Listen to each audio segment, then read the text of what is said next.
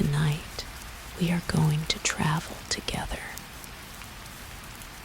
Not on a plane, not on a train, but along one of the oldest and most beautiful pathways the human world has ever known.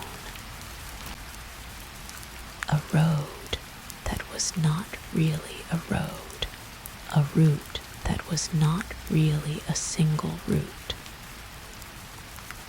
but a vast, breathing, living network of paths and trails and river crossings and mountain passes that stretched slowly and gently across the entire width of the world. We are going to follow the story of silk and the ancient trade roads that carried it.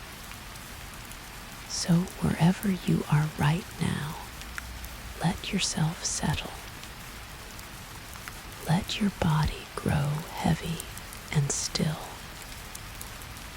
Let your breath slow down just a little. You do not need to remember everything you hear tonight. You do not need to take notes or stay alert.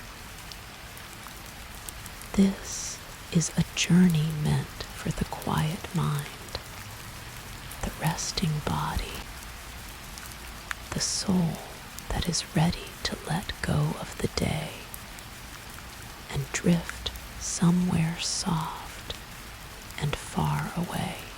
The story of silk begins a very long time ago, in a land of mountains and rivers, of green hillsides wrapped in morning mist, of palaces and farmers, and the gentle sound of wind moving through bamboo. It begins in ancient China, in a time so distant that most of what we know about it comes not from written records, but from legend and memory, and the patient work of archaeologists who brush soil away from buried things with the softest of hands. The legend says that the discovery of silk happened by accident, a beautiful accident, as so many of the world's most important discoveries tend to be. The story is told of a young empress, Lizu, the wife of the Yellow Emperor, who was said to have been sitting beneath a mulberry tree, drinking a cup of warm tea, when a small cocoon fell from the branches above her and landed softly in her cup. As she reached to remove it, the heat of the tea began to unravel the cocoon, and a single, impossibly fine thread began to unspool from it, winding out into the air, catching the light, shimmering like something not quite of this world.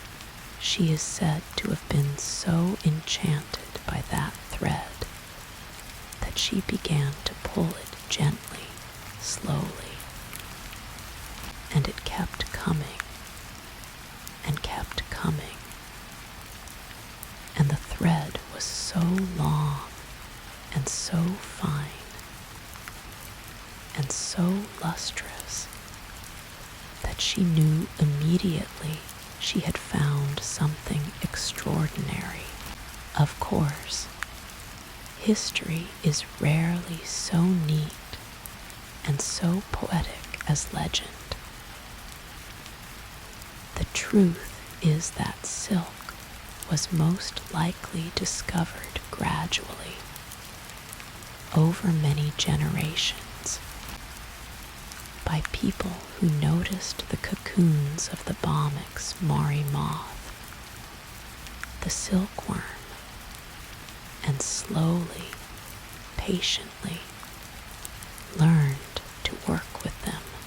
We know from archaeological evidence found in China that silk production, what we call sericulture, was already underway at least 5,000 years ago,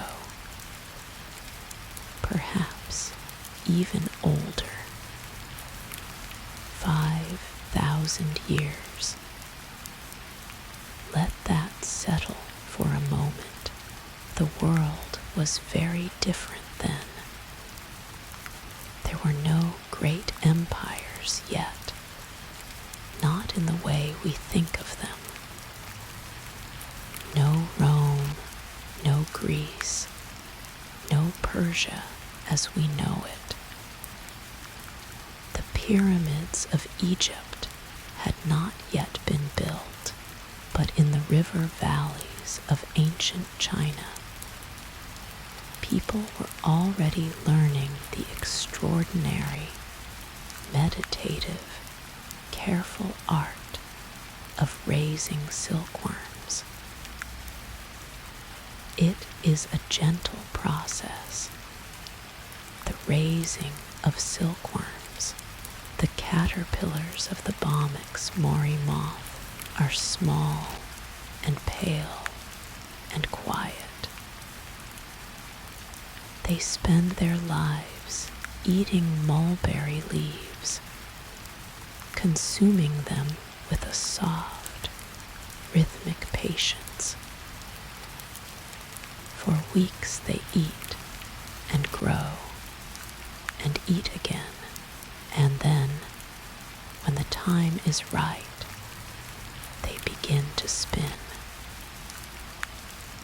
They produce from their own bodies a single continuous filament of protein, wrapping themselves slowly and completely inside it, forming the smooth, oval shape of the cocoon.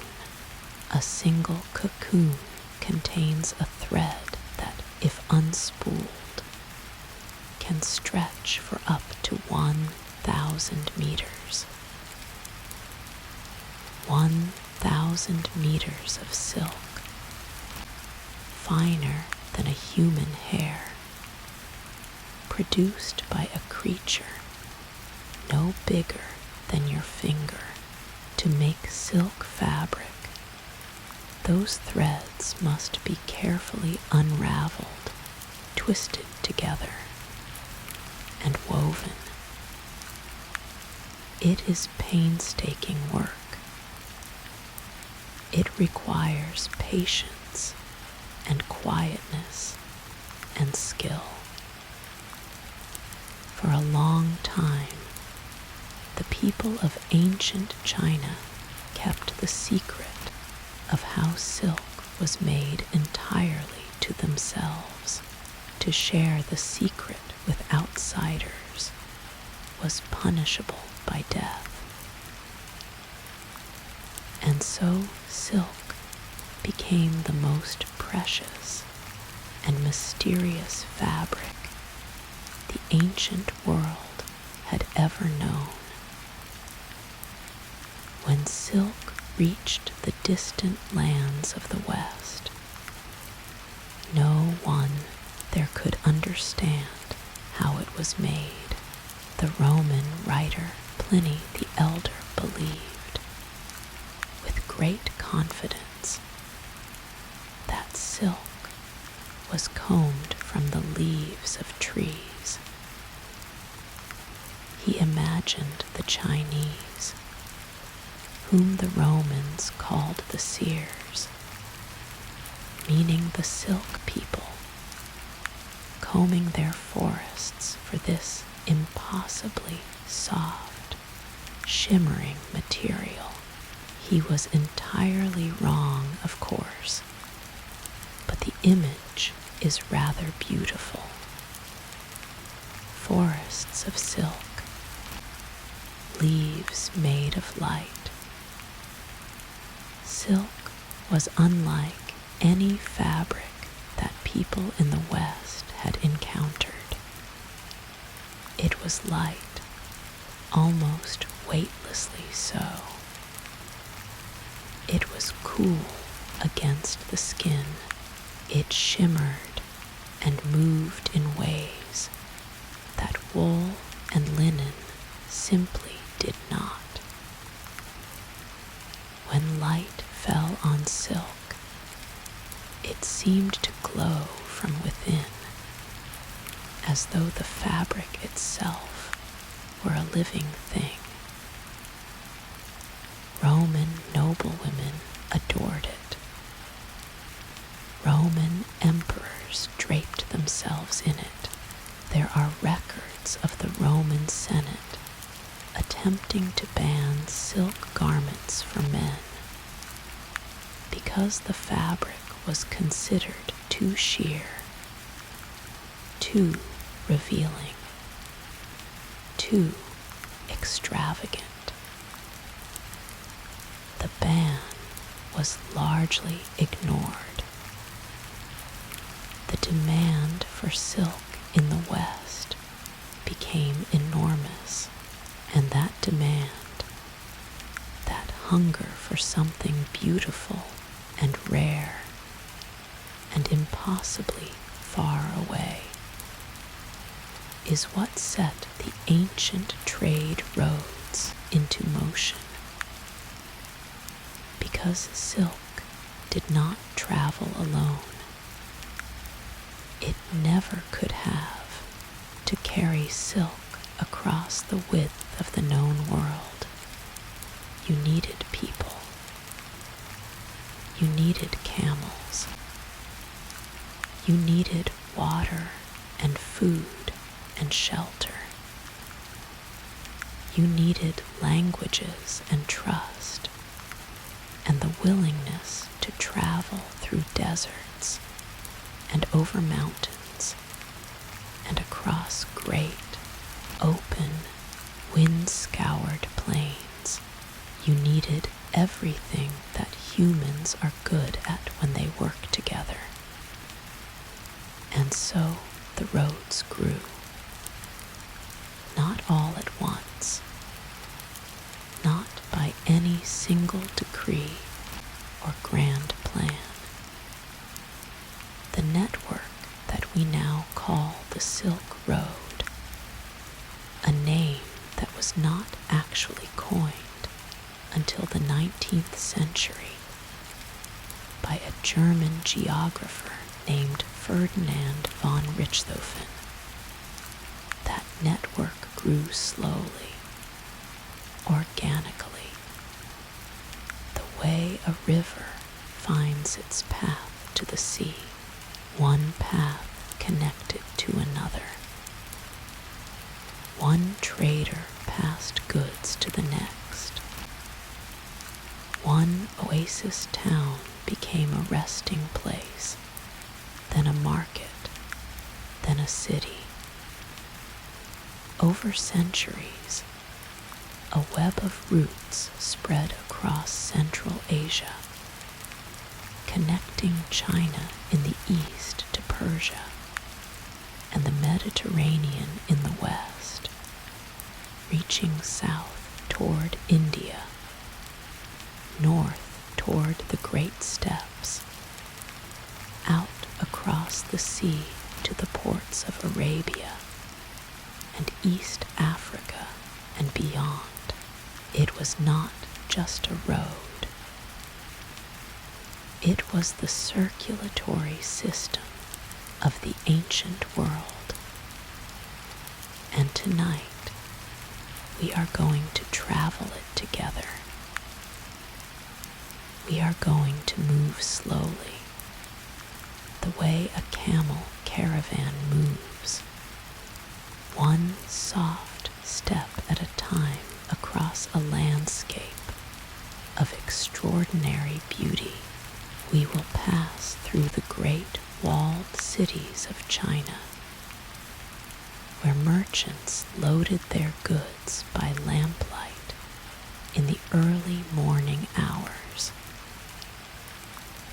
We will cross the Gobi Desert, where the stars at night are so thick and bright they seem close enough to touch. We will rest in caravanserais, those beautiful ancient inns built at intervals along the road, where traders from a dozen different languages sat together around fires and shared bread and stories. We will meet the Sogdians, perhaps the greatest merchants the ancient world ever produced, people whose names most of us have never heard, but whose energy and skill shaped the entire road for centuries. We will sail the sea routes, feeling the warm monsoon wind fill the sails of wooden ships heavy with spices and glass and ivory. We will watch religions travel slowly and gently from one civilization to the next, carried not by armies, but by the quiet conversations of merchants and pilgrims and wandering monks, and we will let all of it wash over us softly, the way water moves over smooth stone, gentle and unhurried. There is no need to hold on tight. There is no urgency here. The road will carry us. In ancient times, no single trader ever traveled the full length of the Silk Road from end to end. The distances were simply too great, the terrain too varied, the languages too many. Instead, goods passed from hand to hand, from merchant to merchant, through chains of exchange that could take months or years to complete a single journey. A bolt of silk leaving a workshop in the city of Luoyang might pass through a dozen pairs of hands before it arrived, luminous and still beautiful, in a market in Alexandria or Rome or Constantinople. Each pair of hands added something to the journey. Each exchange was also an exchange of words, of stories, of customs, of knowledge. Ideas traveled the same road as silk, and ideas, unlike silk, could not wear out. The road was never just about trade. It was about connection, about the slow, patient, endlessly human impulse to reach across distance, to discover what lies beyond the next mountain range. offer something of value and receive something new in return. That impulse is very old, older even than silk. And tonight, as you lie here in the quiet dark, I invite you to imagine yourself on that road, not in any hurry, not carrying any particular burden, just walking, or perhaps riding gently, with the sound of camel bells ahead of you and the vast sky above, and the distant smell of dust and spice and wood smoke on the evening air. You are perfectly safe. You are perfectly comfortable. The road stretches ahead of you, and there is all the time in the world. Let us begin. There is a valley in China, in the province we now call Zhejiang, where the air is soft and warm for much of the year, and where mulberry trees grow in long, quiet rows along the edges of fields. The leaves of the mulberry tree are broad and dark green and slightly rough to the touch. And in the early morning, when dew is still on them, they catch the light in a way that makes the whole tree seem to shimmer gently. It is here, and in places very much like it, that the story of silk begins. Not with an empress, though the empress is a lovely story. Not with a single moment of discovery, though we like to imagine it that way.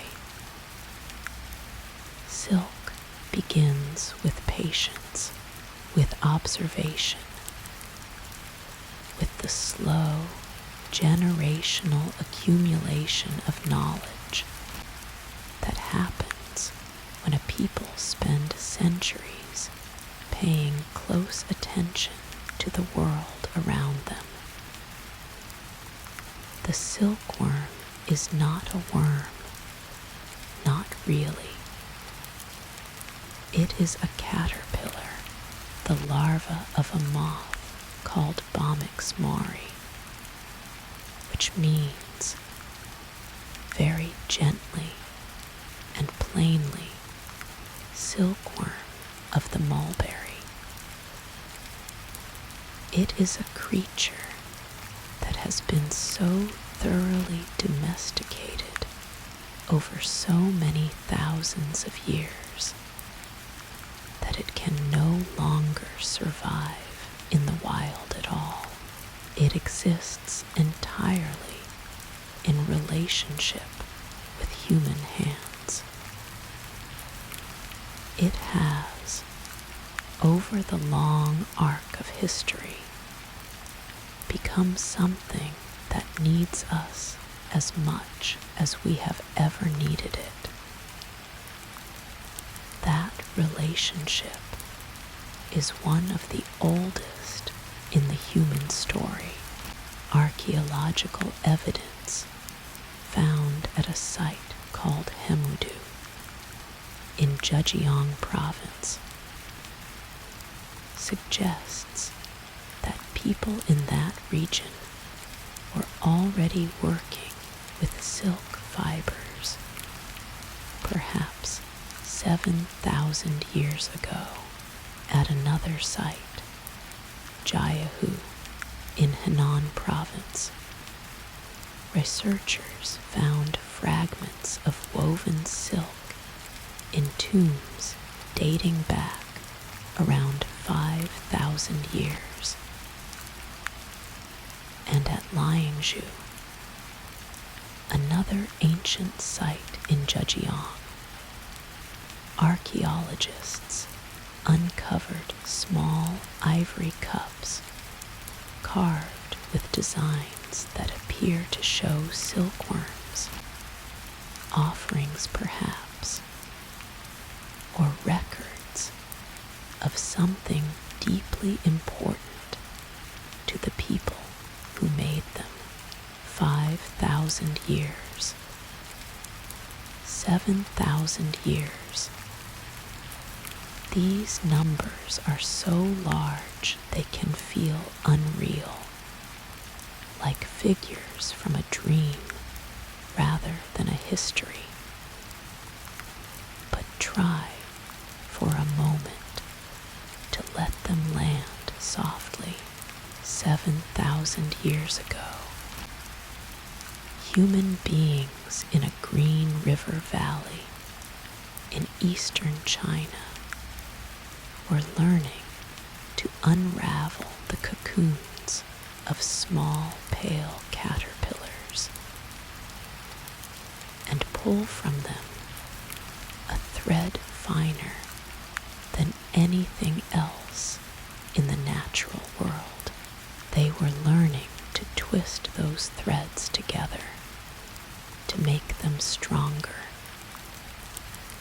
They were learning to weave them into cloth. The patience required for this is extraordinary. Even now, even with modern tools, sericulture, the cultivation of silk, is one of the most careful and attentive forms of farming that exists. In ancient China, it was an art passed from mother to daughter, from grandmother to granddaughter, in an unbroken chain of whispered instruction and careful demonstration. The silkworm eggs are smaller than a grain of sand. They are kept warm, close to the body sometimes, held against the skin of the farmer's chest, or tucked beneath clothing, because the warmth helps them hatch evenly. When the larvae emerge, they are almost invisibly small, thin black threads of life that move with a slow, searching deliberateness. They must be fed. Only mulberry leaves will do for the domesticated silkworm. No other food. The leaves must be fresh and clean and given in the right quantity at the right time. As the silkworms grow, their appetite increases, and the sound of a roomful of feeding silkworms, hundreds or thousands of them eating together, has been described by those who have heard it as a sound like gentle rain falling on still water, a soft, continuous rustle that fills the room and settles over everything like a kind of peace. The silkworms eat. They grow. They shed their skin, a process called molting, 4 times as they develop. Each time they molt, they rest briefly, still and quiet, before resuming their patient work. After about a month of eating and growing, they are ready to spin. And this is where the miracle happens. Inside the body of each silkworm are two glands that produce a liquid protein called fibrin. When this liquid is exposed to air, it hardens almost instantly into a filament of extraordinary fineness and strength. The silkworm begins to move its head in a figure of 8, laying down the filament in overlapping layers, building a structure around itself that grows tighter and more complete with every pass. The silkworm spins for 2 to 3 days without stopping. It does not eat. It does not rest in any meaningful way. It simply spins, following an instruction written so deeply into its body that nothing can interrupt it. When it is done, it is enclosed completely inside the cocoon.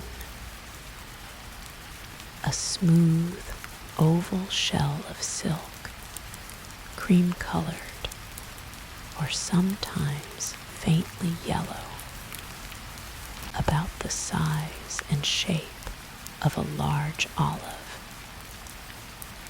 Inside, the transformation continues. The silkworm has become a pupa, changing slowly into the moth it will eventually become. Left to complete this transformation, the moth would break through the cocoon, secreting a liquid to dissolve the silk and create an exit, but in doing so, it would break the thread, shattering the continuous filament into short pieces that cannot be properly woven. So the cocoons are harvested before the moth can emerge. They are placed in hot water or steamed, which kills the pupa inside and, more importantly, softens the sericin, a natural glue that holds the filament in place. And then, with extraordinary care, the thread is found, the loose end located on the surface of the cocoon, and the unraveling begins. A single thread, continuous, up to 1,000 meters long, sometimes more, as thin as a fraction of a human hair, but surprisingly strong. This is raw silk, and in its raw state, it has a faint natural sheen, a quality of light holding that no other fiber possesses in quite the same way.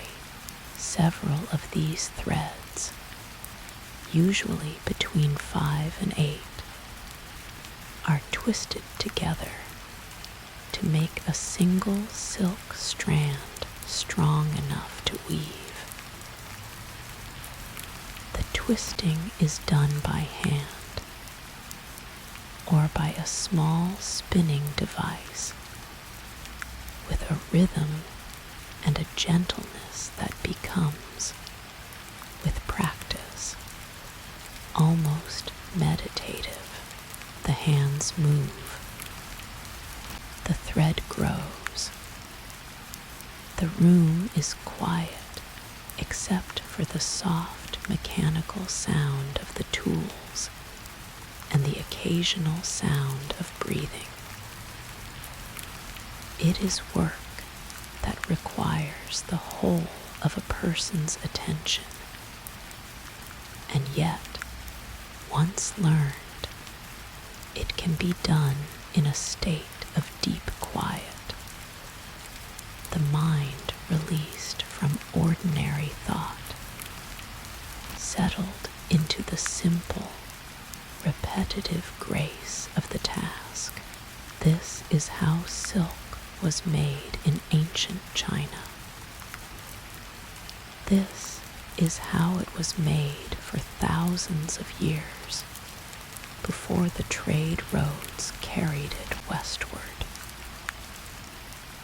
And in many small workshops in China and Japan and India and Southeast Asia, this is still, in essence, how it is made today. The fabric that results from all this patient labor is unlike any other material in the world. When you hold silk in your hands, you notice its weight first, or rather its weightlessness. It is so light it seems to float. Then the temperature.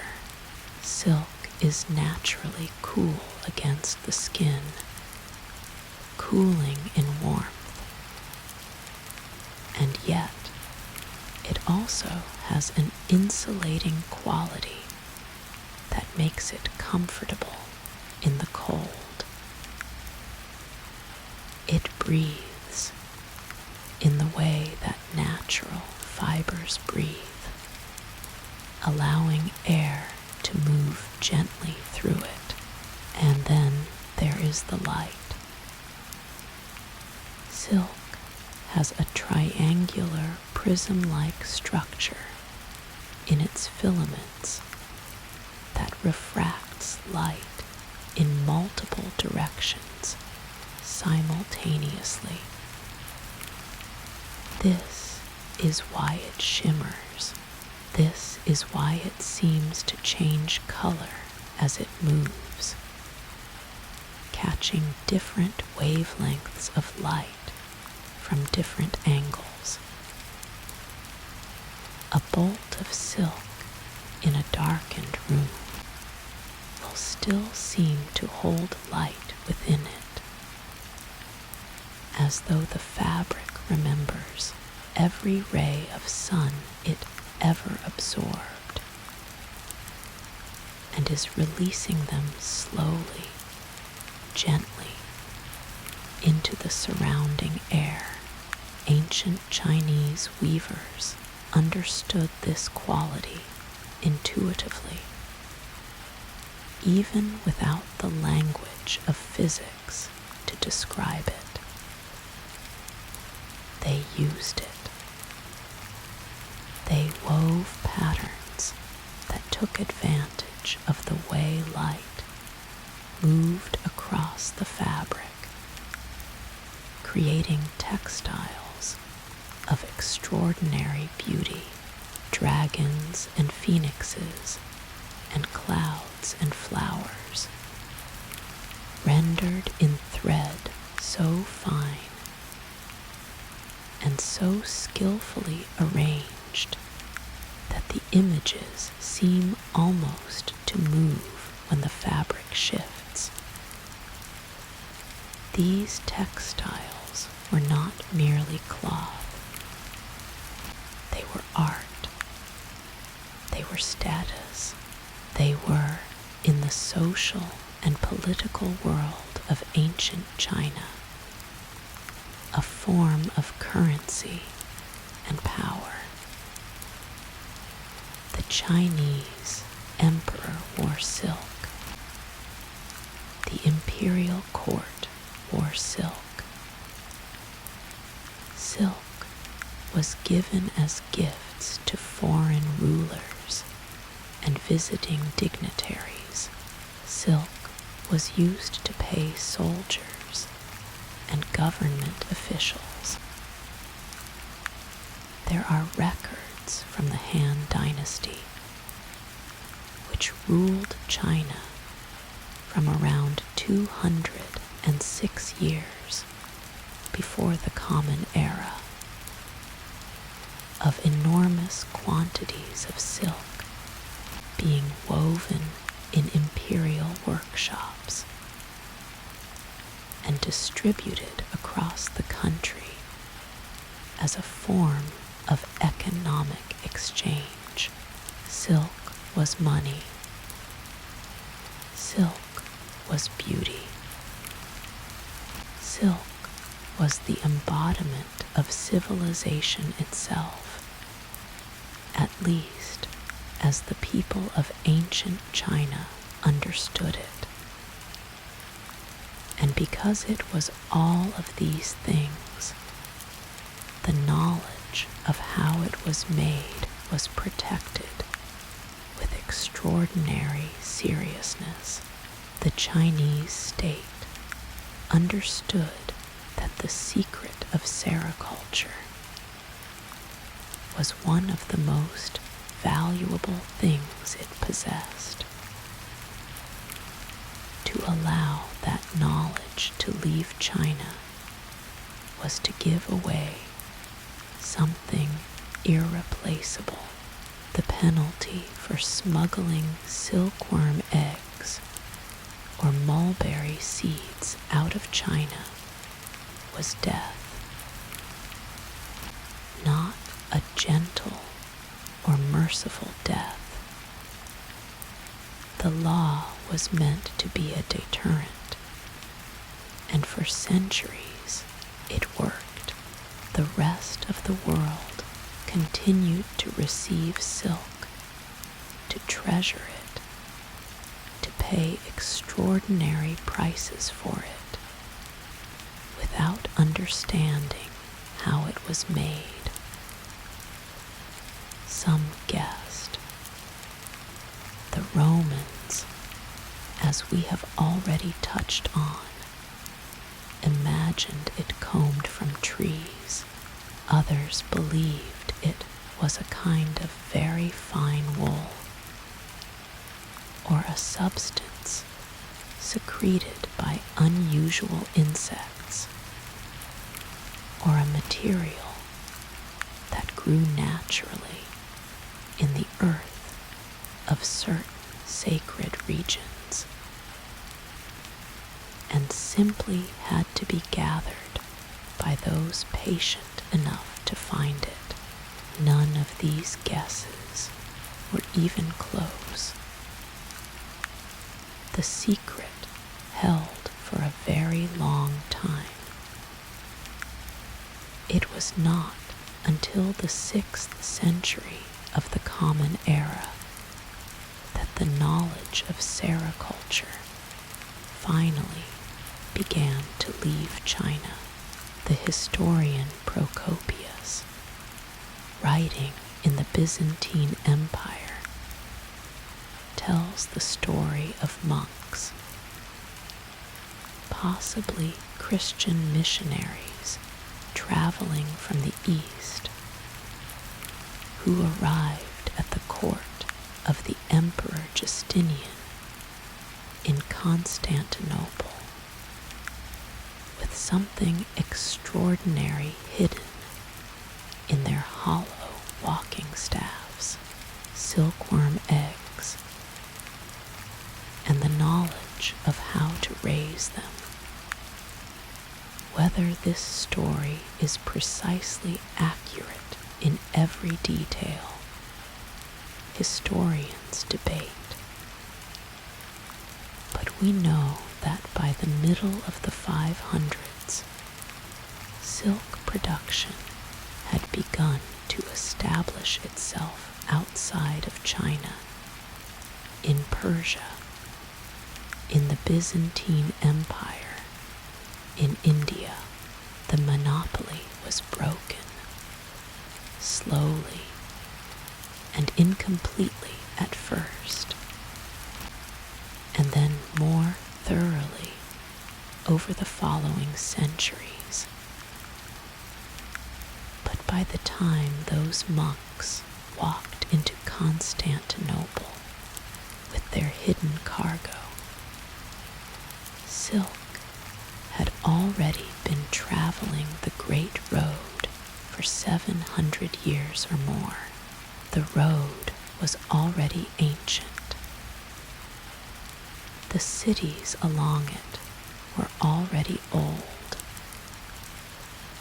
The customs and languages and exchange networks that made it work had already shaped the world in ways that could not be undone. The secret of silk had kept China at the center of the world's most extraordinary network of trade and exchange for century after century. And even after the secret was out, even after other lands learned to weave their own silk, Chinese silk remained prized above all others for its quality and its beauty. It still is in many ways. There is a kind of thread that runs through all of human history, like the thread unspooling from a silkworm's cocoon, continuous and fine and surprisingly strong. It is the thread of human ingenuity, of the impulse to make beautiful things, to share them, to carry them across impossible distances in the hope of finding someone who will value them. Silk is that thread made literal, made visible, made into something you can hold in your hands and feel shimmering softly between your fingers. And tonight, as you rest, as your breathing slows and the world grows quiet around you, perhaps you can feel that thread gently, like the edge of cool fabric settling over warm skin. There is nothing you need to do, nowhere you need to be. The silkworms are spinning in the dark, in their quiet rooms, following the deep instruction of their bodies. Everything is as it should be. Let the thread carry you. Long before there was anything we could call a road, there were paths. Not roads built by engineers, not routes planned by emperors or armies or merchant guilds. Just paths, the kind that form naturally, almost inevitably, when a person walks the same way twice, and then a third time, and a fourth. When an animal finds water and returns to it, when a family follows the same ridge line through the hills, because it is the easiest way, because the ground there is firm and the view is clear, and the wind does not cut so sharply from the north. Paths form the way water finds its way downhill, not by design, but by the simple, patient logic of least resistance and greatest reward. This is how trade began, not with a plan, not with a treaty or a decree, but with the oldest of all human impulses, the desire to have something you do not have, and the willingness to offer something in return. Trade is older than writing. It is older than cities. It may be almost as old as human language itself. Because to trade, you must be able to imagine the needs of another person. You must be able to say, in some form, I have this. You need this. Let us find a way to help each other. And that act of imagination, that capacity to step outside your own immediate need and recognize the need of someone else, is one of the most essentially human things there is. The earliest evidence of long-distance trade in the ancient world is remarkable not for what was traded, but for how far it traveled. Archaeologists have found obsidian, a sharp volcanic glass used for cutting tools, at ancient sites hundreds of kilometers from the nearest volcano. They have found shells from distant seas in the graves of people who lived their entire lives inland. They have found amber from the shores of the Baltic Sea in tombs in the Mediterranean, separated by thousands of kilometers of land and water and mountain and plain. These objects did not travel all at once. No single person carried Baltic amber from the cold northern shores to the warm shores of the Mediterranean in one journey. They moved the way ideas move, from person to person, hand to hand, each exchange carrying the object a little further from where it began, through networks of people who may never have known the full extent of the chain they were part of. This is the quiet miracle of early trade. It was not organized. It was not managed. It was simply human. And somewhere in the middle of this slow, ancient, continental exchange, silk began to move. We do not know precisely when the first silk reached Central Asia. The archaeological record is incomplete, as it always is when we are asking questions about things that happened before writing, or in places where writing has not yet been found, or in circumstances where organic materials like fabric do not survive the long passage of time. Silk is fragile.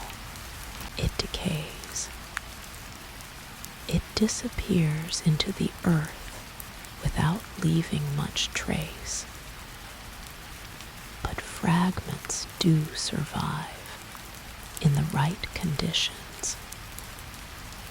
In the cold, dry air of tombs and caves, in the preserved darkness of ancient burial chambers, where the absence of moisture has frozen time in a small and intimate way. And from these fragments, patient researchers have been able to piece together a picture of how silk traveled in the centuries before the Great Road was established. Silk fragments have been found in ancient Egyptian tombs dating back around 3,000 years. The distances involved are extraordinary. China and Egypt at that time were as far apart in terms of communication and knowledge as two worlds could be, and yet somehow silk had traveled from one to the other. It did not travel in a straight line. It could not have. It moved through a relay of exchanges, each one passing the precious fabric a little further west, a little further toward the setting sun, through the hands of people in Central Asia, in Persia, in Arabia, in the trading ports of the Eastern Mediterranean. Each of those people added something to the story. Each exchange was a small human event, a negotiation, a meal shared, a price agreed upon, a length of fabric folded carefully and placed in a bag or a box, or wrapped in something protective against the dust of travel. Consider for a moment what it would have felt like to be one of those early traders, holding a length of silk for the first time. You have likely never seen anything like it.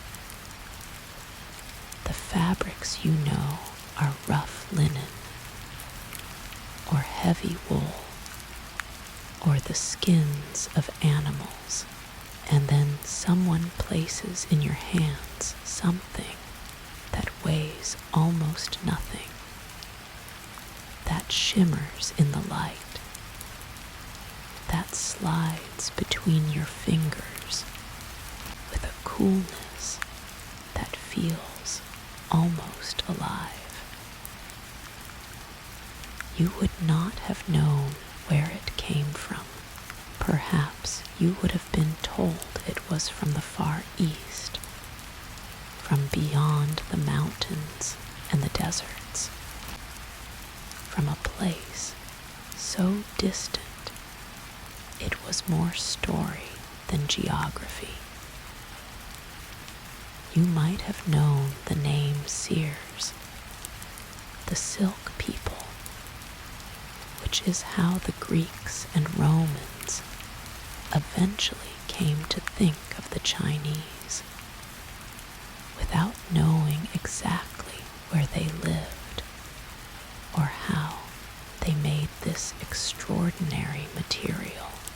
You would have known, without any doubt at all, that you were holding something valuable, something that would make whoever received it next very willing to part with whatever they had to offer in return. This is the fundamental engine of trade, not the goods themselves, but the gap between what something is worth to the person who has it and what it is worth to the person who wants it. That gap, that difference in perceived value, is what makes commerce possible. What is common in one place is precious in another. What grows easily in one climate is impossible to find in the next valley over. The ancient world was full of such gaps, and the trade roads, the paths and routes, and sea lanes that eventually became the Silk Road were simply the physical expression of humanity's constant effort to close them. The Han Dynasty of China, which rose to power around 206 years before the Common Era, was the first great empire to actively encourage and organize trade along these routes. Before the Han, silk had traveled westward in a more informal, less structured way. Individual merchants, nomadic traders, the slow drift of goods through the hands of many different peoples across the great Central Asian steppe. But the Han emperors saw the road as something more than a commercial opportunity. They saw it as a political instrument, a way of projecting Chinese influence, Chinese culture, Chinese prestige into the wider world, a way of establishing relationships with distant peoples who might otherwise remain unknown and unpredictable. The Han Emperor Wudi, whose name means martial emperor, and who ruled for more than 50 years beginning around 141 years before the Common Era, was particularly instrumental in opening the road. He sent an ambassador named Zhang Kaiyan westward into the unknown in approximately 139 years before the Common Era, with instructions to find allies among the peoples of Central Asia who might help China against its northern enemies, the nomadic Xiongnu Confederation, Zhang Qian's journey was not a comfortable one. He was captured by the Xiongnu almost immediately and held for 10 years. When he finally escaped and continued westward, he traveled through the kingdoms of Central Asia, through Fergana, through Bactria, through the lands that we would today call Uzbekistan and Afghanistan and beyond. He returned to China more than a decade after his departure, having seen more of the world than almost any Chinese traveler before him. His reports to the emperor were extraordinary. He described kingdoms of great wealth and sophistication. He described the horses of Fergana, large and powerful animals with what he called blood-sweating disease, likely a parasitic infection, but used to describe their extraordinary physical qualities. These horses, he said, were far superior to any in China. The emperor wanted them immediately. The desire for Fergana horses, combined with the diplomatic information Zhang Qian brought back about the peoples and powers of Central Asia, set the Han dynasty's western expansion into motion. Military campaigns, diplomatic missions, trade caravans, all began to flow along the routes that Zhang Qian had mapped in his remarkable and difficult journey. The road was opening in both directions simultaneously, because while China was reaching westward, the kingdoms and empires of the West were reaching eastward. The Parthian Empire, which ruled Persia and much of the Middle East at this time, was a master of the trade routes through its own territory. The Parthians understood with great sophistication that they sat at the center of the world's most important commercial network, and they managed that position with great care, acting as middlemen between East and West, taking their portion of every bolt of silk that passed through their lands. They were not eager to allow direct contact between China and Rome. Direct contact would have cut them out of the arrangement.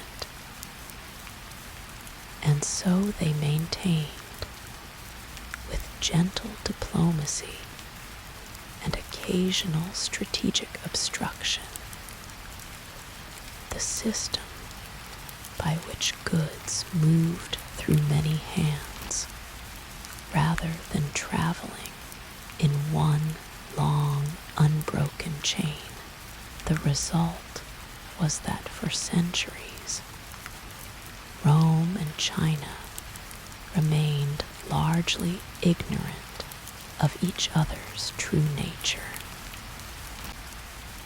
They knew of each other's existence dimly through the goods that passed between them and the occasional fragmentary report of travelers and merchants, but the full reality of each other, the scale, the sophistication, the depth of their respective civilizations remained obscure, filtered through the distorting lens of distance and rumor, and the deliberate management of information by the middlemen who profited from the gap. There is something almost tender about this mutual ignorance. Two great civilizations, each convinced that it was the center of the world, each exchanging gifts without quite knowing the hand from which they were received, connected by a thread so fine it was almost invisible, stretched across the entire breadth of the ancient world. And that thread was made of silk. The early trade that moved along these routes was not only silk, of course. It was never only silk, though silk gave the road its later name. Glass moved along the road, beautiful Roman and Syrian glass that was prized in China and across Central Asia. Glassmaking was a Roman specialty, and the technique for making truly clear, fine glass was not known in China for many centuries. Chinese traders who encountered Roman glass were astonished by its clarity, by the way light moved through it. Wool and linen moved eastward. So did gold and silver in enormous quantities, because silk was so expensive and so desired that Western merchants were often forced to pay in precious metal. This worried Roman economists and commentators, who noted with concern that gold was flowing out of Rome toward the east and not returning. Spices moved from south to north, from the warm coasts of India and Southeast Asia up through the mountain passes and onto the great roads heading west. Pepper and cinnamon and cardamom,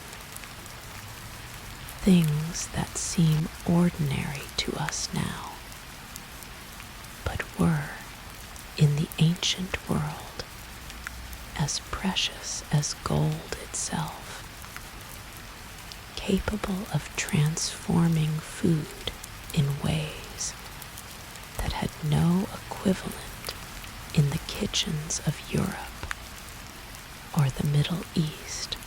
Ideas moved, languages moved, mathematical concepts traveled, astronomical knowledge drifted from one culture to the next, each civilization adding something to what it received and passing it on enriched.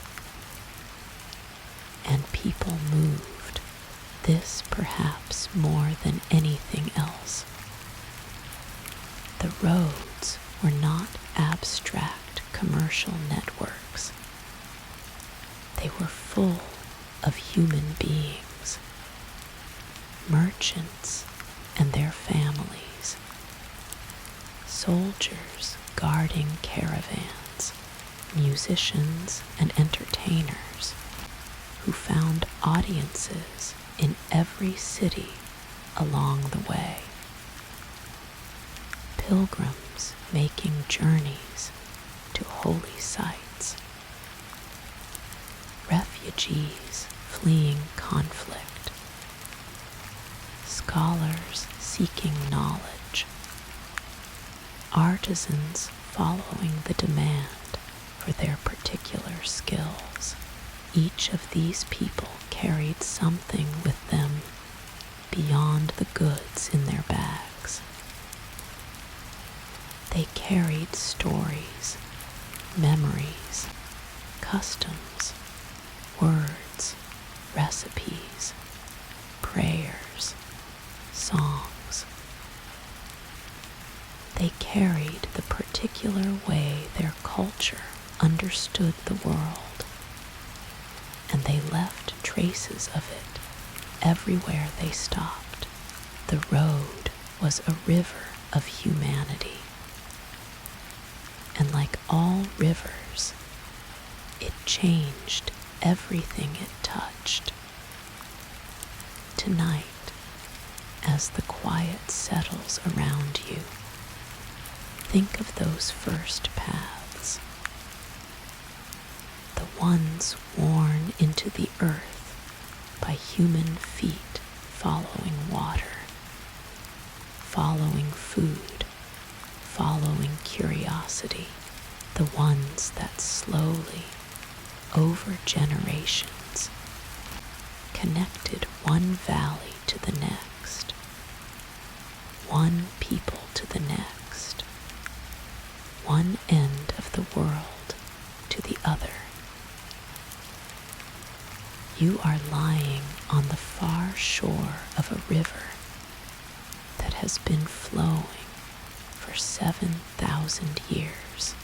The water that reaches you now has passed through the hands of every civilization that ever lived along its banks. It carries everything they were, everything they made, everything they knew and loved and traded and shared. Rest in that. Let it carry you gently. The road has been here a long time. It knows the way. There is an animal that changed the world more completely than perhaps any other creature that has ever lived alongside human beings. Not the dog, though the dog is ancient and loyal and remarkable in its own way. Not the ox, though the ox broke ground and fed nations. Not even the camel, though the camel made the great deserts crossable and the long roads possible in ways we will return to later. The animal that changed everything, that cracked the ancient world open and made the trade roads not just possible, but inevitable, was the horse. And the story of the horse and the human being is one of the most extraordinary partnerships in all of natural history. Let that thought settle for a moment as you rest. Somewhere outside, somewhere in the world tonight, a horse is standing quietly in the dark. Its breath is slow and steady. Its eyes, large and dark and extraordinarily perceptive, are half closed. It is at rest, the way large animals rest, not fully asleep, but present in a way that is deep and still and ancient. The horse has been standing beside human beings for a very long time. For most of the horse's evolutionary history, it was prey. A large, fast, grass-eating animal that lived in herds on open plains, constantly alert to the presence of predators, always ready to run. The horse's extraordinary speed, the way it can go from stillness to full gallop in just a few strides, is not an accident. It is millions of years of survival written into muscle and bone. Early humans hunted horses. There are cave paintings made more than 15,000 years ago in the great painted caves of southern France and northern Spain that show horses in extraordinary detail, rendered with a skill and a tenderness that suggests these ancient artists spent a great deal of time observing them. The horses in those paintings are beautiful. They have a quality of aliveness about them even now, even separated from us by 15,000 years of time. But somewhere around 5,500 years ago, perhaps a little earlier, something changed on the great steppes north of the Caspian Sea, in a region that today would fall within the borders of Kazakhstan. A people began to do something that no human beings had done before. They began not just to hunt horses, but to keep them, to manage them, to ride them. The evidence for this early domestication is subtle and painstaking, the kind of thing that requires years of patient archaeological work to interpret. Researchers look at the shape of ancient horse teeth, worn in particular ways by the pressure of a bit. They look at the chemical composition of ancient milk residues in pottery, which can reveal whether mares were being milked, a sign of domestication. They look at the bones of horses found in human settlements, in numbers and configurations that suggest animals kept for purposes beyond all of this careful evidence, a picture emerges of a moment, or rather a long, slow process spanning many generations, in which certain people on the Kazakh steppe began to form a new kind of relationship with the horse, a relationship that would eventually change everything.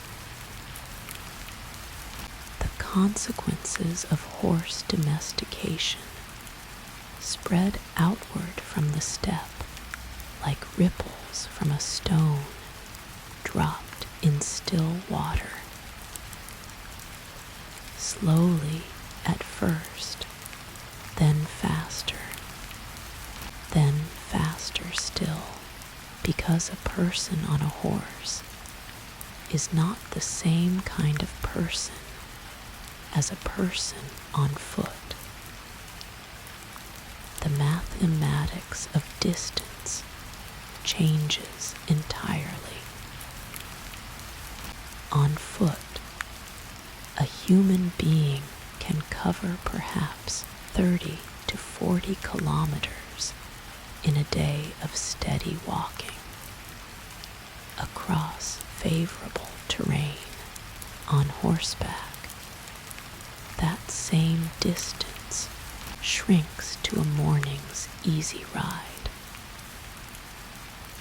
A skilled rider on a good horse can cover 150 kilometers in a day, or more in an emergency. Think about what that means for a world in which distance is the primary barrier between peoples and places. Think about what it means for trade, for communication, for war, for the movement of ideas. The horse did not just make travel faster. It made the world smaller. It brought things that had been impossibly far apart into a new kind of proximity. The steppe peoples who first rode horses found themselves in possession of a mobility that was unlike anything their neighbors had. The great grasslands of Central Asia, which had previously been a barrier, a vast and difficult emptiness between the civilizations of East and West, became, for horse riders, a highway. The steppe is enormous.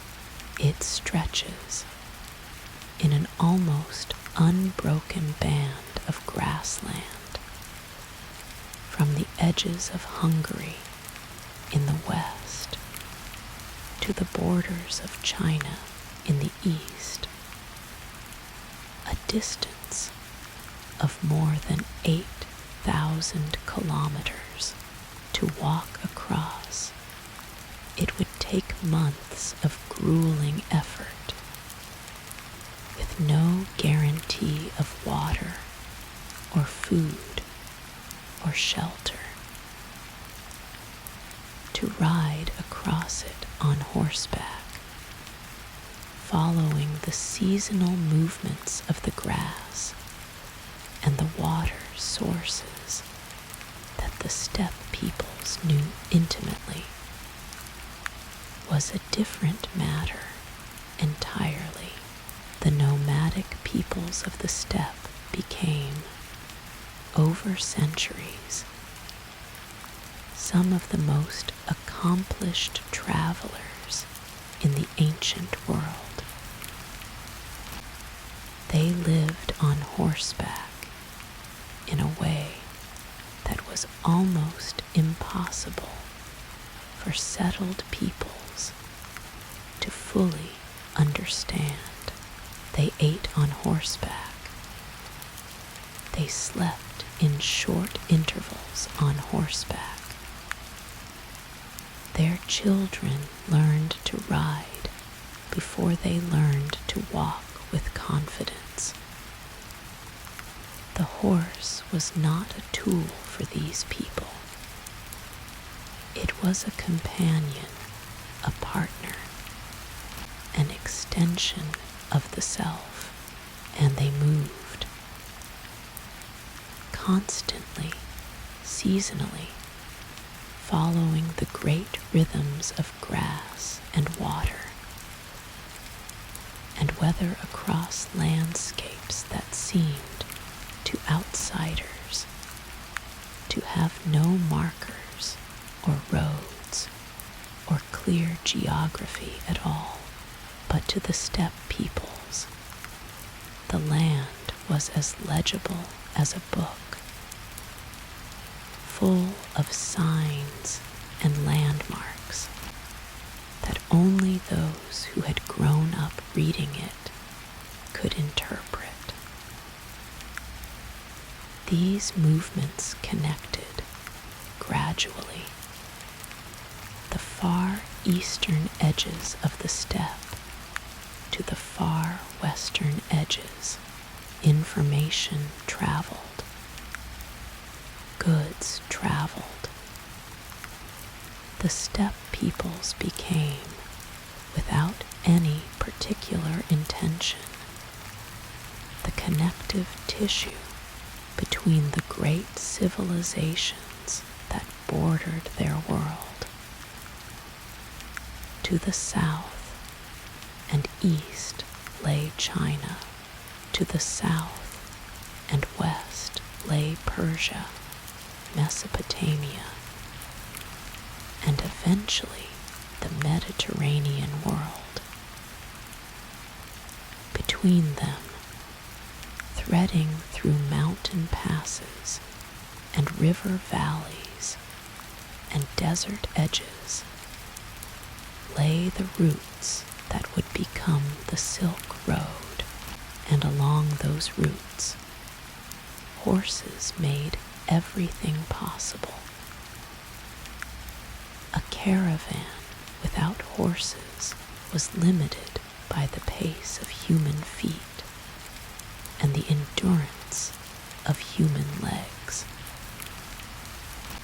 A caravan with horses could set a faster pace, cover more ground in a day, and carry riders who could scout ahead, communicate between the front and back of a long column of travelers, and respond quickly to whatever challenges the road presented.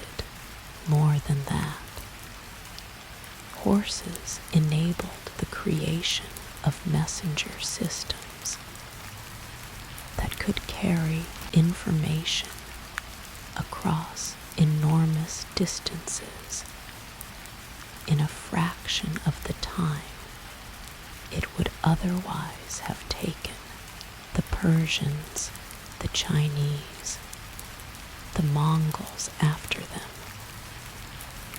All built systems of relay stations where fresh horses waited so that a message could be passed from rider to rider across hundreds of kilometers in just a day or two.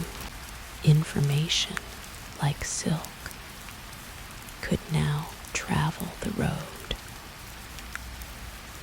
And information traveling fast is one of the foundations of both commerce and power.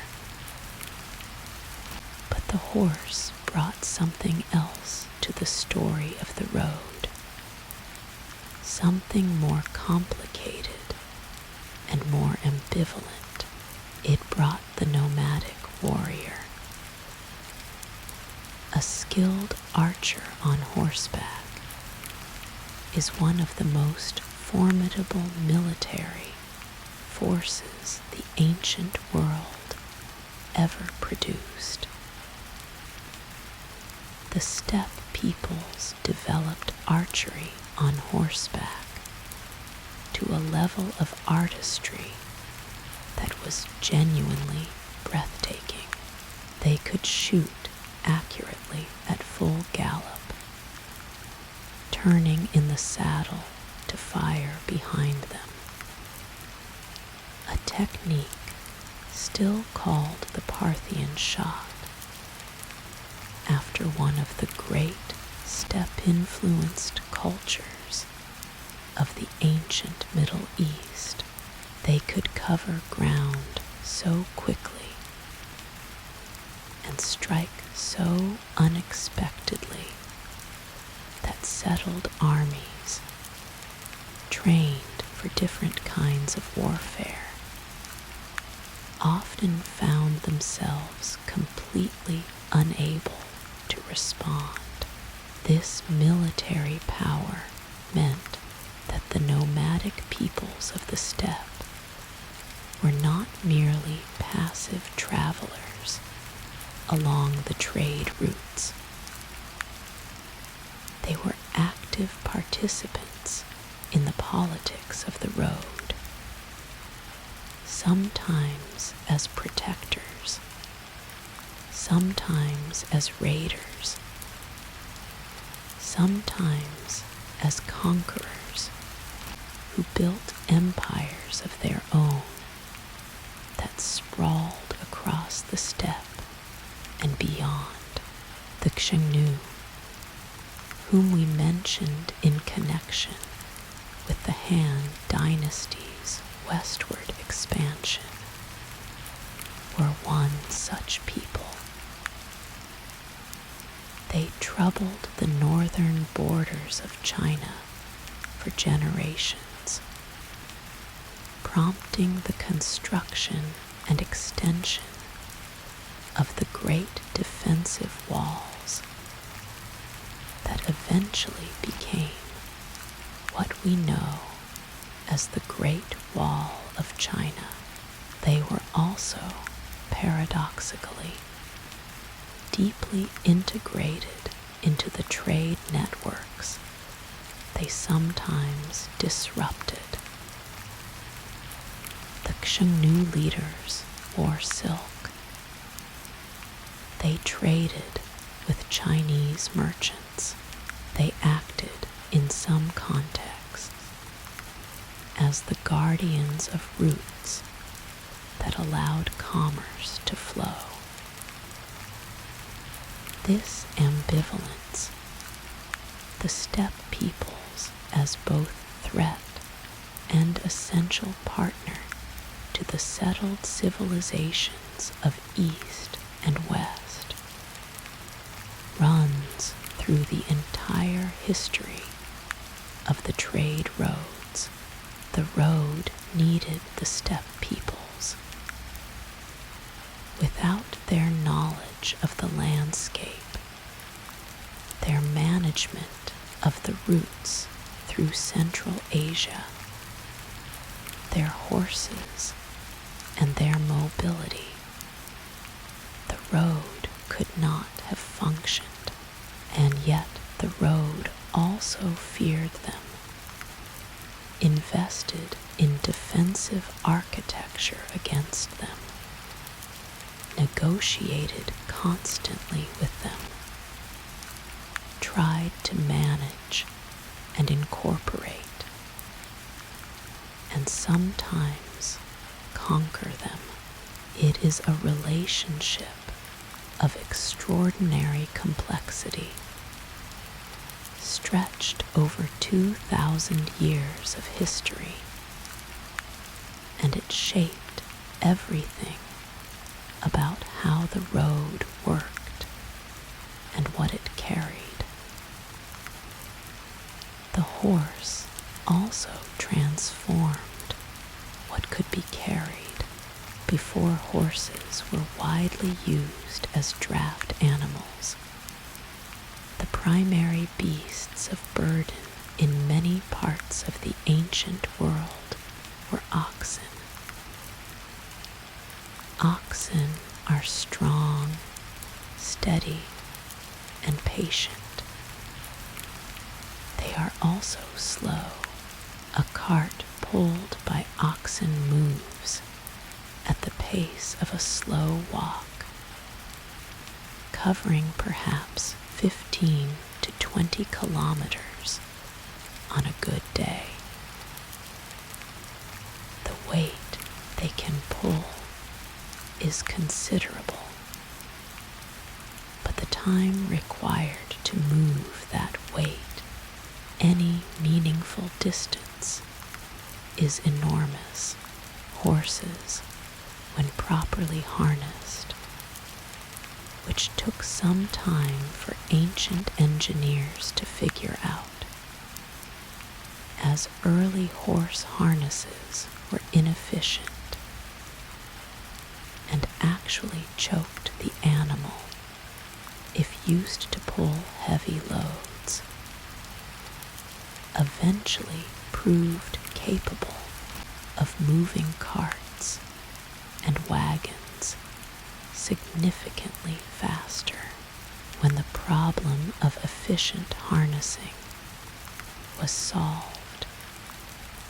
The horse-drawn cart became one of the great instruments of trade, capable of moving larger quantities of goods more quickly than any previous technology.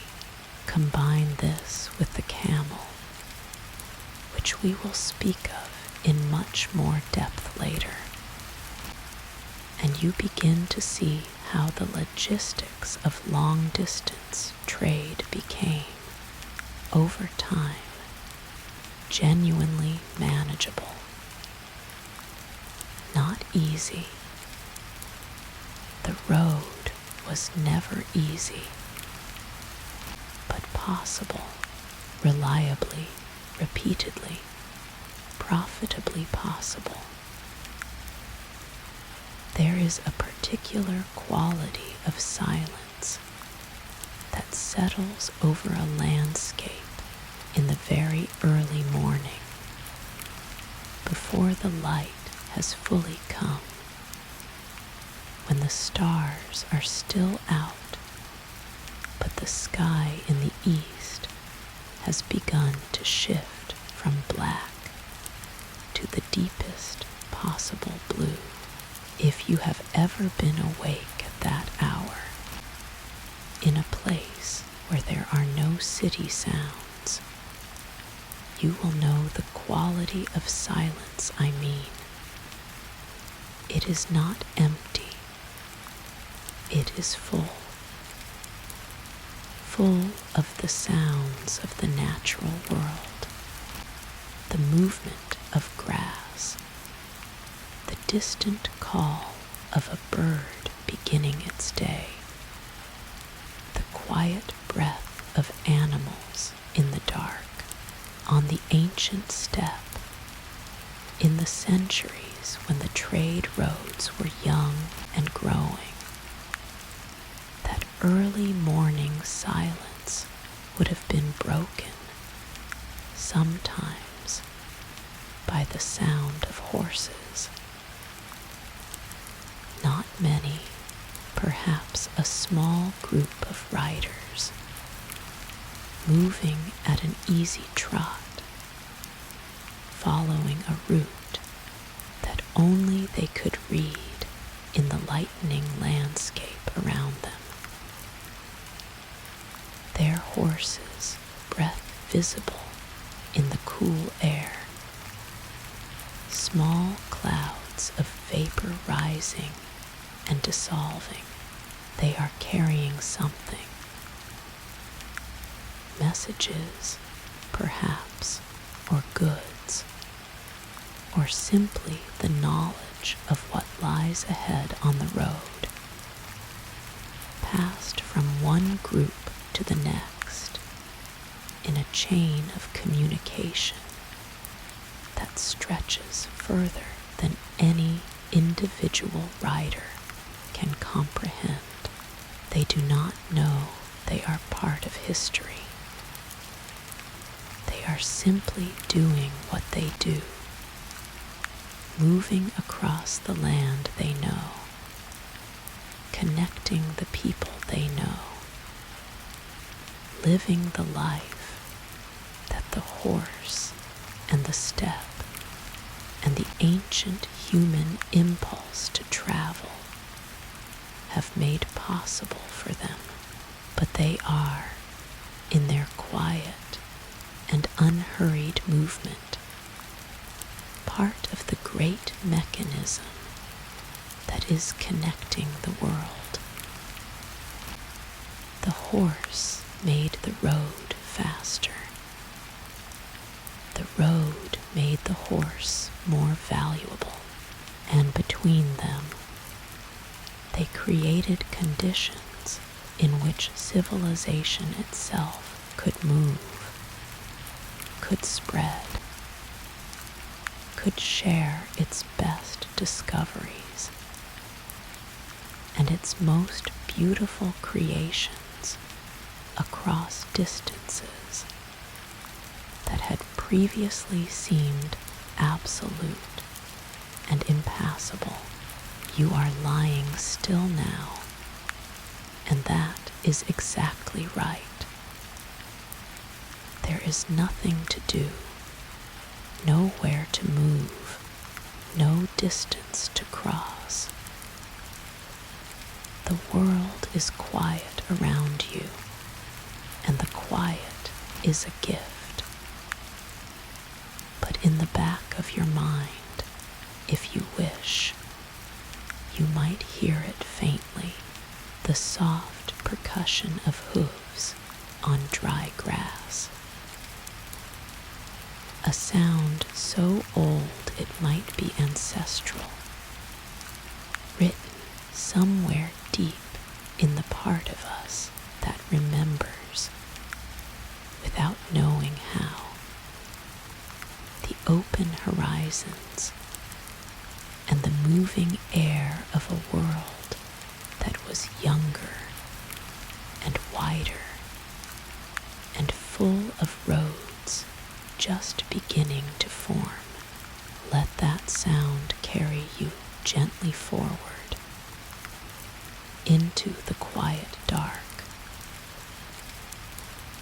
Every road is made of two things.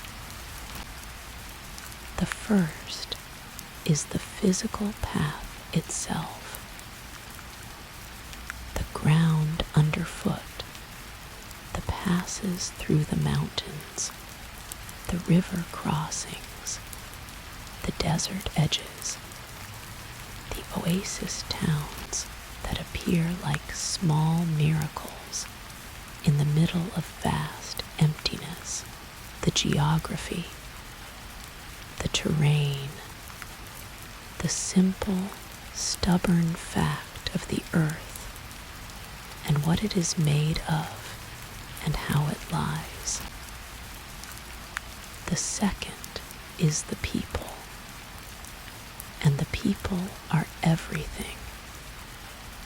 Because a road without people is just a line on the ground, it is the people who give a road its meaning, its energy, its life.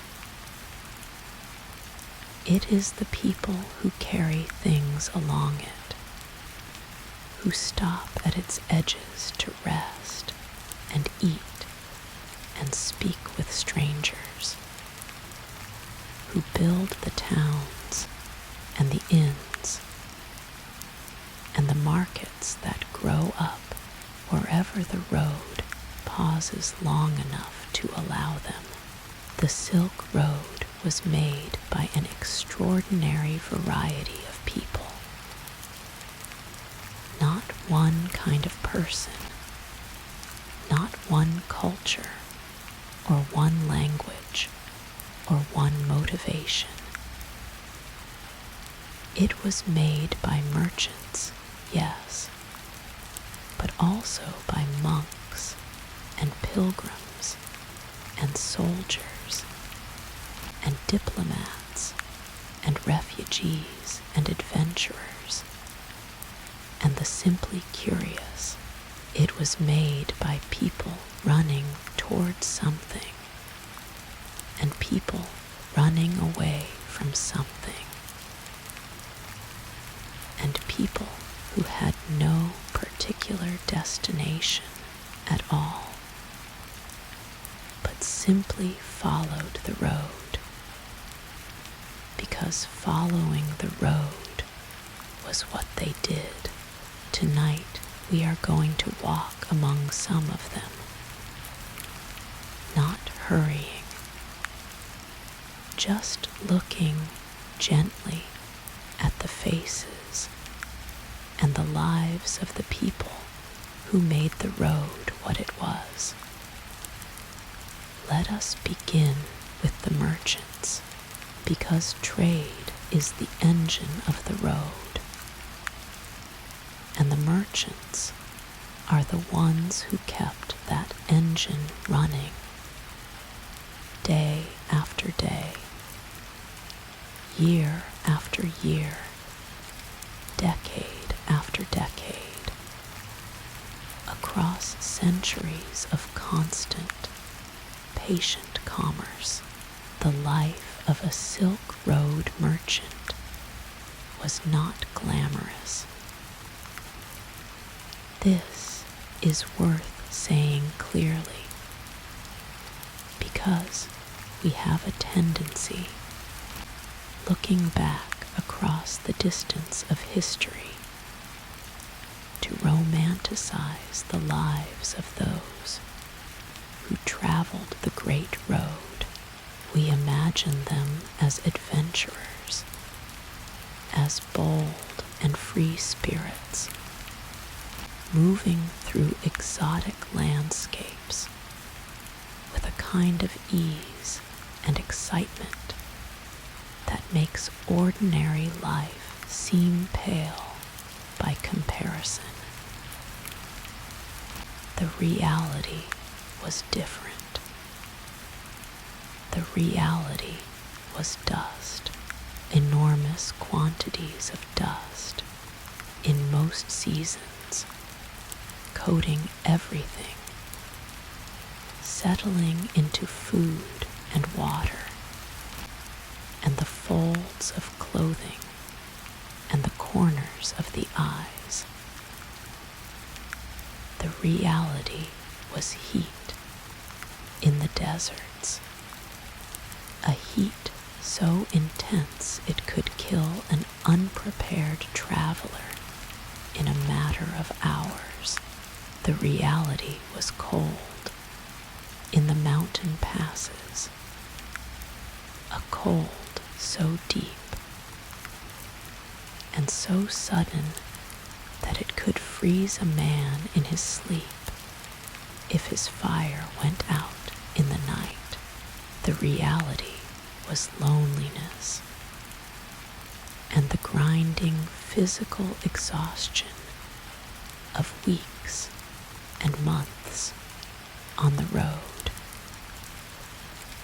and the constant low-level anxiety of not knowing exactly what lay ahead, whether the water source marked on your mental map had dried up in the summer heat, whether the mountain pass you were counting on was still clear or had been blocked by early snow, whether the town you were aiming for had remained peaceful or had been disrupted by one of the periodic conflicts that swept through Central Asia with uncomfortable regularity, and yet they went. Year after year, generation after generation. Some merchants spent their entire adult lives on the road, returning home every few years, staying just long enough to see their children growing and their parents aging before setting out again. Others sent representatives, trusted agents who traveled on their behalf, carrying letters of instruction and credit notes that could be exchanged for goods or money at distant trading posts. The merchants who traveled the road were as diverse as the road itself.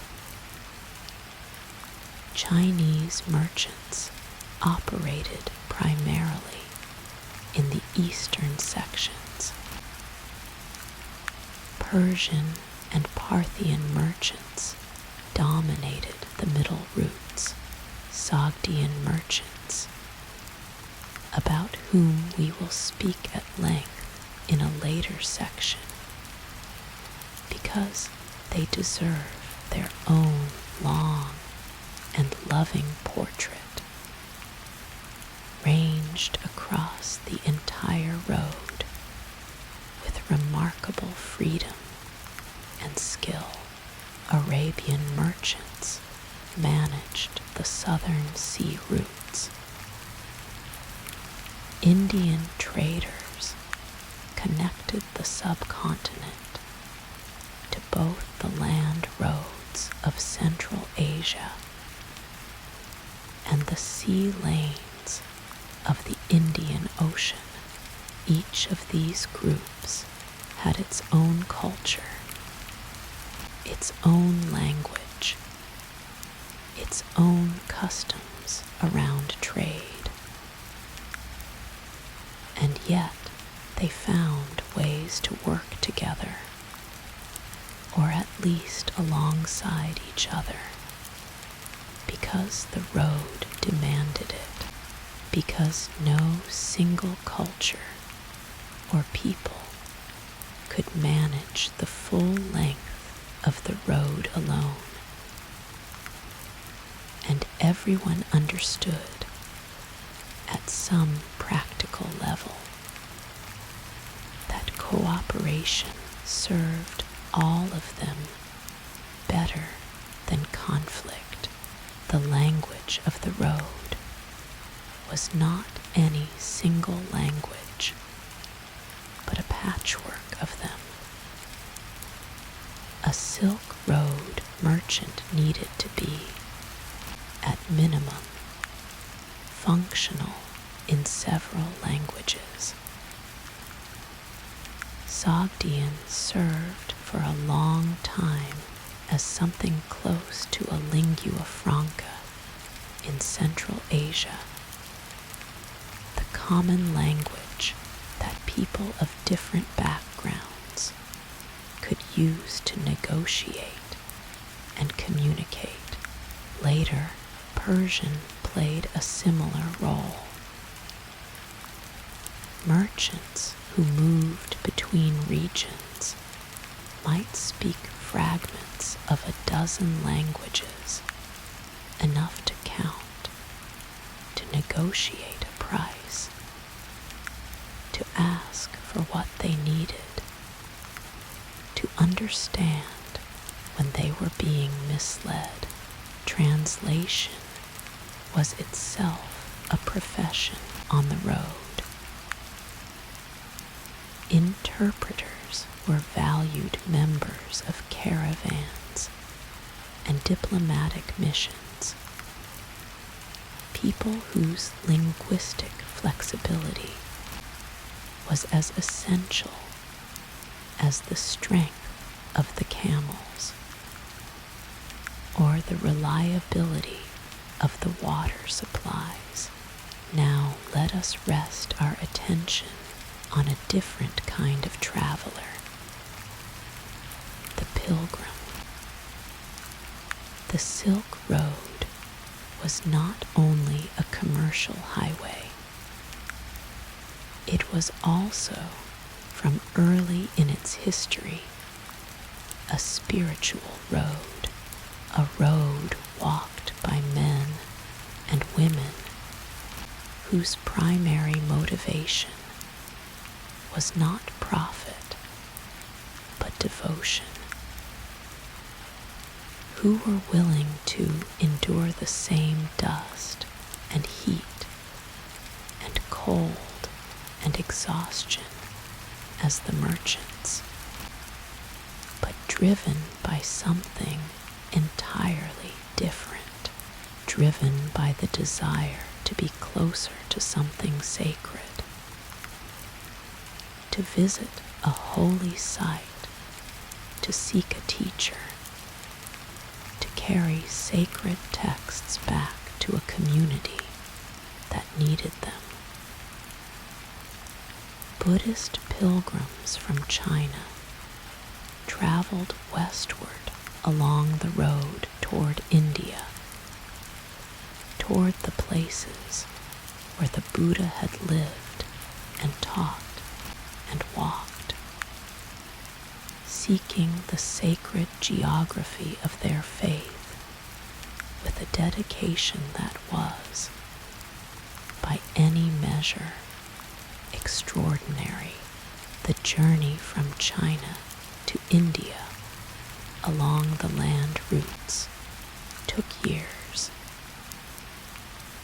It crossed some of the most formidable terrain on Earth, including the Taklamakan Desert and the Pamir Mountains, which ancient travelers called the roof of the world, a name that conveys something of the scale and difficulty involved. One of the most remarkable of these pilgrim travelers was a Chinese monk named Xuanzang, who made the journey in the 7th century of the Common Era. Xuanzang traveled without official permission, slipping out of China in defiance of an imperial ban on foreign travel, because his desire to reach the source of Buddhist teaching was stronger than his fear of official displeasure. He spent 17 years away from China. He visited hundreds of monasteries and sacred sites across Central Asia and India. He collected more than 600 Buddhist texts to bring back to China, carrying them on the backs of 22 horses. His return to the Tang dynasty capital of Chang'an was celebrated as a triumph. His earlier transgression forgiven in the light of what he had accomplished. Xuanzang left a detailed account of his journey, a text called the Great Tang Records on the Western regions, which remains one of the most important primary sources we have for the history and geography of Central Asia and India in the 7th century. His journey inspired one of the greatest works of Chinese literature, the epic novel Journey to the West, in which a fictionalized version of Xuanzang travels to India, accompanied by the Monkey King and other magical companions. But Xuanzang was one traveler among many thousands who made similar journeys for similar reasons over the centuries that the road was active. Buddhist pilgrims, Christian missionaries, Zoroastrian priests, later Muslim scholars and merchants, and holy men, all used the road as a pathway, not just between places, but between states of spiritual being. The road was a place of transformation, and people who entered it as one kind of person sometimes emerged from it after years of travel and encounter and hardship as someone quite different. This is one of the road's great gifts. It changes you. Not all journeys do, but the long ones, the ones that take you far from everything familiar, the ones that require you to be helped by strangers and to trust people whose customs you do not understand, and to find your way in landscapes that give you no comfort of recognition. Those journeys change something fundamental. The people who walked the road for years came home. If they came home with a wider sense of what the world was, a deeper tolerance for difference, not the easy tolerance of someone who has simply been told that other cultures deserve respect, but the lived, embodied tolerance of someone who has accepted bread from a stranger's hands in a language they barely speak, and understood that the gesture of hospitality is universal, even when everything else is different. Now let us move to the third great category of road people, the nomads. We spoke of the steppe peoples in our last section, of their relationship with horses and their role in making the road possible. But the nomads of Central Asia were not a single people or a single culture. They were many peoples, many cultures, many languages, united primarily by a shared way of life, organized around movement and animal husbandry, and a deep, sophisticated knowledge of landscapes that settled peoples found terrifying in their openness and emptiness. The Scythians, the Sarmatians, the Yuezhi, the Xiongnu, the Kushans, the Huns, the Turks, the Mongols. These are some of the names that history has given to the nomadic peoples who lived along and around the trade roads over the centuries. Each name represents not just a people, but a whole world, a whole way of being human, with its own art and music and social structure and relationship to the divine.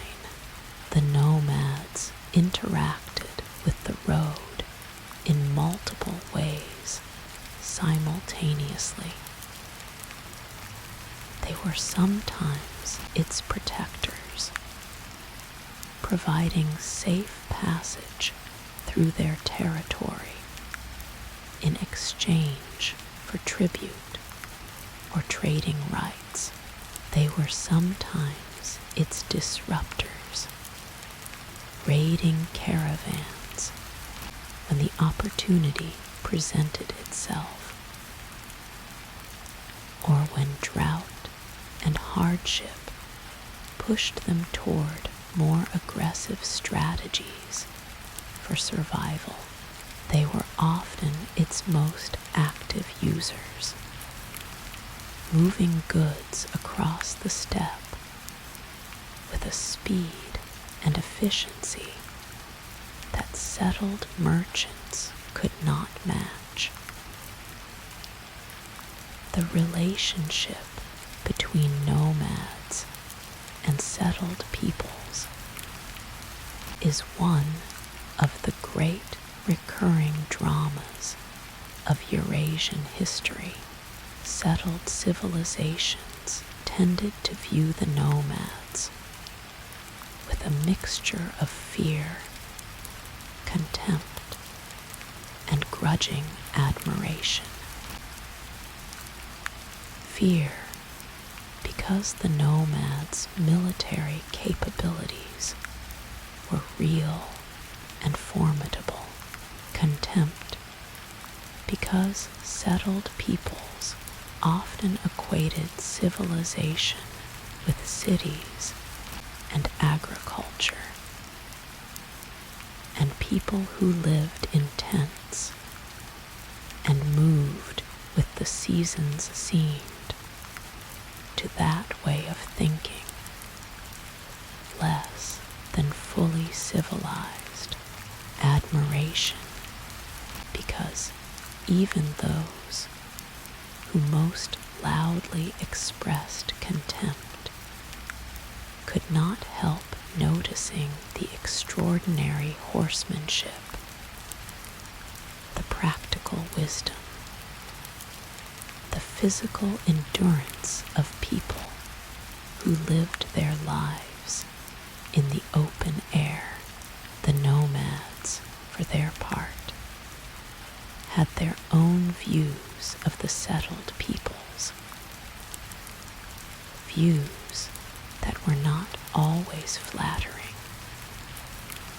People who were tied to one place, who could not simply move when conditions became difficult, who had buried themselves in walls and roofs, and the complicated social obligations of urban life sometimes seemed to the nomads like people who had made themselves into a kind of voluntary prisoner, and yet each needed the other.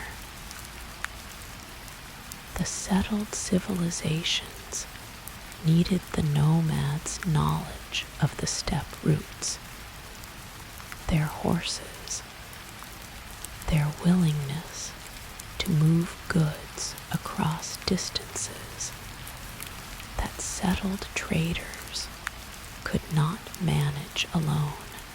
The nomads needed the settled civilization's goods, their grains, and their silk, and their metalwork, and their wine.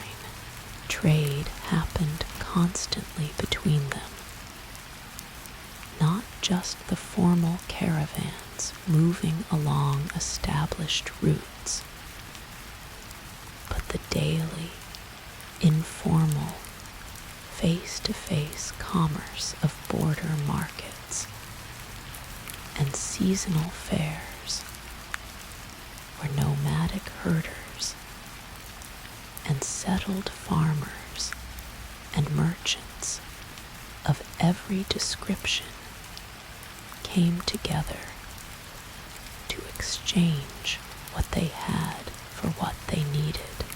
These markets were extraordinary places. Imagine a wide, flat plain at the edge of a desert. In the cool of early autumn, when the worst of the heat has passed.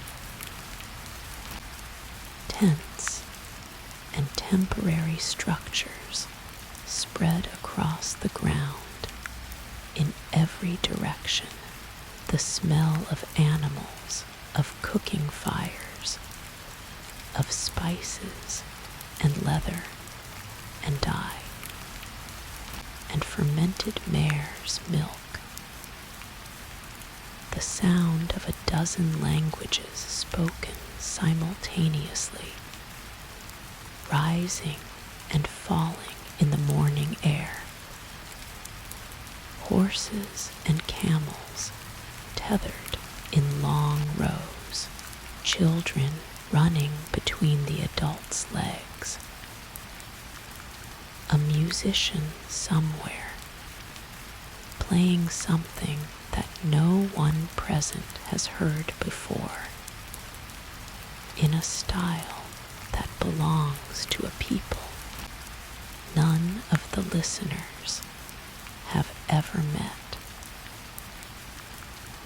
This is the Silk Road at its most human, not the grand sweep of imperial policy or the long view of historians, but the daily texture of people meeting people, exchanging things, sharing meals, arguing about prices, telling stories, laughing at jokes that only half the audience fully understands.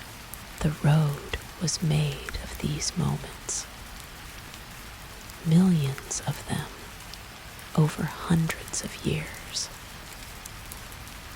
each one small and ordinary and entirely unremarkable to the people inside it. Each one in aggregate, part of the great slow process of connection that was changing the world.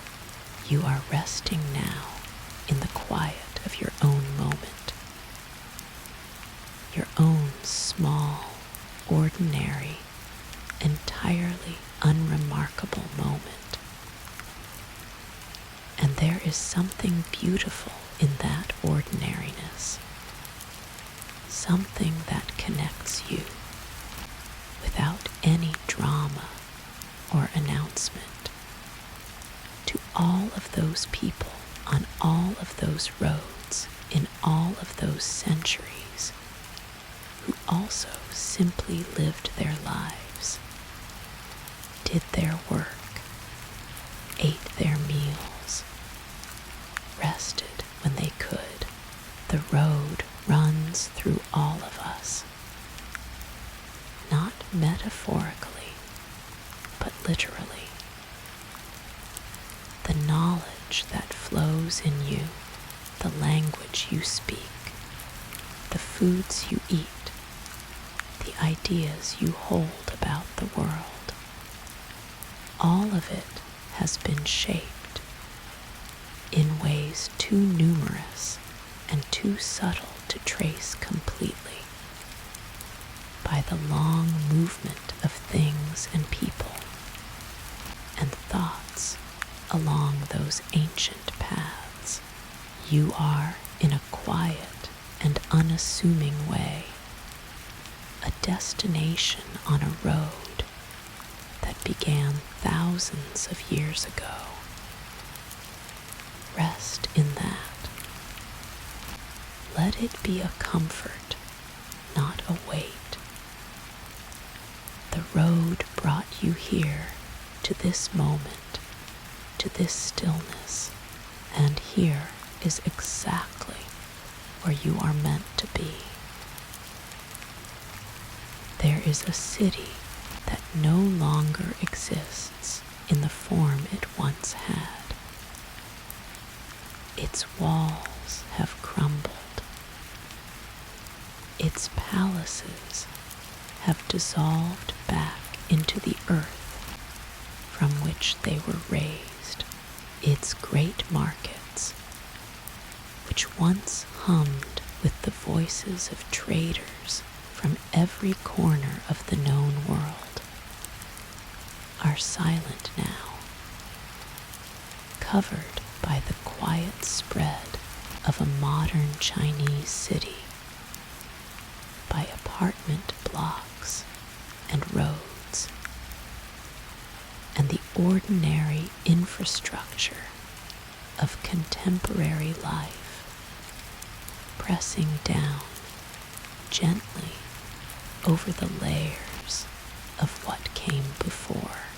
But for several centuries, this city was one of the most extraordinary places on earth. A city of perhaps 1 million people at its height, perhaps more, in a time when most of the world's settlements were small and modest and local, a city of planned boulevards and imperial gardens and Buddhist temples and Zoroastrian fire shrines and Nestorian Christian churches, all existing within the same walls, in the same city, in a proximity that speaks of something remarkable about the world that built it. The city was Chang'an,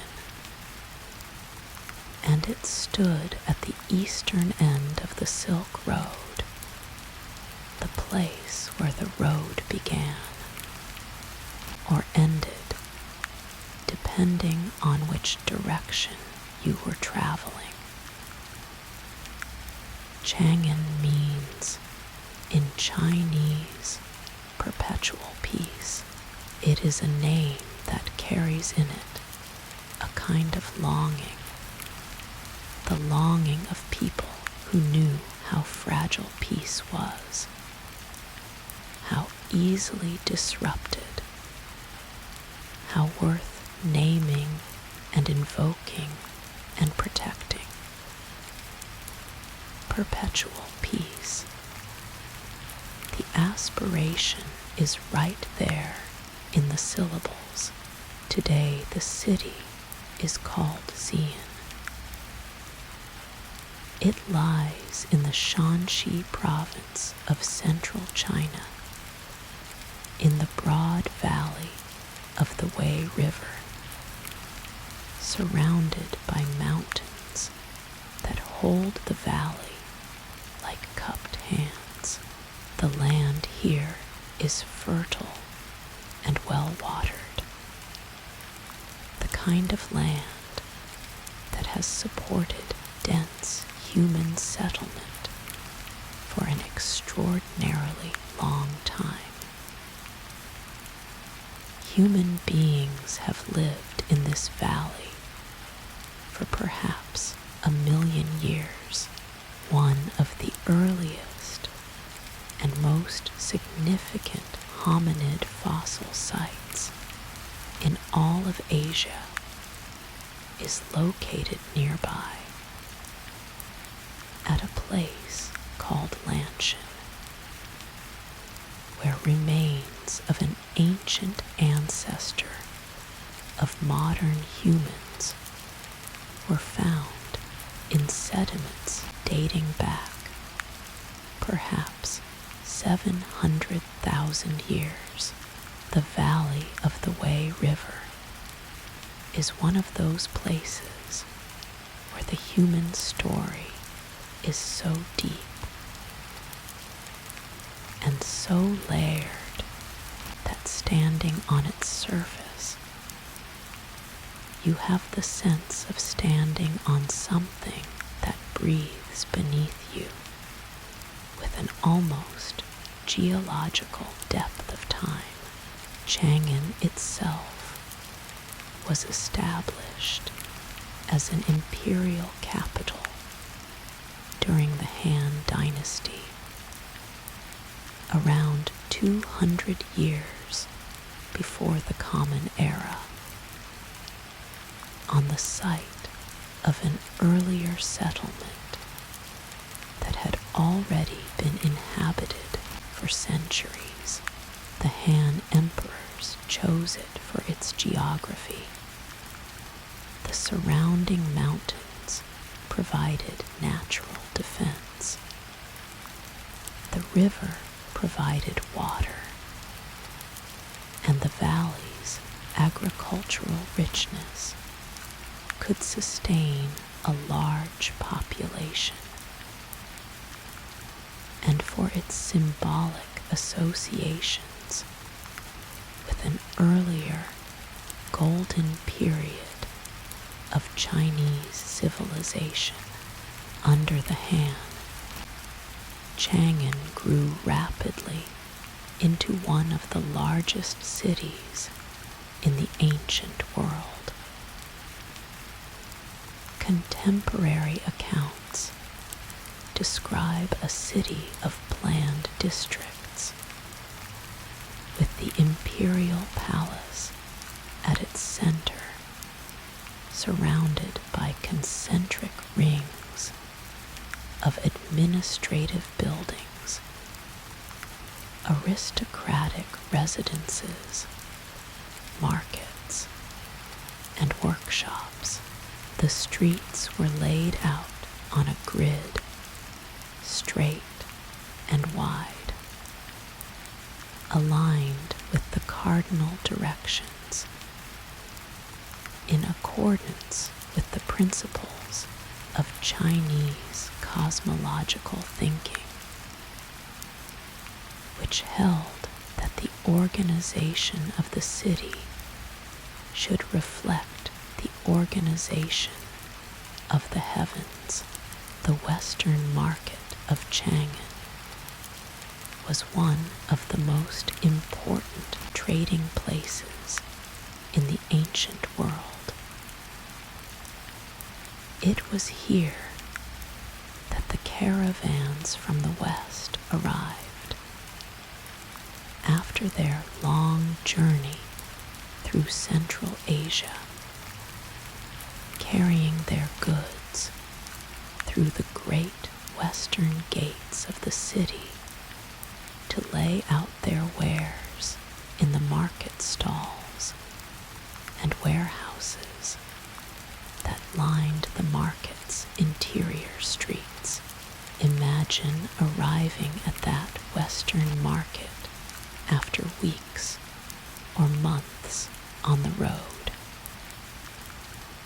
You have crossed deserts and mountains.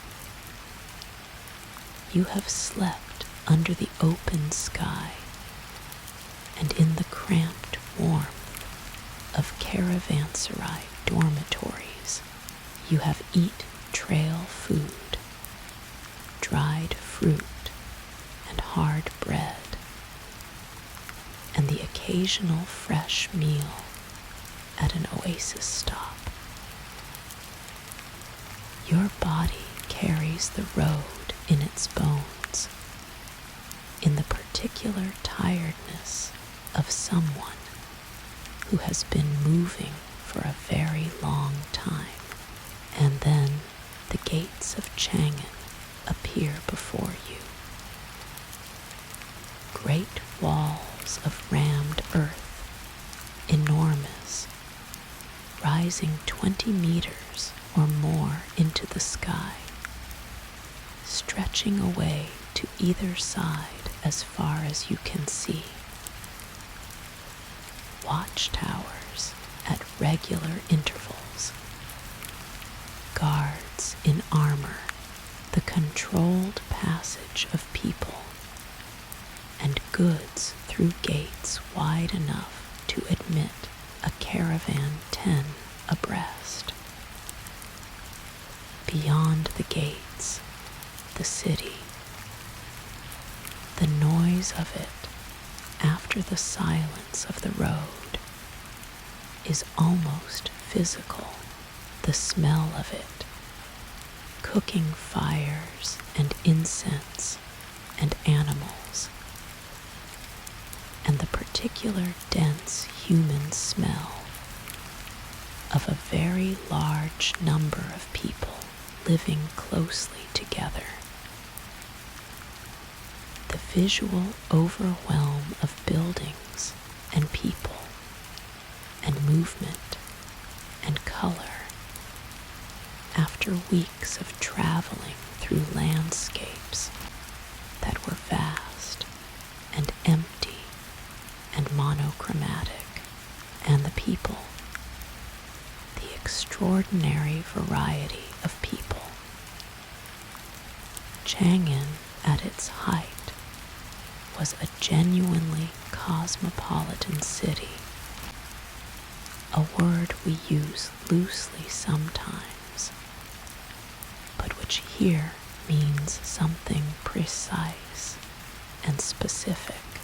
People from Central Asia lived in Chang'an in established communities, with their own neighborhoods and their own temples and their own customs. Persians and Sogdians and Turks and Indians and people from what is now Afghanistan and Uzbekistan and Iran all had their presence in the city. Tang dynasty poetry, from the period when Chang'an was at perhaps its most glorious, in the 7th and 8th centuries of the Common Era, is full of references to the foreigners of Chang'an, their blue eyes and their red hair, which seemed remarkable and beautiful to the Chinese poets who described them. Their music, played on instruments that made sounds unlike anything in the Chinese musical tradition. Their dances, which were energetic and sometimes acrobatic, performed in the restaurants and entertainment houses of the Western Market District. There is a whole genre of Tang Dynasty verse devoted to the Hu, the foreigners, and to the pleasures of their company in the taverns of Chang'an, where grape wine from Central Asia was served by young women from Sogdia, described in poem after poem with a warmth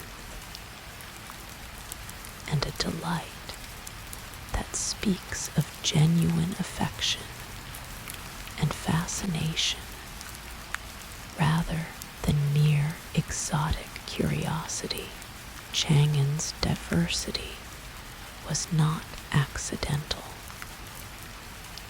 It was the result of deliberate policy, at least in part. The Tang emperors, who ruled from Chang'an from the early 7th century onward, pursued a policy of openness toward the outside world that was, for its time and place, genuinely remarkable. Foreign merchants were welcomed and given legal protection.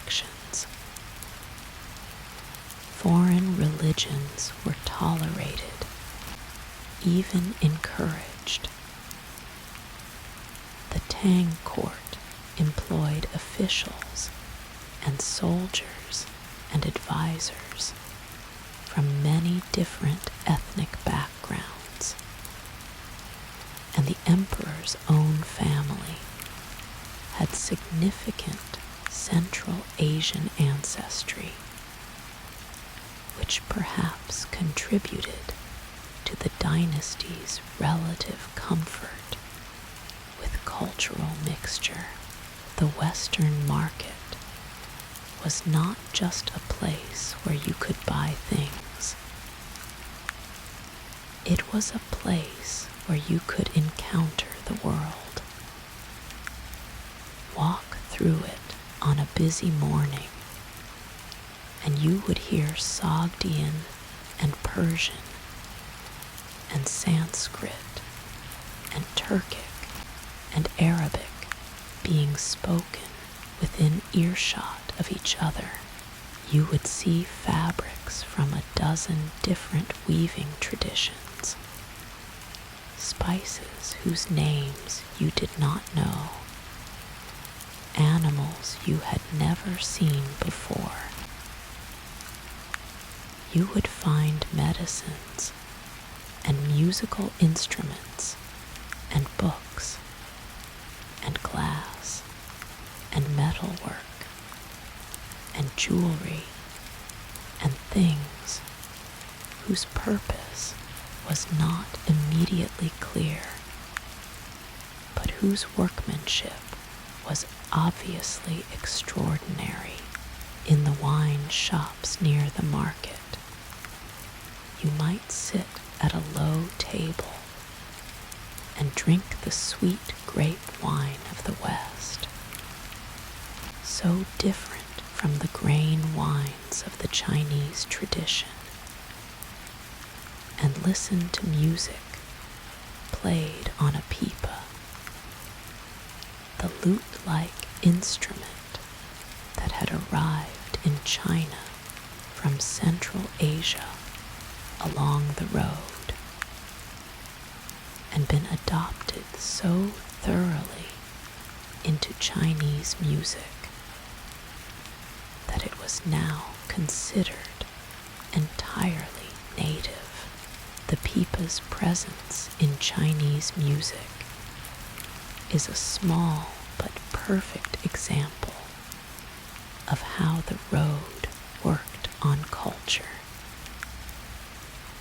Something arrives as foreign and exotic.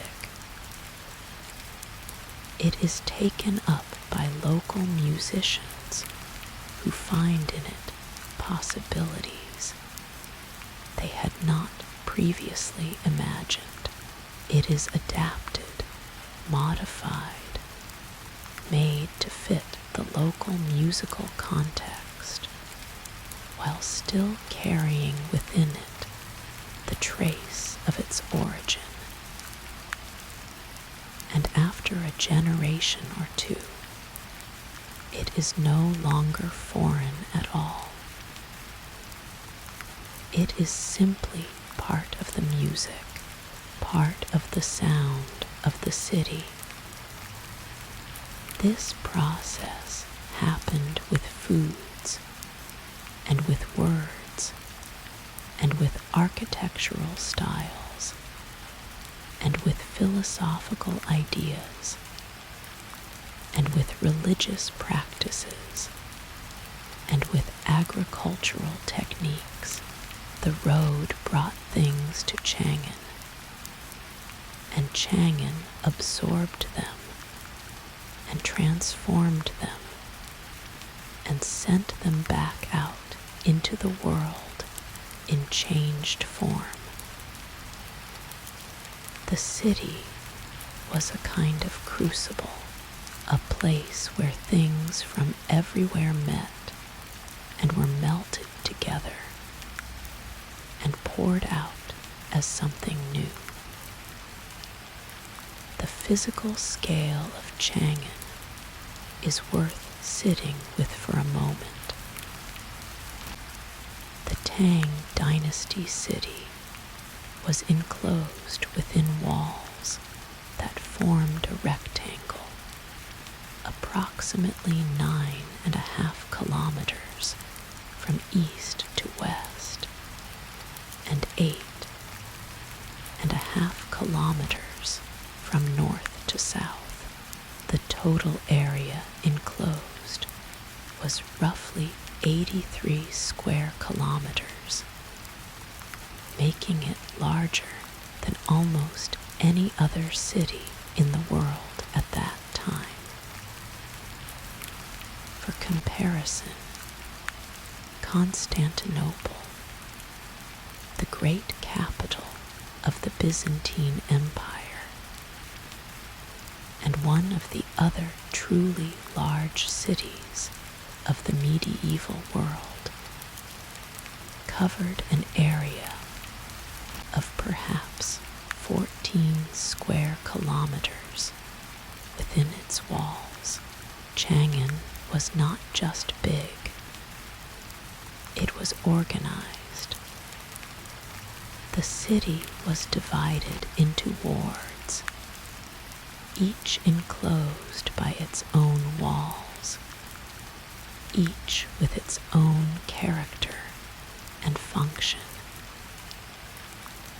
There were wards for artisans and wards for scholars and wards for wealthy merchants and wards for the various foreign communities that had settled in the city.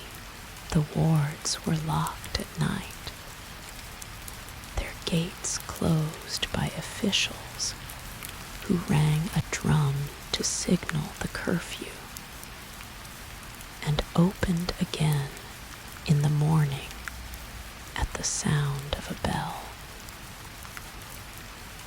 This rhythm of opening and closing, of the city breathing in and out with the passage of day and night, had its own beauty. In the quiet hours after the curfew drum, Chang'an fell into a different kind of life. The streets emptied of their daytime crowds. Watchmen made their rounds. The smoke from cooking fires rose into the dark sky, visible from the watchtowers of the city walls as a faint, luminous haze, and in the western market district, behind closed ward gates, the foreign communities of Chang'an continued their own evening lives. The Sogdian merchants counted the day's takings and wrote their letters home in their distinctive script that would eventually give rise to several Central Asian writing systems, and in a long chain of transmission to the Mongolian and Manchu scripts.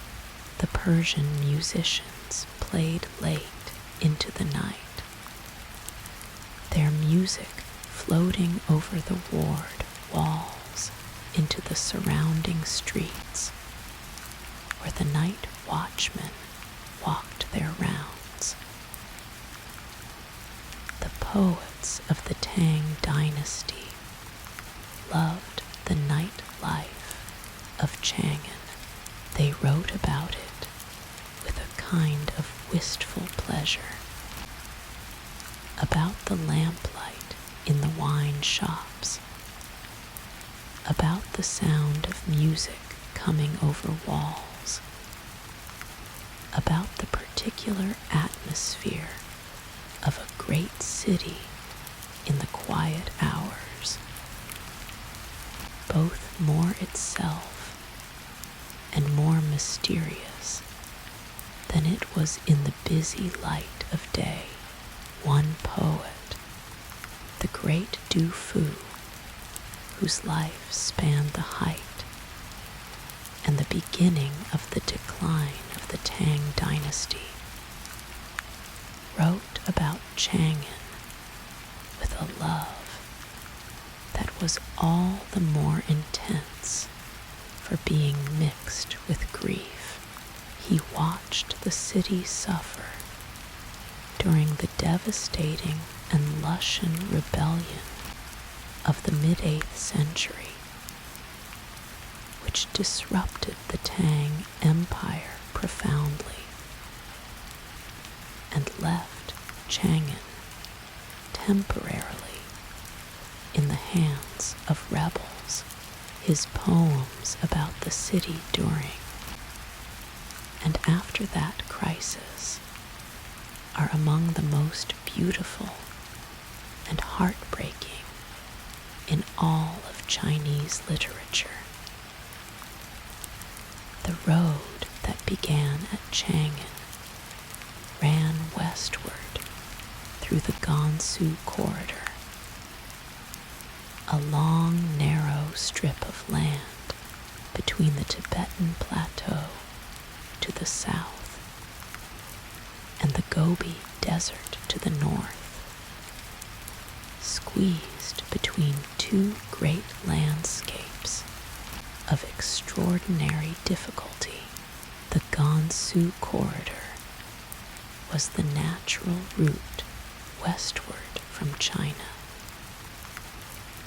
a path defined by geography as much as by human choice, following water and navigable terrain through country that on either side was impassable. Along the Gansu corridor lay the great garrison towns that the Han dynasty had established to protect the road and the border. Dunhuang was the last of them, at the far western end of the corridor, where the road divided into northern and southern routes around the Taklamakan Desert. Dunhuang. The name means blazing beacon, a reference to the signal fires that were lit on the watchtowers along the Great Wall to warn of approaching danger.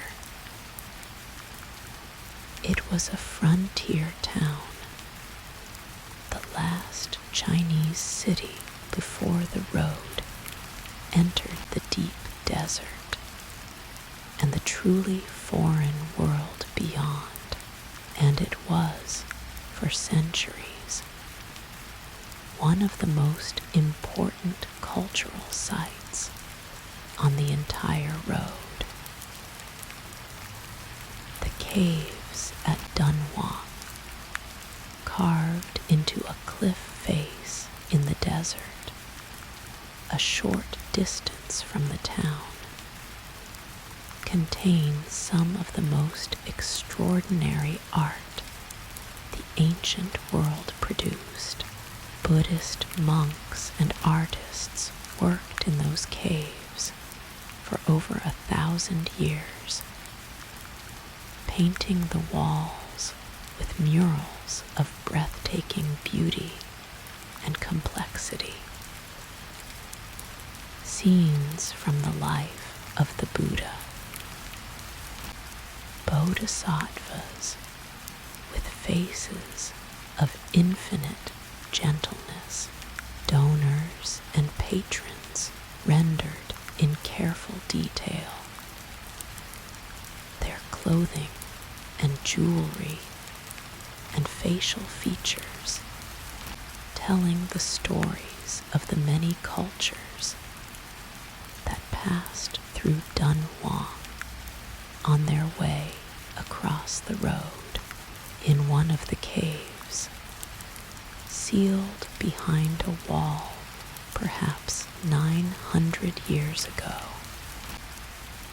and not rediscovered until the year 1900. A collection of manuscripts was found that changed our understanding of the ancient world. Tens of thousands of documents in Chinese and Tibetan and Sogdian and Sanskrit and many other languages, preserved by the dry desert air in extraordinary condition, letters and contracts and religious texts and astronomical charts and songs and stories and accounts of everyday life from the first millennium of the Common Era. A library of the road, a record of everything the road carried, written down and sealed in the dark and the dry, waiting patiently for someone to come and read it. Chang'an sent the road westward into the world, and the world sent back everything it had. The city held all of it, absorbed it, was changed by it, and went on being the great, humming, brilliant, endlessly cosmopolitan heart of the road's eastern end. Tonight, that city rests beneath the modern city that has grown up over it, deep in the earth, in the patient dark. The layers of it lie still. The foundations of the Han Palace, the drains of the Tang Market, the broken tiles of a Zoroastrian temple, the remains of a meal eaten by a Sogdian merchant on a winter evening 1,500 years ago, the bones of the meal still there, holding their shape in the quiet earth. The city breathes very slowly now, the way all ancient things breathe, the way you are breathing right now in the quiet dark of your own night. Slowly, deeply, at peace. Let Chang'an rest. Let the road rest. Let everything rest. There is a desert in the heart of Central Asia that is one of the largest and most forbidding on earth. It lies in a great basin, ringed on almost every side by mountains of extraordinary height. To the south, the Kunlun Mountains, whose peaks rise to more than 7,000 meters and carry permanent snow on their upper reaches, even in the deepest heat of summer. To the north, the Tian Shan, the Celestial Mountains, a range of such beauty and scale that travelers who first saw them from the desert floor sometimes stopped and simply stood and looked. unable to move for a moment, held in place by something that felt almost like reverence. To the west, the Pamir Mountains, the roof of the world, where the great ranges of Central Asia converge in a knot of stone and ice, and altitude that even today is considered one of the most challenging terrains on Earth. And in the middle of this ring of mountains, the desert, it is called the Taklamakan. The name is Uyghur in origin, and there is a tradition, widely repeated and pleasingly apt, that it means you go in, but you do not come out. Scholars debate whether this translation is precisely accurate in linguistic terms, but as a description of the desert's character, it is hard to improve upon. The Taklamakan is approximately 1,000 kilometers from east to west, and 400 kilometers from north to south. It covers an area of around 270,000 square kilometers, making it one of the largest sandy deserts in the world, the second largest after the Arabian Desert. Approximately 85% of its surface is covered in sand dunes, not the flat, gravelly plains of some deserts, but true sand dunes, tall and steep, and constantly shifting with the wind. Some of those dunes rise to 300 meters, taller than a 30-story building. Moving through them on foot or on the back of a camel, you are surrounded by walls of sand that block your view of the horizon in every direction, that make the world seem simultaneously vast and claustrophobic. Open to the sky above, but enclosed on every side by the great, slow-moving architecture of the dunes. The temperatures in the Taklamakan are extreme by any measure. In summer, the surface temperature of the sand can reach 80 degrees Celsius, hot enough to cook food, hot enough to burn bare skin almost instantly on contact.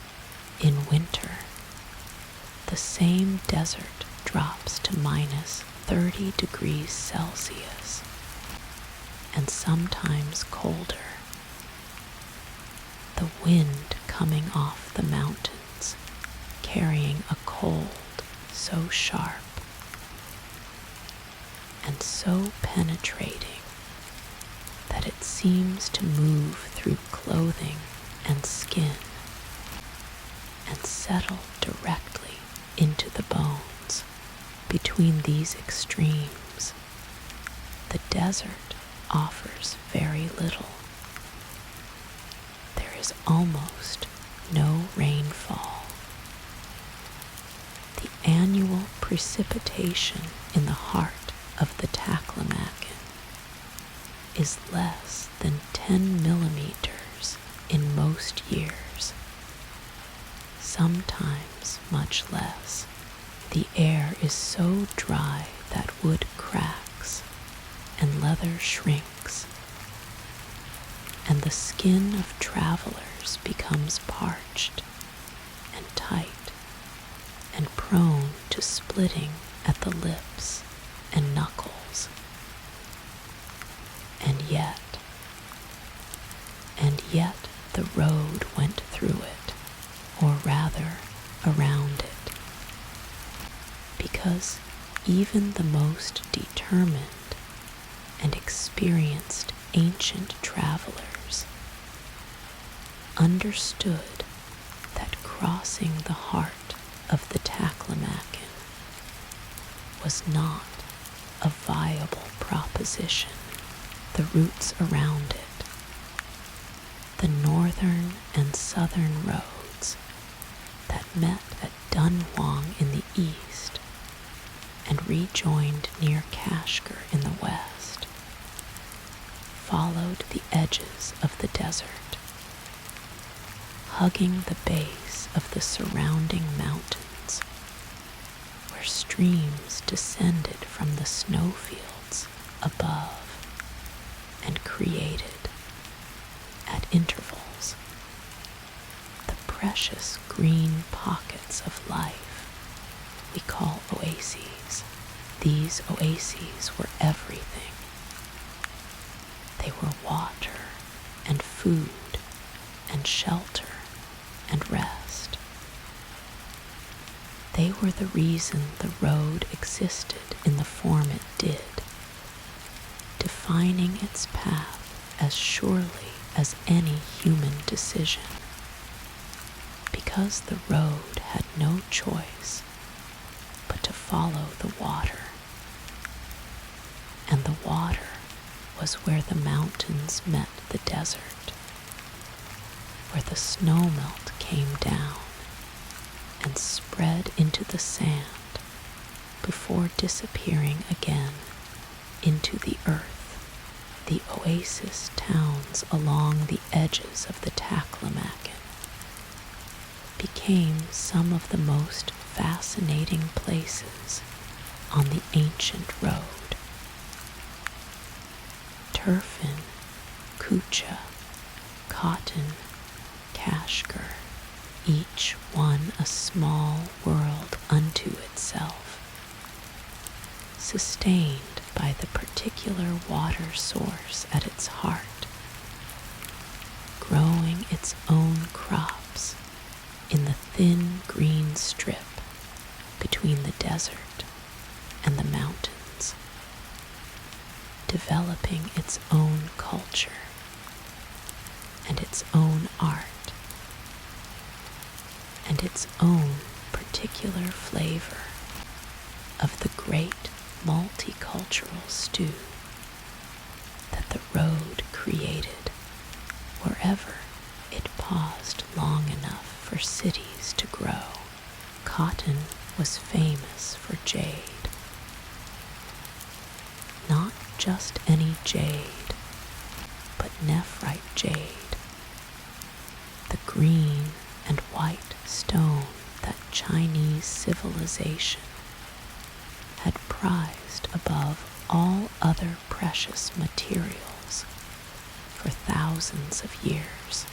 The rivers running down from the Kunlun Mountains through Cotton carried nephrite pebbles that had been worn smooth and luminous by long transport through swift water. Jade hunters would walk the riverbeds in the moonlight, looking for the faint glow of nephrite stones against the dark riverbed, a glow that legend said was more visible by moonlight than by day.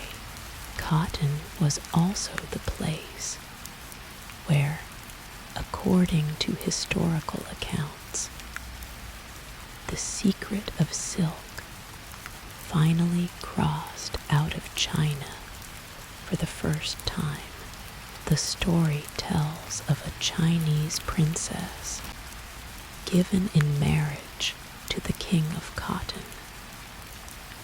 who concealed silkworm eggs in the elaborate headdress she wore on her departure,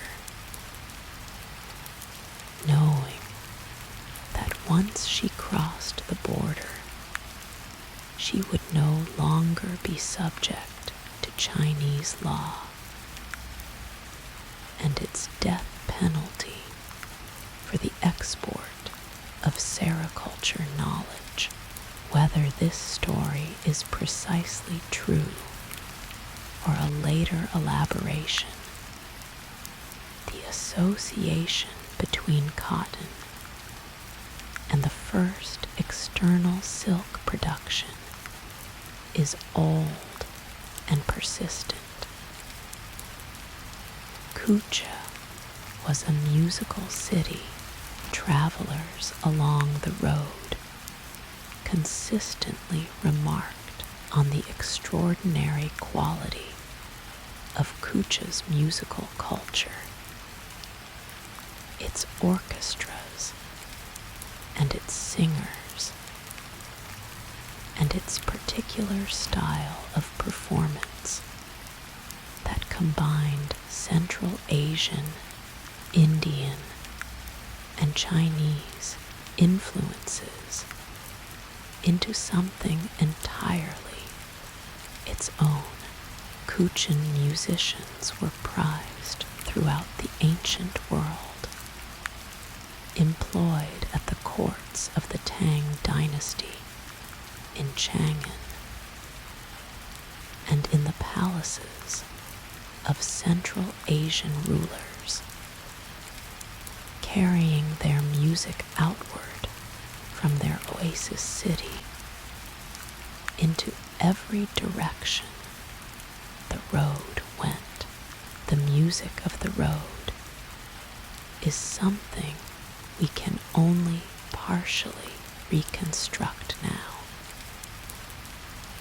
We have instruments preserved in dry desert conditions in museum collections around the world.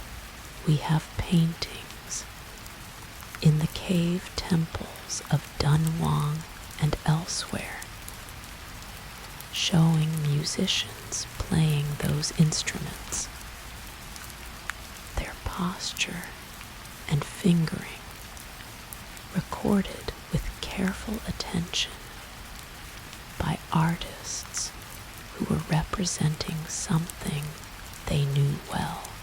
We have written descriptions in Chinese and Persian and Arabic texts of performances and musical styles that delighted their witnesses. But the sound itself is gone. The particular vibration of a Kuchan lute string plucked by a skilled player on a warm evening in the 4th century. The notes rising into the desert air and carrying perhaps to someone sitting outside a caravanserai wall, listening without quite knowing they were listening. The way you sometimes find yourself aware of music without having noticed it begin. That sound is irretrievably gone, and yet somehow, knowing it existed, imagining it, feels like enough. The desert held it once. The air carried it. It was real. Turfan sits in a depression, one of the lowest places in Central Asia, lying about 50 meters below sea level at its lowest point. The surrounding mountains compress and heat the air, creating conditions of extraordinary heat in summer. Turfan is one of the hottest inhabited places on Earth, with summer temperatures regularly exceeding 45 degrees Celsius. It is also one of the driest, and yet Turfan was a prosperous and important oasis city for most of the first millennium of the Common Era. The secret of its prosperity was water management. The people of Turfan developed a system of underground irrigation channels called karez, tunnels dug through the earth from the foot of the mountains to the fields of the oasis, carrying snowmelt water underground where the heat could not evaporate it, delivering it to the surface at carefully chosen points to irrigate orchards and fields with remarkable efficiency. The karez system is a masterpiece of practical engineering,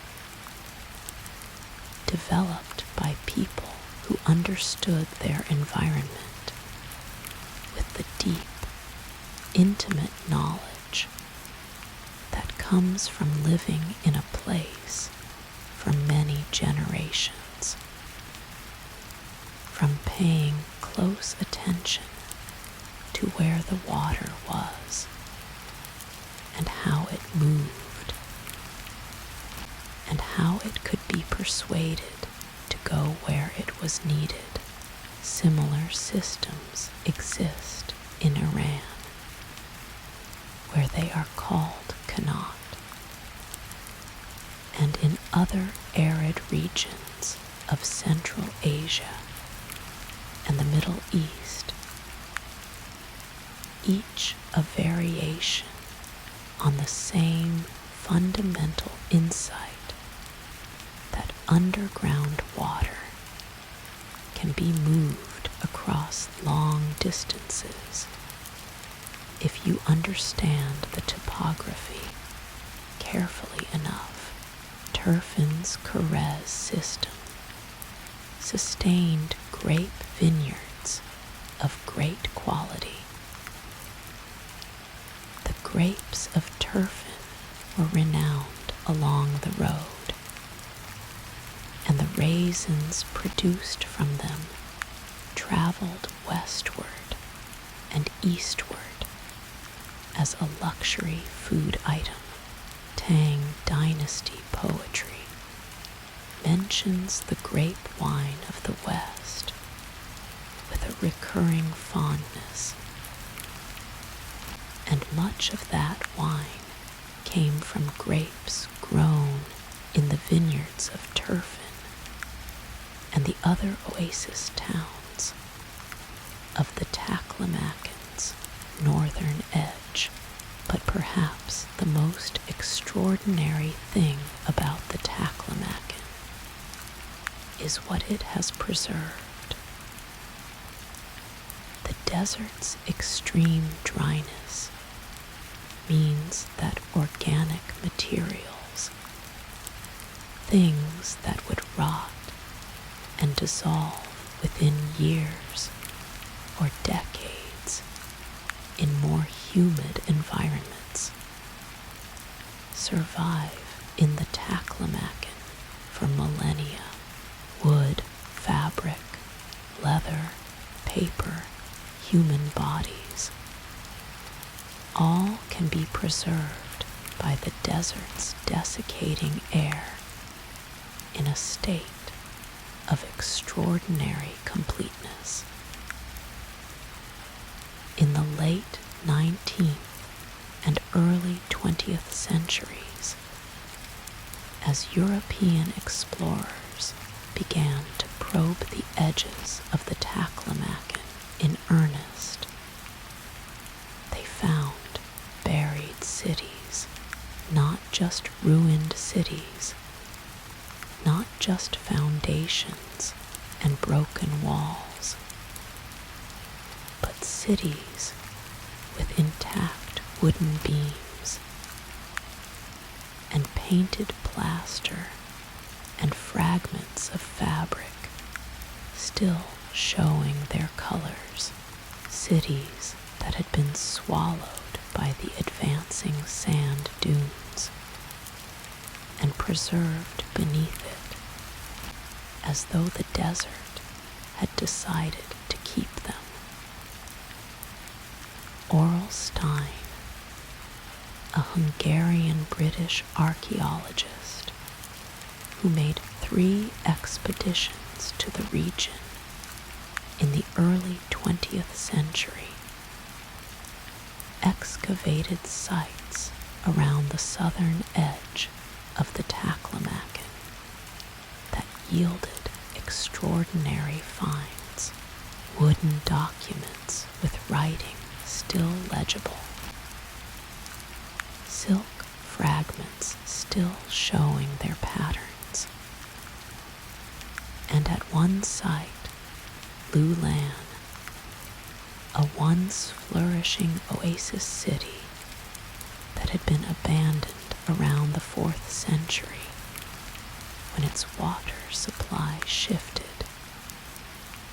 human remains in a state of preservation that allowed researchers to determine the diet and health and even the facial features of people who had lived and died 1,500 years before. Among the most striking of the Taklamakan's preserved people are the so-called Tarim mummies, naturally mummified human remains found in cemeteries around the eastern end of the desert, dating from roughly 4,000 years ago to around 2,000 years ago. What makes them remarkable, apart from their preservation, is their appearance. Many of them have features that suggest origins far to the west. Tall people with light hair and long faces and clothing made from woven textiles that show connections to traditions in Europe and Western Asia rather than to the Chinese or Central Asian cultures one might expect. These people are not fully understood. Their presence in the Taklamakan, so far from the places their physical type suggests they might have come from, raises questions about the movements of peoples across Eurasia in the Bronze Age that archaeologists and historians are still actively working to answer. What seems clear is that the connections between East and West are older and more complex and more surprising than the conventional history of the Silk Road would suggest. People were moving across Eurasia long before the Han Dynasty formally established the road. The impulse to cross the desert, to find what was on the other side of the mountains, is ancient beyond easy reckoning. The Taklamakan at night is one of the most remarkable environments on Earth. When the sun goes down and the killing heat releases its grip on the day, the desert cools rapidly. In a matter of hours, the surface temperature can drop by 30 degrees or more. The air becomes still. The wind that has been moving the dunes all day settles into a deep quiet that feels almost like the desert exhaling, releasing the tension of the hot hours, and then the stars come out. In the Taklamakan, far from any city light, far from any source of artificial illumination, the night sky is a thing of staggering beauty. The Milky Way is not a faint smear at the edge of vision, but a broad, luminous river across the entire dome of the sky, so bright that it casts a faint shadow.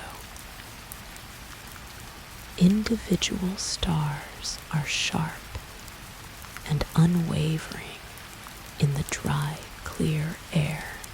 The planets move with a stately deliberateness against the fixed background of the stars, visible not as lights, but as small disks of colored light, each with its own particular quality. Ancient travelers crossing the edges of the Taklamakan navigated by these stars, not with the instruments of later centuries, but with a practical knowledge of the sky accumulated over generations, the knowledge of which stars rose and set in which direction, which constellations marked which season, how to use the stars to maintain a heading across terrain that offered no other landmarks. This knowledge was sacred, not sacred in a formal religious sense necessarily, though the stars were certainly woven into the religious and cosmological thinking of every culture along the road, but sacred in the more fundamental sense of being precious and carefully guarded and passed with great seriousness from those who possessed it to those who needed to learn it. A caravan guide who knew the desert and its stars was worth more than the goods in every bag on every camel in the caravan. Because without that knowledge, the caravan could not move. Without that knowledge, the desert swallowed you, as it had swallowed so many others. leaving only the dry and patient record of bones in the sand. The stars looked down on all of it, on the moving caravans, and the buried cities, and the preserved bodies in their desert tombs, on the musicians of Kucha and the jade hunters of cotton, and the grape growers of Turfan, on the monks in the painted caves of Dunhuang, laying color onto smooth plaster with brushes made of animal hair, capturing in paint the faces of compassion and the light of enlightenment. The stars are still there. The same stars, the Milky Way still crosses the same dome of sky above the Taklamakan, above the same dunes and the same buried cities, above the Kerez tunnels still carrying water underground from the mountains to the fields, above the ruins of oases, walls worn smooth by centuries of wind-driven sand. You cannot see them from where you are now. The lights of the world have hidden most of them, but they are there, and if you closed your eyes and let the sounds of where you are fade gently away, and allowed yourself to imagine the dry, cold air of a desert night, and the smell of sand and distance, and the particular quality of silence that exists only in very large and very empty places, you might feel faintly the weight of all that sky pressing down with its quiet and its stars. Let it press gently. Let it rest on you like a blanket made of distance and time,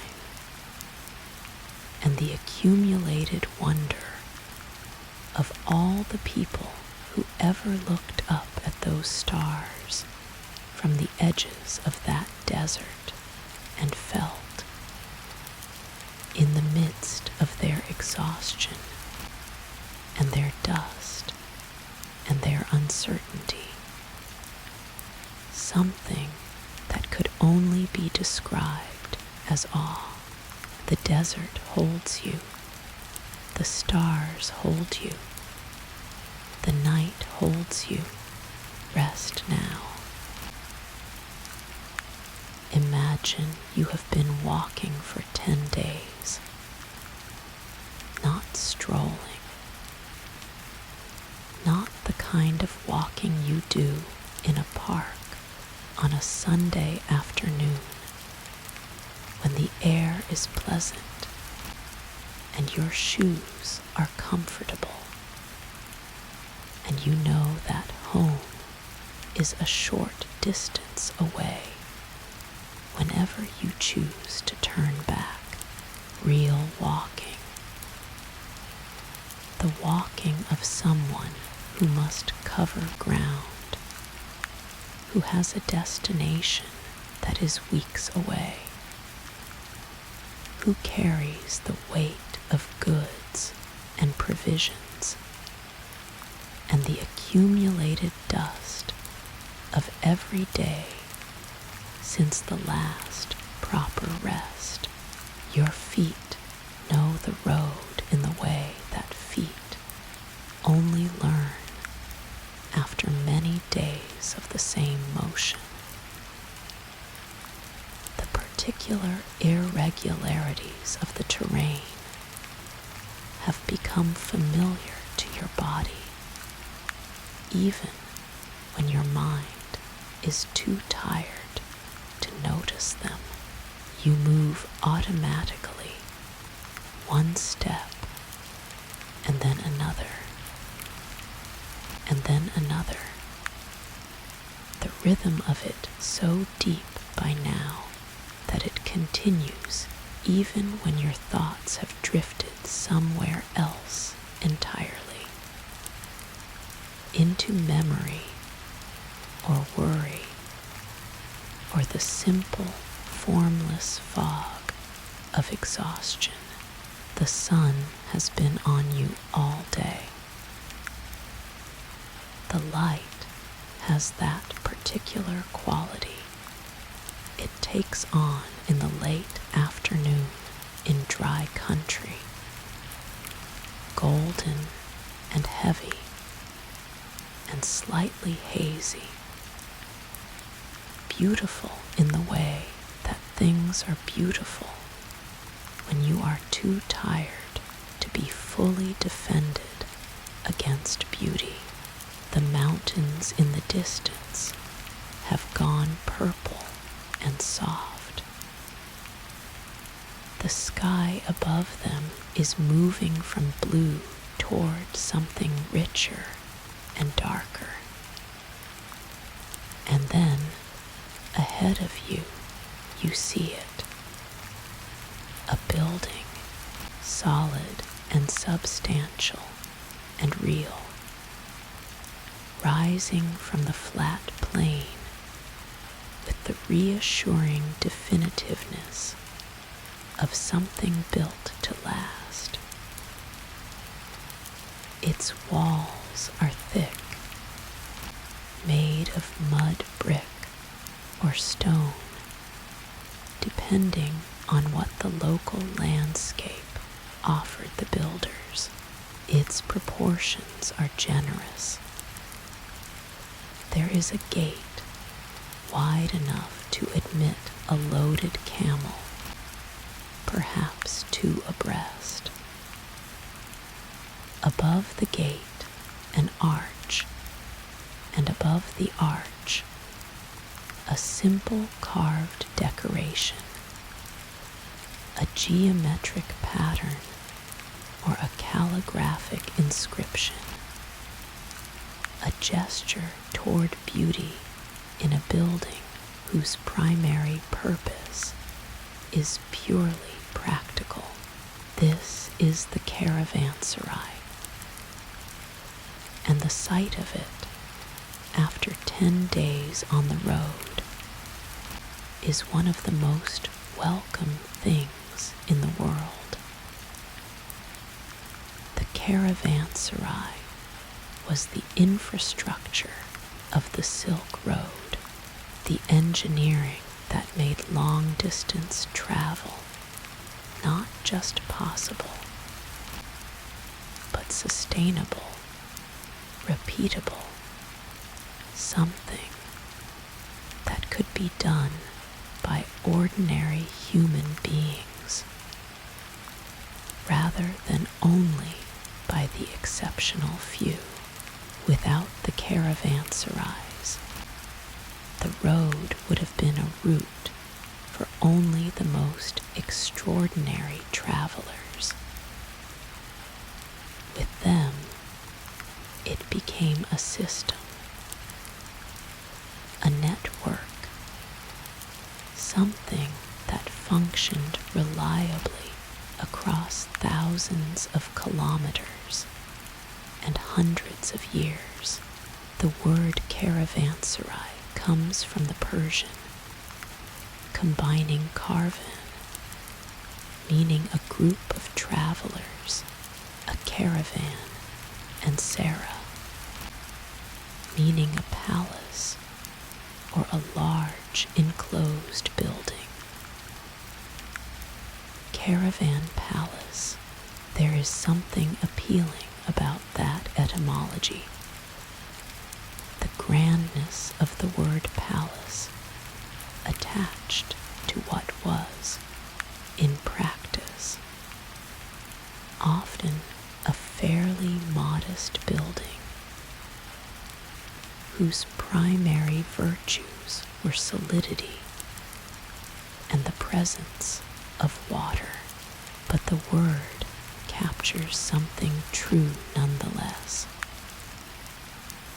For a tired traveler at the end of a long day, any building with a roof and a well and a place to lie down partakes of something palatial, regardless of its actual architectural pretensions. The caravanserais were spaced at their ideal, approximately 30 to 40 kilometers apart along the main routes of the road. This spacing was calibrated to the endurance of a loaded camel, which could comfortably cover that distance in a day of steady travel without being pushed to the edge of its considerable stamina. The camel's pace, the camel's endurance, the camel's need for water at the end of each day shaped the entire physical infrastructure of the road just as surely as the mountain passes, and the oasis towns shaped its route. Some caravanserais were built and maintained by the state, by the great empires whose territory the road crossed. The Persian Empire, the Parthian Empire, the Sassanid Empire, the Abbasid Caliphate, the Mongol Empire, all understood that maintaining the road's infrastructure was not merely a charitable act, but a practical investment in the taxes and trade revenues that flowed from commerce. A road that worked well generated wealth. A road that was dangerous or poorly maintained generated nothing. Other caravanserais were built by wealthy private individuals, merchants who had prospered from the road and wished to give something back to it, or to earn the considerable spiritual merit that came in the religious frameworks of the road from acts of public charity. A caravanserai built by a private benefactor might bear an inscription recording the donor's name and the date of construction, and sometimes a statement of pious intention, a desire that God would reward the builder's generosity with blessings in this world and the next. Still others were built by oasis towns as a kind of commercial infrastructure, the medieval equivalent of a business park on the edge of a city, a place designed to attract traders and their spending to a particular location. A good caravanserai brought business to the town around it, supplying the needs of travelers who would otherwise pass through without stopping. The layout of a caravanserai was remarkably consistent across the enormous geographical range of the institution, from China through Central Asia to Persia and Anatolia, and as far as North Africa and the Western Mediterranean. Different regions had different building materials and different decorative traditions, but the underlying organization was almost always the same, suggesting that the form had been refined over generations of practical experience into something that worked and worked reliably. You entered through the main gate, which was typically the only entrance for security reasons. A single entrance was easy to guard, easy to control, easy to close at night when the gates were shut, and the caravanserai became a self-contained world separated from the road outside.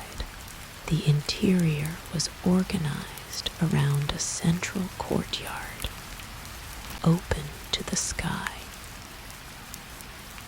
This courtyard was where the animals were kept at night. Camels and horses and donkeys, tethered in long rows, fed and watered from the troughs and mangers built along the courtyard walls. The smell of animals in a caravanserai courtyard was strong and warm and specific, a smell that regular travelers on the road would have found, after a while, almost comforting. The smell of arrival, of rest, of the end of the day's effort around the courtyard, set behind a covered arcade that provided shade during the day and shelter from rain in the wetter seasons, were the rooms. Small, vaulted cells, each just large enough for a traveler or two to lay out their bedding and store their most portable valuables. Privacy was relative. The walls between cells were solid, but the doors were simple, and the sounds of the building moved freely.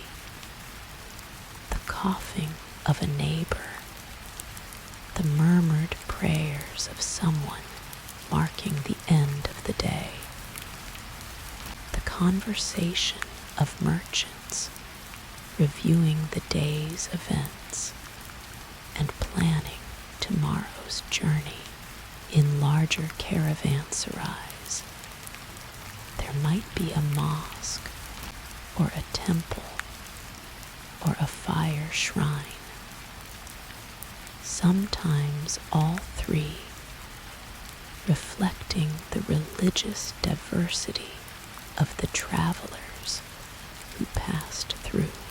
There would be a bathhouse, fed by the caravanserai's water supply, where travelers could wash away the dust and sweat of the road.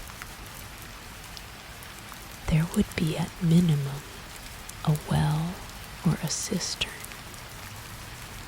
and in the best establishments, a system of underground channels that kept the water supply reliable. Even in the dry season, there would be food. Not always elaborate food, not always food that reminded you of home, but food. Bread, most likely, the universal staple of the road, made from whatever grain was locally available, round and flat or leavened, depending on where you were. Dried fruit, dates and raisins and apricots, calorie-dense and long-lasting, the perfect traveling food. Perhaps a stew, fragrant with spices, in a caravanserai where the cook was skilled and the provisioning was good.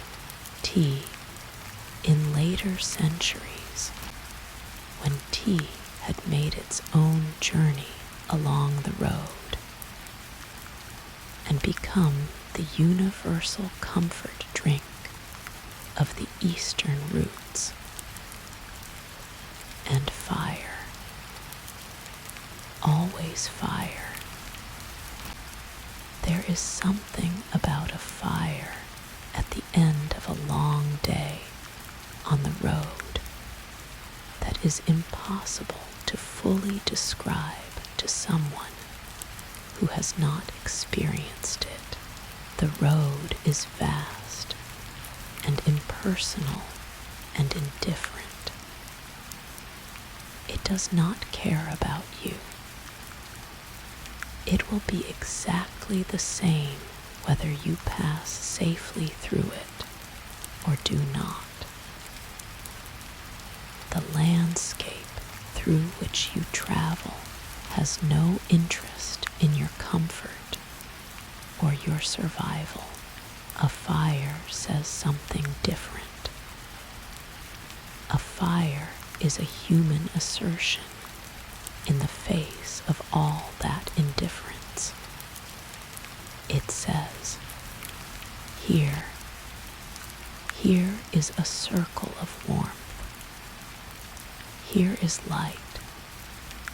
Here is the smell of food and the sound of other voices.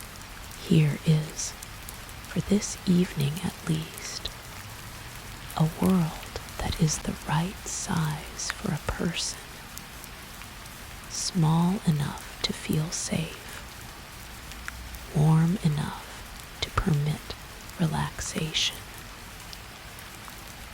Around the fires of the caravanserais, the road's great mixing happened. Merchants who had traveled separately all day found themselves sitting within feet of each other in the evening, sharing warmth, if not always language. Information was exchanged. What was the road like ahead? Were there bandits near the next pass?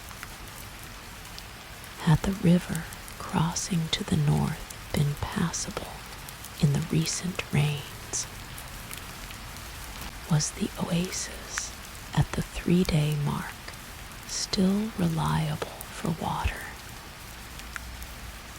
This information was practical and potentially life-saving, and it moved through the caravanserai networks with great speed. A piece of news about road conditions could travel from mouth to mouth,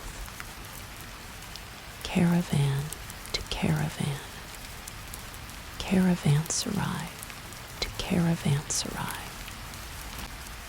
hundreds of kilometers in just a few days, faster than any individual traveler could carry it.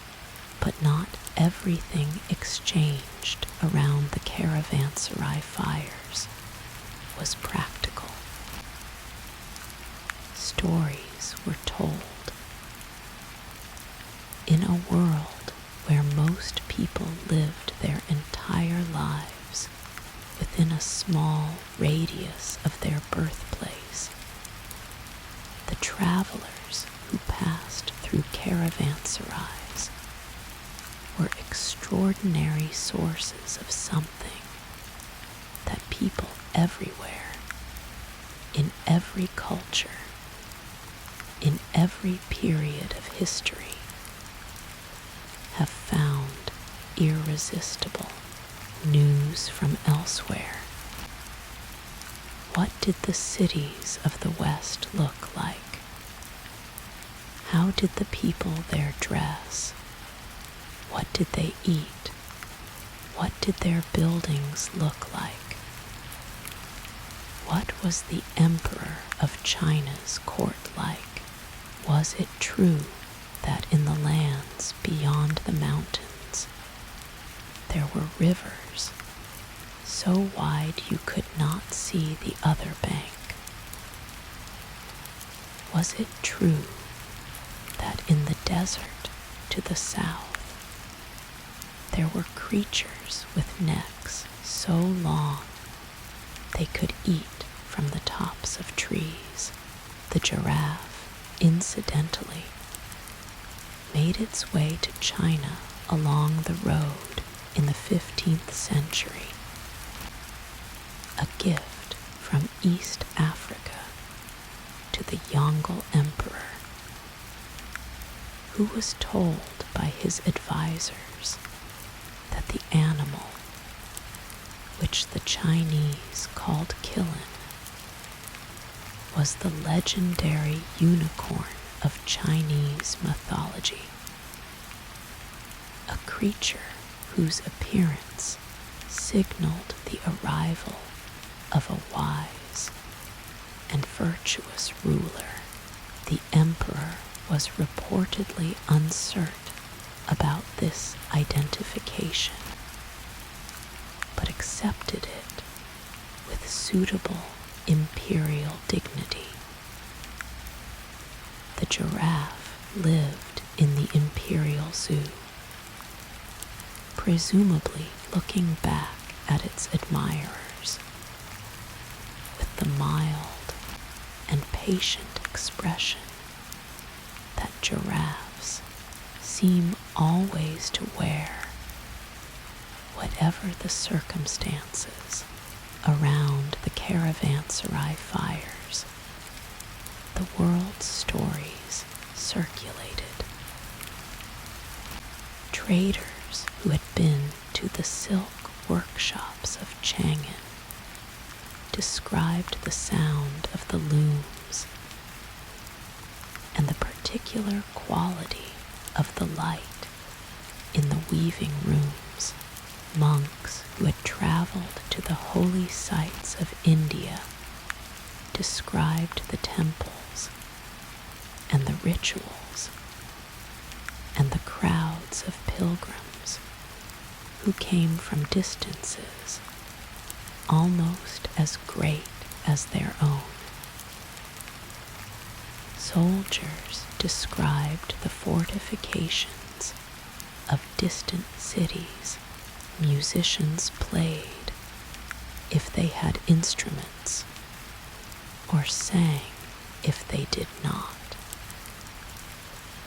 And people who had never before heard that particular combination of notes sat quietly in the firelight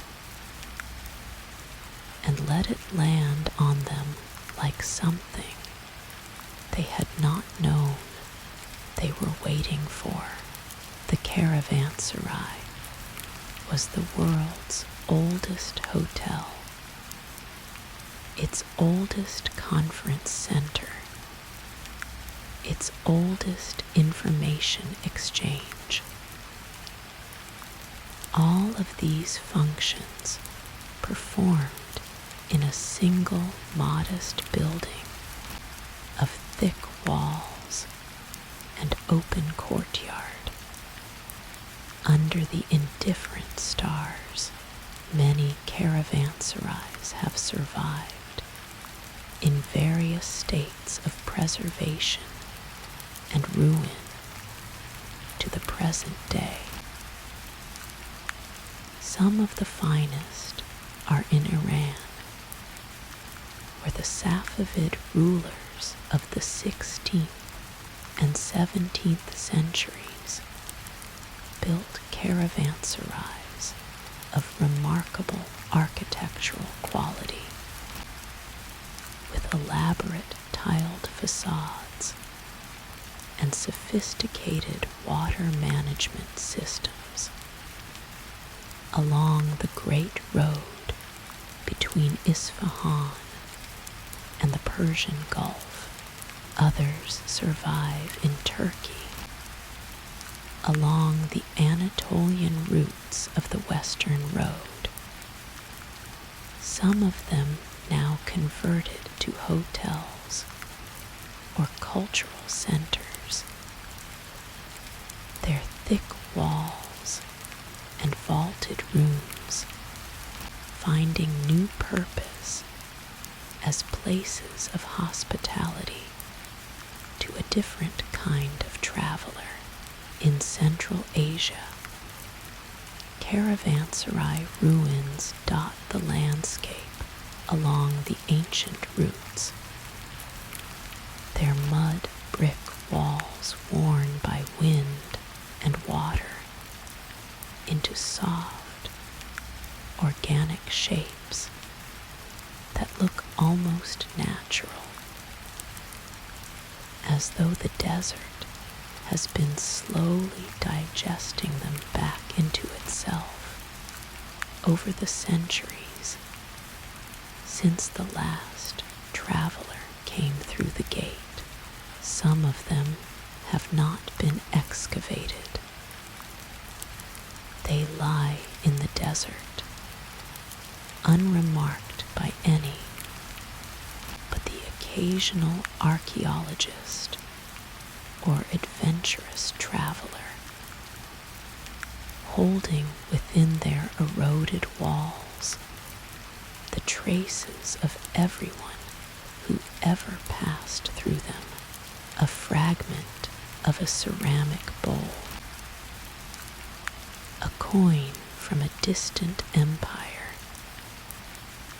the mark left in a plaster wall by a hand pressed against it once, long ago, by someone resting before continuing their journey. Press your hand against the wall and feel the cool solidity of it. Feel the thickness of the walls that were built to hold the heat of the day, and release it slowly through the night.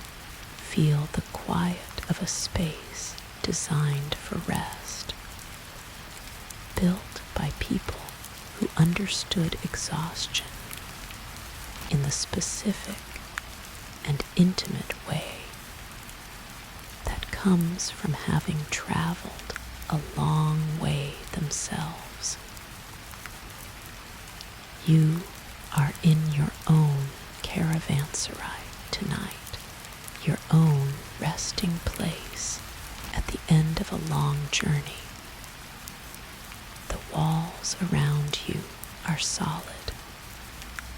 The air is still. The fire has burned down to a warm and comfortable glow. You do not need to plan tomorrow's route tonight. You do not need to check the water supply or secure the animals or review the accounts. All of that can wait until morning, until the bell rings and the gates open and the road resumes. For now, there is only this: the warmth, the quiet, the particular peace of a body that has worked hard and earned its rest. Let the caravanserai hold you. Let the thick walls keep out the night. Sleep now. There is a people without whom the silk road, as we know it, could not have existed. They were not Chinese. They were not Persian. They were not Roman or Indian or Arab. They came from a region that most people today would struggle to locate on a map. A fertile river valley in the heart of Central Asia, in what is now the modern nation of Uzbekistan, centered on two cities whose names carry, even now, a faint shimmer of distant wonder. Samarkand and Bukhara, these were the heartland cities of the Sogdians, a people of Iranian origin who spoke a language related to Persian but distinct from it, who practiced a religion called Zoroastrianism, with its sacred fires and its cosmic drama of light struggling against darkness, and who possessed, in greater measure than almost any other people in the ancient world, the particular combination of qualities that long distance trade demands: linguistic versatility, cultural adaptability, commercial shrewdness, physical courage, and above all else, an extraordinary network of trust built over generations that allowed them to extend credit and form partnerships and move goods across distances that would have been impossible for any individual or any single community to manage alone. The Sogdians were the great connective tissue of the Silk Road. If the road was a circulatory system, the Sogdians were something like the blood itself, moving through it in every direction, carrying what was needed from where it was to where it was wanted, animating the whole network with their restless, skilled, irreplaceable energy, and yet most people have never heard of them. This is one of the genuine losses of popular history. The Sogdians do not appear in the standard narratives of the ancient world in the way that Romans and Greeks and Chinese appear. They left no great empire, no famous conquests, no dramatic political story that made it into the history books that Western education built its understanding of the ancient world upon. They were merchants, not emperors, traders, not generals. The record they left is in commercial documents and private letters, and the artifacts found in their trading posts and tombs, not in the kind of grand historical chronicle that tends to survive and be transmitted and be read, but the archaeological record is rich, and it has been growing richer over the past century as researchers have paid more careful attention to the Sogdians and what they left behind. And what it reveals is a picture of a people of extraordinary sophistication and reach, whose influence on the cultures of Asia was immense, and whose commercial and cultural legacy can be traced in ways both subtle and profound. The Sogdian homeland, called Sogdia, lay in the valley of the Zarafshan River, a region of fertile agricultural land surrounded by the mountains and deserts of Central Asia. It was well watered and productive, capable of supporting a dense population, and it lay directly on the main land routes connecting China to the west, a geographical position of enormous commercial significance.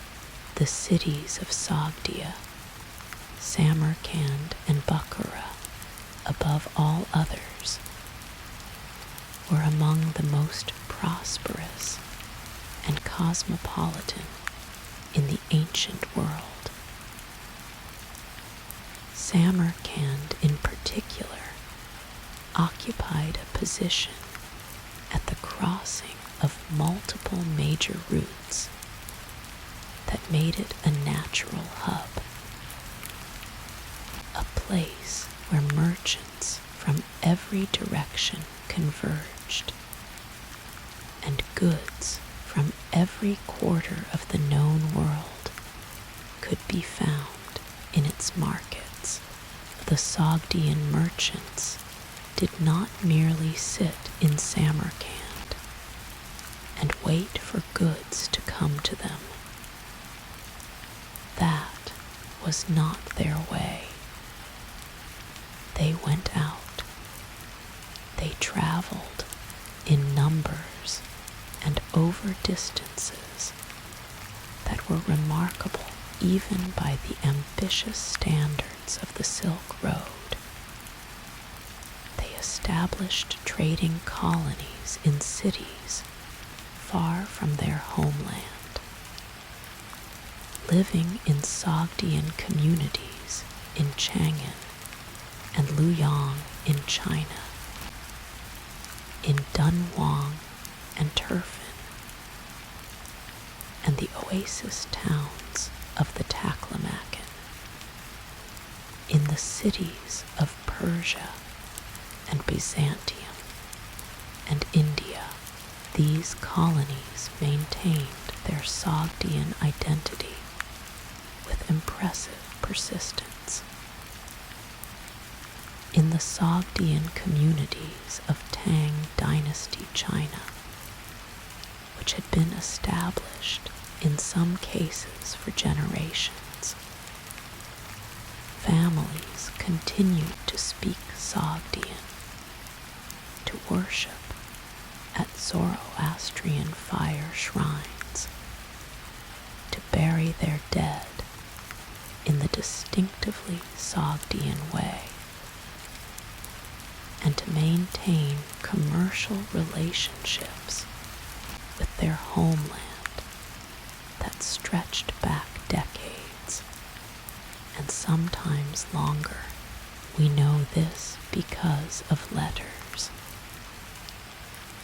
The Sogdians were prodigious letter writers, which is itself a testament to their commercial culture, because letters are the infrastructure of long-distance trade.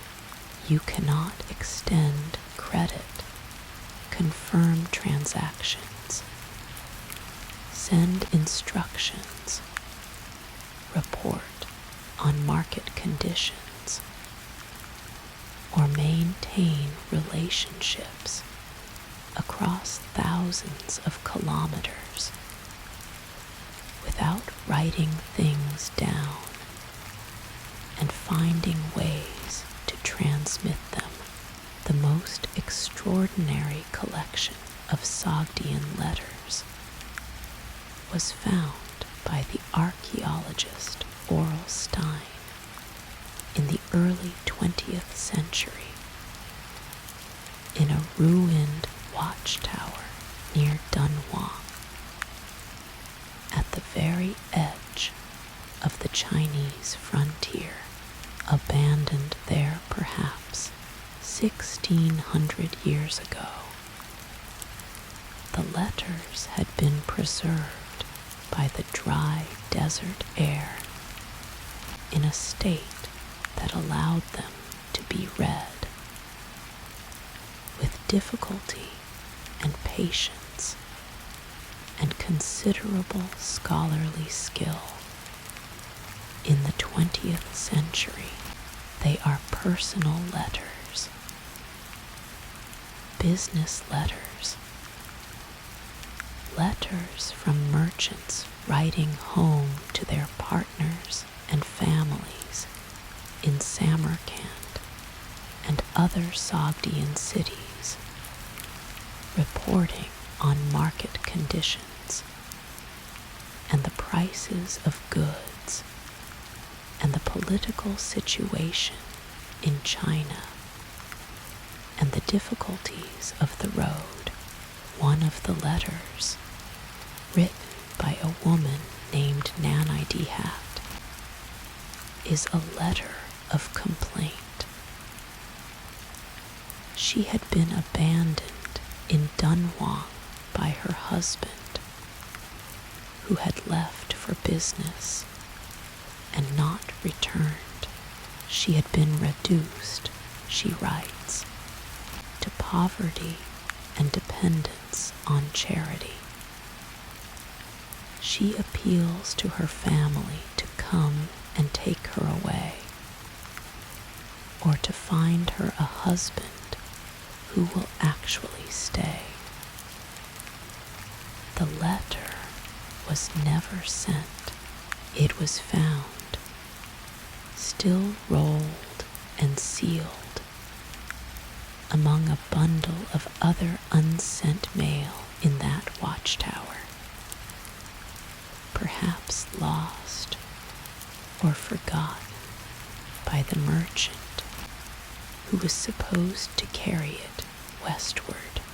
Reading Nanai-Dihat's letter across 1,600 years, the human reality of the road comes suddenly and vividly close. Behind all the grand commercial networks and the flowing of goods and the movement of civilizations, there were people, women waiting for husbands who did not come back,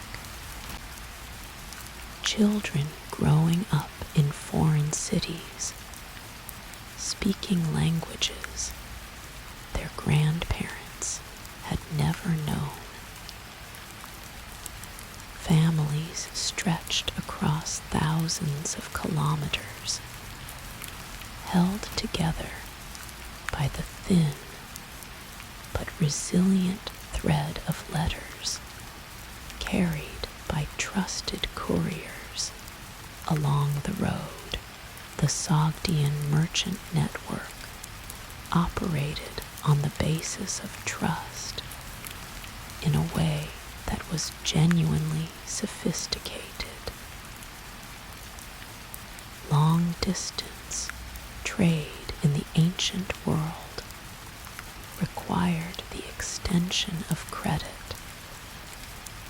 the ability to send goods or money now in the expectation of payment later. And this required confidence that the person on the other end of the transaction would honor their obligations. That confidence could not be built on legal enforcement alone. Not across thousands of kilometers and multiple jurisdictions and a dozen different legal systems. It had to be built on relationship, on reputation, on the kind of trust that accumulates slowly over years of successful transactions and is destroyed very quickly by a single act of dishonesty. The Sogdian commercial community maintained this trust through family networks and through the professional culture of the merchant class, in which a person's reputation was their most valuable asset, more valuable than any single cargo, more important than any individual profit. A Sogdian merchant who cheated a partner or defaulted on a debt was not just losing that relationship. They were damaging their standing in a community where everyone knew everyone else's business, where word traveled fast, and where the loss of reputation meant the loss of the ability to trade at all. This cultural infrastructure, invisible and intangible, but more important than any physical infrastructure, is what made the Sogdian network function across its extraordinary range. It is what allowed a Sogdian merchant in Chang'an to extend credit to a partner in Samarkand, confident that the obligation would be honored. It is what allowed a Sogdian colony in a distant city to function as a trusted intermediary for merchants of other cultures who needed someone reliable in that place. The Sogdians were also remarkable cultural transmitters. Their position at the center of the road meant that they were constantly in contact with the artistic and intellectual traditions of multiple civilizations simultaneously, and they absorbed from all of them and combined what they absorbed in ways that were entirely their own. Sogdian art is a thing of extraordinary beauty. The wall paintings found in the palaces and wealthy homes of Sogdia, and in the Sogdian communities along the road, show a visual world of great richness and complexity. Hunting scenes with horsemen at full gallop, their cloaks billowing behind them. Banquet scenes with men and women drinking wine from elaborate vessels, while musicians play and dancers perform. Mythological scenes drawing on Zoroastrian, Buddhist, Hindu, and Chinese visual traditions simultaneously,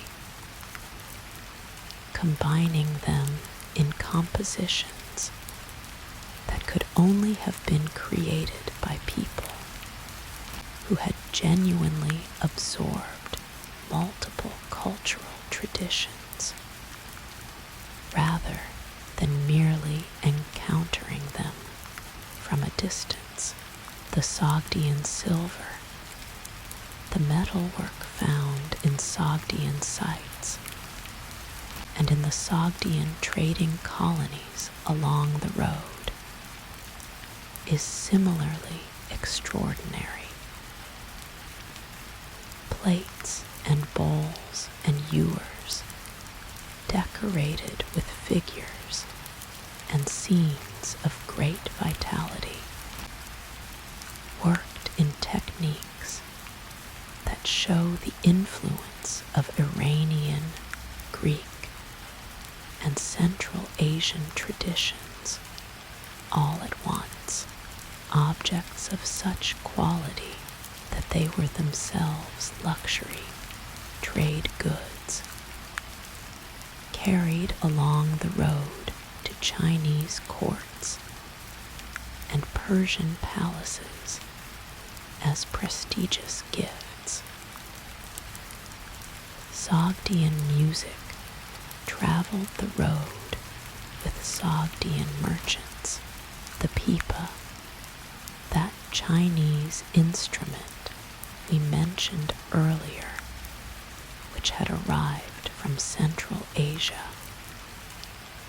was specifically associated by Tang dynasty sources with the Hu musicians, the foreign musicians, many of whom were Sogdian. The particular style of performance, energetic and rhythmically complex, that was described and depicted in the art of the Tang court oasis towns, reflects a Sogdian musical tradition that had absorbed influences from Iran, India, and the nomadic steppe, and synthesized them into something entirely vital. The Sogdian script, the writing system used for the Sogdian language, had an influence far beyond the Sogdians themselves.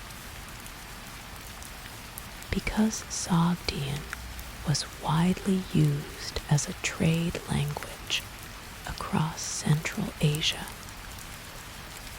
the Sogdian script was adopted and adapted by several of the Turkic peoples who came to prominence in Central Asia in the first millennium of the Common Era. The Uyghurs adopted a version of Sogdian script. The Mongols, when they rose to power in the 13th century, adopted the Uyghur script, which meant they were ultimately using a writing system that descended directly from the Sogdian merchants' alphabet.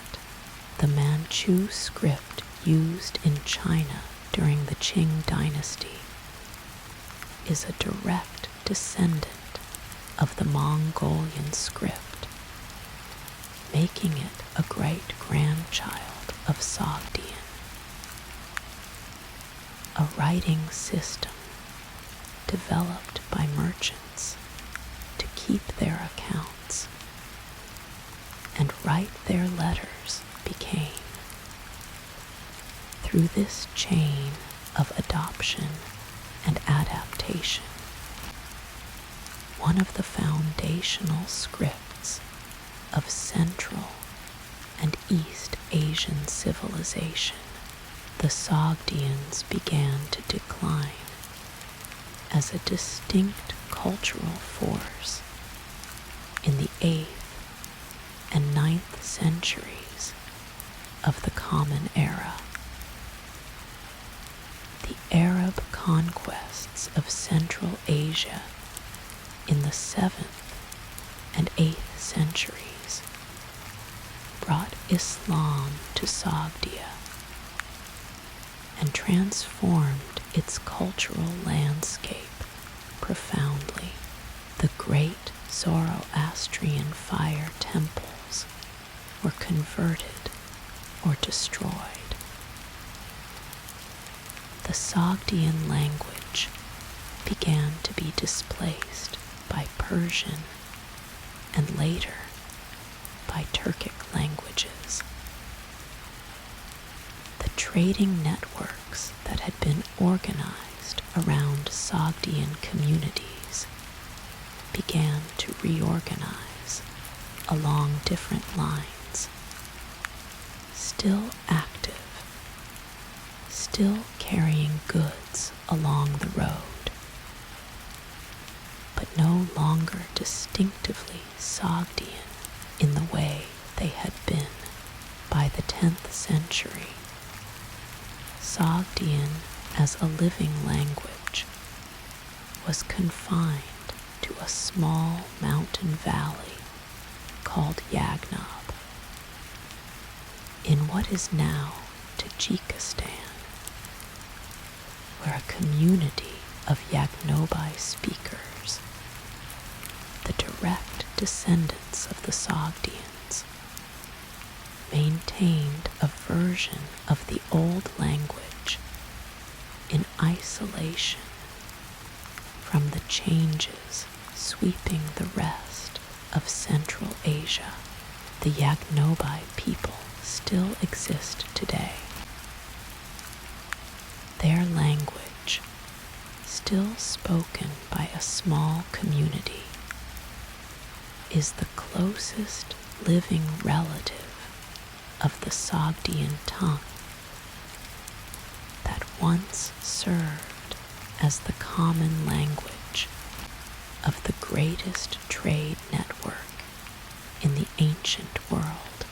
There is something both melancholy and beautiful about that, a language that once carried the commerce of continents, that was spoken in trading colonies from China to Byzantium,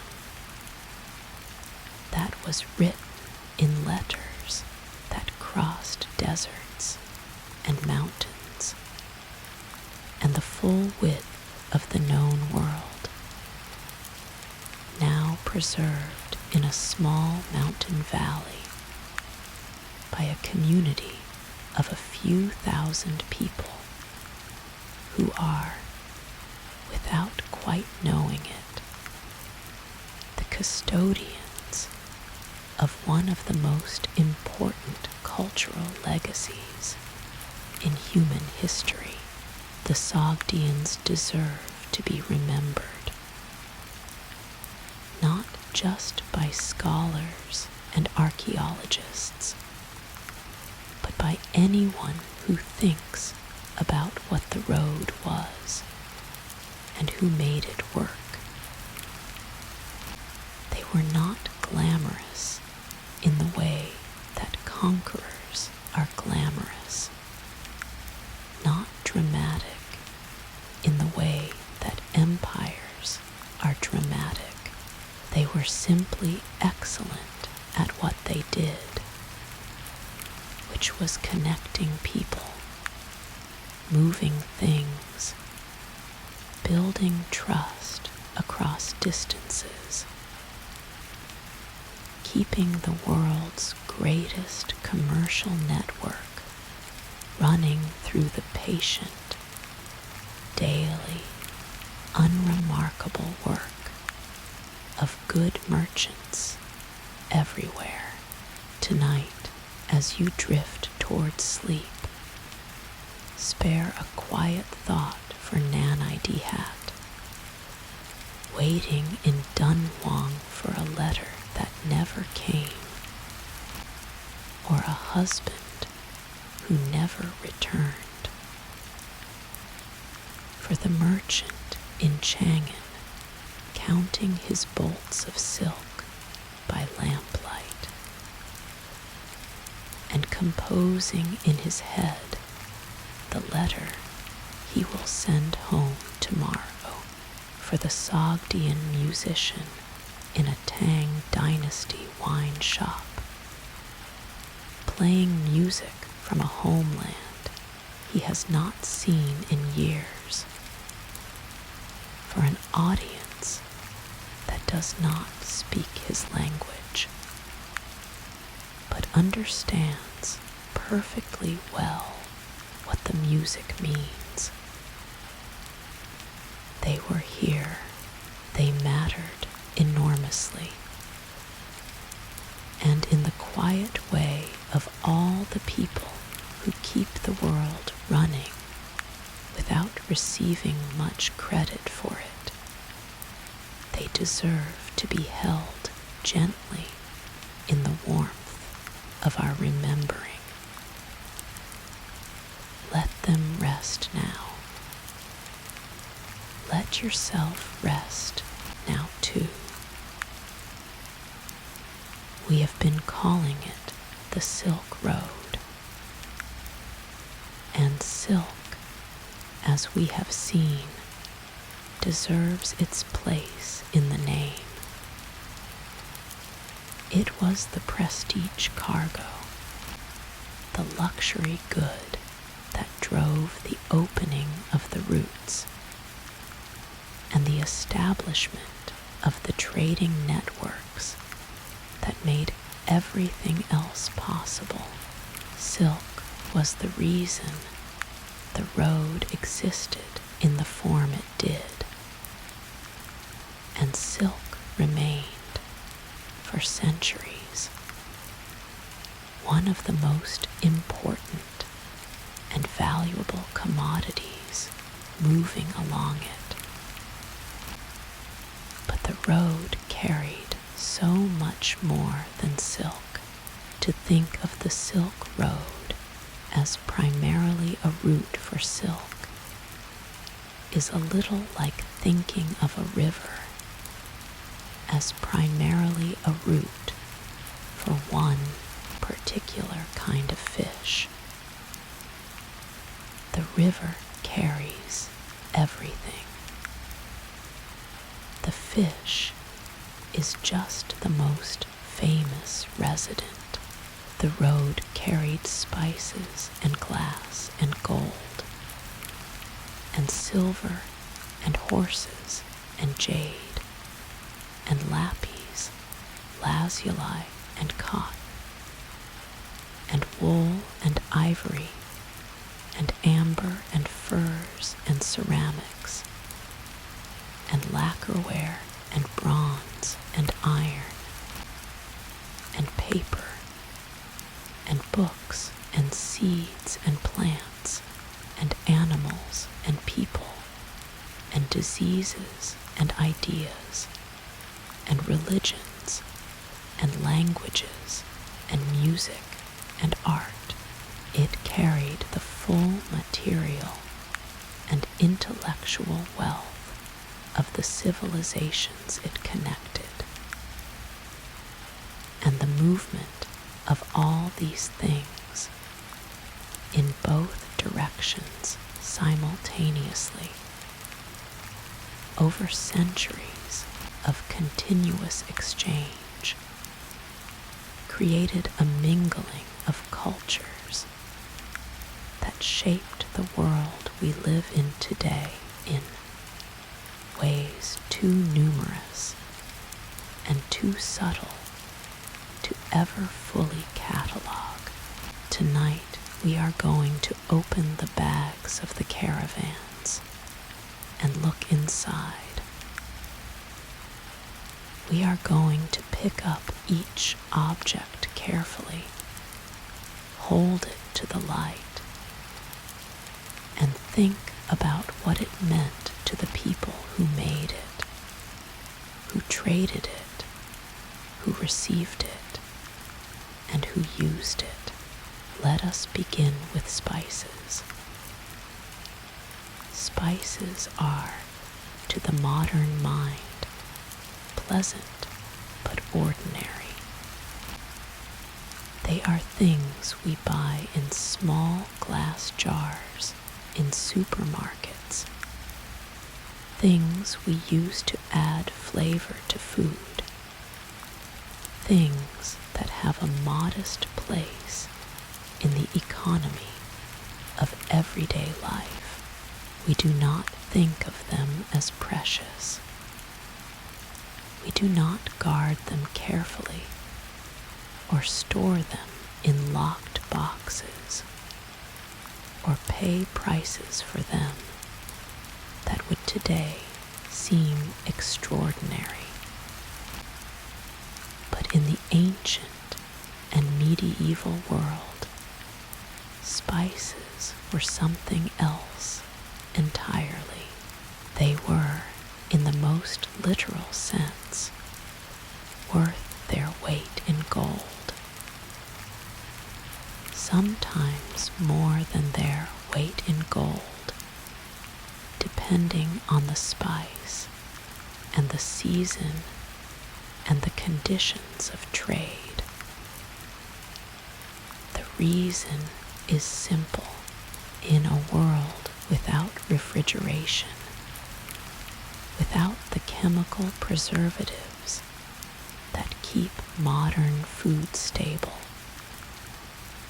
without the industrial agriculture that produces food in quantities so vast that spoilage is an accepted loss. Food management was a constant and serious challenge. Spices could mask the flavor of meat that was beginning to turn. They could preserve foods in ways that extended their useful life significantly. They could transform a diet that was, in the colder months of the year, monotonously restricted to whatever had been dried or salted or fermented in the previous autumn, into something bearable and even pleasurable beyond their practical uses.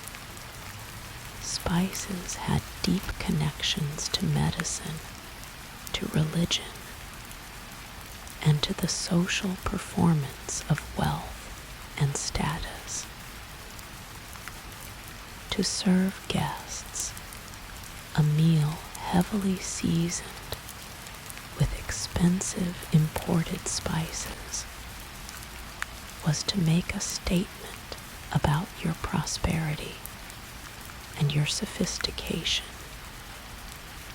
to demonstrate that you had access to goods from the far edges of the world, that you moved in networks that reached beyond the local and the ordinary. Pepper was the king of spices in the ancient world. Black pepper, Piper nigrum, native to the forests of the Malabar coast in southwestern India, was perhaps the single most traded commodity in the ancient and medieval world after silk itself. The Roman writer Pliny the Elder, who had thoughts about most things in the ancient world, complained bitterly about the amounts of gold and silver flowing out of Rome to pay for pepper and other Eastern luxury goods. He estimated that India, Arabia, and China drained Roman wealth of 100 million sesterces annually. Whether this figure is accurate or an exaggeration is debated, but the direction of the complaint is real. Rome spent enormous sums on pepper, and the pepper came from very far away. When the Visigoth king Alaric sacked Rome in the year 410 of the Common Era, among his ransom demands was 3,000 pounds of pepper, not gold, not silver, pepper. The significance of this is striking. Alaric knew that pepper was so valuable, so desired, so essential to Roman aristocratic life, that it made sense to demand it alongside precious metals as the price of sparing the city. Cinnamon traveled the road from Sri Lanka and southern India. Its sweet and woody fragrance familiar to us now from baked goods and warm drinks. But in the ancient world, a substance of such rarity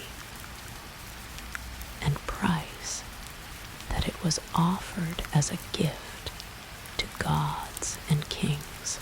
The ancient Egyptians used cinnamon in the embalming process. The fragrance associated with preservation and eternity. In Rome, cinnamon was burned at funerals as an offering of great extravagance. When the Emperor Nero's wife Poppaea died, he is said to have burned an entire year's worth of Rome's cinnamon supply at her funeral, a gesture of grief and devotion that also happened to be an extraordinary display of wealth. Cardamom came from the forests of southern India and was traded westward along both the land and sea routes. Cloves came from the Maluku Islands, the Spice Islands, an archipelago in what is now eastern Indonesia, so remote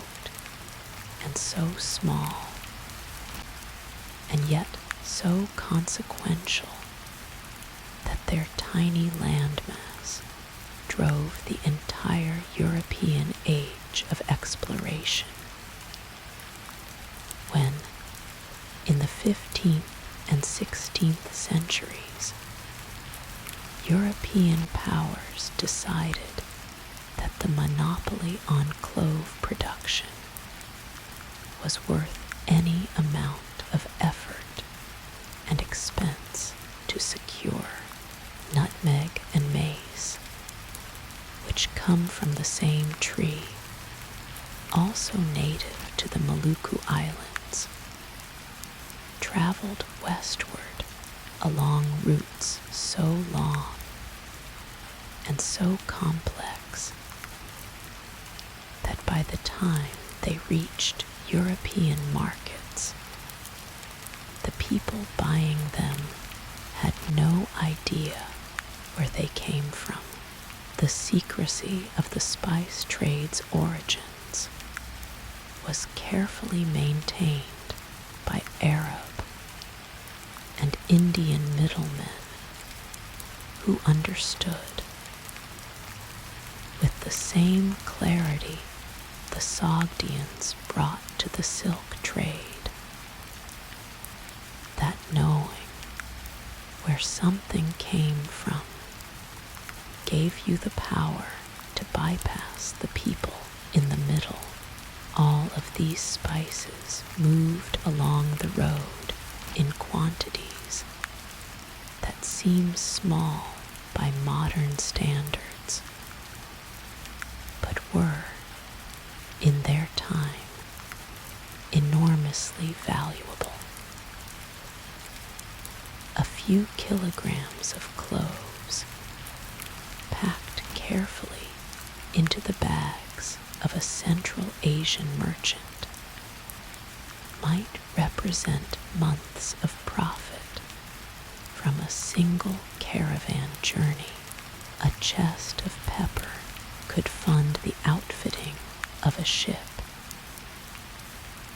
Spices were a concentrated form of value, easy to transport relative to their worth, which made them ideal for the long distances of the road. Now let us pick up a different object from the caravan bags, something that catches the light differently, something cool and smooth and heavy in the hand. Glass. Roman and Syrian glass was among the most desired luxury imports in China and across Central Asia. The Chinese were familiar with ceramic glazes that produced somewhat glassy surfaces, but the technique for making true glass objects, clear and colorless, with the particular quality of light transmission that allows you to see through a vessel to what it contains, was not widely known in China until it arrived along the road, when Chinese traders and aristocrats first encountered fine Roman glass. The reaction recorded in historical sources is one of genuine wonder. Glass that was truly transparent, that you could see through as though it were captured air, that held light within it and refracted it into faint rainbows when the sun caught it at the right angle. This was extraordinary in a way that is difficult for us to fully appreciate now. Surrounded as we are by glass in every direction, Roman glassblowers had, by the 1st century of the Common Era, developed techniques of remarkable sophistication.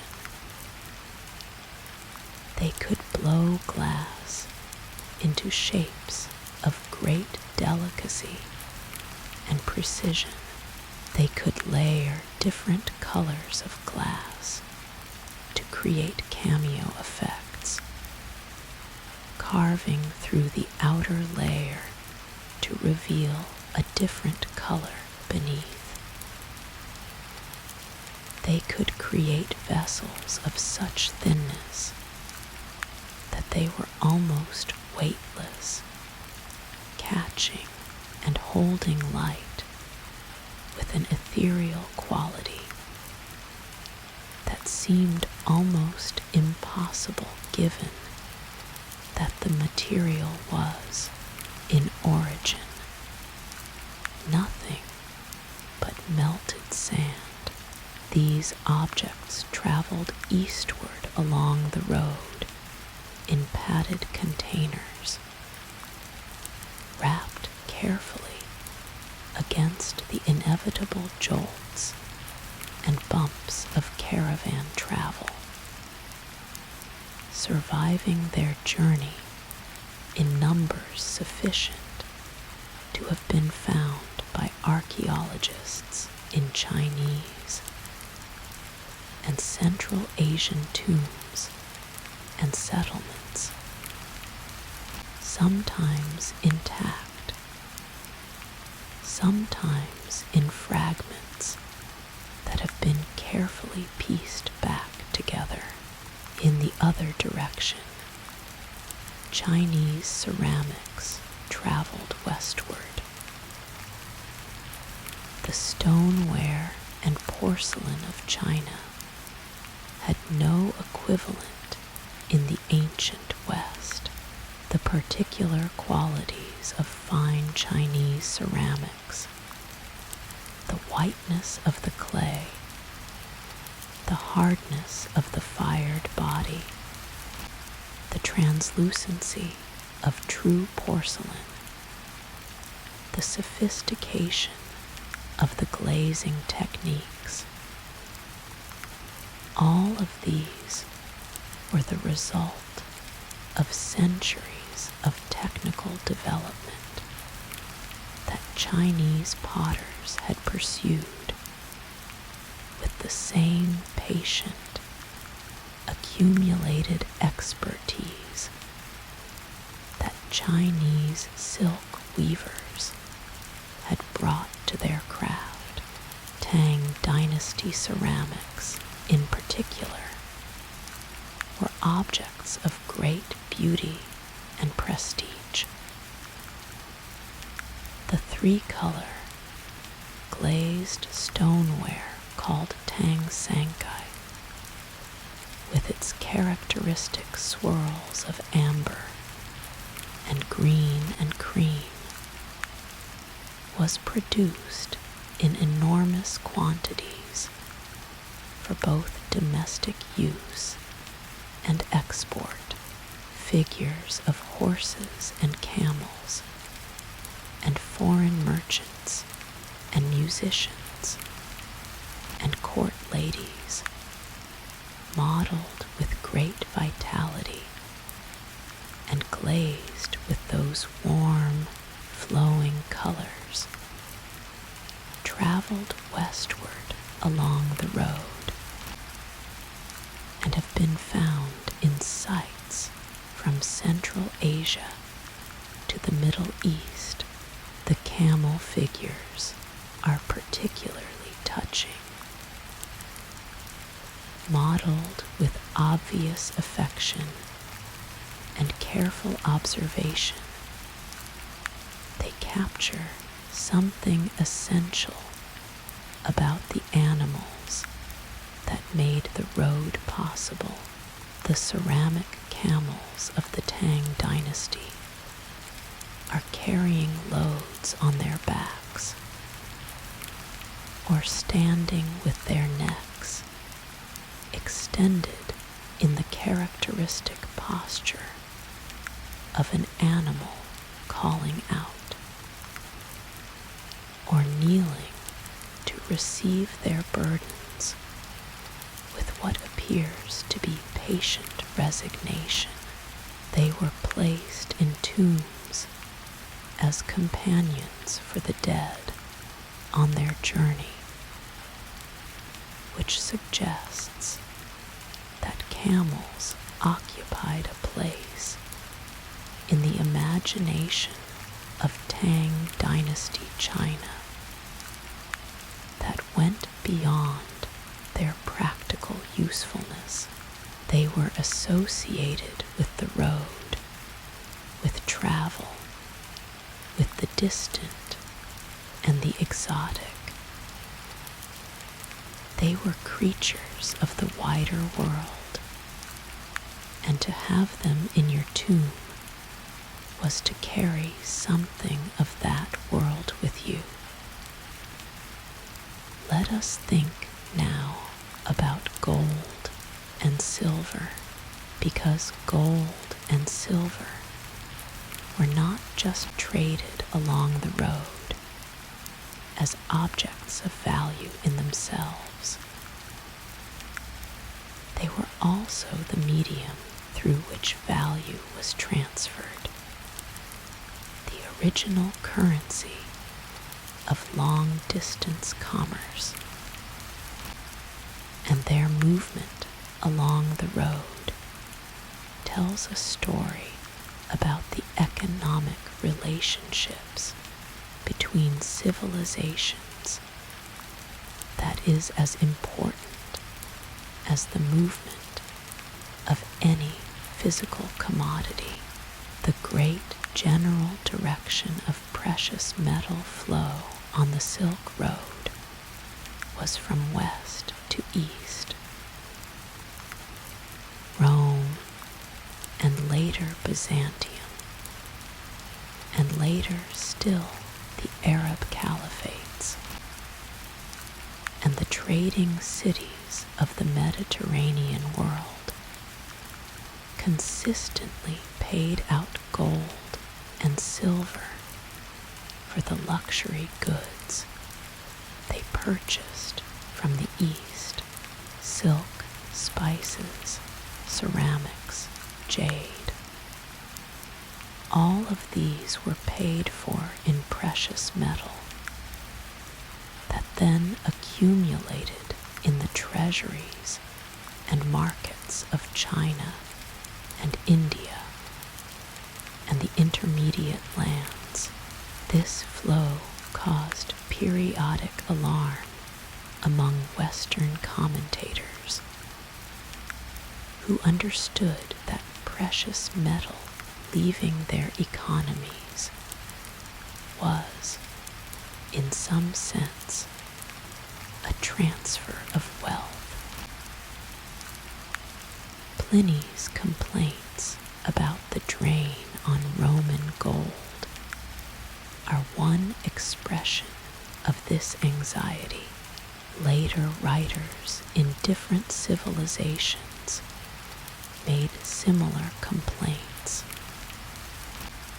A recurring testimony to the fact that the desire for Eastern luxuries consistently outran the West's ability to pay for them in kind rather than in precious metal. Lapis lazuli deserves a particular moment of attention. It is a stone of extraordinary deep blue color, speckled with gold-colored pyrite inclusions that make it look like a fragment of the night sky. For much of the ancient world's history, the only known source of lapis lazuli was a single valley in the mountains of what is now northeastern Afghanistan, a place called Badakhshan. From this one remote valley, lapis lazuli traveled to every corner of the ancient world. It has been found in the burial goods of Egyptian pharaohs, used to create the brilliant blue of the famous death mask of Tutankhamun. It was used by artists in Mesopotamia and Persia and Rome, ground to powder. It produced the brilliant ultramarine pigment that medieval European painters used for the robes of the Virgin Mary in their altarpieces. A color so precious and so expensive that contracts for paintings sometimes specified exactly how much ultramarine would be used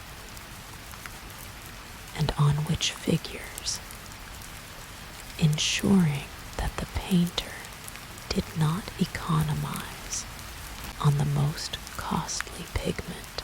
The journey from a mountain valley in Afghanistan to the robes of the Madonna in a Florentine painting is one of the road's most beautiful stories. A stone pulled from the earth in one of the remotest places in Asia passed through the hands of dozens of traders and middlemen over centuries, ground to powder in workshops in cities far from its origin, mixed with oil by a painter who may have known only that it came from somewhere impossibly far away, laid with a brush onto a panel of poplar wood in a Florentine studio to represent the color of heaven. The stone had been to heaven in a sense. It had been to the ends of the earth and back. Amber traveled the road from the opposite direction, found primarily along the shores of the Baltic Sea, in what is now Poland and Lithuania and Latvia. Amber was the fossilized resin of ancient trees, warm and golden, and sometimes containing preserved insects or plant material trapped millions of years ago. Baltic amber traveled southward and eastward along routes so old that they predate the Silk Road proper, reaching the Mediterranean world, and then continuing further east along the Central Asian routes. Amber was valued for its beauty, for its warmth in the hand, and for the mysterious static electricity it generates when rubbed, which caused it to attract small objects and was interpreted in the ancient world as a form of magic. In Greek mythology, Amber was said to be the tears of the sisters of Phaethon, the rash young man who tried to drive the sun chariot and nearly set the world on fire. A story about electricity misunderstood as grief, or perhaps not so misunderstood after all. The road was full of these beautiful confusions,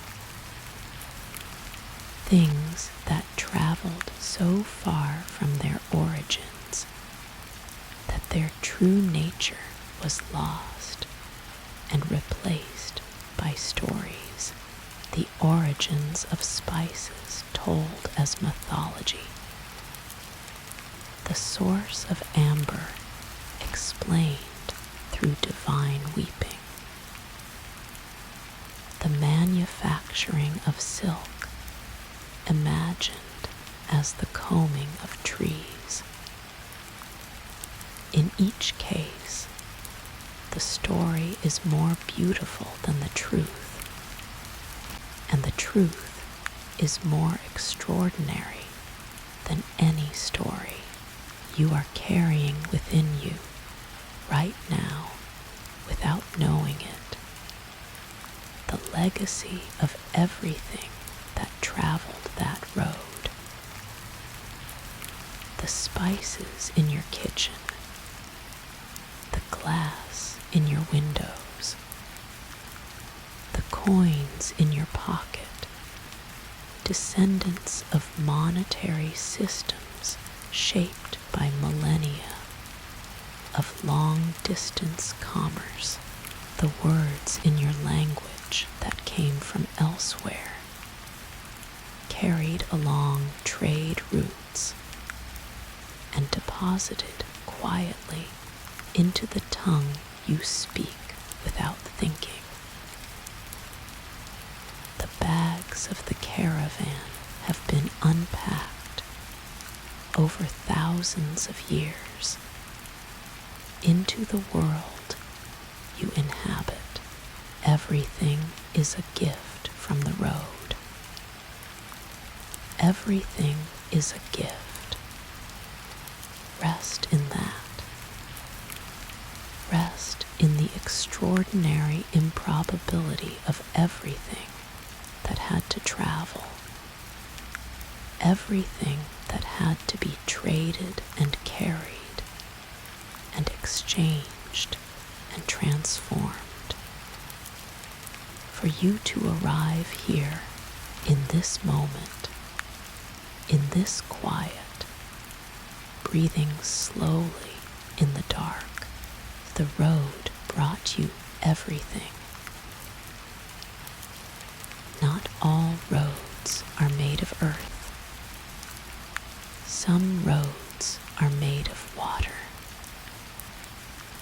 And the water roads of the ancient world were in many ways older and more extensive and more consequential than any of the land routes we have been traveling together.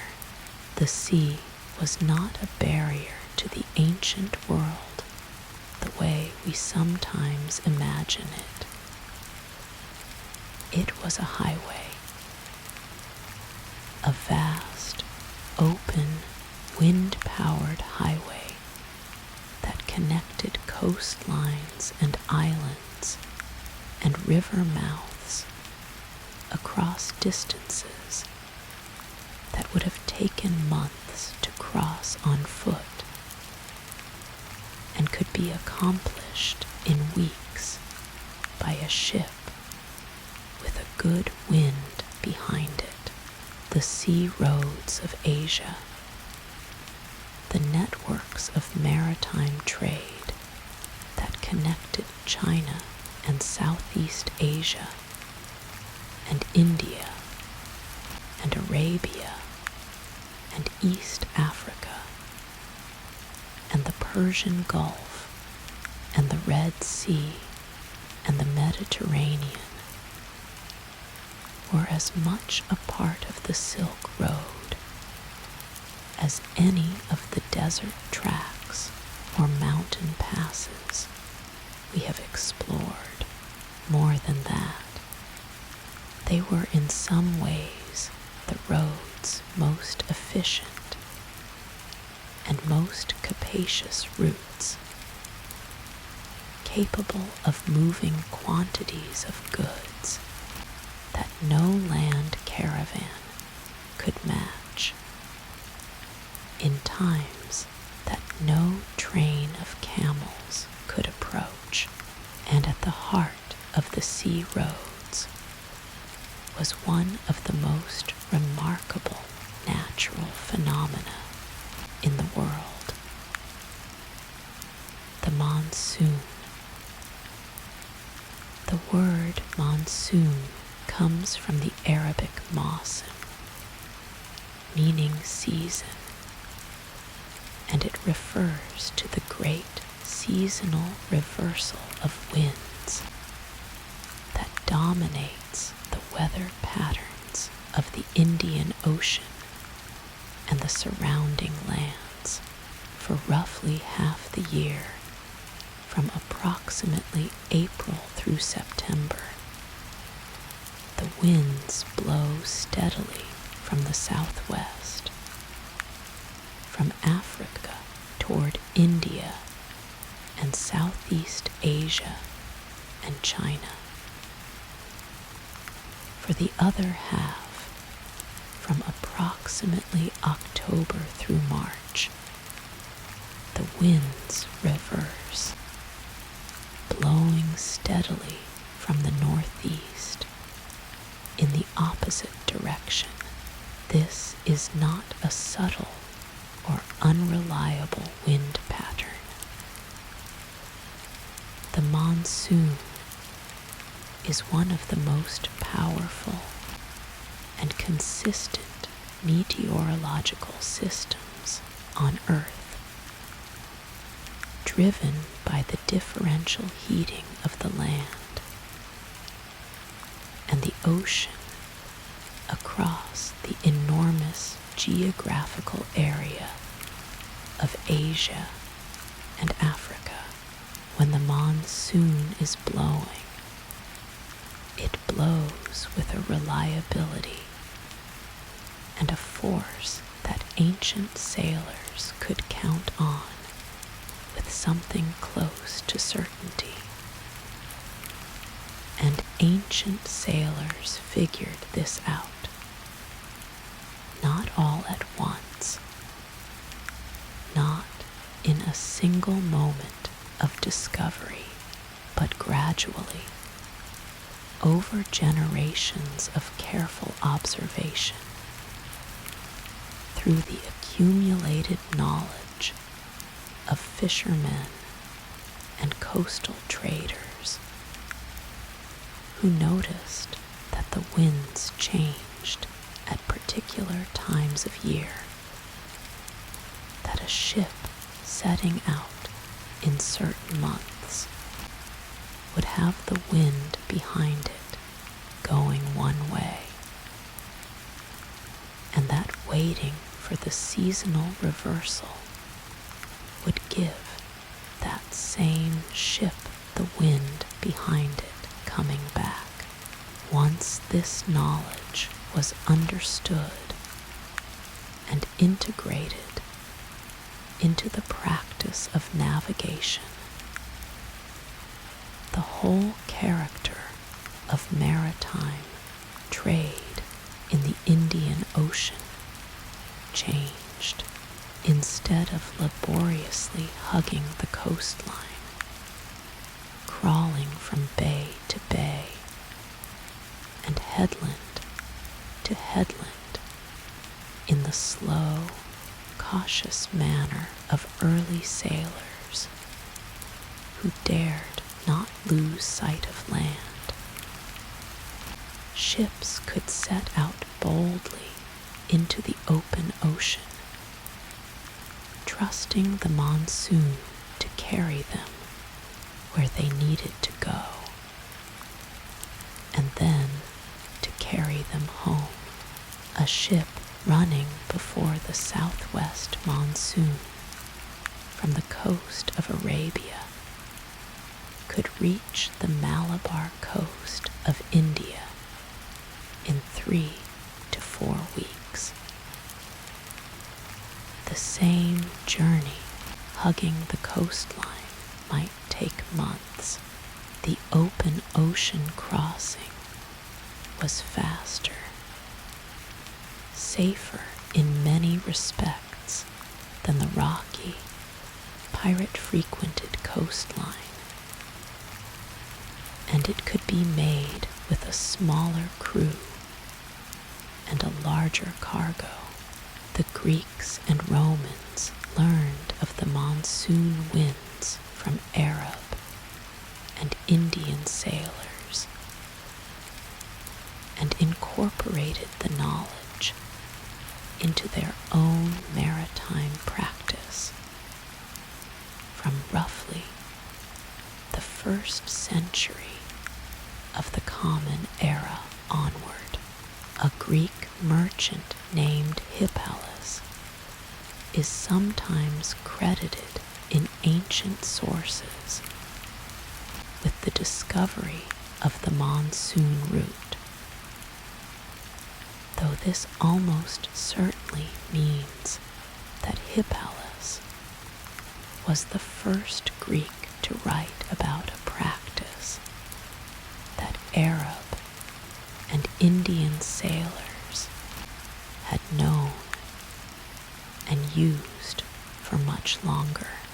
The monsoon route is sometimes called the Hippalus wind in his honor, a geographical eponym attached to knowledge that was already ancient when he encountered it. The effect on Roman trade with India was immediate and dramatic. Roman merchants and ships began making direct runs across the open Indian Ocean to Indian ports, bypassing the Arab and Parthian middlemen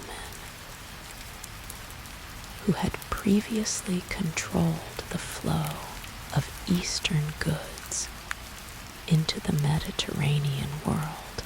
The volume of trade increased dramatically. The range of goods available in Roman markets expanded,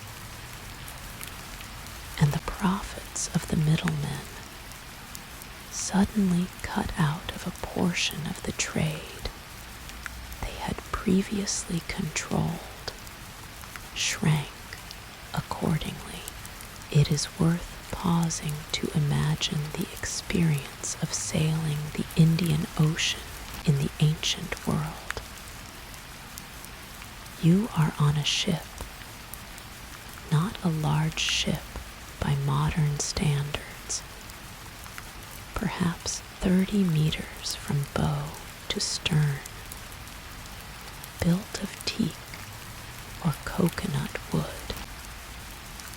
its planks sewn together with coconut fiber rather than nailed,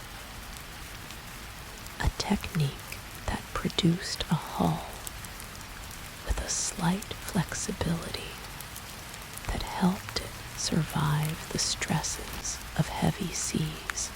The sail above you is square or lateen, catching the monsoon wind that has been blowing steadily for days, pushing you northeast or southwest, depending on the season and your destination. Around you, the Indian Ocean. On a clear day, the sea is extraordinarily beautiful, a deep blue that is different in quality from the Mediterranean blue, richer and darker, and somehow more serious. The horizon is sharp and clean. The sky above is enormous, full of light. At night, the stars are the same stars that the desert travelers used for navigation, but seen from the deck of a moving ship, they have a different character. The horizon rising and falling gently with the swell, the stars appearing to swing slowly across the sky as the ship moves. The smell of the sea is salt and fish and rope, and the particular warm, organic smell of a wooden ship that has been at sea for weeks.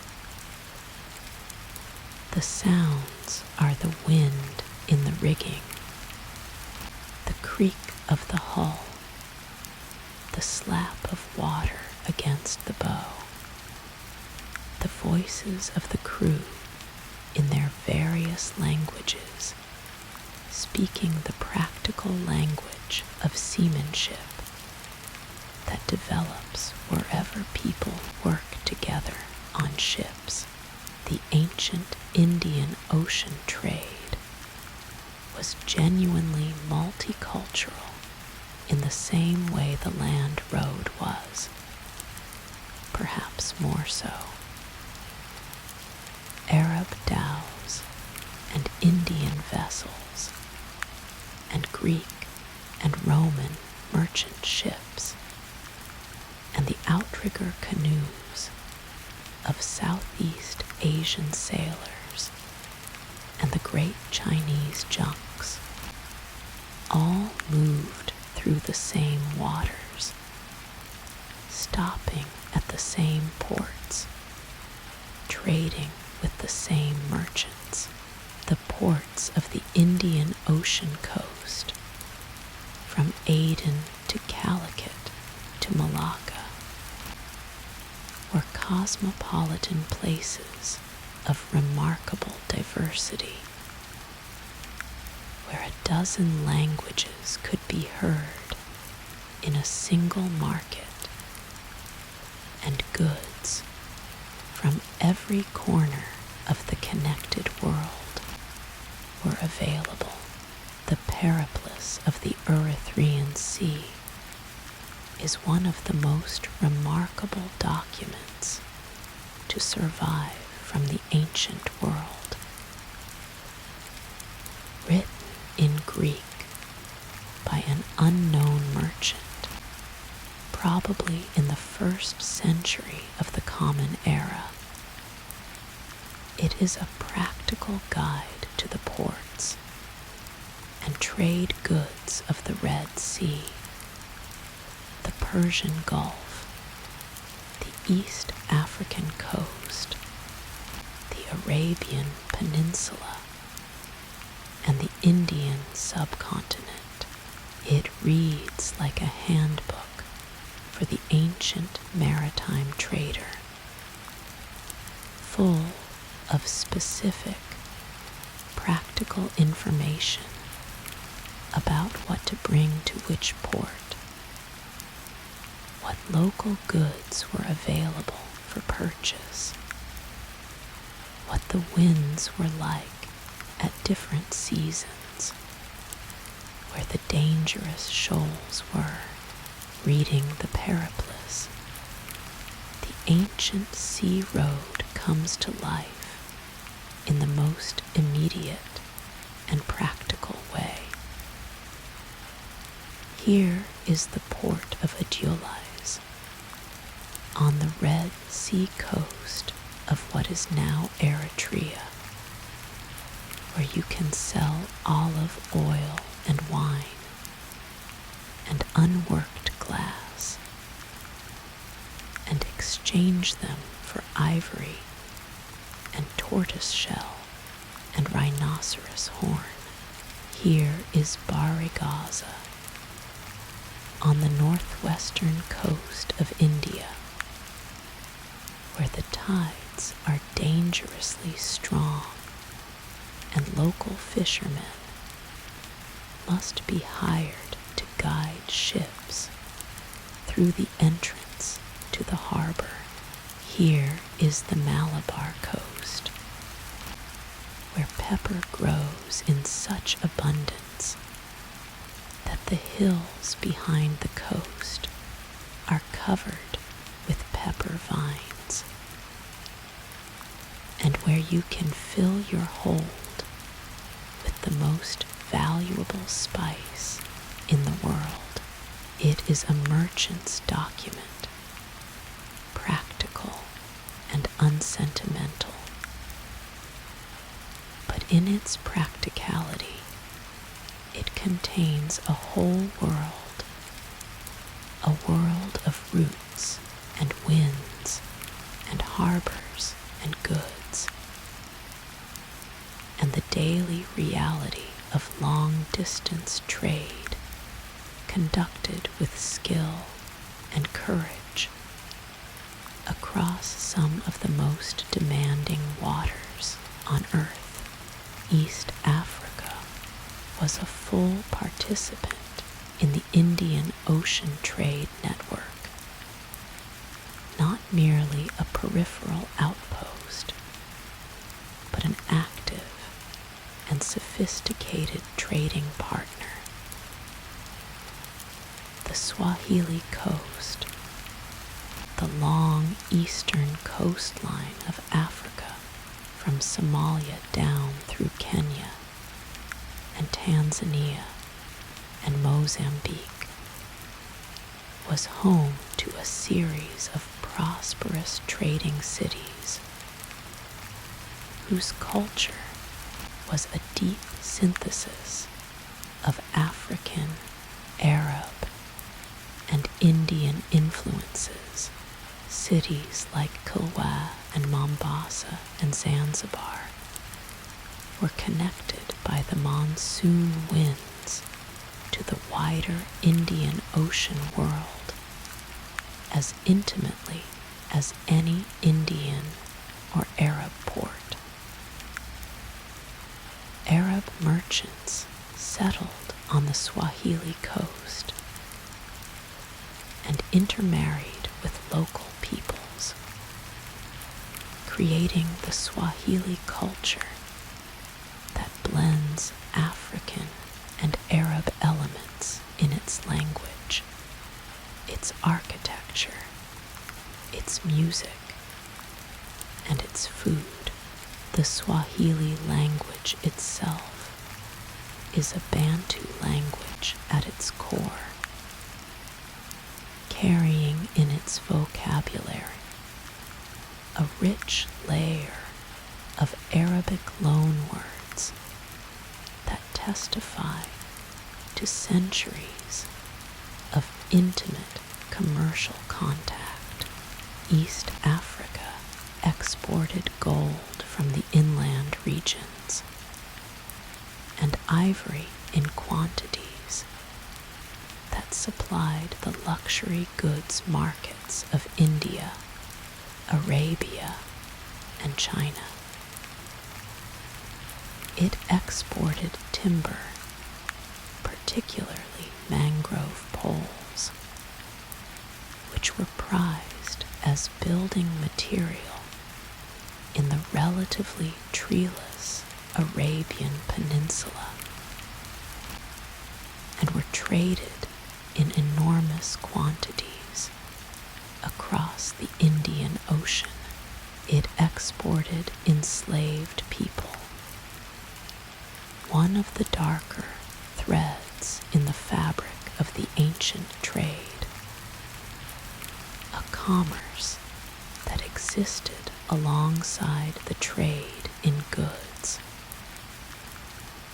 and that must be acknowledged honestly even in a narrative that focuses primarily on the beauty and wonder of cultural exchange, China's engagement with the sea roads developed over centuries, reaching a remarkable peak in the early 15th century of the Common Era.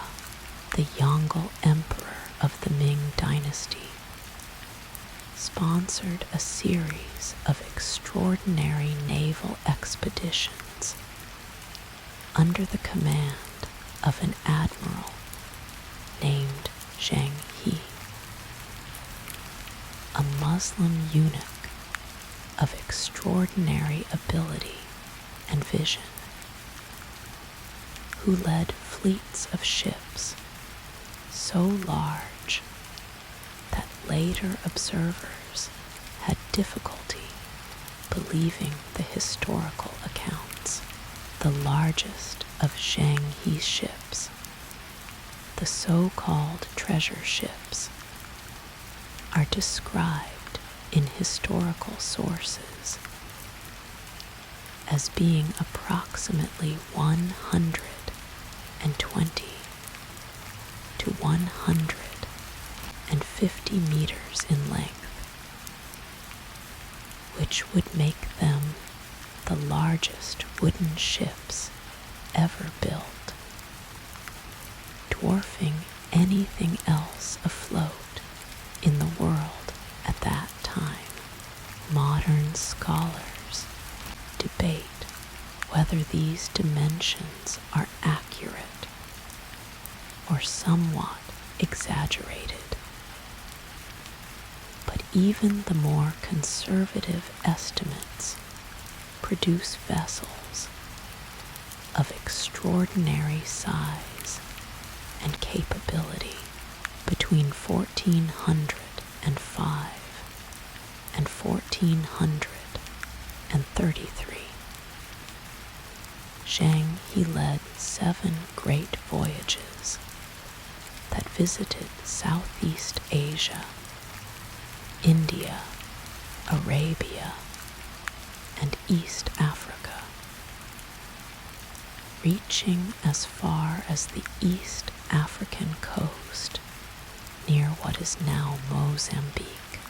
The fleets he commanded were enormous, sometimes comprising more than 200 ships and carrying tens of thousands of sailors, soldiers, merchants, and officials. These were not primarily commercial voyages in the merchant sense. They were diplomatic missions, projections of Chinese imperial prestige, carrying ambassadors and gifts, and the implicit message that the Ming dynasty was the center of the civilized world, and that rulers who acknowledged this fact would find China a generous and powerful patron. The tribute system they operated within was a form of commerce dressed in diplomatic clothing, where goods flowed in both directions under the guise of gift, exchange, rather than purchase and sale. The giraffe that made its way to the Mongol emperor's court, which we mentioned briefly in an earlier section, came on one of Zhang He's return voyages, brought from the East African coast as a tribute gift from a local ruler, and received in Chang'an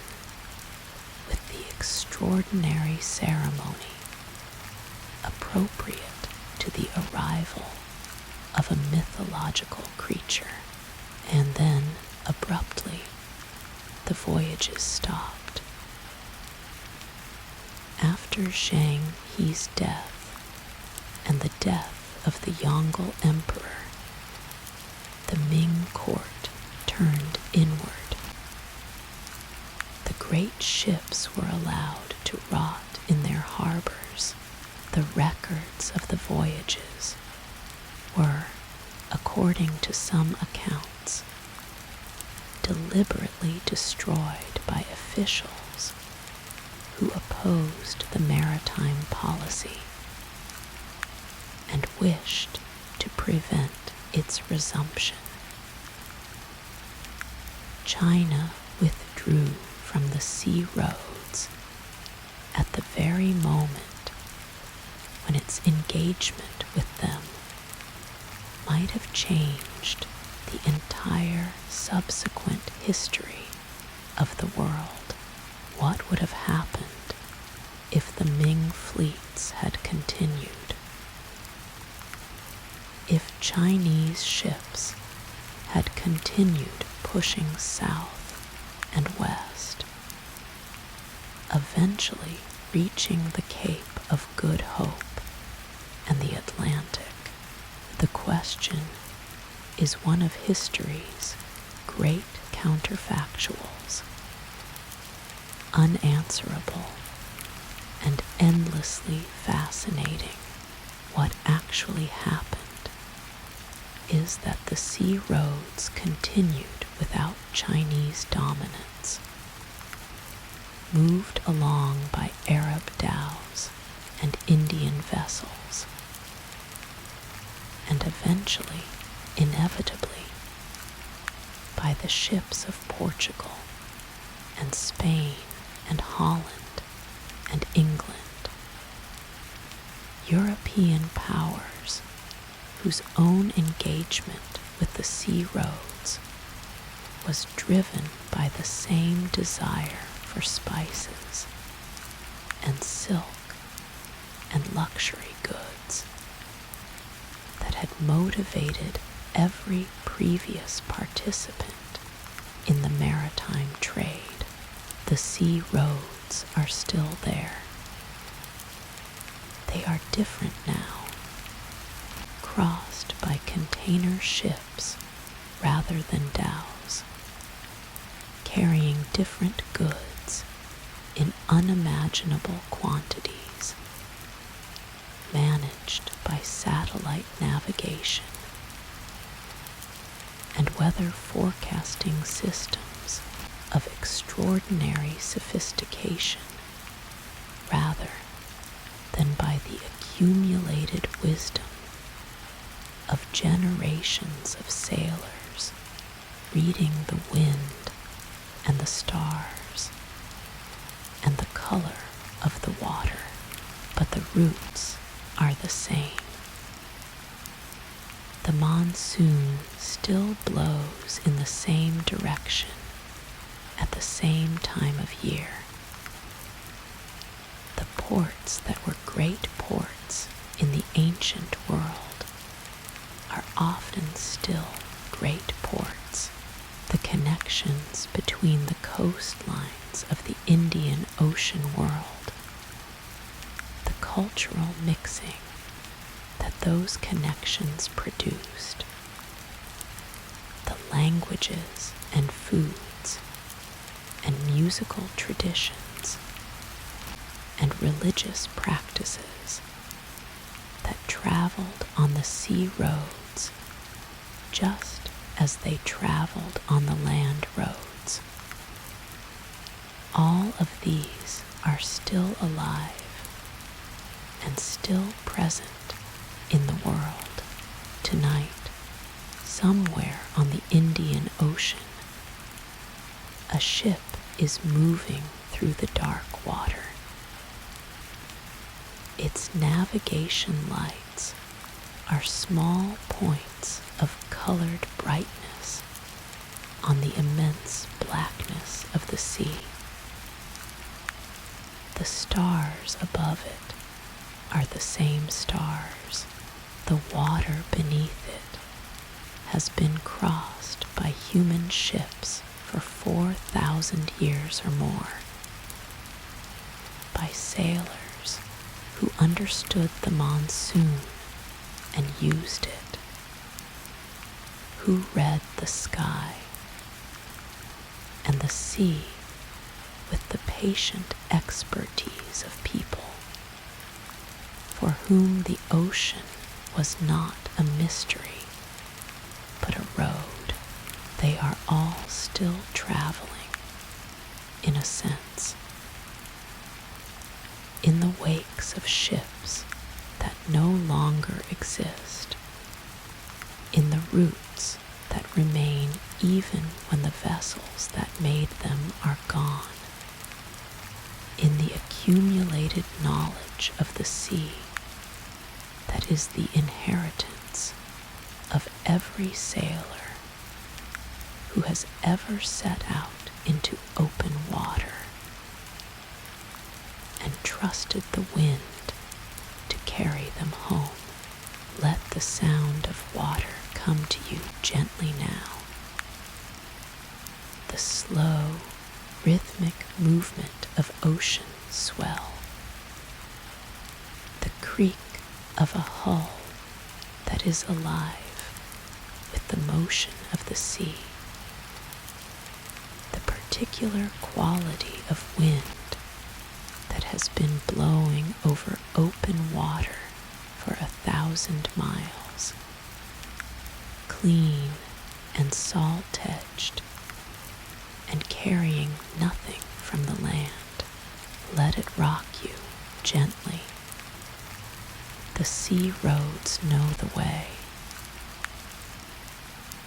Of all the things that traveled the Silk Road, the most invisible were perhaps the most consequential.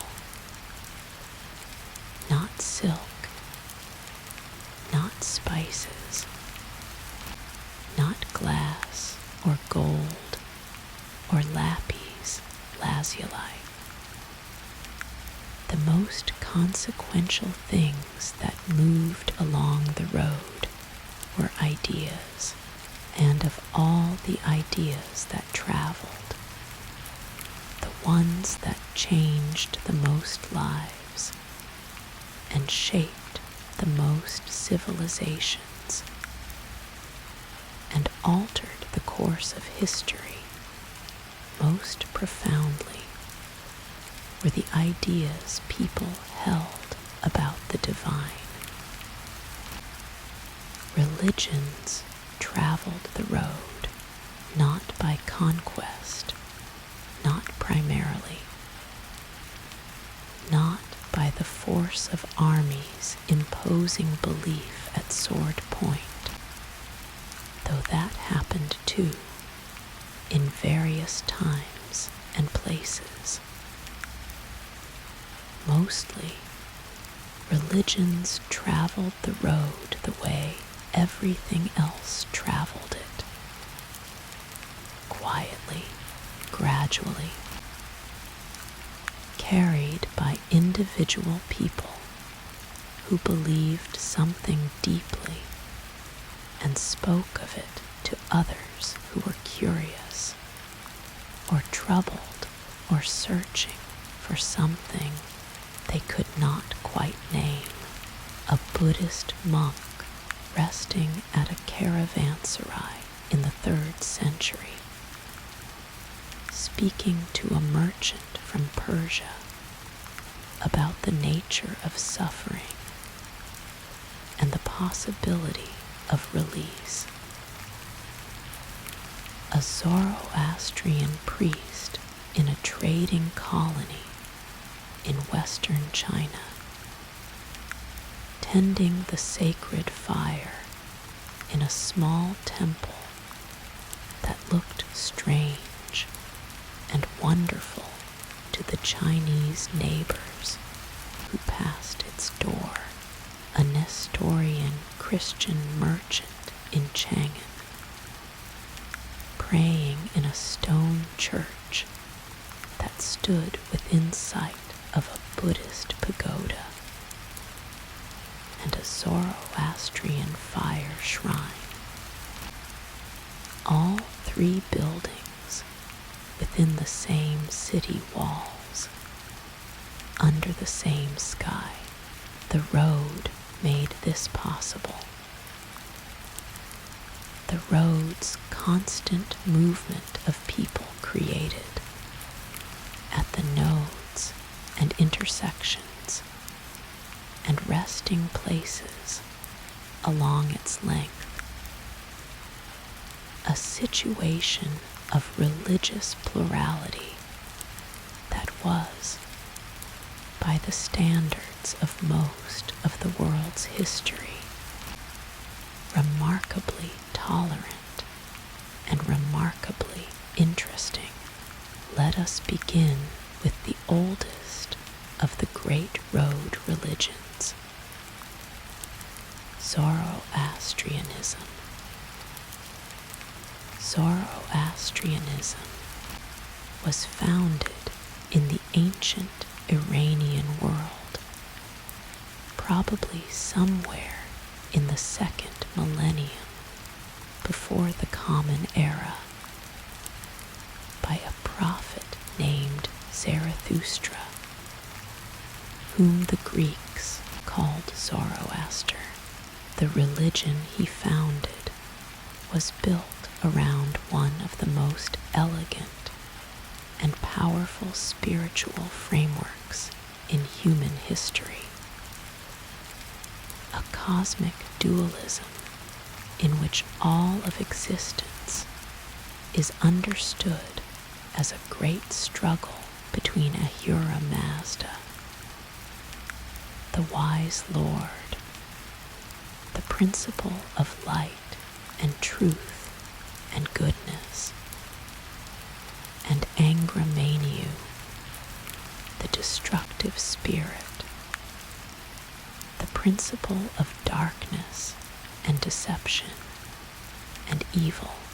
In this framework, human beings are not passive observers of the cosmic drama. They are participants. Every thought, every word, every deed is a choice in the great contest. A small weight placed on one side or the other of the eternal balance. To think good thoughts, speak good words, and do good deeds is to strengthen the light. To do otherwise is to strengthen the darkness. It is a morally serious religion, demanding and clear about what it asks. And it is extraordinarily old. Elements of Zoroastrian thought have been identified in the religious traditions of ancient India, in the Vedic texts that are among the oldest religious literature in the world, suggesting that Zoroastrianism and the Vedic religion of early India share roots in a common spiritual ancestor. Some Proto-Iranian religious tradition that predates both of them, Zoroastrianism, became the dominant religion of the Persian Empire, and through Persia's position at the center of the Silk Road's middle section, it spread along the road in both directions. Sogdian merchants, who were largely Zoroastrian, carried the faith with them to to their trading colonies across Central Asia and into China. The fire temples they built along the road were landmarks as familiar to road travelers as the caravanserais themselves. In China, the Zoroastrian fire religion was known as Xianjie, meaning the religion of the immortals, or sometimes simply as the Persian religion.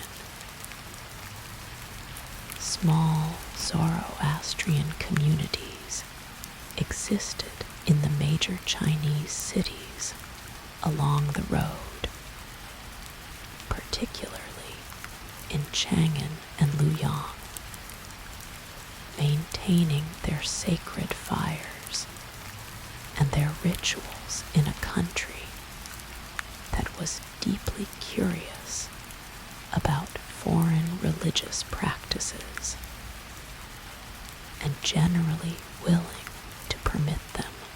The legacy of Zoroastrianism on the road is embedded in ways that are not always obvious.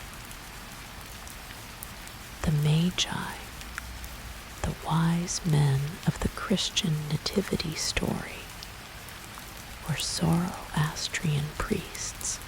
The idea of a cosmic struggle between good and evil, which appears in various forms in Judaism, Christianity, and Islam,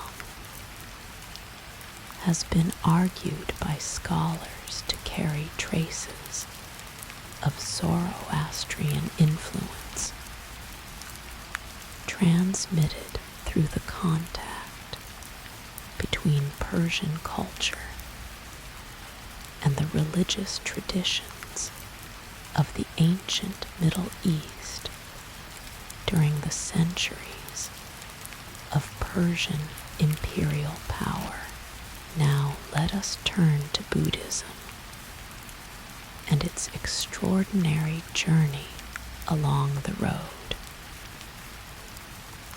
Buddhism began in the 5th century before the Common Era in the foothills of what is now Nepal, with a prince named Siddhartha Gautama, who renounced his wealth and comfort to seek the answer to a question that had seized him completely.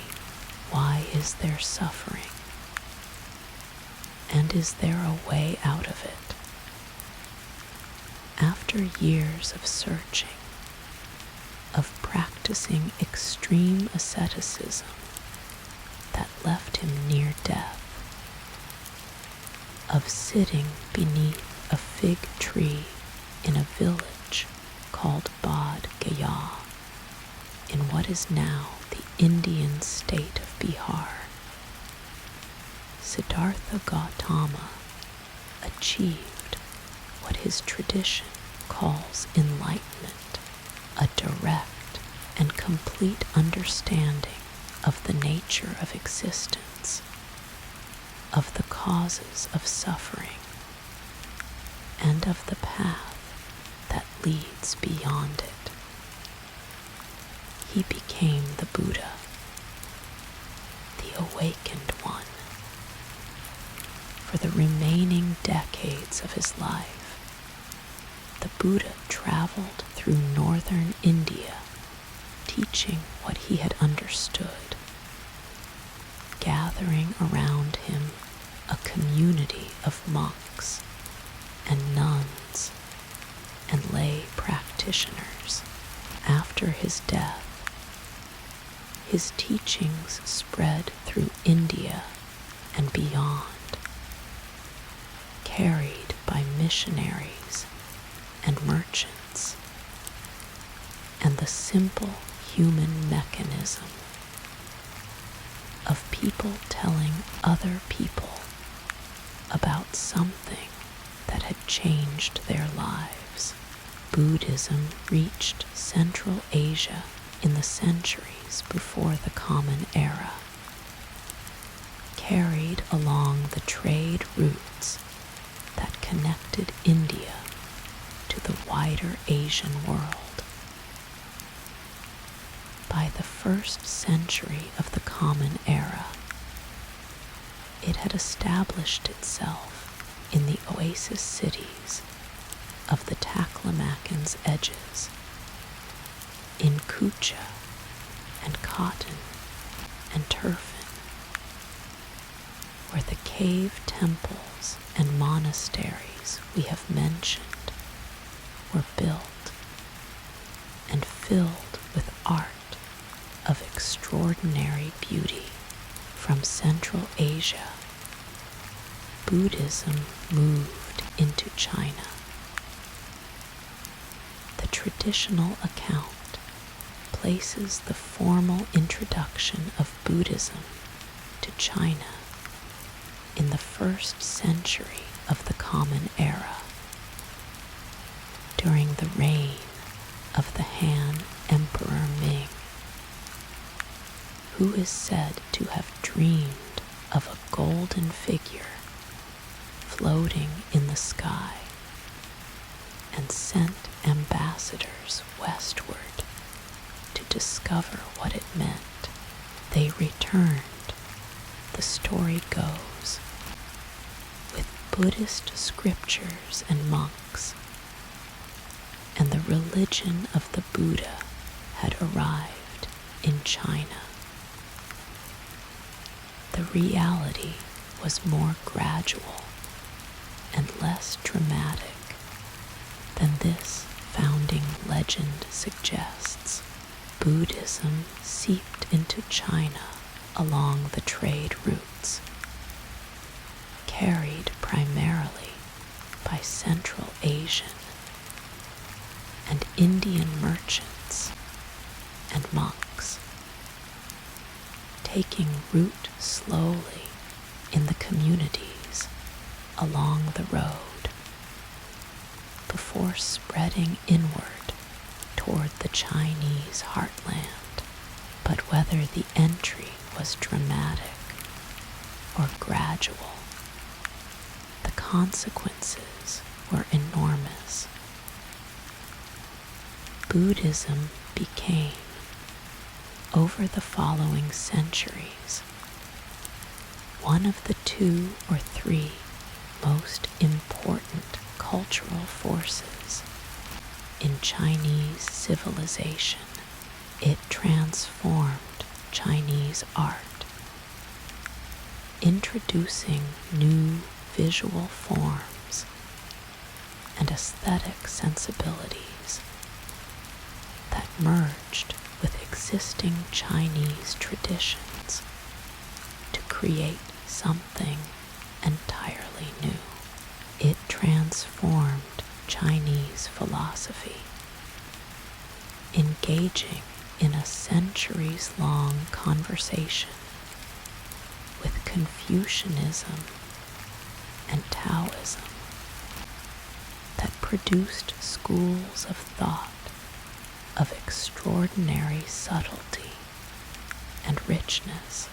It transformed Chinese language as the enormous project of translating Buddhist scriptures from Sanskrit into Chinese required the creation of new vocabulary and new grammatical strategies that permanently altered the possibilities of the Chinese literary tradition.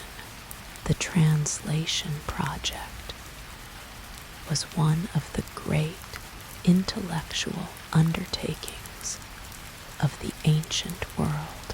Teams of scholars working in specially established translation bureaus wrestled with the problem of rendering extremely sophisticated philosophical and spiritual ideas from Sanskrit,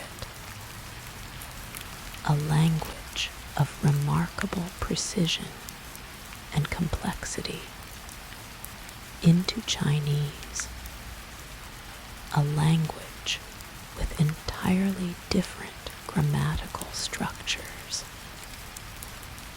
and an entirely different relationship to abstraction and metaphor.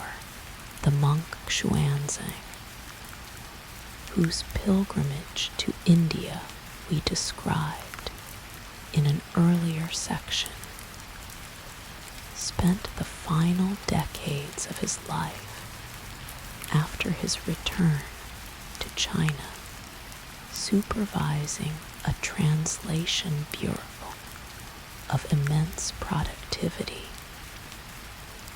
producing Chinese versions of Buddhist texts that are still read and revered today. His translations are considered masterpieces of both scholarship and literary art.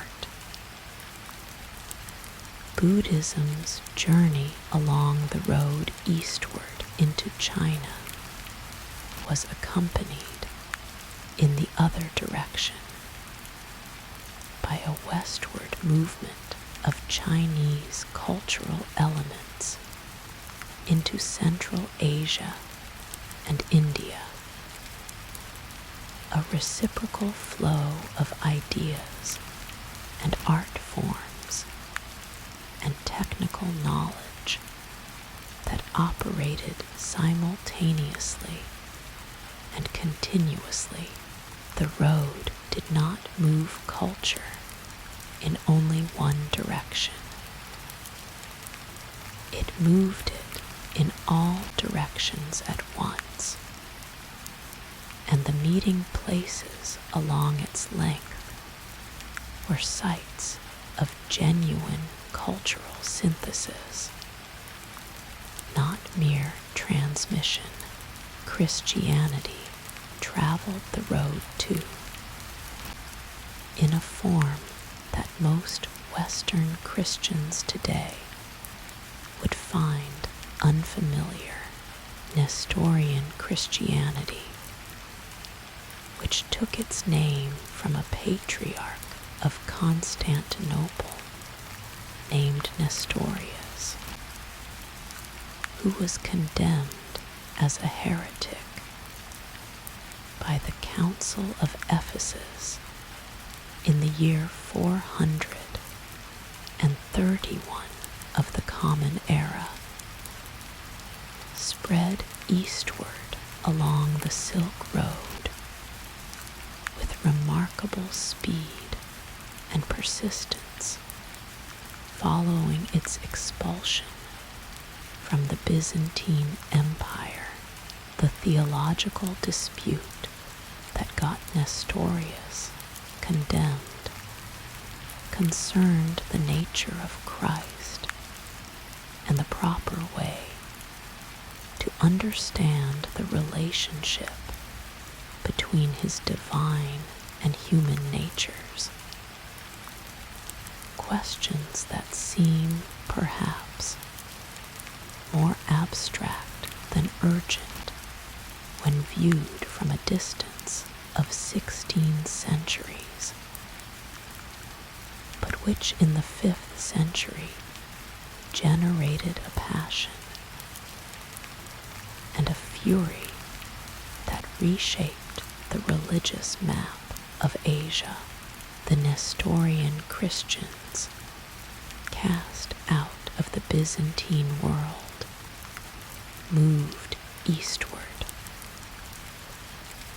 They established themselves in Persia under the relatively tolerant rule of the Sassanid kings, who were happy to harbor a variety of Christians as a counterbalance to the Byzantine Empire from Persia.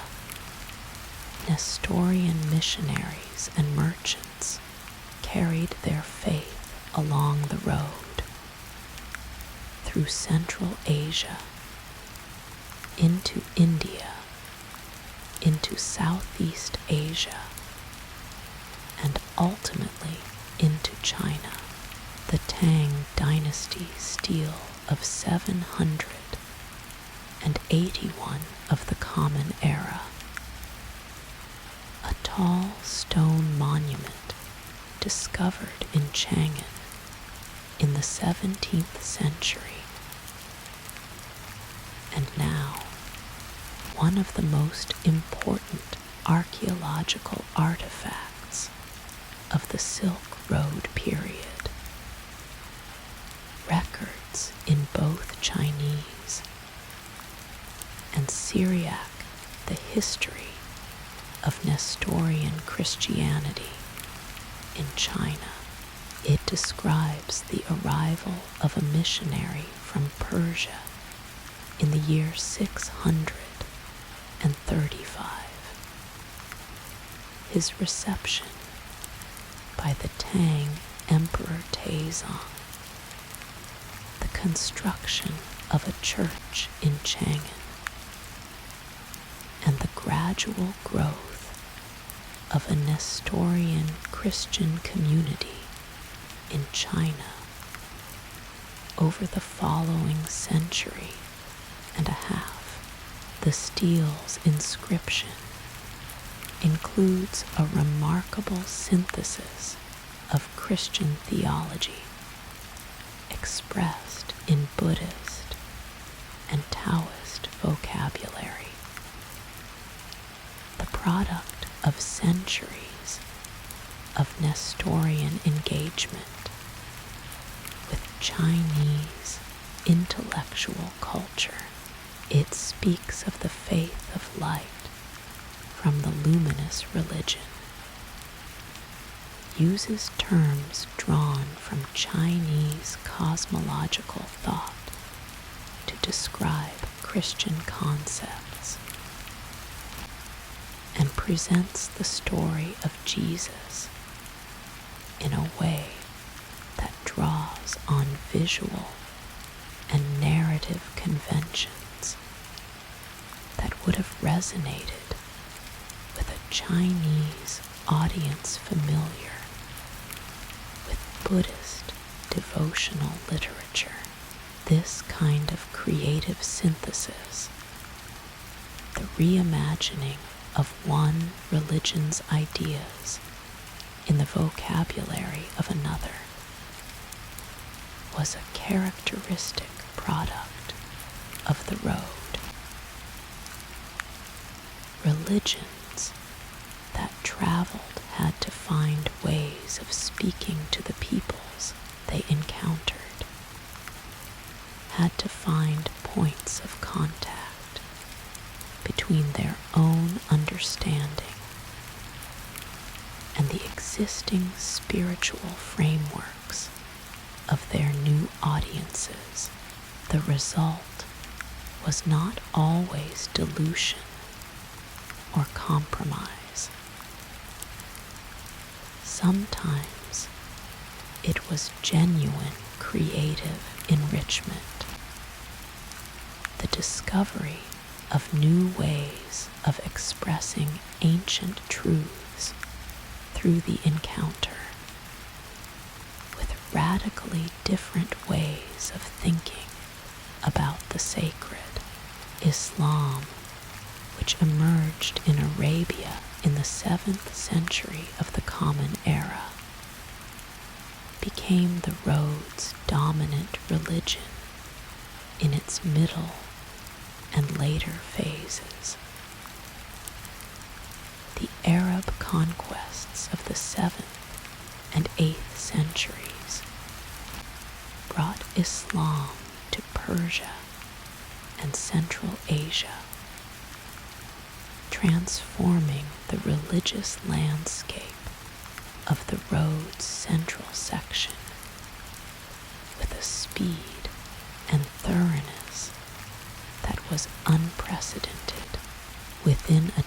revelation.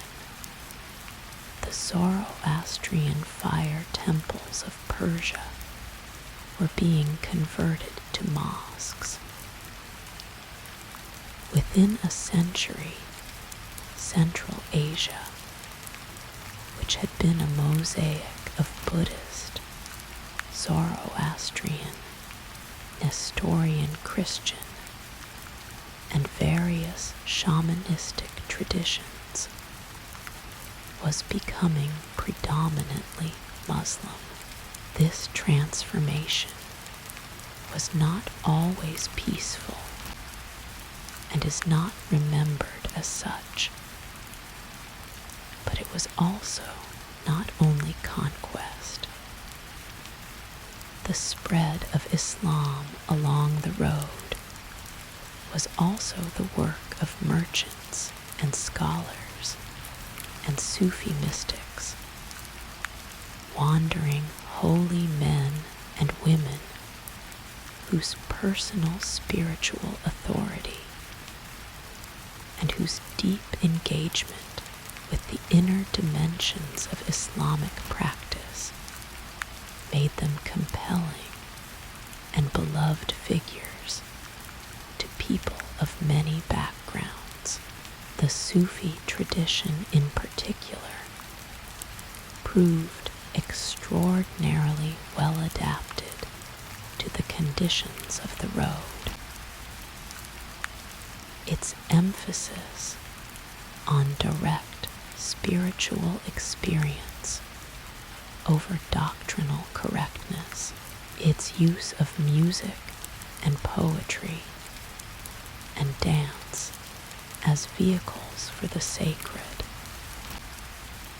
its tolerance for the spiritual insights of other traditions within a broadly Islamic framework. All of these qualities made Sufism a form of Islam that could travel and take root in many different soils. The road's religious history is, at its best, a story of human beings discovering that other human beings, though they may call the divine by different names and approach it through different practices, are engaged in the same fundamental search, the search for meaning, for comfort in the face of suffering, for connection to something larger than the individual self, for the reassurance that the universe is not merely indifferent, that there is something in it that corresponds to the longing for goodness and beauty and love that seems to be written into the human heart, regardless of where or when, or in what language that heart beats. The road put these searching people in contact with each other. It gave them the opportunity to discover, sometimes with surprise, and sometimes with a recognition that felt like coming home, that the light they were seeking was not so different from the light that the person sitting across the caravanserai fire was seeking. That recognition does not always lead to tolerance. History is full of examples of religious encounter that led to conflict rather than understanding. But it led, often enough, to something gentler and more enduring, to the kind of quiet human acknowledgement that says, without words, I see what you are reaching for, and I understand it, because I am reaching for something very much the same. Let that recognition settle over you now, like the warmth of a fire in a darkened room. The long human reaching toward the light. The long human search for something that holds and sustains and makes the world less arbitrary and the darkness less cold. You are part of that search, whether you know it or not. It is in the questions you ask when you are very tired and the world is very quiet and the ordinary distractions have fallen away. It is in the moments of unexpected beauty that stop you in the middle of the ordinary day and remind you that the world is more than what you thought it was. The road carried all of it, the fire shrines, and the cave temples, and the stone churches, and the mosques with their elegant geometry, the monks walking westward, and the missionaries walking eastward, and the merchants who were neither and both, and who prayed, each in their own way, for safe passage and fair winds, and the quiet grace of arriving home. Let it carry you too, into the soft dark, into the quiet, into the rest that is waiting for you just on the other side of the next breath. There is a quality of light in the cave temples of Dunhuang that is unlike any other light in the world. It falls through small openings in the rock, narrow and controlled, and lands on painted walls that have been absorbing and releasing color for over 1,000 years. The colors are still vivid. Red and blue and green and gold. Pigments made from minerals ground to powder by the hands of artists who have been dead for centuries, laid onto plaster with brushes of extraordinary delicacy, still holding their hues in the dry desert air with a freshness that seems impossible given their age. The figures on those walls are Buddhas and Bodhisattvas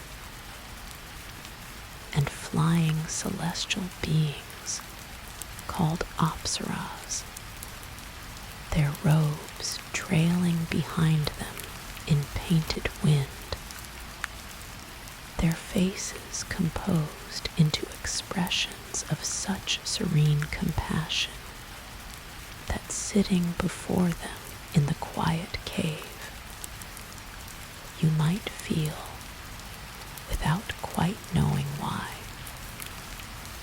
that something in you is being gently addressed, not spoken to exactly, more like being seen, acknowledged, met with a quality of attention that asks nothing in return.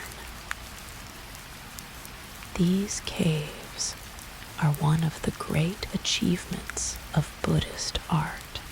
They are also one of the great achievements of the Silk Road, because the faith that inspired them did not originate in China. It was born in India, traveled across mountains and deserts, passed through the hands and hearts of countless people along the way, and arrived in China transformed by its journey, ready to be transformed further by its encounter with Chinese civilization.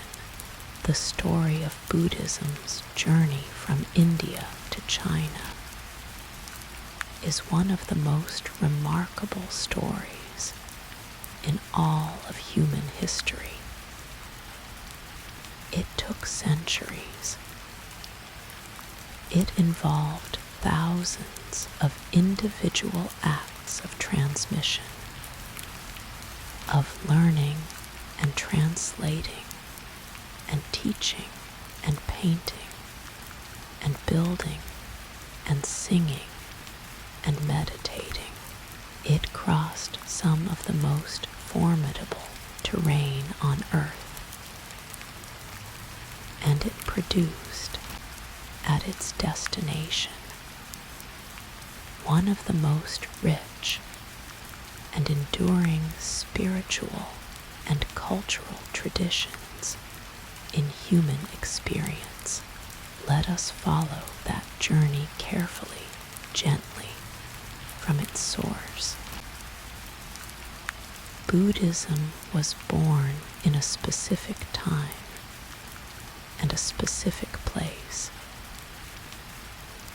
The 5th century before the Common Era, in the foothills of the Himalayan range, in a kingdom called Shakya, whose territory lay in what is now the border region between Nepal and India. The man who became the Buddha was born into the ruling family of that kingdom, a prince named Siddhartha Gautama, surrounded from birth by every material comfort and protected, according to the traditional accounts, by a father who had been told by a seer that his son would become either a great king or a great spiritual teacher, and who preferred the former. The father's strategy for keeping his son on the royal path was simple. Remove from his sight everything that might provoke the kind of existential questioning that leads people toward renunciation. No old age, no sickness, no death, no suffering of any kind. A palace of beautiful things, of music and dancing and excellent food, and the company of young and healthy people. For many years it worked. Siddhartha grew up in the palace, married, had a son. The world within the palace walls was pleasant and ordered, and gave no obvious invitation to despair. But the world outside the walls was different. And one day, On an excursion into the city, Siddhartha encountered, in the traditional account, 4 sights that changed everything. An old man, bent and white-haired. A sick person, feverish and suffering. A corpse being carried to cremation. And finally, a wandering ascetic, a renunciant who had left ordinary life to seek liberation, whose face, despite his poverty and his difficult existence, carried a quality of calm that the prince had never seen before in anyone surrounded by comfort and ease. These 4 sights, 3 realities of ordinary human life that the palace had concealed, and 1 intimation of a possible response to them, broke something open in Siddhartha that could not be closed again. He left the palace in the night, left his sleeping wife and child, and his father's grief, and the whole comfortable structure of his royal life, and went out into the world to find an answer to the question that had seized him. Why is there suffering? And is there a way beyond it? The answer he found after years of seeking, after sitting in stillness under the fig tree at Bodh Gaya, until the answer came of its own accord in the pre-dawn light of a spring morning, was both simple and inexhaustible. Suffering arises from craving, from the constant grasping after what is pleasant, and the constant pushing away of what is unpleasant, from the fundamental misunderstanding of the nature of the self, which we imagine to be fixed and permanent, when in reality it is fluid and constructed, and no more solid than a flame that persists only because it is constantly being fed. The way beyond suffering is the way of seeing clearly, of understanding the impermanent nature of all things, of releasing the grip of craving, not through suppression or denial,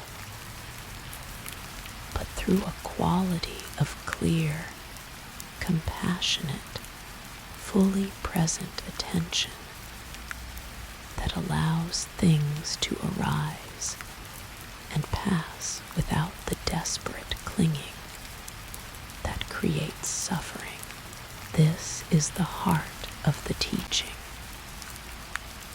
And it was this teaching, in all its vastness and subtlety and practical applicability, that began its journey along the road.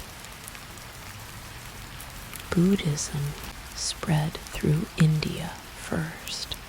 After the Buddha's death, his disciples gathered to preserve his teachings, and the tradition he had established grew and diversified over the following centuries into multiple schools and streams, each emphasizing different aspects of the vast body of understanding that the Buddha had transmitted by the 3rd century before the Common Era. The Emperor Ashoka, one of the most remarkable rulers in Indian history, had converted to Buddhism and begun supporting its spread beyond India's borders. With the resources and enthusiasm of an imperial patron, Ashoka's missionaries went in every direction. To Sri Lanka, where Buddhism took deep root and has remained a living tradition to the present day. To Southeast Asia, to the Hellenistic kingdoms of Central Asia and the Middle East, where his edicts, carved in stone in both Indian and Greek scripts, still stand as evidence of his ambitions for the faith. It was through Central Asia, through the great crossroads that the Silk Road created, that Buddhism began its journey toward China. The Kushan Empire, which dominated Central Asia and northwestern India from roughly the 1st to the 3rd centuries of the Common Era, played a crucial role in this transmission. The Kushans straddled the trade routes between India and China, their territory encompassing what is now Afghanistan and Pakistan, and parts of Central Asia and northern India. They were enthusiastic patrons of Buddhism, building monasteries and stupas, and commissioning art of extraordinary quality.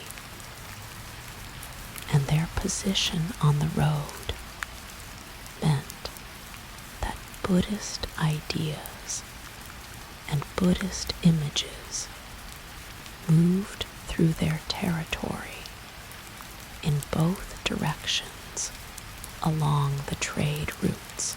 Gandharan art, produced in the Kushan heartland, in what is now Afghanistan and Pakistan, represents one of the most fascinating cultural syntheses in human history.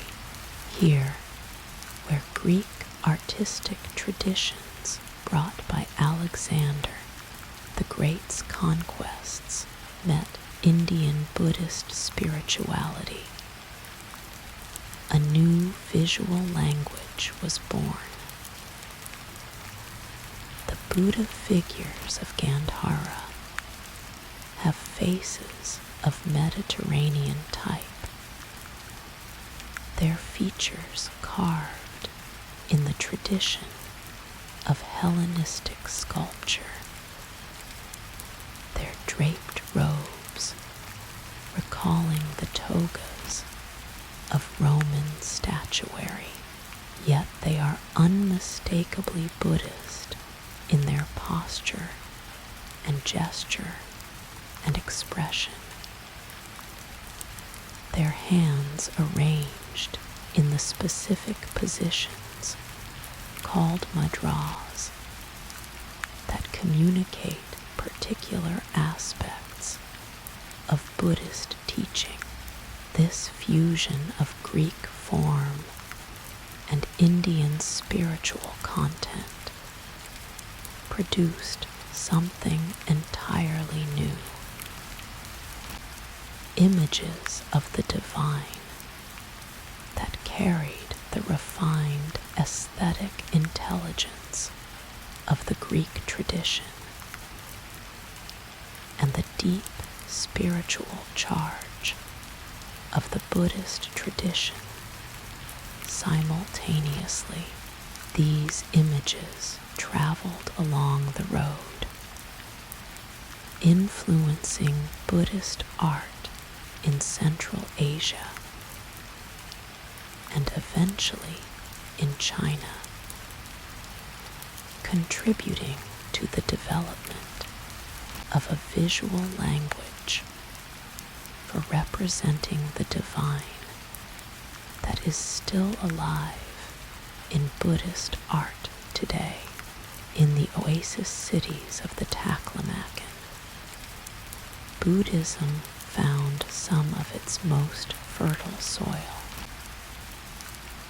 Cotton, which we have already visited for its jade and its silk secrets, was also a deeply Buddhist city, a center of scholarship and translation, where Indian texts were rendered into the local language and eventually into Chinese by monks of remarkable learning and dedication. Kucha was another great center of Buddhist learning. Its cave temples containing art that synthesized Indian, Iranian, and local Central Asian traditions in ways of great beauty and complexity. The Kizil caves near Kucha are among the earliest and most important Buddhist cave temple complexes in Central Asia. Their paintings, some dating back to the 3rd and 4th centuries of the Common Era, show a visual world of extraordinary richness. Buddhas and bodhisattvas in postures of meditation and teaching, surrounded by celestial musicians and flying figures, and the decorative patterns of many cultural traditions woven together into compositions of great sophistication. Looking at the paintings of Kizil, you are looking at the roads religious traffic made visible, the Indian origins of the subject matter, the Iranian decorative sensibility in the patterns and colors, the Hellenistic influence in the modeling of faces and bodies, the local Central Asian contribution in the specifics of dress and ornament. All of it present simultaneously in a single painted wall. When Buddhism arrived in China, it encountered a civilization of enormous depth and confidence, with its own well-developed philosophical and spiritual traditions. Confucianism, with its emphasis on social harmony, filial piety, proper ritual, and the cultivation of virtue through correct relationship and right action, Taoism, with its profound appreciation for the natural world, its understanding of the fundamental pattern of reality as a dynamic interplay of complementary forces, its sense of the Tao, the way, as an underlying principle that cannot be grasped by the intellect, but can be aligned with through a quality of effortless, flowing responsiveness to the nature of things. Buddhism had to find its place in conversation with these existing traditions, and it did so through a process that was, at its best, genuinely collaborative rather than merely competitive. Early Buddhist translators in China faced a profound challenge. The concepts of Buddhism, developed in the context of Indian thought and expressed in Sanskrit, a language of great philosophical precision, did not have obvious equivalents in Chinese. How do you translate the concept of Dharma, which encompasses something like cosmic law, natural order, the teaching of the Buddha, and the proper nature of each thing, into Chinese? What Chinese word carries the weight of nirvana, which means something like the extinguishing of the flame of craving, the cessation of the cycle of conditioned existence? The early translators borrowed. They used Taoist vocabulary to express Buddhist concepts. Because Taoist language offered the closest available Chinese equivalents to the Indian ideas they were trying to convey. The Tao became a translation term for Dharma.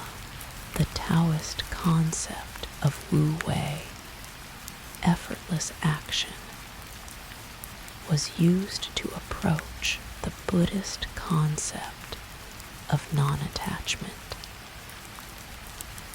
The Taoist sense of the fundamental emptiness underlying apparent phenomena resonated with the Buddhist teaching of shunyata, emptiness, in ways that seemed to point toward deep structural similarities between the two traditions. This creative borrowing had complex consequences. It made Buddhism accessible to Chinese readers in a way that purely technical translations might not have. But it also meant that early Chinese Buddhism was filtered through a Taoist lens, which shaped how it was understood and practiced in ways that diverged from the Indian original over time as the translation enterprise matured,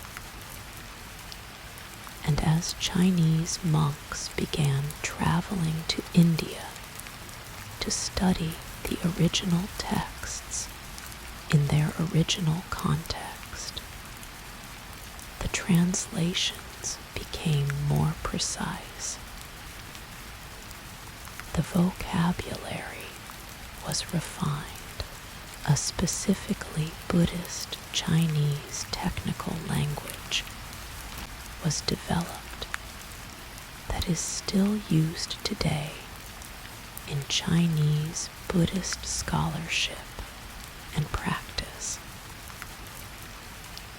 The monk Kumaragava, who lived from around 344 to around 413 of the Common Era, was perhaps the greatest of all the Rhodes Buddhist translators, born in Kucha to an Indian father and a Kuchan princess. He was educated in the Buddhist traditions of both India and Central Asia before being brought, somewhat forcibly, to the Chinese capital by a Chinese ruler who had heard of his extraordinary learning and wanted his services. Kumaragava spent the last years of his life in Chang'an, heading a large translation bureau staffed by hundreds of Chinese monks and scholars, producing Chinese versions of Buddhist texts that are considered masterpieces of both accuracy and literary beauty. His translation of the Lotus Sutra, one of the most beloved of all Buddhist scriptures, is still the standard Chinese version, read and chanted in Chinese Buddhist temples after 1600 years. The quality of his translations comes from something that goes beyond mere technical skill. Though his technical skill was extraordinary, it comes from his deep bilingualism, his comfort in both the Indian intellectual world and the Chinese literary tradition, his ability to find in the Chinese language not merely approximate equivalents for Indian concepts, but living equivalents, expressions that carry the original meaning with the full resonance of the target language, rather than the flat, slightly foreign quality of a text that has merely been converted from one vocabulary to another. Good translation is an act of deep empathy, of fully inhabiting two worlds simultaneously, of understanding not just what something means in the language it comes from, but what it means in the language it is going to, how it will land, what associations it will carry, what it will open, and what it might close. Kumaragava was a great translator because he was a great empathist, a man formed by the road itself, born at the intersection of two civilizations educated by the traditions of several more, capable of moving between worlds with the ease and the depth that comes from being genuinely at home in more than one of them. Buddhism transformed China in ways that are still fully present in Chinese civilization. The visual arts, the philosophical traditions, the approach to meditation and mental cultivation, the understanding of impermanence and compassion, and the nature of mind. All of these carry the deep imprint of the Indian tradition that arrived along the road and was absorbed into the Chinese world over centuries of creative encounter. And China transformed Buddhism, the forms of Buddhist practice that developed in China. Chan Buddhism, which became Zen in Japan, Pure Land Buddhism, Tiantai, Huiyin. All of these are Chinese creations, responses to the Indian teaching that drew on Chinese intellectual and aesthetic sensibilities to create something new, something that the original tradition had not contained and could not have contained without the encounter with China. The road gave both traditions to each other, and what came from that giving was richer than either tradition was before. The cave at Dunhuang is quiet now.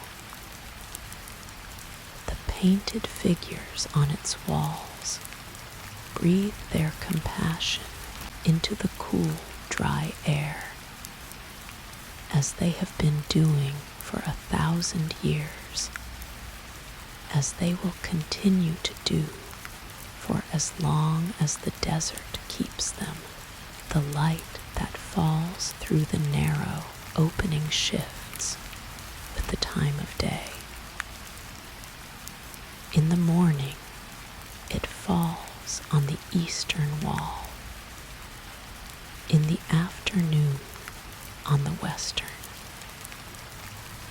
At midday, it touches the ceiling, where celestial figures move through painted clouds, their robes forever trailing in a wind that stopped blowing in the 5th century.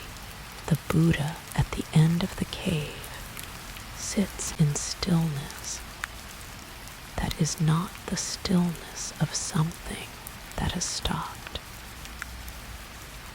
It is the stillness of something that has never needed to move, because it is already everywhere it needs to be. Let that stillness come to you now, not the stillness of absence or emptiness or loss. The stillness of something complete, something that has traveled a very long way and arrived exactly where it was going. You have traveled far enough today. Rest here. There is a stone that the Chinese have loved longer than silk, longer than porcelain, longer than the written language itself, a stone that has been worked polished and carved and offered and buried and worn and venerated in China for at least 7,000 years, perhaps more, making it the most enduring material symbol of Chinese civilization, older than any of the other things we associate with that civilization's extraordinary depth and continuity. The stone is jade, not the bright green stone you might picture if the word jade comes to mind today.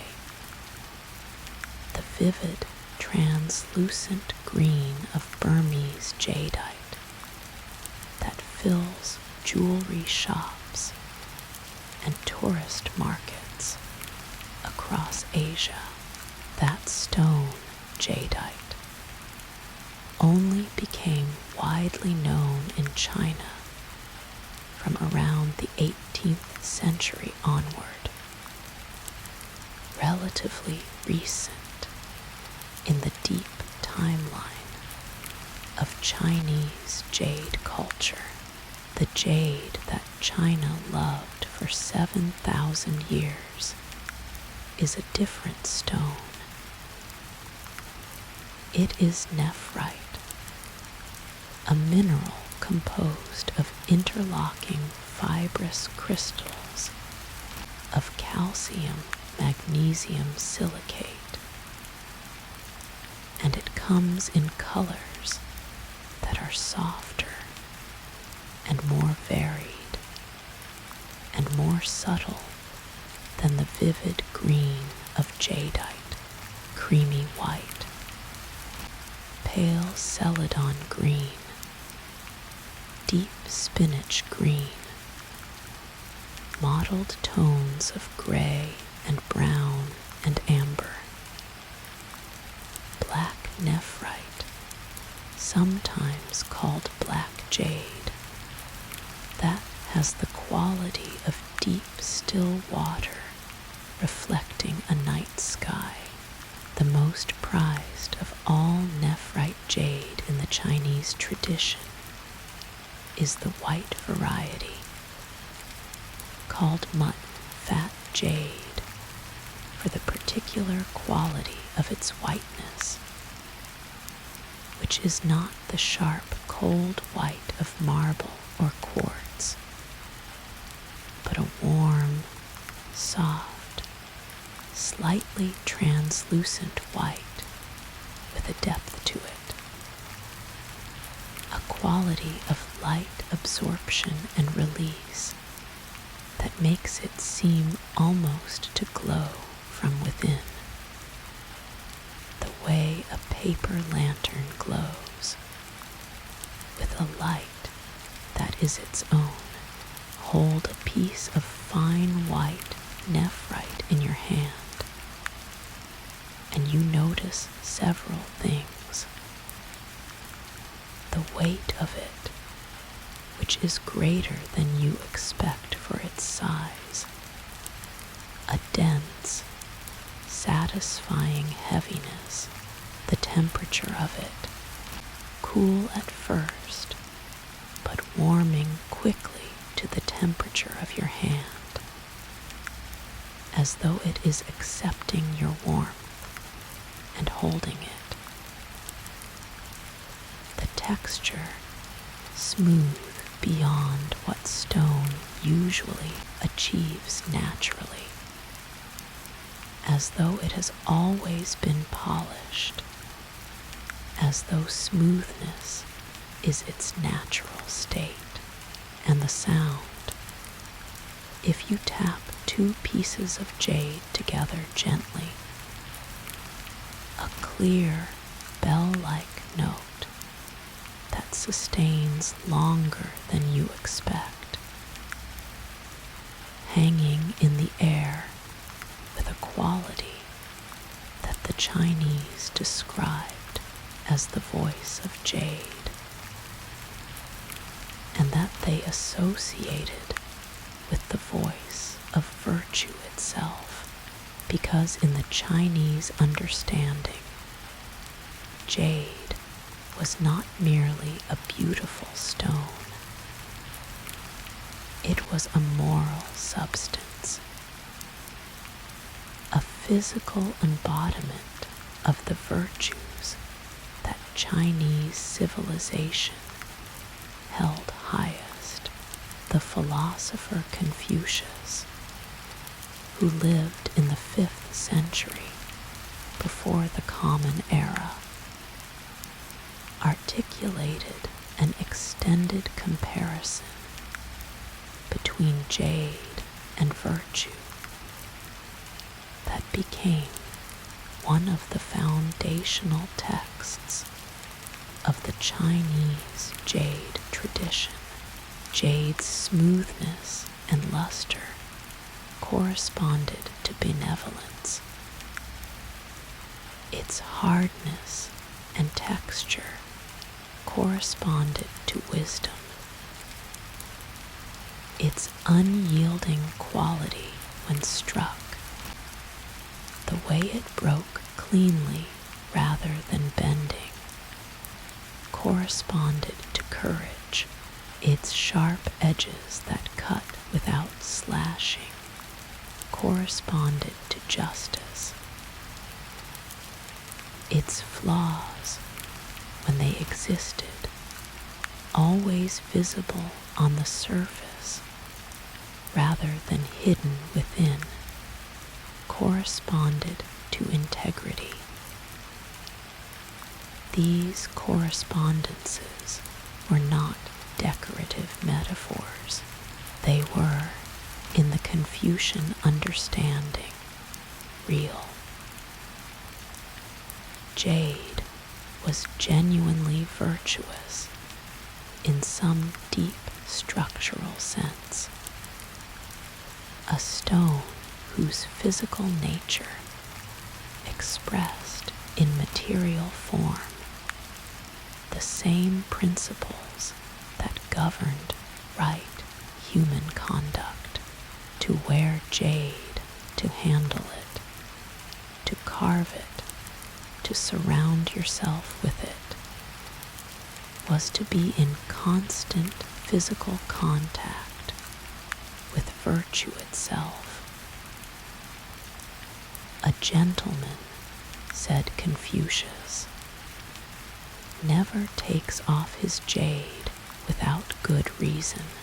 The desire for jade, rooted in this extraordinary fusion of aesthetic and moral significance, drove one of the oldest long-distance trade routes in the world.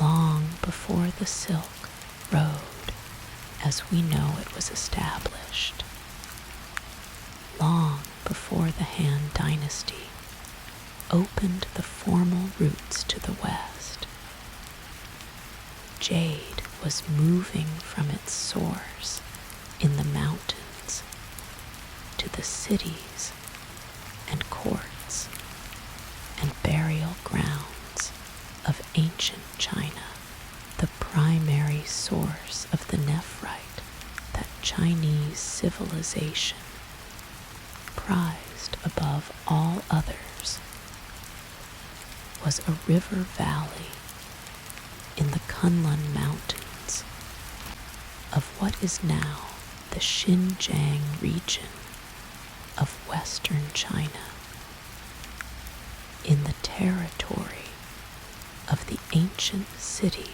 of cotton, the Urincash River, whose name means White Jade River, and the Karakash River, the Black Jade River, ran down from the mountains carrying nephrite pebbles that had been eroded from the parent rock by the patient, powerful work of mountain water and ice over millions of years, these rivers were the source of a trade that predated the Silk Road by millennia and ran alongside it for the entire length of its history. Jade hunters working the riverbeds with a combination of physical skill and what they described as a spiritual sensitivity to the stone, collected the smooth nephrite pebbles from the water and the riverbanks. The best jade hunters developed an almost uncanny ability to locate jade, running their hands through the gravel of the riverbed, sensing by touch what their eyes sometimes could not distinguish. The legend that jade could be seen more clearly by moonlight than by daylight, that its inner light was drawn out by the lunar glow, was not merely poetic. It may reflect a genuine practical observation in certain lighting conditions. The particular way that nephrite absorbs and transmits light does make it slightly easier to distinguish from the surrounding gravel, and the cool, relatively shadowless light of a full moon might, under some circumstances, approximate those conditions better than harsh, direct sunlight. Jade hunters worked the rivers seasonally. The best time was late summer, when the glacial meltwater was running fast, and the previous winter's deposits had been carried down from the higher elevations and sorted by the current into the shallower beds where they could be found.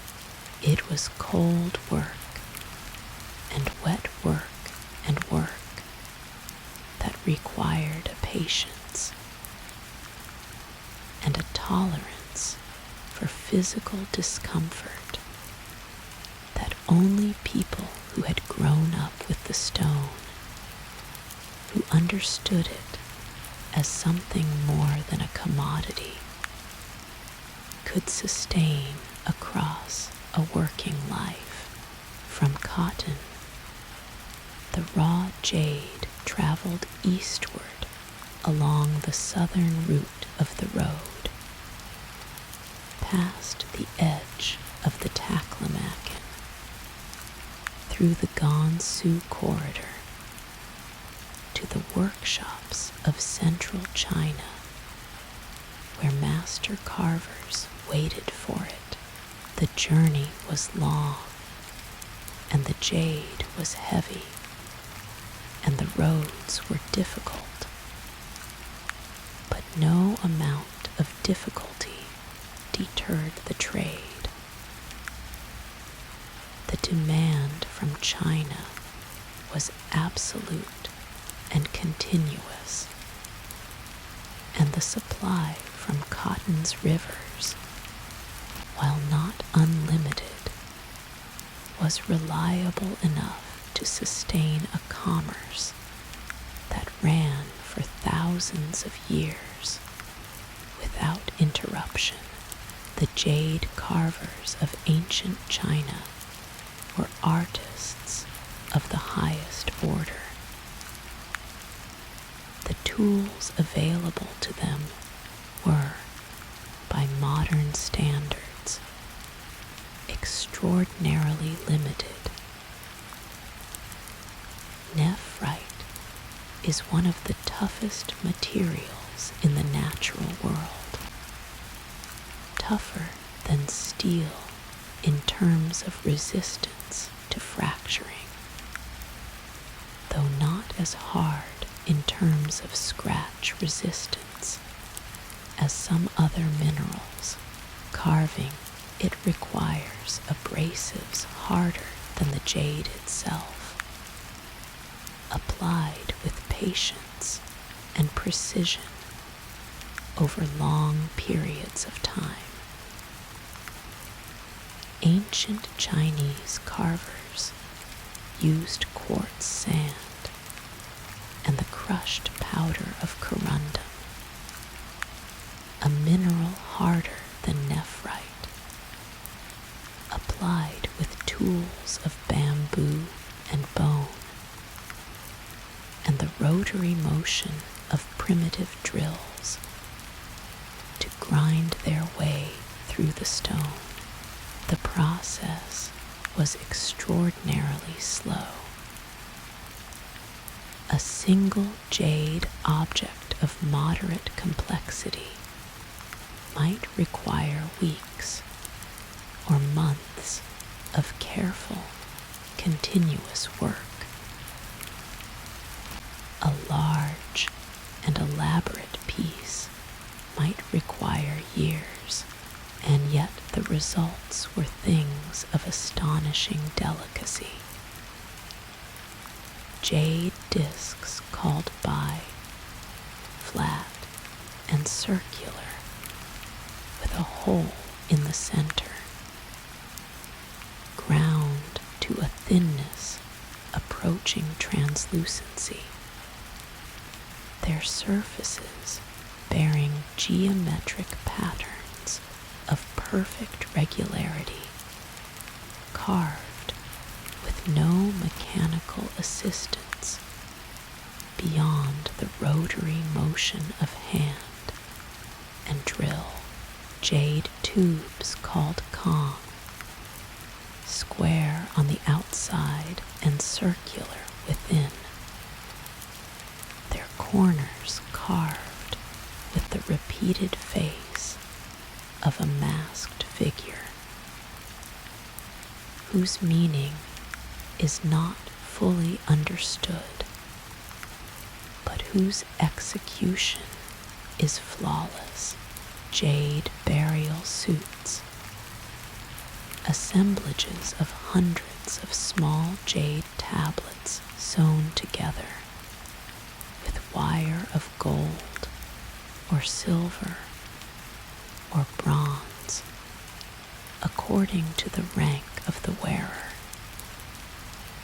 created to encase the bodies of Han Dynasty princes and princesses in the belief that jade would preserve the body from decay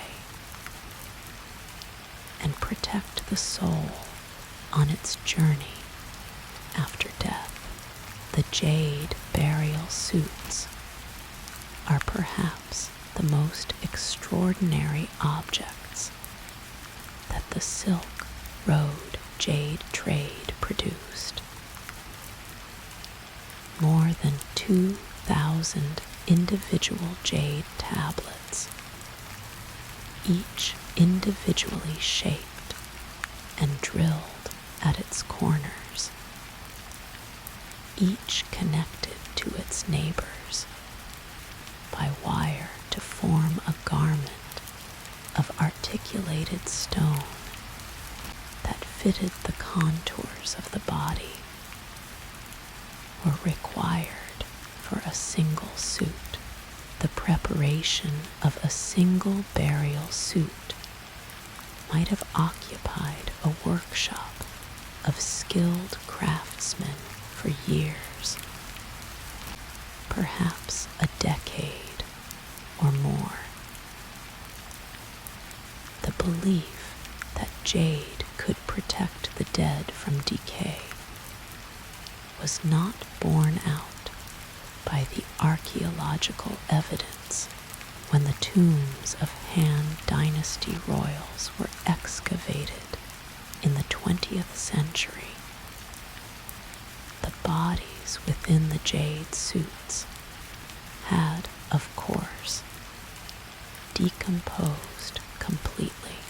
What remained was the jade itself, thousands of years old, its surface still smooth and luminous. The wire that had connected the tablets long since dissolved to rust, but the jade tablets themselves laid out in the ghostly shape of a human form on the floor of the tomb chamber. The jade had outlasted the body it was meant to protect, as jade always does, as stone always does. The human body is temporary. The stone endures.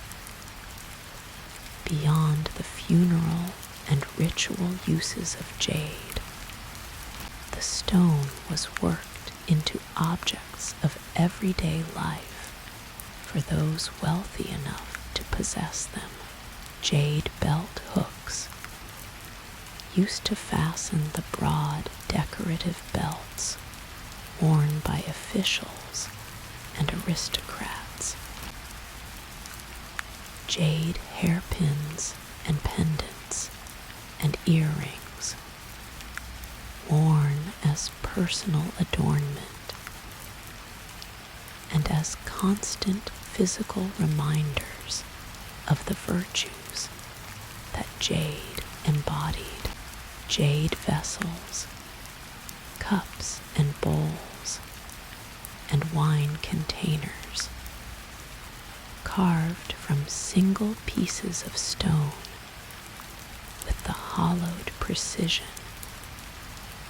that required the most advanced drilling techniques available.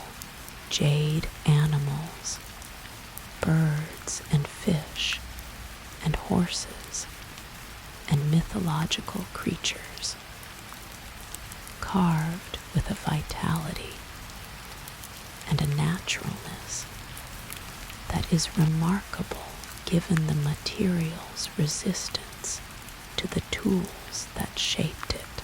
Jade mountains, elaborate sculptural compositions showing forests and peaks and waterfalls, and tiny figures of hermits and pilgrims, carved from a single block of stone in a way that compressed the entire vastness of the natural world into an object you could hold in both hands. The relationship between cotton and China around jade was, for much of its history, a relationship of mutual dependence, conducted with the diplomatic sophistication that very valuable commodities tend to generate. Cotton needed Chinese goods and Chinese recognition. China needed cotton's jade. Both parties understood that the trade served them, and both parties invested in maintaining the conditions that allowed it to continue. Chinese emperors sent ambassadors to cotton. Cottonese kings sent tribute, including jade, to the Chinese court.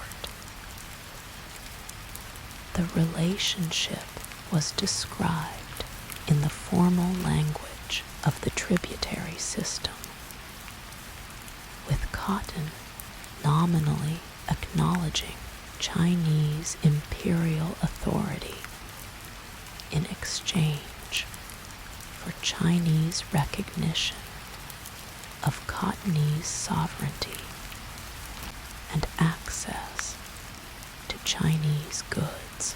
In practice, it was a commercial relationship dressed in diplomatic clothing. The same fundamental exchange of value that drove all of the road's trade, made slightly more elaborate by the protocols of imperial courtesy. Other jade sources existed.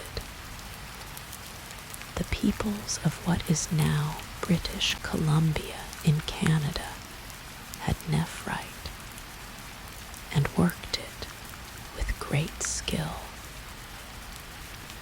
New Zealand's Maori people had pounamu, a type of nephrite found on the South Island, which occupied in Maori culture a role remarkably similar to jade's role in Chinese culture, a stone of deep spiritual significance and extraordinary beauty. The Olmec and Maya civilizations of Mesoamerica worked jadeite, the brighter green variety, with extraordinary skill, producing objects of great power and beauty.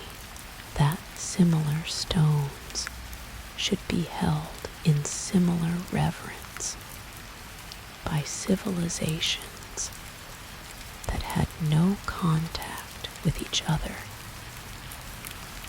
is one of those facts about human beings that invites reflection. Is there something in jade itself, in its particular combination of physical qualities, that resonates with something in the human response to the material world?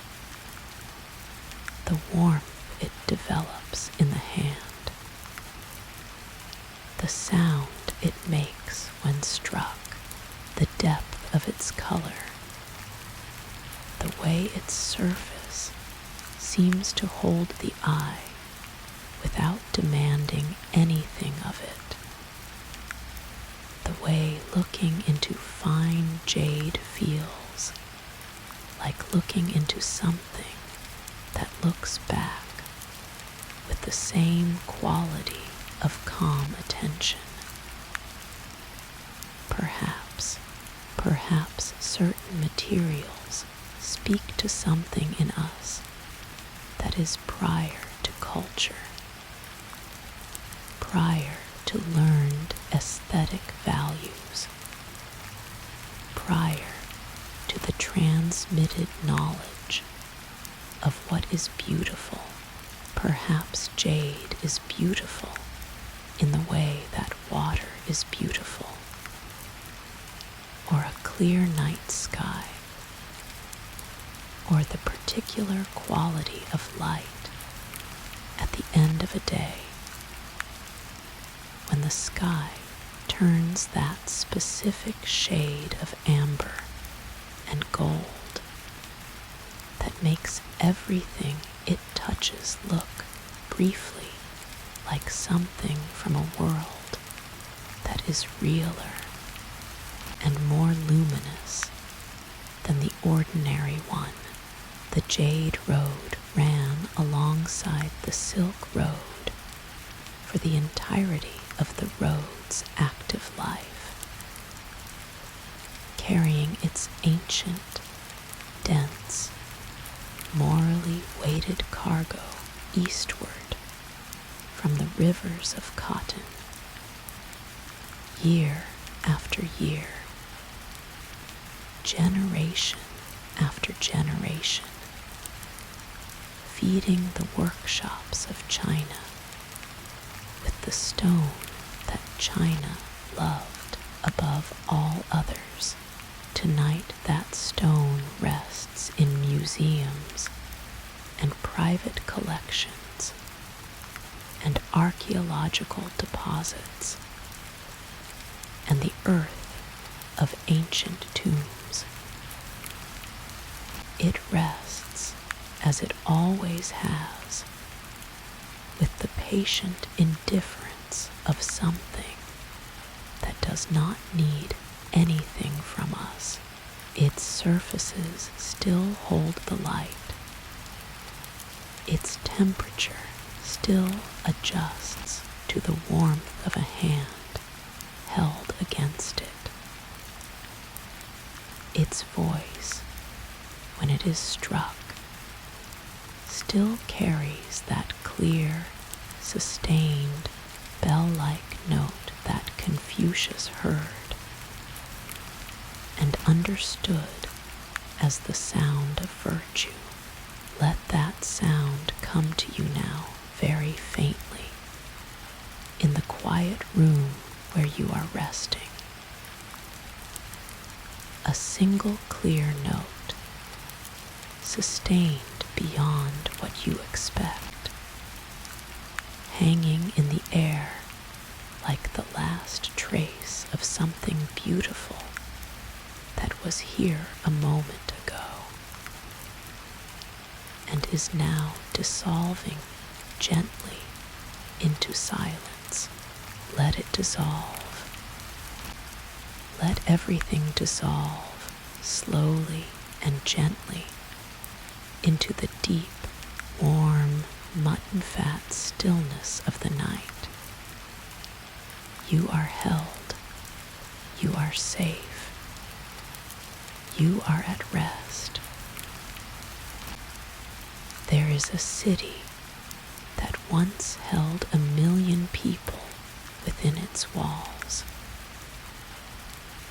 A city of marble and brick and terracotta tile, of aqueducts that carried clean water from the hills across arches of extraordinary elegance into the heart of the urban world, a city of forums and temples and baths and theaters, and the particular dense, layered, overwhelming sensory richness of a place where the entire known world converged on a single point,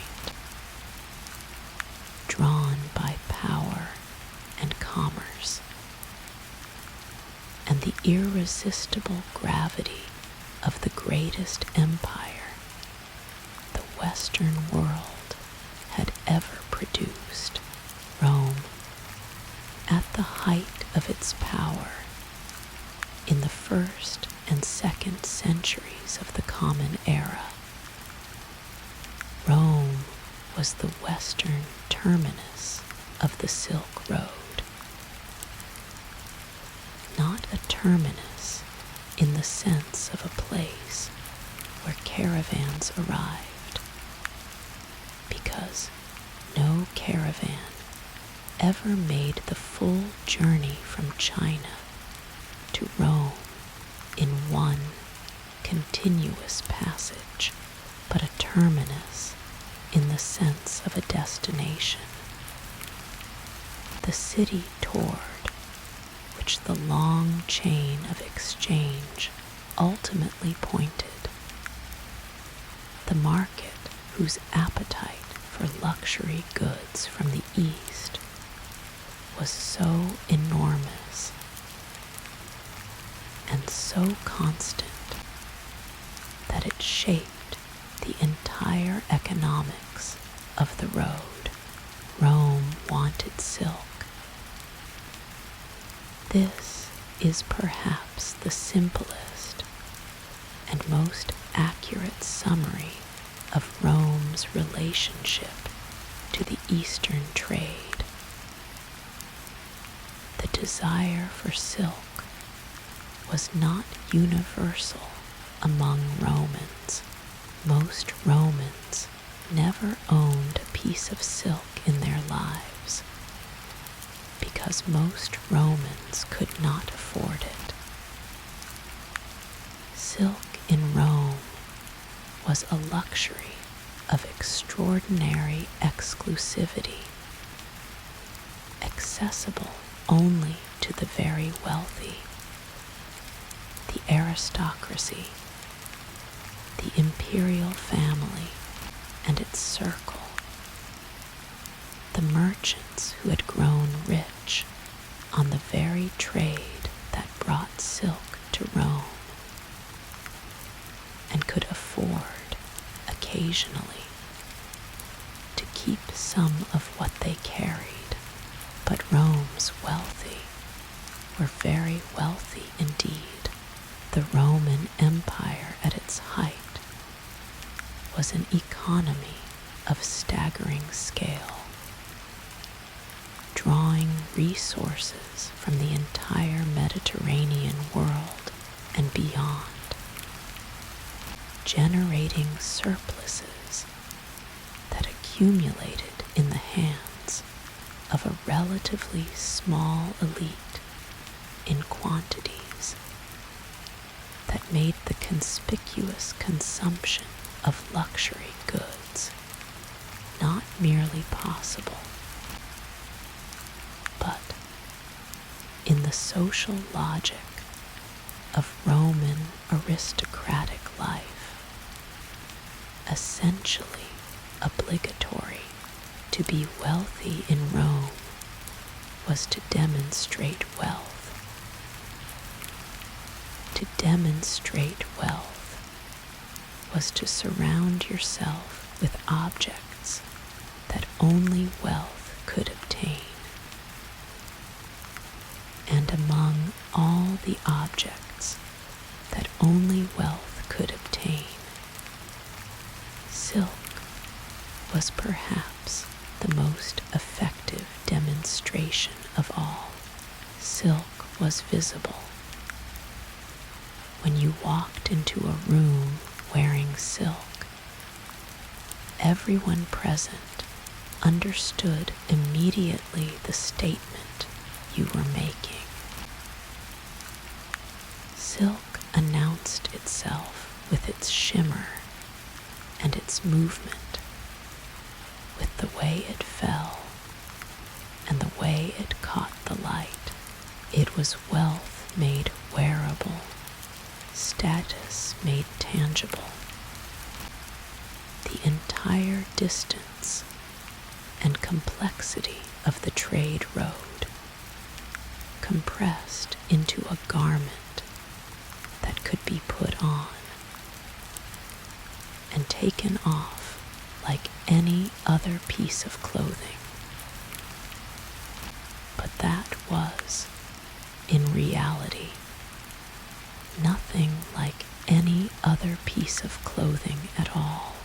The first Romans to encounter silk were almost certainly soldiers and diplomats who came into contact with the Parthian Empire, which controlled the middle section of the trade routes, and through which all eastward and westward commerce passed. The Parthians themselves wore silk, had been wearing it for considerably longer than the Romans had known of its existence, and displayed it with a confidence and elegance that made its impression on Roman observers all the more powerful. There is a famous, if possibly embellished, account of the Battle of Carrhae, fought in the year 53 before the Common Era between the Roman general forces under Shurna, Crassus, one of the wealthiest men in Rome, had led a large Roman army into Parthian territory in pursuit of military glory to match that of his political allies Caesar and Pompey. The campaign was a catastrophe for Rome. Crassus was killed, his army destroyed, in one of the most comprehensive Roman military defeats of the Republican period. But one detail of the battle that survives in historical accounts, whether accurately or as later elaboration is debated, concerns the moment when the Parthian cavalry deployed their silk banners in the sunlight. The Roman soldiers, the story goes, were momentarily stunned.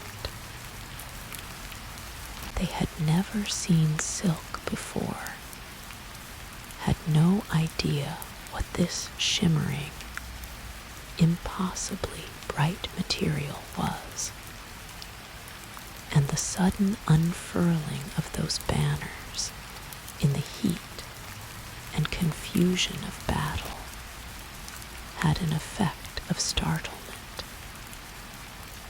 of encountering something beyond the boundaries of what was known, that added to the disorientation of the moment. Whether this specific incident happened precisely as described, the broader truth it encodes is real. Romans encountering silk for the first time found it genuinely astonishing. The material had no equivalent in anything the Roman world produced. It belonged to a different category of experience from wool or linen or cotton, and its visual impact, especially in quantity, in banners and garments and curtains of the material rippling in the wind or glowing in lamplight, was one that had been carefully cultivated by those who knew it and understood its power to impress. The Roman appetite for silk, once established, proved essentially insatiable. Silk flowed westward along the trade routes, and Roman gold flowed eastward in exchange, in such quantities that Roman commentators worried aloud about the economic consequences. Pliny the Elder, whom we have met before in these pages, calculated that the drain of gold and silver from Rome to the east for silk and spices and other luxury goods amounted to an enormous portion of the empire's annual revenues, money that left Rome and did not return. His complaint was essentially about what economists would today call a trade deficit. Rome consumed more from the east than it sold to the east, and the gap was made up in precious metal. Roman coins, gold and silver, have been found in archaeological sites across India and Southeast Asia, and even in China, mute testimony to the direction in which Roman wealth flowed along the road. The Senate made periodic attempts to regulate or limit the import of silk. Several edicts were passed at various points in Roman history, restricting the wearing of silk by men on the grounds that it was too transparent, too revealing, insufficiently masculine. These edicts were directed primarily at the wearing of pure silk, sheer and diaphanous, rather than the blended fabrics in which silk was woven together with linen or wool to create something slightly less revealing. The pure silk garments of Rome were, by some accounts, quite extraordinarily sheer, appropriate to a hot climate and a culture that was, at least in certain social contexts, comfortable with the display of the human form. The edicts were largely ignored. The desire for silk was stronger than the legislation against it, and the social prestige that came with wearing it was more compelling than any sumptuary rule that senatorial moralists could devise. Silk continued to flow into Rome, to be worn in Rome, to be discussed and desired and complained about in Rome. For as long as Rome existed as a functioning imperial civilization, the emperors themselves were among the most enthusiastic consumers of silk. Imperial purple silk, dyed with the extraordinarily expensive purple dye extracted from murex sea snails found in the eastern Mediterranean, was the ultimate luxury of the Roman world. To wear purple silk was to be either emperor or very close to the emperor's circle. The color and the fabric together constituted a visual language of power so clear and so universally understood that emperors occasionally executed rivals for wearing too much purple in too conspicuous a way. The purple dye itself was a production of extraordinary labor. Each murex snail yielded only a tiny drop of the dye precursor, which was then exposed to sunlight and air to develop its color through a process process that was both skilled and malodorous. The rotting shellfish producing a smell that perfumed entire coastal towns, with the particular reek of industry in the ancient world. Thousands of snails were required to dye a single garment. The combination of this dye with silk from the Far East created an object of value almost beyond calculation. Emperors received silk as diplomatic gifts from Eastern rulers. The Parthian kings, who understood the value of the gesture, sent silk to Roman emperors on occasions of treaty and alliance. Later, the Sassanid Persian emperors, who succeeded the Parthians, maintained this diplomatic use of silk with great sophistication, understanding that to give a Roman emperor silk was to engage him in a language he understood and valued.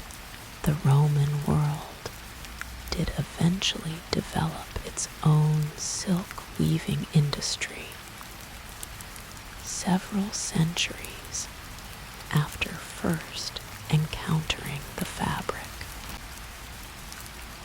Syrian weavers, particularly in the city of Antioch and in Alexandria in Egypt, began producing silk fabrics from imported raw thread,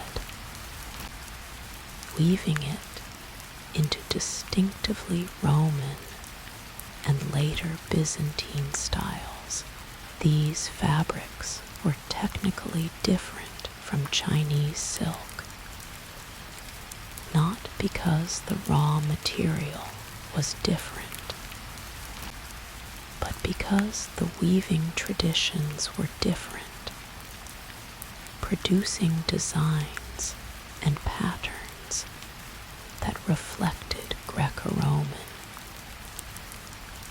and then Byzantine aesthetic sensibilities rather than Chinese ones. Byzantine silk weaving, developed from the Syrian tradition, became one of the great luxury industries of the medieval world. Byzantine silks, with their characteristic patterns of roundels, containing stylized animals and hunting scenes, woven in rich colors on grounds of gold or crimson or deep blue, were among the most prestigious goods produced in the medieval Mediterranean world, sought by rulers from Scandinavia to Persia as symbols of the civilization and refinement that Byzantium embodied.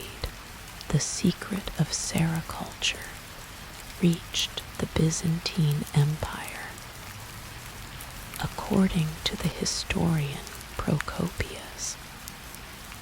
In the reign of the Emperor Justinian, in the mid-6th century of the Common Era, brought by monks who had concealed silkworm eggs in their hollow walking staffs. Justinian, who had been conducting a difficult and expensive expensive Cold War with the Sassanid Persians for control of the silk trade routes, received this development with enormous enthusiasm, the ability to produce silk domestically without depending on the Persian-controlled overland routes or the expensive sea routes, was a strategic asset of the first importance. The establishment of Byzantine sericulture transformed the economics of the western end of the trade. Silk was still imported from China and Central Asia in considerable quantities because Chinese silk remained the quality standard against which all other silk was measured, but Byzantine production reduced dependence on imports and created a domestic industry of great sophistication and considerable export capacity.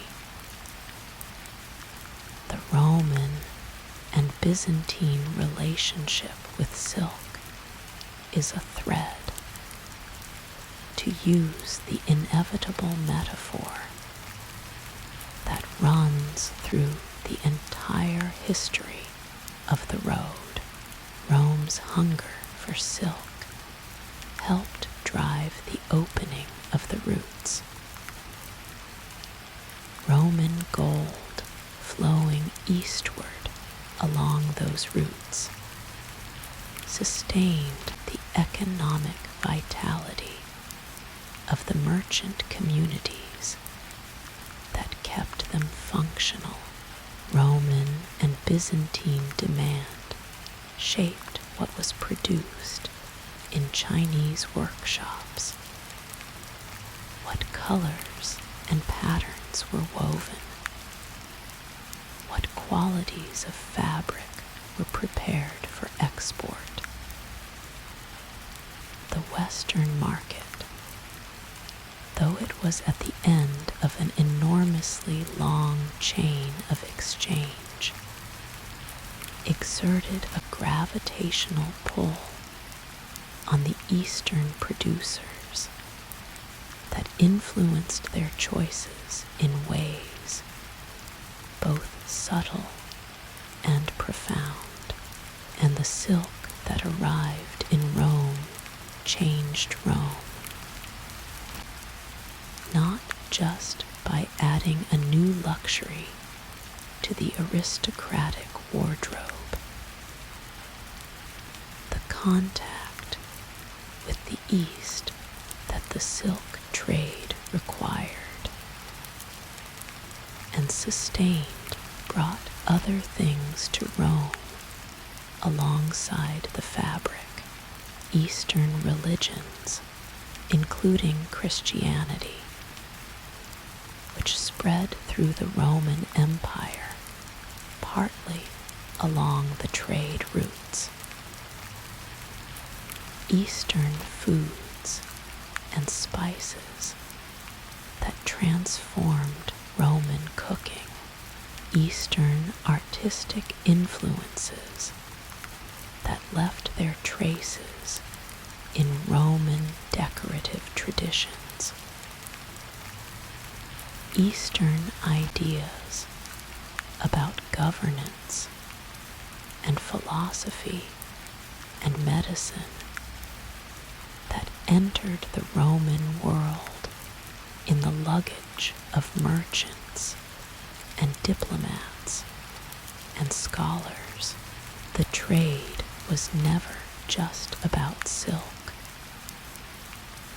The silk was the leading edge of an exchange that was far larger and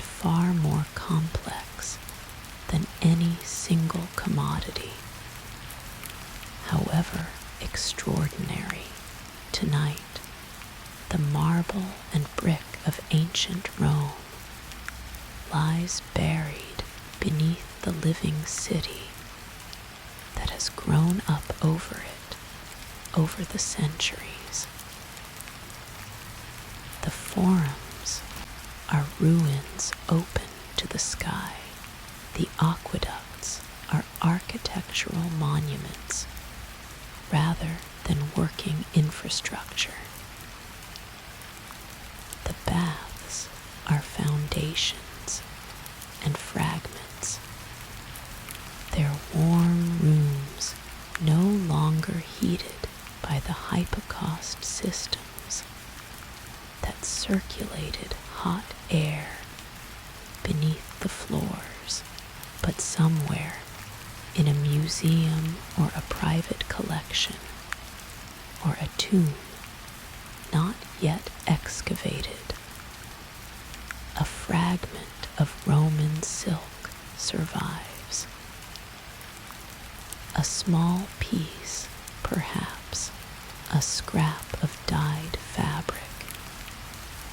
Its colors faded, but its structure still recognizable as the work of a Chinese weaver in a workshop in Chang'an or Luoyang, weaving by lamplight in the early morning hours, with no knowledge of where the fabric would eventually travel. Who would wear it? What world it would enter and help to change. The weaver's hands move. The shuttle passes through the warp threads. The pattern builds slowly and with great precision, thread by thread. The road between the weaver and the person who will eventually wear the fabric is very long, and it will take a long time to travel, but the fabric will arrive. It always does. Let your thoughts travel that long road now, gently and without urgency, from the lamplight workshop in China to the candlelit triclinium in Rome, following the thread through every hand it passes, growing softer and quieter with each exchange, until it arrives here, in this room, in this moment, at rest, at rest, at rest. The road did not only carry goods and ideas and religions. It carried power, and the great empires that rose and flourished along its length did not merely happen to be located near the road, the way a town might happen to be located near a river. They were built on the road. They drew their wealth from it, their prestige, their ability to project influence across vast distances, their capacity to sustain large armies and elaborate courts, and the complex administrative machinery that empire requires. The road and the empire were not two separate things. They were two aspects of the same thing. The road created the conditions in which empire could flourish, and empire created the conditions in which the road could function safely efficiently, each sustained the other in a relationship of mutual dependence that repeated itself in slightly different forms across the entire geographical length of the road and across the entire temporal span of its history. Tonight we are going to spend time with three of the road's greatest empires, three civilizations that rose more or less simultaneously in the first and second centuries of the Common Era to dominate the eastern, central, and western sections of the road, respectively. Three very different peoples with very different cultures and very different ways of organizing their worlds, who between them created conditions for the road's first great flowering, the period when trade flowed most freely and most abundantly along its full length, when goods and ideas moved with a consistency and a volume that would not be equaled for many centuries. The Han Dynasty of China, the Parthian Empire of Persia, and the Kushan Empire of Central Asia. Let us begin in the east, where the road began with the Han. The Han Dynasty is one of the foundational pillars of Chinese civilization. When Chinese people today describe themselves as Han Chinese, they are using a name that is 2,000 years old, a name derived from this dynasty that ruled China from 206 years before the Common Era to 220 years of the Common Era, with a brief interruption in the middle, for a total of over 400 years. 400 years of relatively continuous rule in the most populous country on earth, over a period of extraordinary cultural and intellectual achievement. The Chinese writing system was standardized under the Han. Chinese history was given its first great systematic treatment by the historian Sima Qian,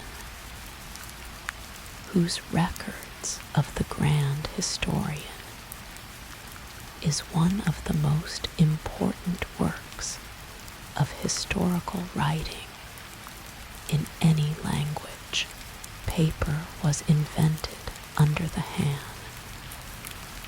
a development we will return to in a later section, whose consequences for the road and for civilization generally were enormous. Confucianism was established as the official state ideology, shaping Chinese governance and social organization in ways that persisted for 2,000 years, and the road was opened under the Han.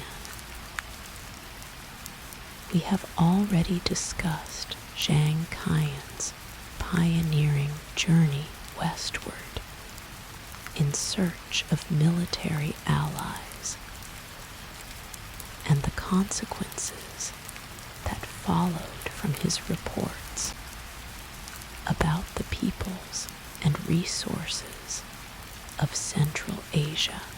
The Han emperors who followed up on Zhang Kaiyan's intelligence did so with a combination of military force, diplomatic initiative, and commercial encouragement that gradually transformed the informal, intermittent trade routes of the steppe and the desert into something more reliable and more official. The Han established a system of garrison towns and watchtowers along the Gansu corridor, the narrow passage between the Tibetan Plateau and the Gobi Desert that formed the road's Chinese section. These garrisons served multiple purposes simultaneously.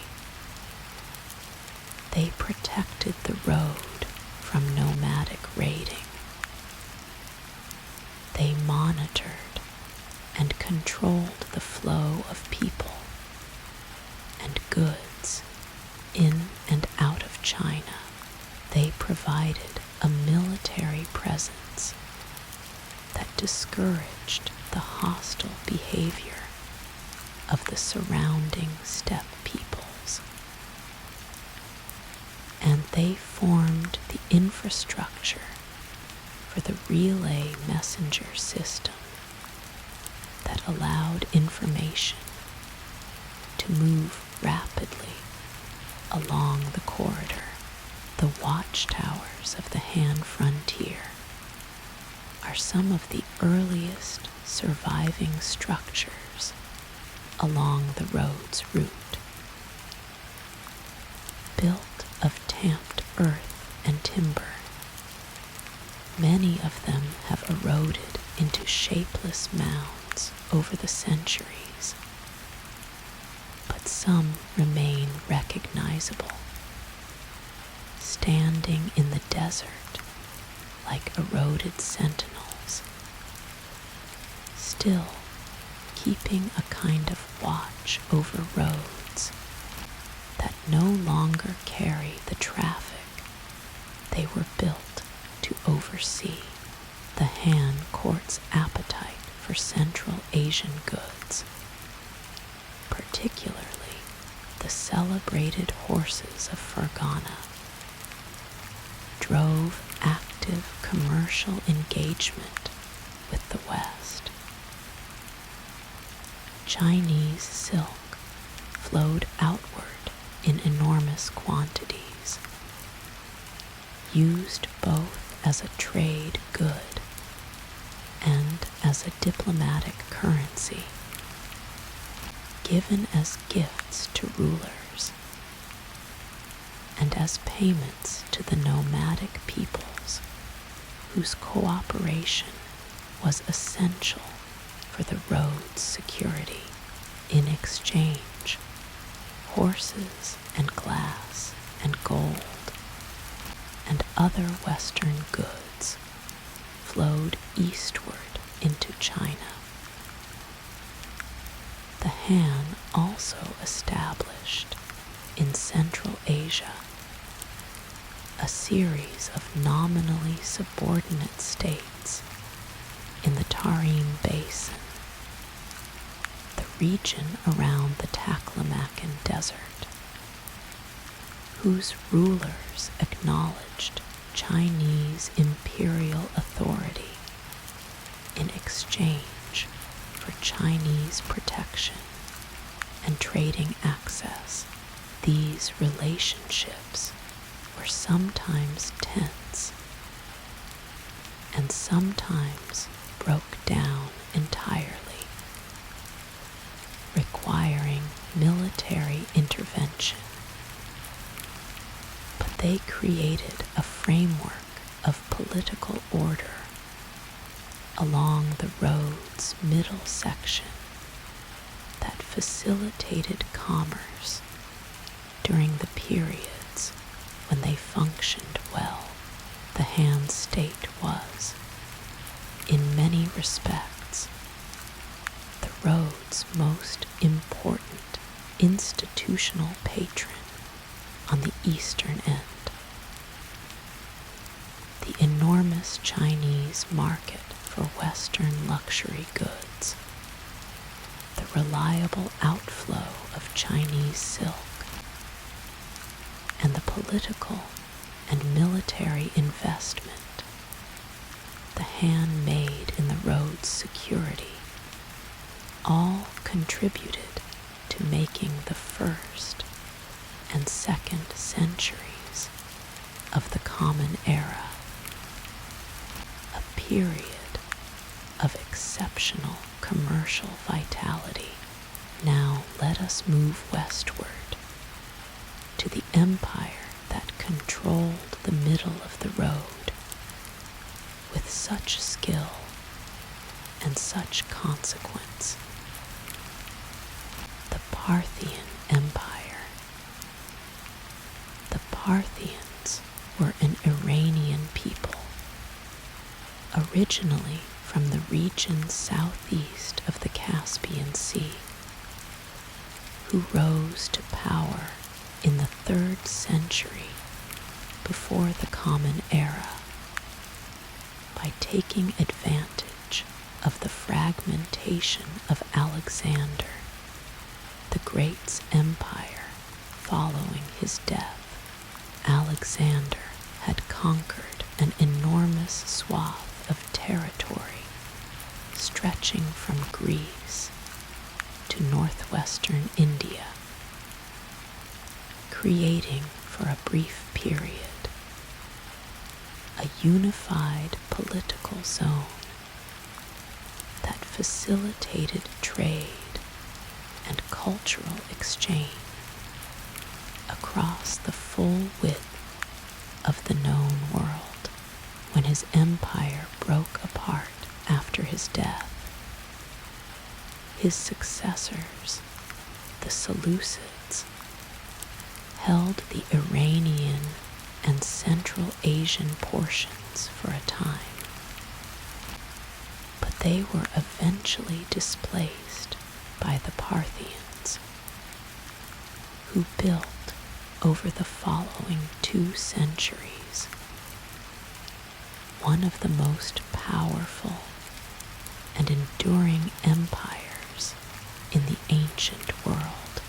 At their height, the Parthians controlled a territory stretching from the Euphrates River in the west to the borders of modern Afghanistan in the east, encompassing Persia, Mesopotamia, and much of Central Asia. This territory included the central section of the Silk Road, and the Parthians understood with great clarity what this meant. They were middlemen by geography and by deliberate policy. All land-based trade between China and the Mediterranean had to pass through their territory. Every bolt of silk traveling west, every amphora of Roman wine traveling east, every bag of pepper from India moving toward Rome crossed Parthian territory and paid Parthian taxes. The Parthians took their cut of everything, and their cut was substantial.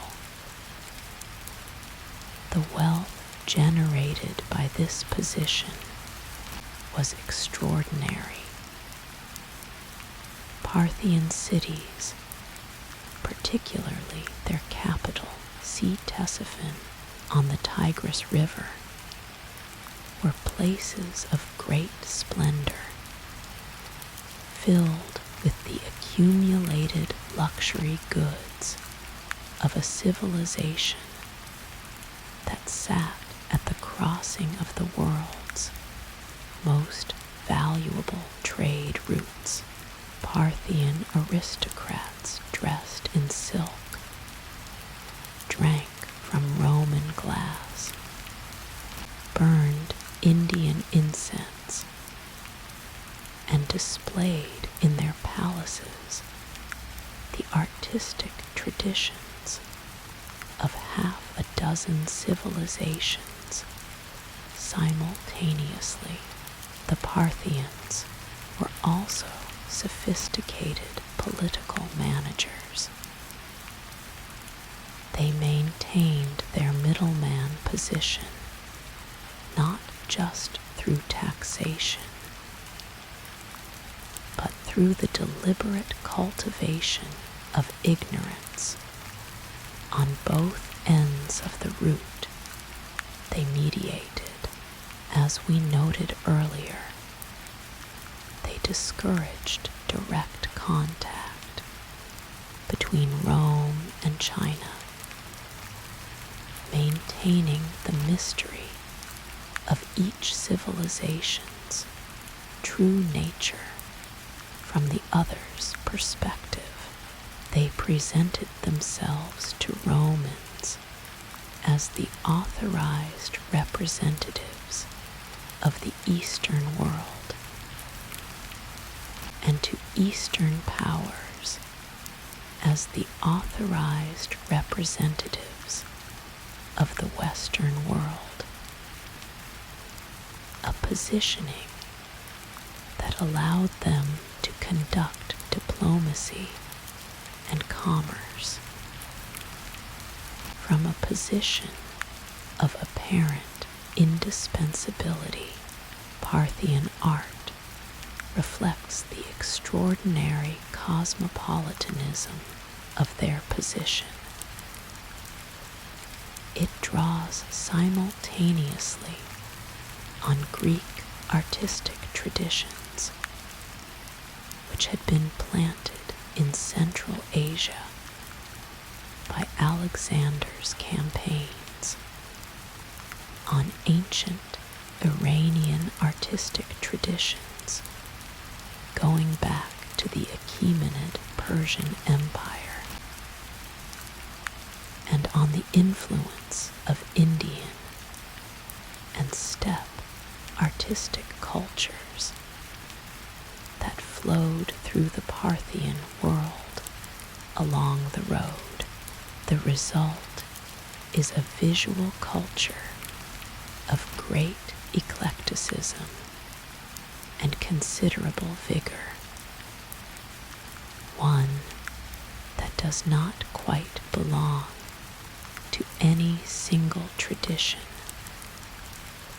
but draws from all of them.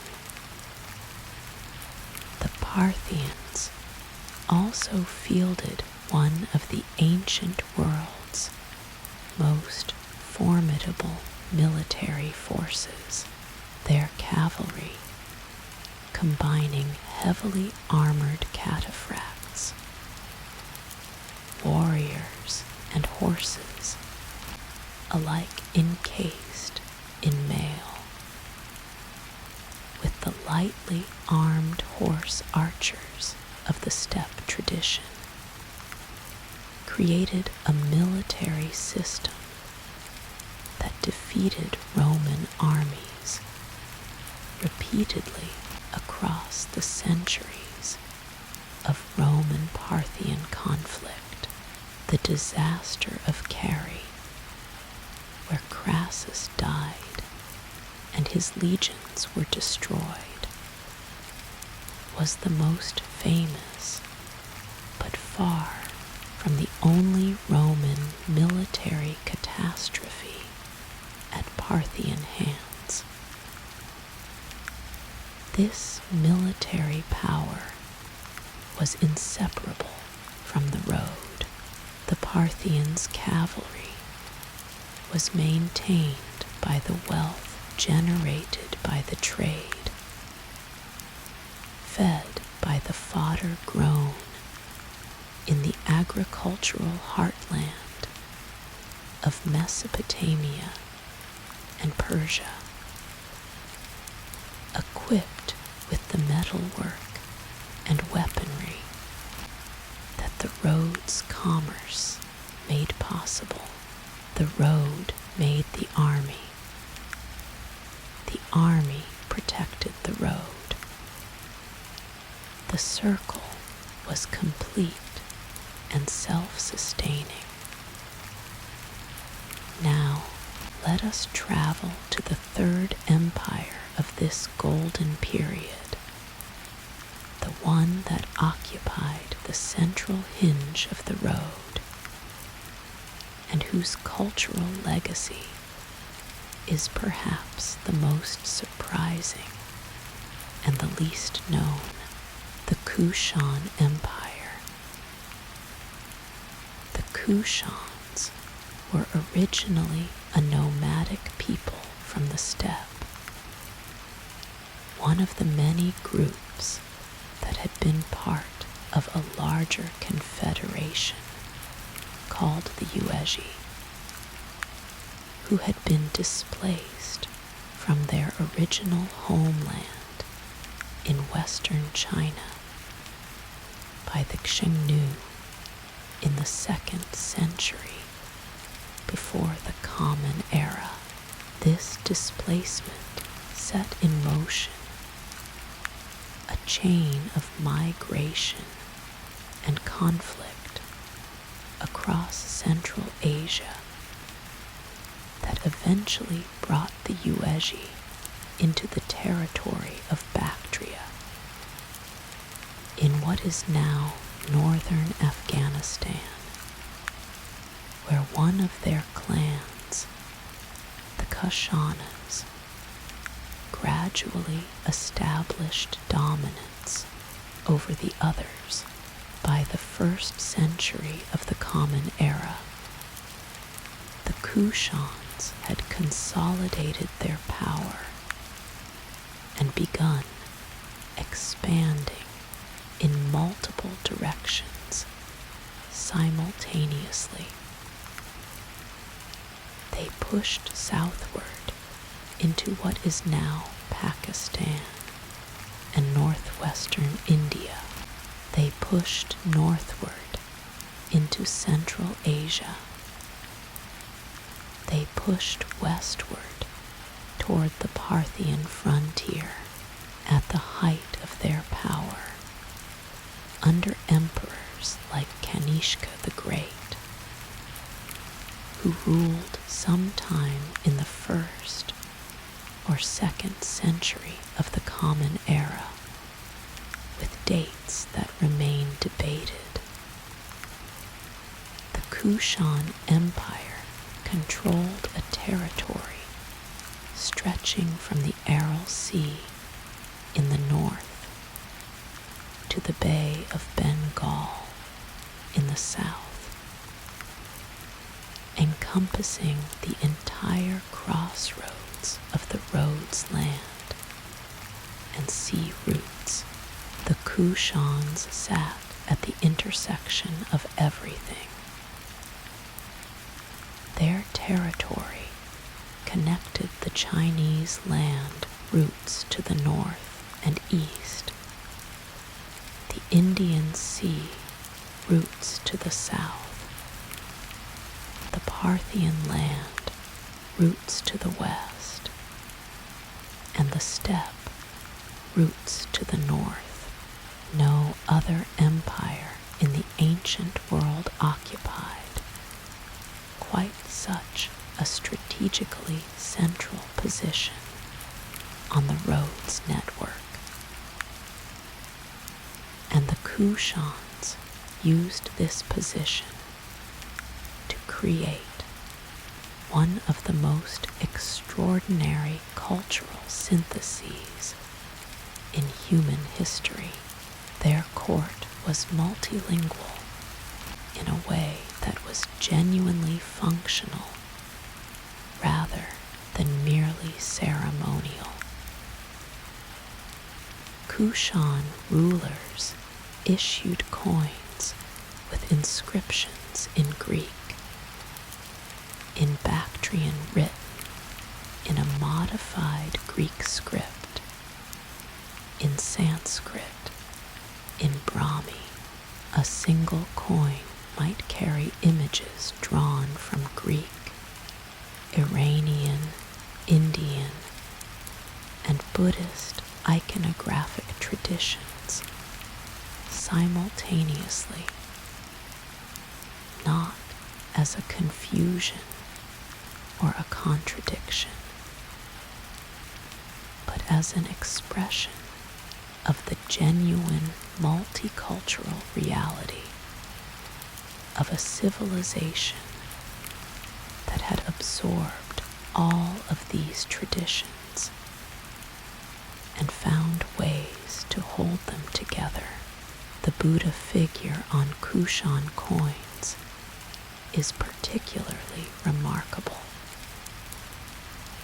Kanishka, who was a patron of Buddhism of great generosity and importance, issued coins showing the Buddha standing in a posture and style that owes as much to Hellenistic sculpture as to any indigenous Indian tradition, yet whose spiritual identity is unmistakable. The Greek artistic vocabulary, with its emphasis on the naturalistic rendering of the human body, on the modeling of flesh and drapery in ways that suggest real weight and real movement, was applied to the representation of a figure whose significance was entirely Indian, whose meaning lay entirely outside the Greek world. The result was the visual language of Buddhist art that traveled the road eastward into Central Asia and China, and eventually Japan and Korea and Southeast Asia. The serene, idealized face of the Buddha, as we know it in the great tradition of Buddhist sculpture, the elongated features and the meditative expression and the particular quality of otherness that marks these figures as belonging to a realm beyond the ordinary. This visual language was shaped decisively by the encounter between Greek artistic tradition and Buddhist spiritual content in the workshops of Gandhara.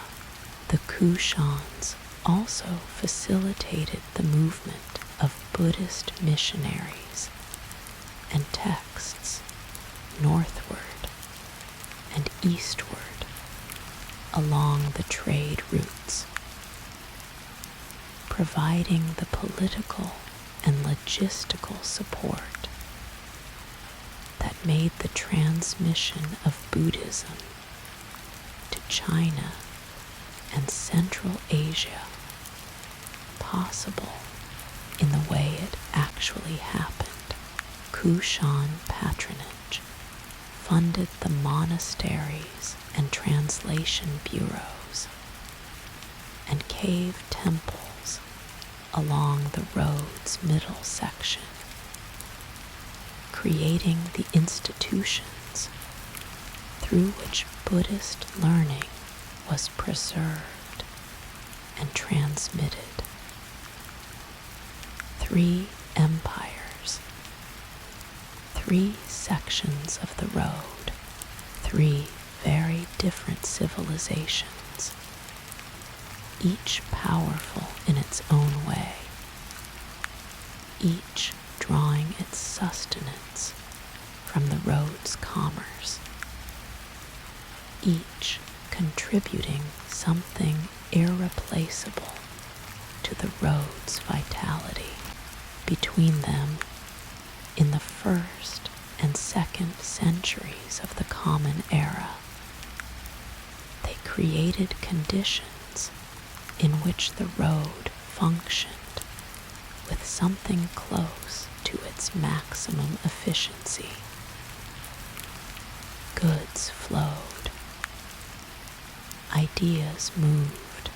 The 3 great civilizations of the road's middle period, Rome at the western end, China at the eastern, and the Parthian and Kushan empires holding the vast middle, were in a relationship of mutual benefit that, despite its periodic conflicts and its inevitable tensions, produced centuries of remarkable cultural and commercial exchange. When empires fall, they take the roads with them. Or rather, the roads find new empires to sustain them. The Han fell in the 3rd century. The Parthians were displaced by the Sassanid Persians in the same century. The Kushans fragmented and eventually dissolved. But the road did not end. It found new patrons, new protectors, new sources of political order along its length. The road is more durable than any of the empires that use it. It outlasts them all, lying patiently in the landscape, while the civilizations above it rise and fall, and are replaced by others, waiting for the next emperor to understand its value and invest in its maintenance. The earth remembers the road, even when the road's surface has been erased. The path is worn into the ground at a depth that wind and rain can smooth, but not entirely remove. The route is defined by geography, by where the water is, and where the mountains allow passage, and where the desert can be skirted. And geography changes very slowly, on timescales that make the rise and fall of empires look like brief interruptions in a much longer story. The road is still there, under the asphalt and the railroad tracks and the container ports and the pipelines. The old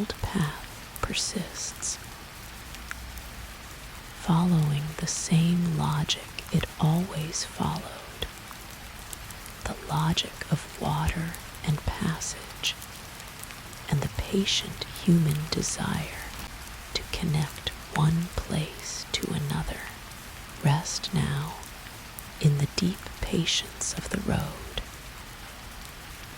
in the knowledge that what is truly important endures, that empires are temporary and roads are long, and the impulse to connect, to trade, to share, to reach across distance toward another human hand is older than any empire and will outlast them all. Rest in that. The road holds you. In the year 224 of the Common Era, on a plain in the Persian heartland, a battle was fought that changed the middle of the world. It was not a particularly large battle by the standards of the ancient world. No vast armies colliding across a wide front. No legendary commanders whose names would be written into history as the authors of a decisive moment. It was a confrontation between two men, two rulers, two visions of what Persia should be, and it ended with the death of one of them and the beginning of something new. The man who died was Artabanus IV, the last great king of the Parthian Empire, whose dynasty had ruled Persia, and the central section of the Silk Road for nearly 5 centuries. The man who killed him, or whose forces killed him, was Ardashir I, the founder of the Sassanid dynasty, a man from the province of Fars in southwestern Iran, who claimed descent from an ancient priestly family, and who possessed, in extraordinary measure, the combination of military skill and political vision that makes empires possible. Ardashir defeated Artabanus. He consolidated his power across Persia. He established a new dynasty named after his grandfather Sassan that would rule the Iranian world for 400 years until the Arab conquests of the 7th century brought it to an end. And in doing so, he placed at the center of the Silk Road one of the most sophisticated, most artistically brilliant, most politically complex civilizations the ancient world produced. The Sassanid Empire. Let the name settle for a moment. It is not as familiar as Rome or Han China or Byzantium in the popular imagination of the Western world, partly because it belongs to a tradition of history that Western education has tended to treat as peripheral rather than central. But the Sassanid Empire was not peripheral. It was, for 4 centuries, one of the 2 superpowers of the ancient and early medieval world, locked in a rivalry with first Rome and then Byzantium that shaped the entire geopolitics of the Eurasian landmass, and whose consequences reverberate in subtle and complex ways in the world today. The Sassanids understood the road. This is perhaps the most important thing to say about them from the perspective of the road's history. They understood it with a depth and a sophistication that went beyond mere commercial opportunism. They understood it as an instrument of civilization, as a medium through which culture could project itself, as a space in which the identity and the prestige and the influence of an empire could be expressed and extended. Persia's position at the center of the road was not accidental. It was geographical destiny, the inevitable consequence of lying between the great civilizations of East and West, between China and India to the east, and the Mediterranean world to the west, between the steppe peoples of the north and the desert peoples of the south. Every major land route between the eastern and western halves of the known world passed through Persian territory. The Sassanids inherited this position from the Parthians and from the Achaemenid Persians before them, and they managed it with the skill of people who had been doing it for a very long time. The Sassanid state was built around the Zoroastrian religion in a way that the Parthian state had not been. Ardashir and his successors made Zoroastrianism the official state religion of the empire, with a formality and an institutional thoroughness that was new. A priestly class, the Magi, were organized into a formal hierarchy with defined roles and privileges and relationships to the state.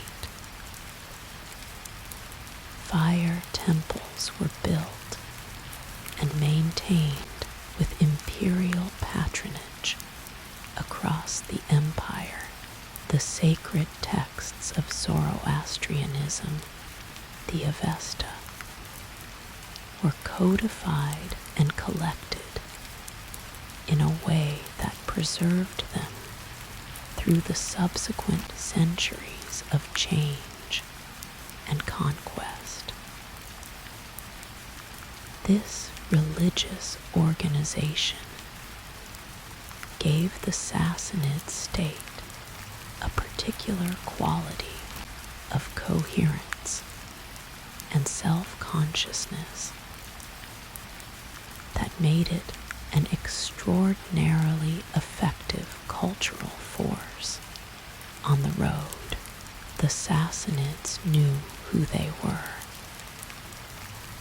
They had a clear and confident sense of their own civilization's identity, its antiquity, its greatness, its relationship to the divine order. This confidence expressed itself in an art and an architecture and a ceremonial culture of extraordinary power and beauty. Sassanid palaces were monuments to this cultural confidence. The great palace at Ctesiphon, which the Sassanids inherited from the Parthians and expanded to an enormous scale, contained an audience hall whose vault, the Takkasra, was the largest single-span brick vault ever constructed in the ancient world. It spanned roughly 25 meters and rose to a height of approximately 37 meters without the use of timber centering during construction, a feat of engineering that astonished contemporaries, and that even today, in its partially ruined state, conveys something of the ambition and the technical mastery that produced it. Visitors to the Sassanid court, ambassadors and merchants and diplomats from every corner of the world entered through this space, and the effect was deliberate and calculated. The physical experience of the vault above you, the sense of space and scale, and the particular quality of light that falls into a large vaulted space from high windows was designed to communicate something precise about the nature of Sassanid power, not merely wealth, though wealth was there too, in the silk hangings and the golden throne and the elaborate regalia of the Persian King of Kings. Something more fundamental, the sense of a civilization that had mastered its world, that had tamed the physical environment to produce spaces that exceeded what seemed possible, that existed at a level of accomplishment that other civilizations could only aspire to equal. The title King of Kings, Shahanshah in Persian, was not a modest claim. It asserted a hierarchy of rulers in which the Sassanid emperor sat at the apex, with other kings and princes and governors below him, in a structure of graduated sovereignty that extended outward from the Persian heartland across the enormous territory of the empire and into the zones of diplomatic influence beyond its formal borders. The road was part of this structure. The merchant communities that moved along the road's central section operated within a Sassanid framework of regulation and taxation and diplomatic management that was sophisticated and comprehensive. Caravanserais maintained by the state at regular intervals. Officials responsible for road security. Customs posts at the empire's borders, where goods were assessed and taxed. Letter-carrying services that moved information between the court and its provincial representatives. This infrastructure was not created solely for the benefit of merchants, though merchants benefited from it enormously. It was created primarily as an instrument of imperial administration, a way of holding together a vast and diverse empire through the maintenance of reliable communication and the demonstration of state presence across the full extent of imperial territory. The road was, in this sense, a tool of governance as much as a tool of commerce. The Sassanids were also manufacturers, not merely middlemen extracting their percentage from goods that originated elsewhere, but producers of luxury goods of the highest quality that were themselves valuable exports along the road. Sassanid silk weaving, which drew on techniques that had arrived from China along the trade routes, produced fabrics whose distinctive patterns became among the most recognizable and most desired luxury textiles of the ancient world.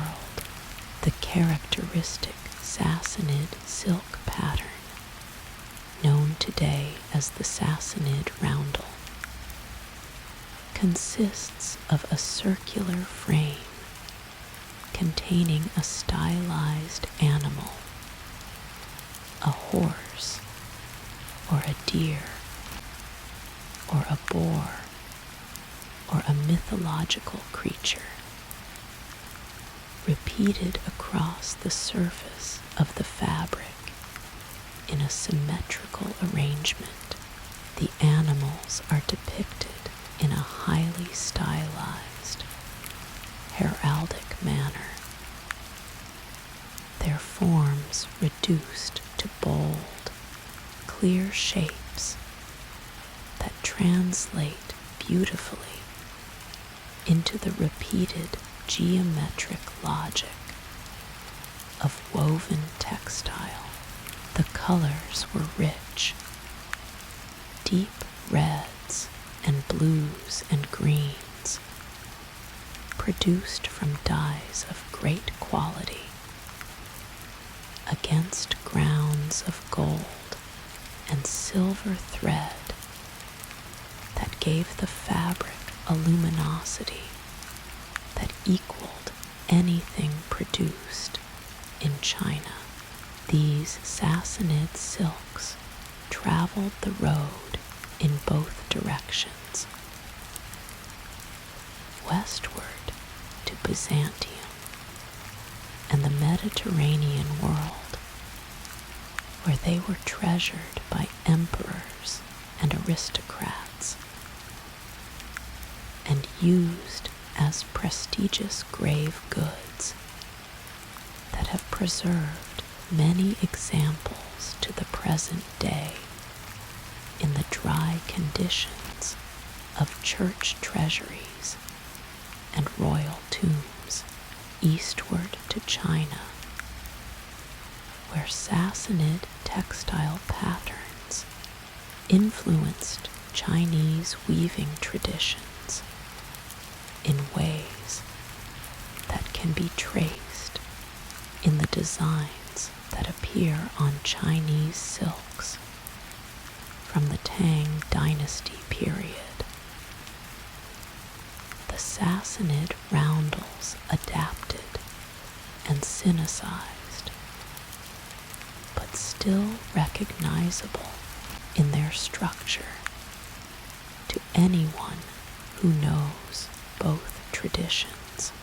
The road between Sassanid Persia and Tang Dynasty China was one of the busiest and most productive sections of the road's entire history. The two great empires, each enormously self-confident and culturally sophisticated, each deeply curious about the other's achievements, maintained a relationship of commercial and diplomatic exchange that enriched both of them over the century and more, that they coexisted as functioning political entities. Sassanid silverwork traveled to China and was received there as objects of great prestige and beauty. The Chinese response to Sassanid silver, to those elegant plates and ewers decorated with hunting scenes and mythological figures, worked in repousse and chasing with extraordinary skill, was one of genuine admiration. Chinese craftsmen studied Sassanid metalwork and adapted its techniques and motifs to Chinese aesthetics, creating a body of Chinese silver that bears the unmistakable imprint of Persian influence, while remaining entirely Chinese in its spirit. Persian musicians and entertainers were part of the cultural traffic between the two empires. The Tang Dynasty records of the Western market in Chang'an describe Persian musicians playing instruments unfamiliar to Chinese ears, performing music of a rhythmic complexity and an emotional directness that Chinese audiences found both strange and compelling. Some of these musicians settled in China permanently, becoming part of the cosmopolitan musical life of the Tang capital. Their Persian musical vocabulary, absorbed into the wider eclectic mix of the road's cultural traffic. Sassanid glass was another prestigious export eastward.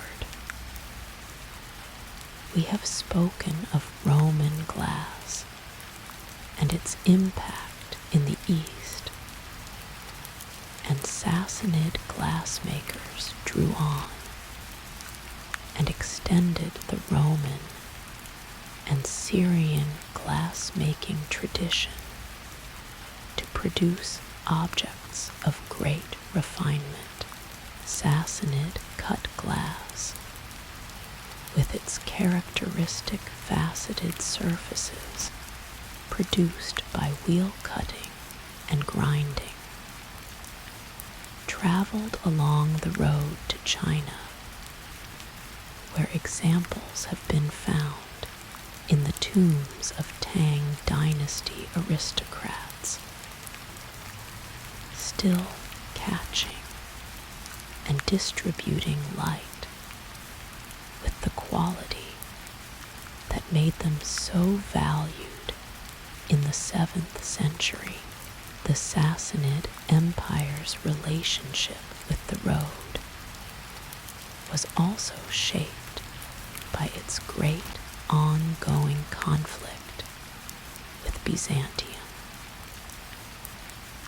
The two empires fought repeatedly across the centuries of their coexistence.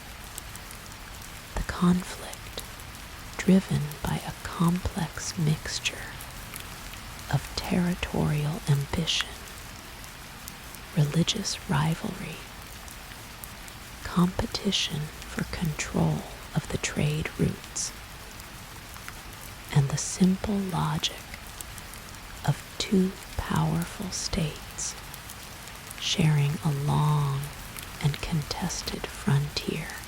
The trade routes were both a cause and a casualty of this conflict.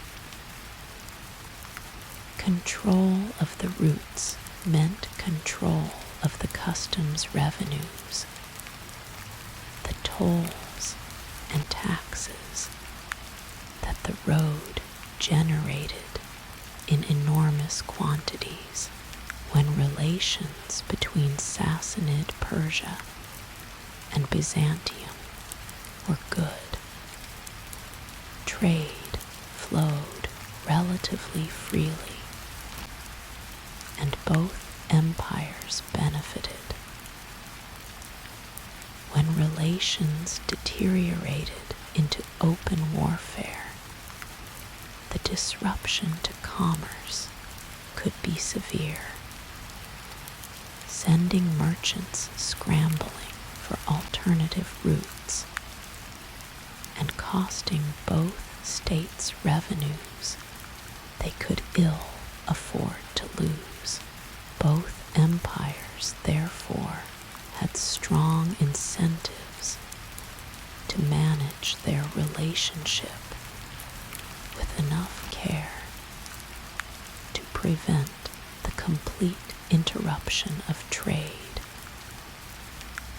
Even in periods of active military conflict, the Silk Road's commercial logic acted as a kind of moderating influence on the political rivalry between Persia and Byzantium,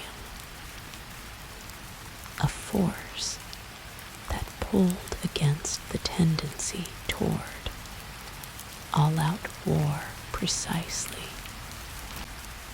because all-out war was so expensive in commercial terms. This tension between political conflict and commercial interest is one of the road's recurring patterns. Empires that fought each other with great ferocity found ways simultaneously to continue the trade that both of them needed, merchants crossed borders that soldiers were defending. Commercial relationships persisted through diplomatic ruptures. The road's logic, the logic of mutual benefit, of the gap between supply and demand that trade exists to close, was stronger than the logic of political enmity in the long run. Not always, not in every instance, but reliably enough to keep the road functioning through centuries of turbulent politics. The Sassanid Empire fell in the mid-7th century of the Common Era,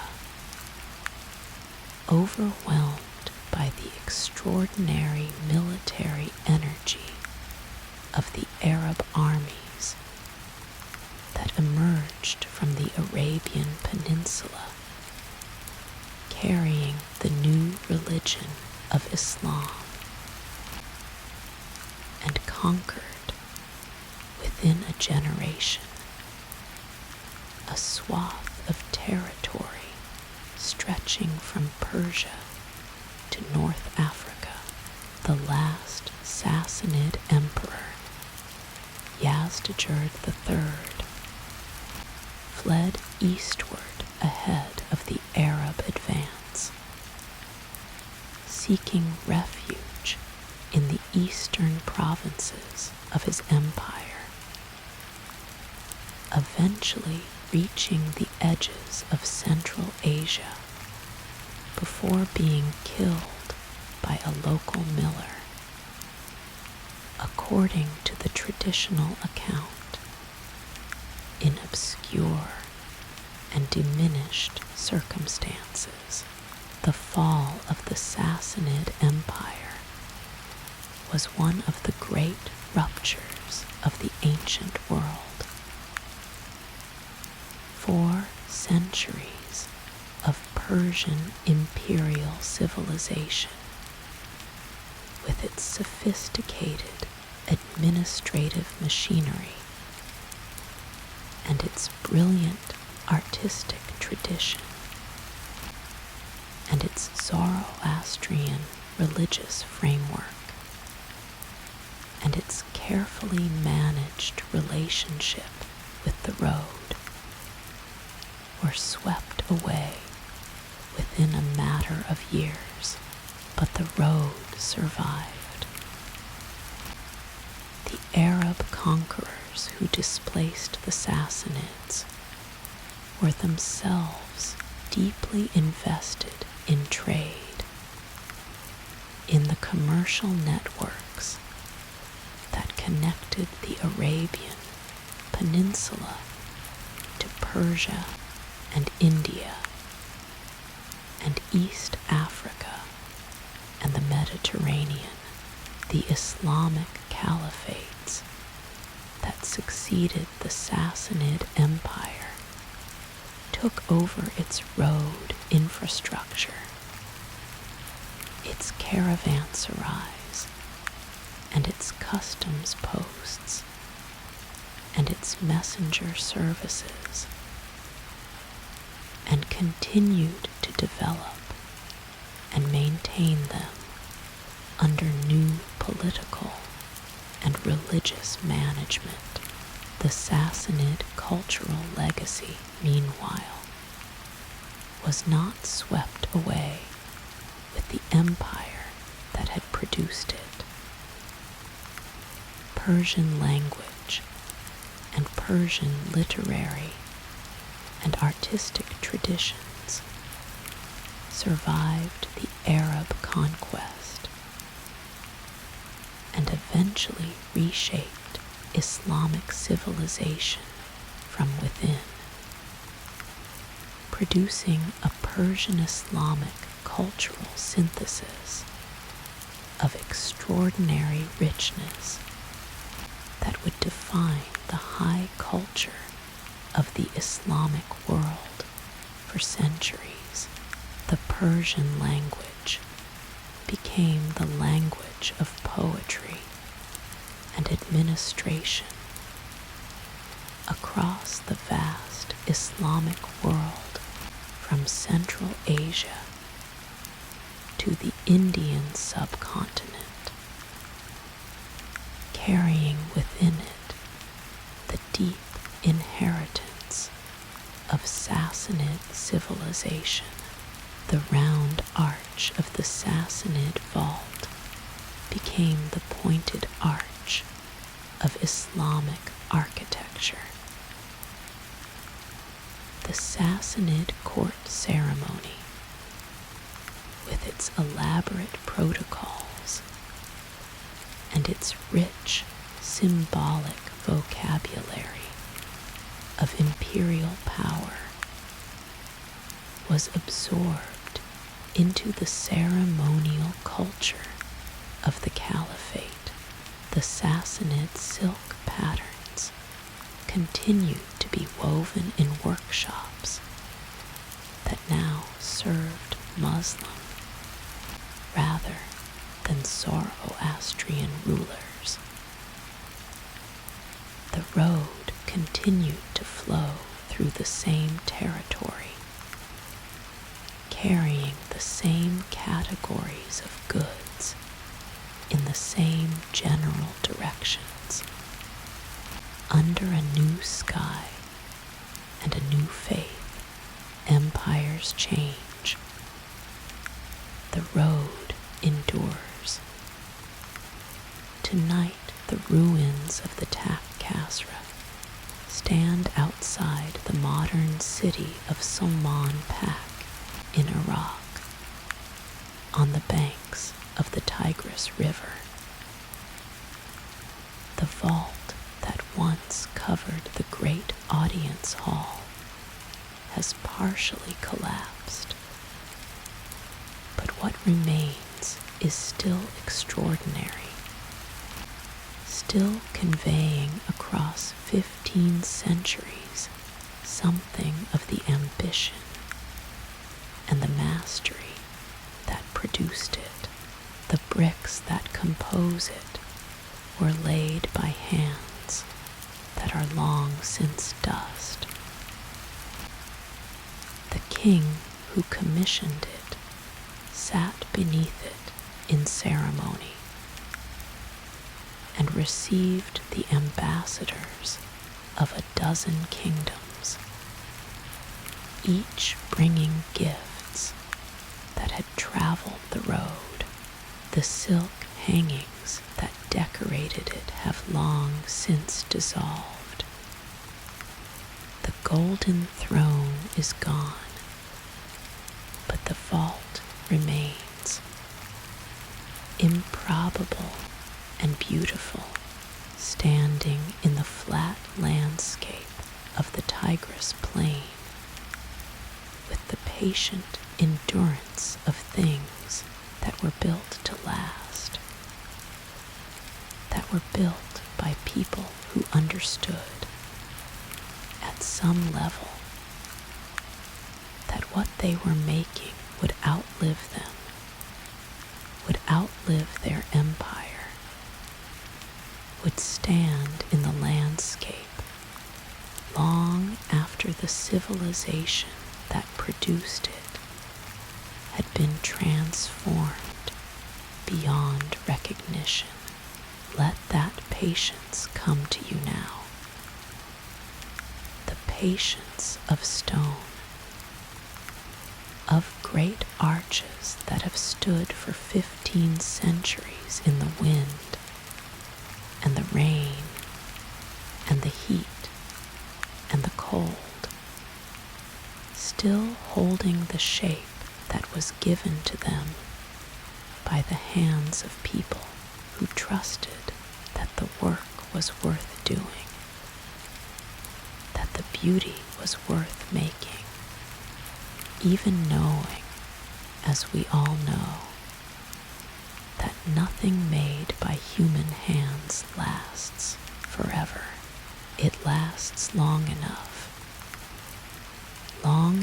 to be beautiful, long enough to be remembered,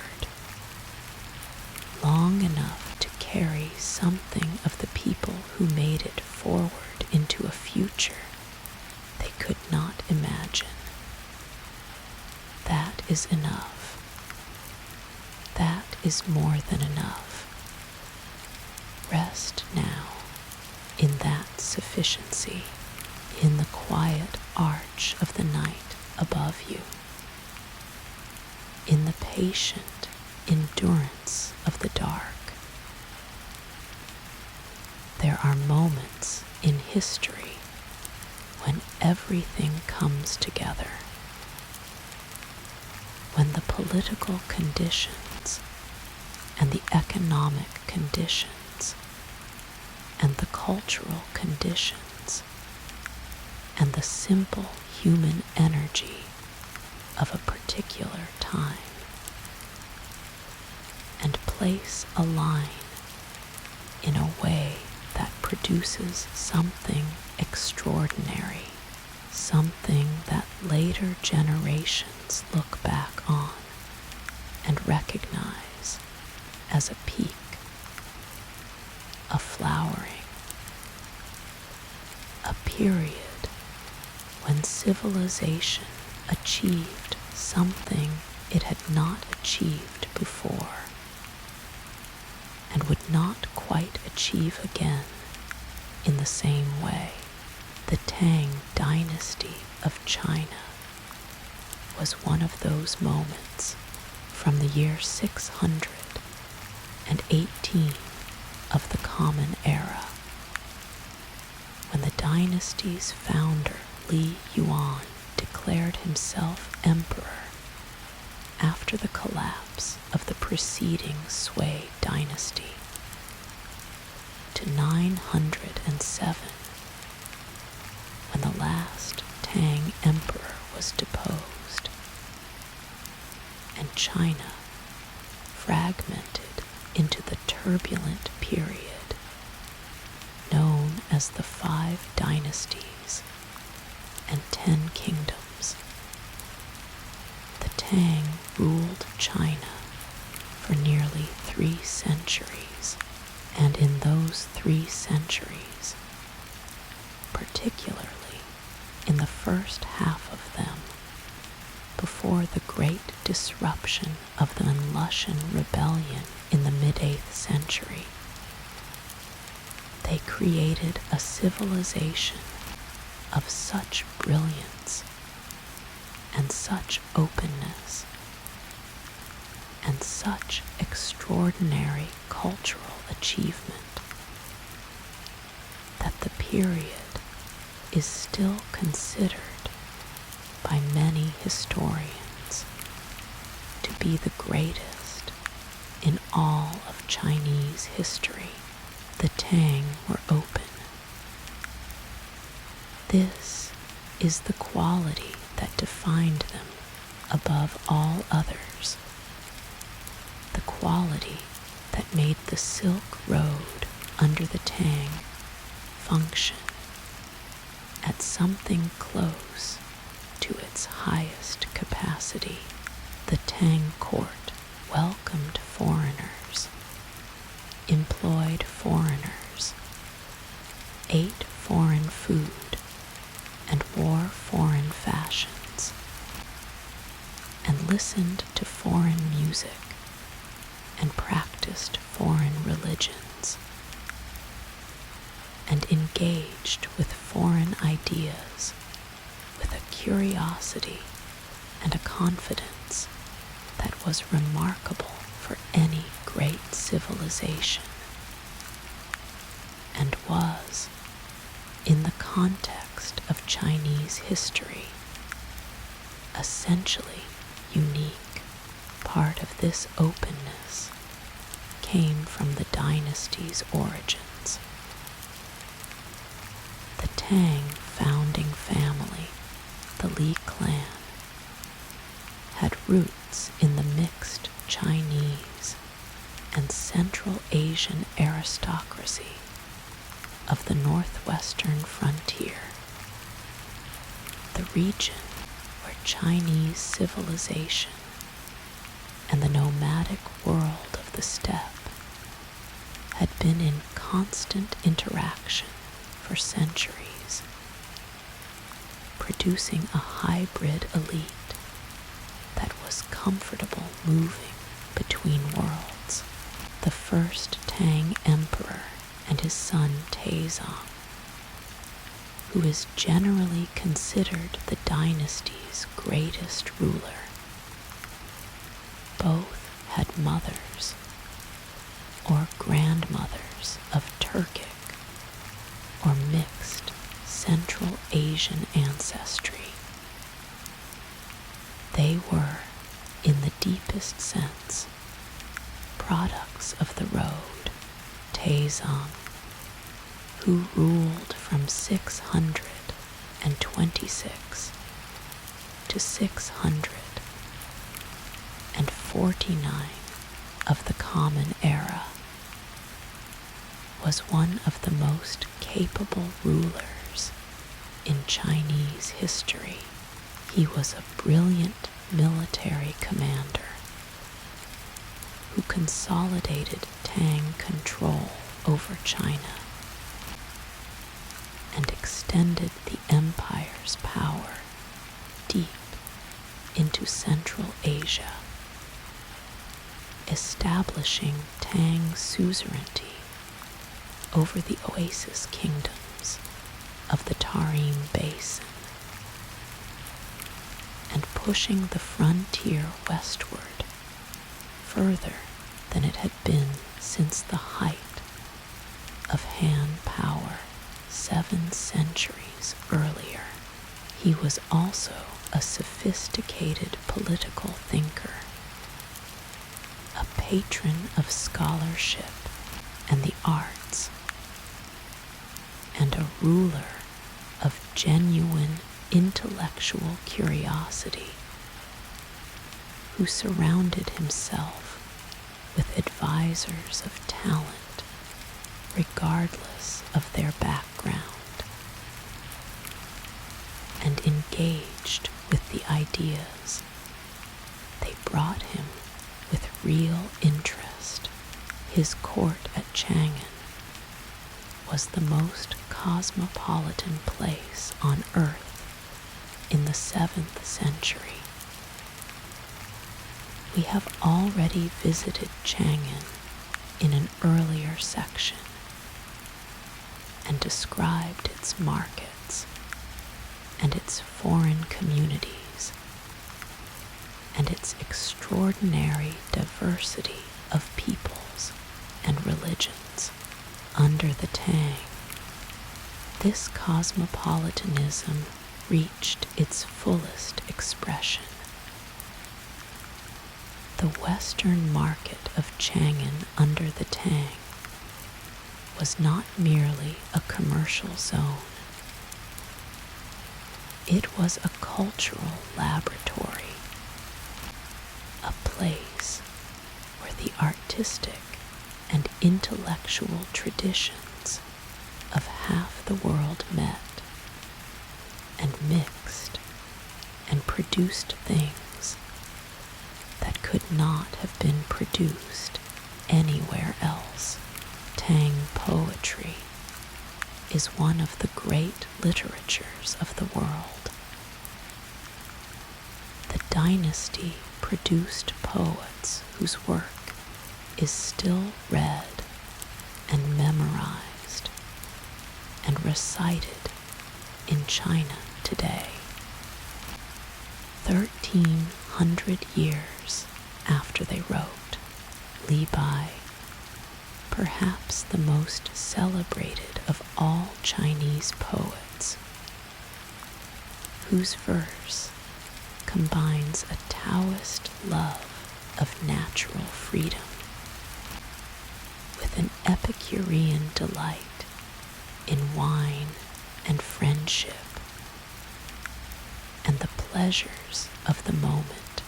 Du Fu, the poet of conscience, whose work engages with the political and social realities of his time with a depth and a compassion that gives it an enduring moral authority. Wang Wei, the poet-painter-monk, whose landscape poems achieve a quality of meditative clarity that has rarely been equaled in any literary tradition. These poets wrote in a world shaped by the road. Li Bai was himself of uncertain origins, possibly from a family that had been in Central Asia for generations, and his poetry reflects a familiarity with the landscapes and the peoples of the Western regions that speaks of direct experience as well as literary imagination.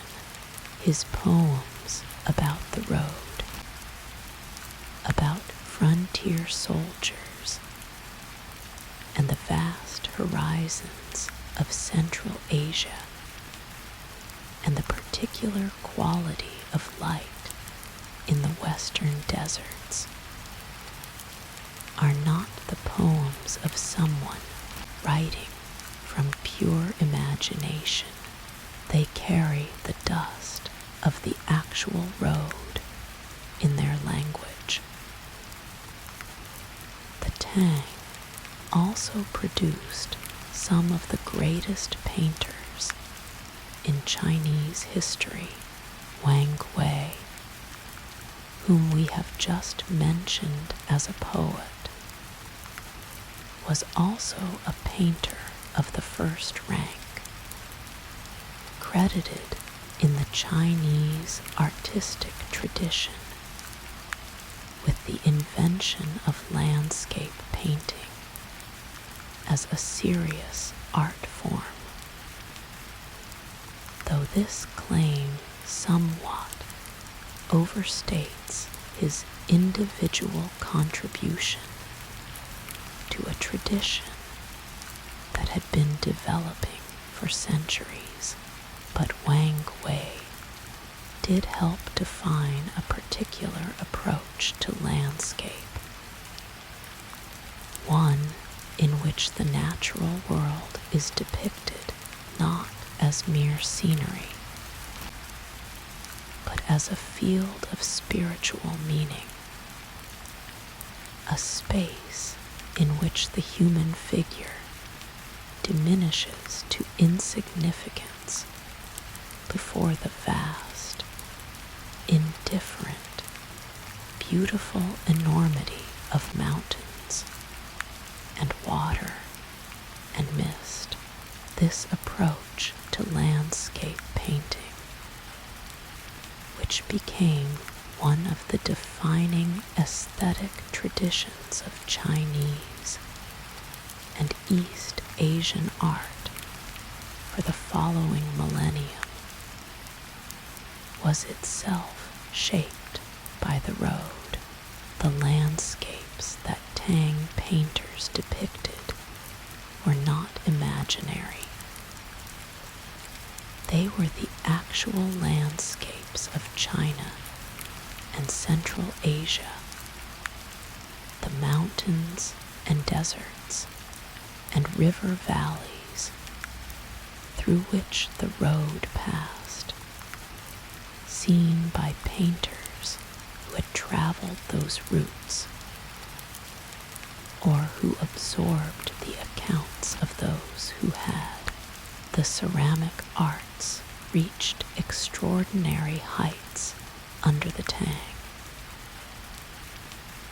The Sankai three-color glazed stoneware that we mentioned in an earlier section, with its flowing glazes of amber and green and cream, was produced in enormous quantities for both domestic use and export. The figures produced in this tradition, the horses and camels and foreign merchants and court ladies and musicians and guardians, constitute one of the most vivid and immediate portraits of Tang society and Tang cosmopolitanism that we possess. The Tang horses deserve particular attention. The horses depicted in Tang ceramic and bronze sculpture are not the stylized, symbolic horses of earlier Chinese art. They are portraits of specific horse types, the large, powerful horses of Fergana and the steppe, whose qualities the Tang, like the Han before them, valued enormously and imported at great expense. The Tang sculptor, who modeled a ceramic horse, brought to their work a detailed knowledge of equine anatomy and movement, a love of the actual horse as an animal rather than merely a symbol that produces figures of extraordinary vitality. Tang Taizong loved horses so much that he commissioned stone relief sculptures of his 6 favorite war horses to be placed in his tomb, the Xiaoling Mausoleum. These reliefs, known as the 6 steeds of Xiaoling, are among the masterpieces of Tang sculptural art.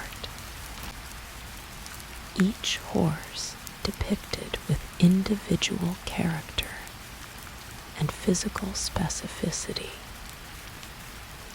their muscles and their posture and their expressions conveying the particular quality of each animal. 2 of the 6 relief panels were removed from China in the early 20th century by art dealers and are now in the collection of the University of Pennsylvania Museum of Archaeology and Anthropology in Philadelphia, separated from their 4 companions still in Xi'an. A situation that Chinese cultural institutions have long sought to resolve through repatriation. The Tang expansion into Central Asia brought the road's heartland under direct Chinese political influence for the first time since the Han. Tang military campaigns in the early 7th century established Chinese control over the oasis kingdoms of the Tarim Basin, brought the nomadic Turks of the northern steppe into a tributary relationship with the Chinese court, and pushed Tang influence westward as far as the Pamirs and the borders of Persia. This expansion served the road in multiple ways. It created political stability across an enormous section of the route, reducing the risk of the raiding and local conflict that disrupted commerce. It established Chinese administrative presence in the oasis towns, creating the conditions under which trade could be conducted with the confidence of legal protection, and it allowed the Tang court to engage directly with the Central Asian world rather than through the intermediaries who had previously managed the relationship. Tang diplomacy was sophisticated and wide-ranging. The Tang court received ambassadors from dozens of states across the known world, from Korea and Japan to the east, from the kingdoms of Southeast Asia to the south, from Tibet and India, and the Central Asian Khanates to the west, from the Sassanid Persian court, and after the Arab conquests, from the new Islamic caliphates. Each embassy was received with elaborate ceremony, housed in the foreign quarter of Chang'an, and engaged with through translators who were themselves products of the road's linguistic diversity. The gifts exchanged at these diplomatic encounters were themselves a form of trade. Ambassadors brought luxury goods that their home countries produced or controlled, and received Chinese silk and ceramics and other luxury goods in return. The diplomatic gift exchange was, in economic terms, a form of high-level commerce dressed in the language of interstate relations, a pattern that repeated itself across the entire road and across the entire span of its history. Music occupied a central place in Tang court culture, and the music of the Tang court was itself a road production of remarkable eclecticism.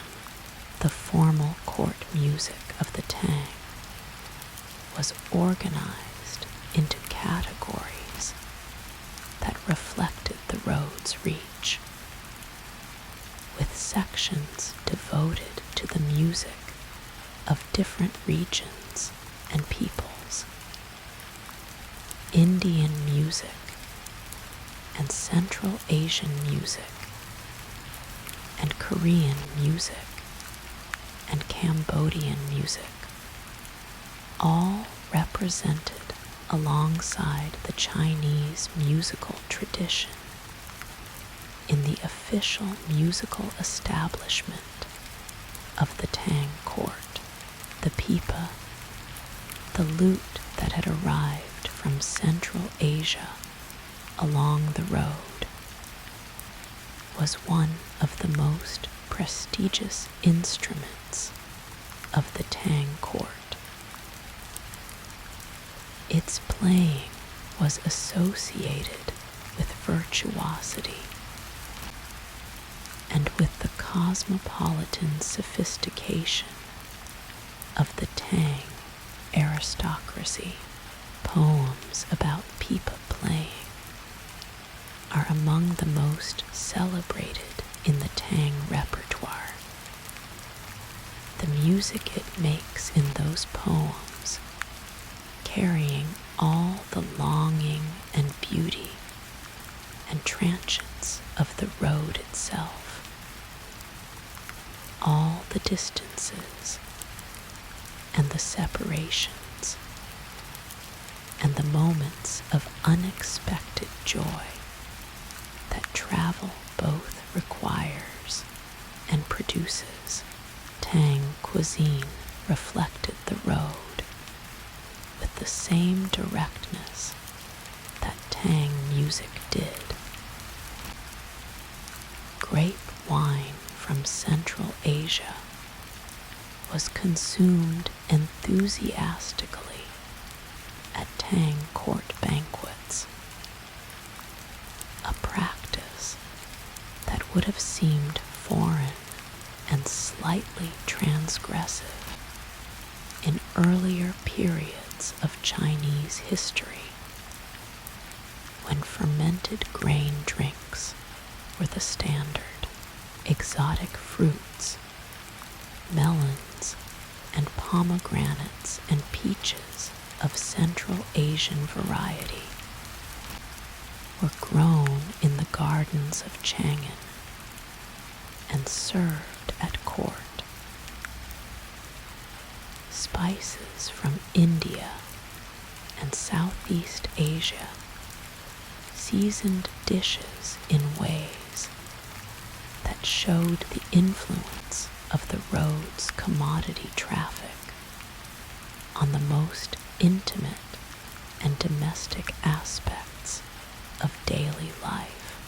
The Lushan Rebellion, which began in 755 and continued in various forms until 763, was the great rupture of the Tang Golden Age, and Lushan was a general of Sogdian and Turkish parentage.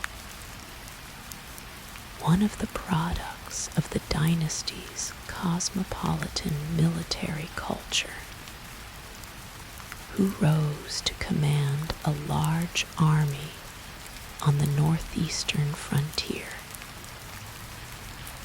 and then turned that army against the Tang court in a rebellion that devastated China on a scale that is difficult to fully comprehend.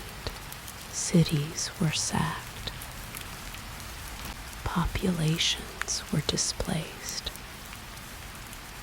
Chang'an itself was captured and looted, the court fleeing westward in a retreat that became one of the defining events of Tang political and cultural memory.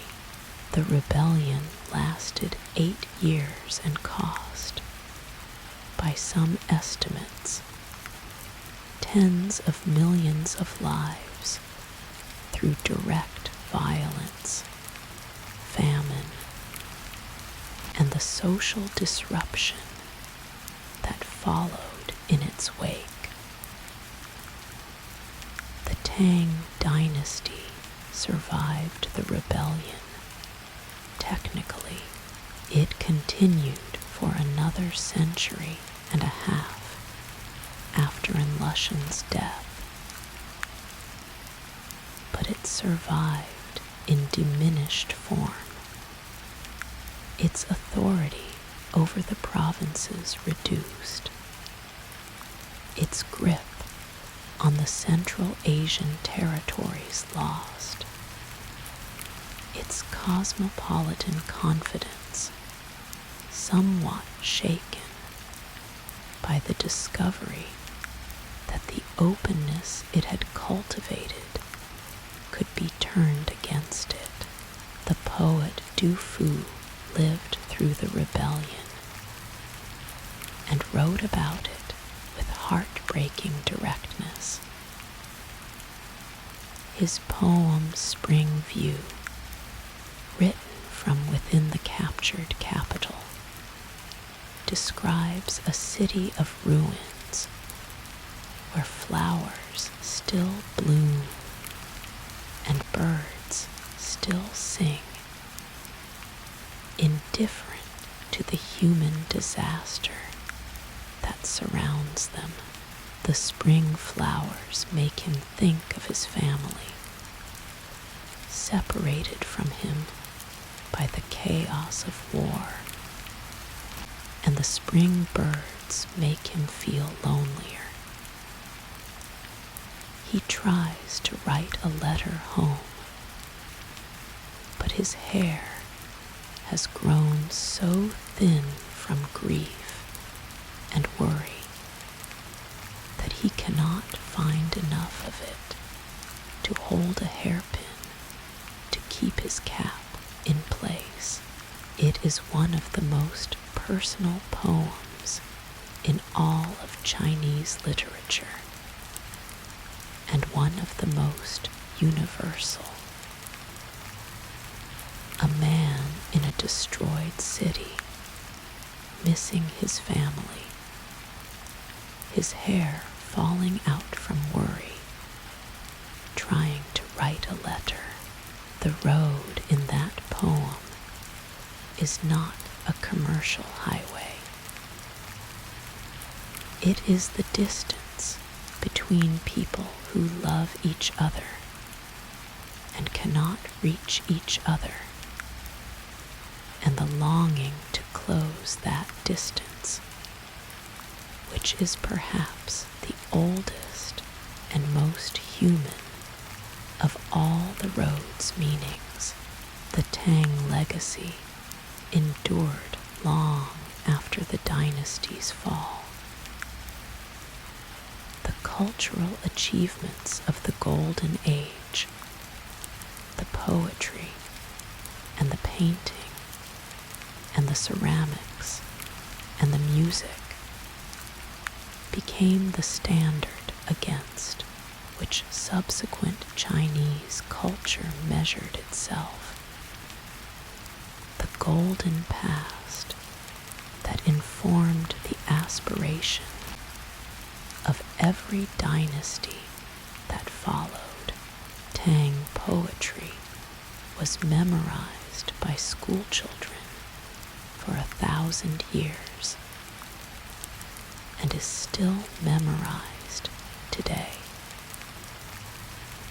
Tang ceramic figures are among the most immediately recognizable objects of Chinese art. The Tang openness, though it was never quite replicated in its full original form, remained an ideal, a reminder of what Chinese civilization was capable of when it looked outward rather than inward, when it trusted the road rather than feared it. Tonight the city that was Chang'an breathes slowly in the dark of a Chinese night. Under its streets, the layers of it lie still.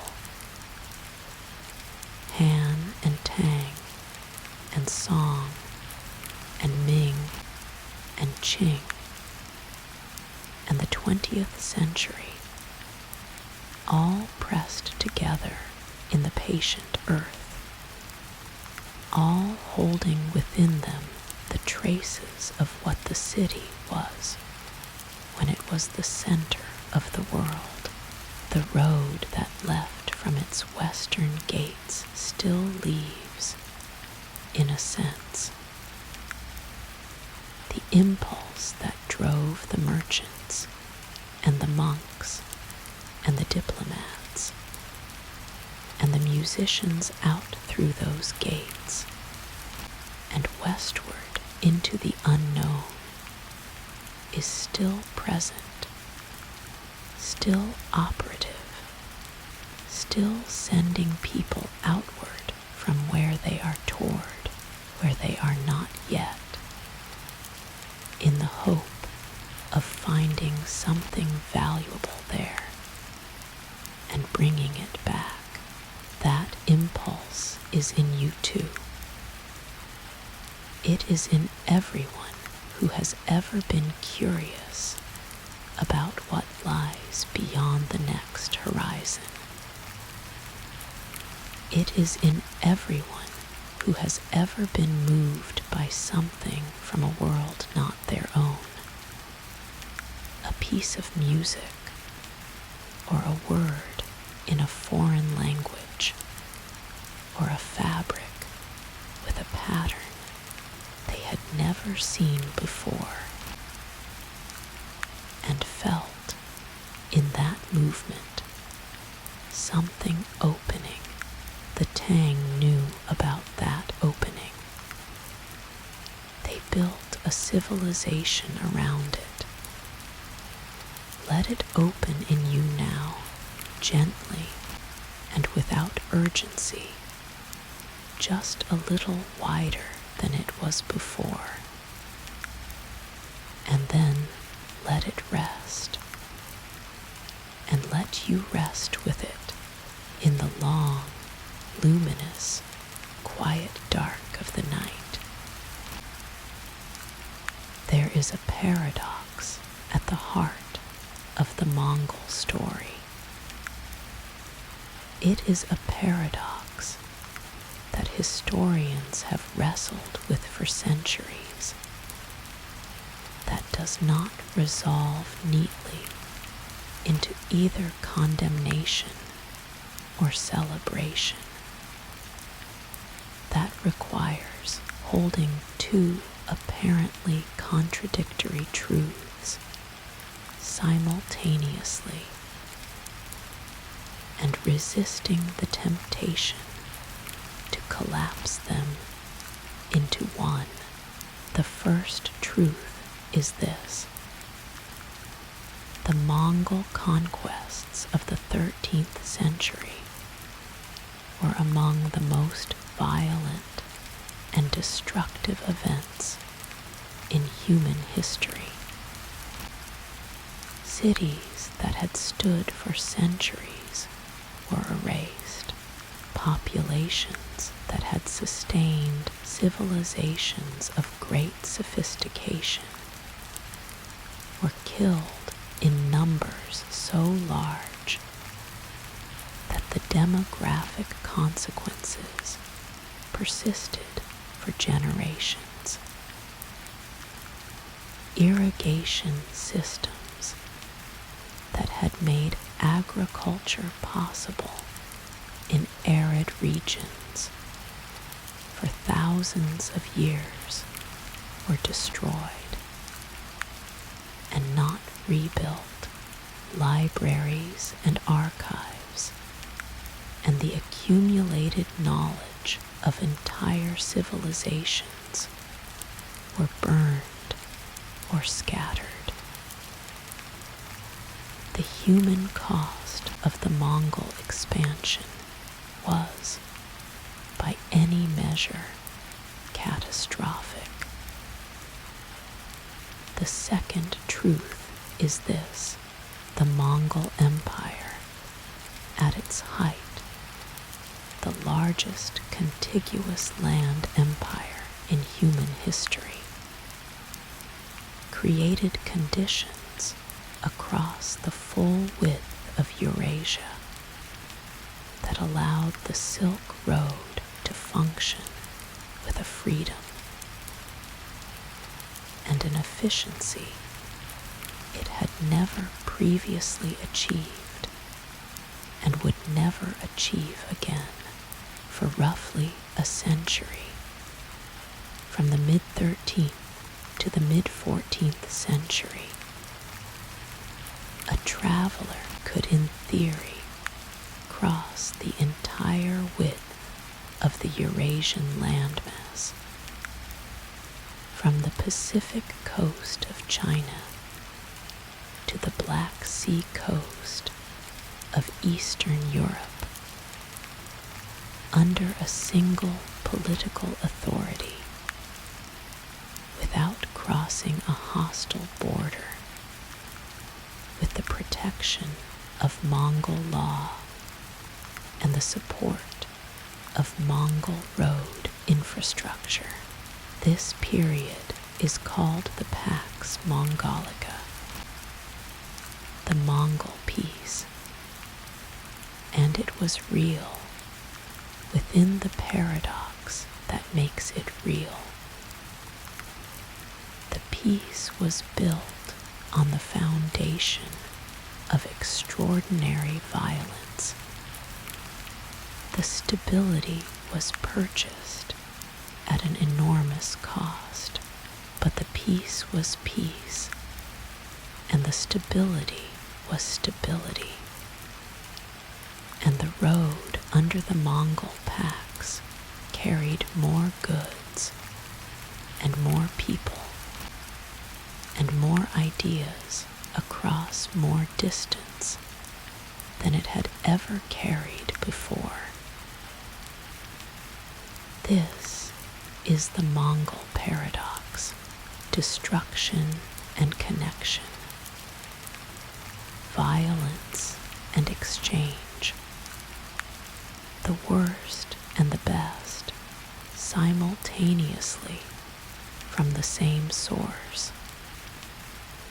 Let us begin at the beginning with the man who made the empire possible.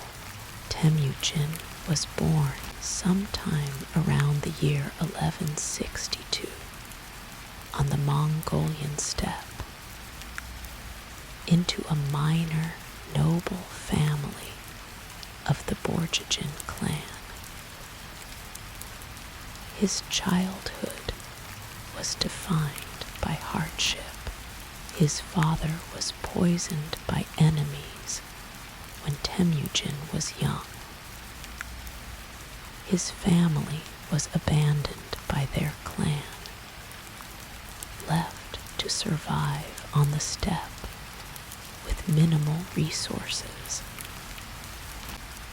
For years, Temujin and his mother and siblings lived by hunting small animals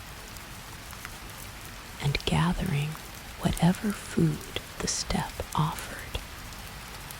A precarious existence at the margins of a society organized around strength and alliance. The steppe formed him.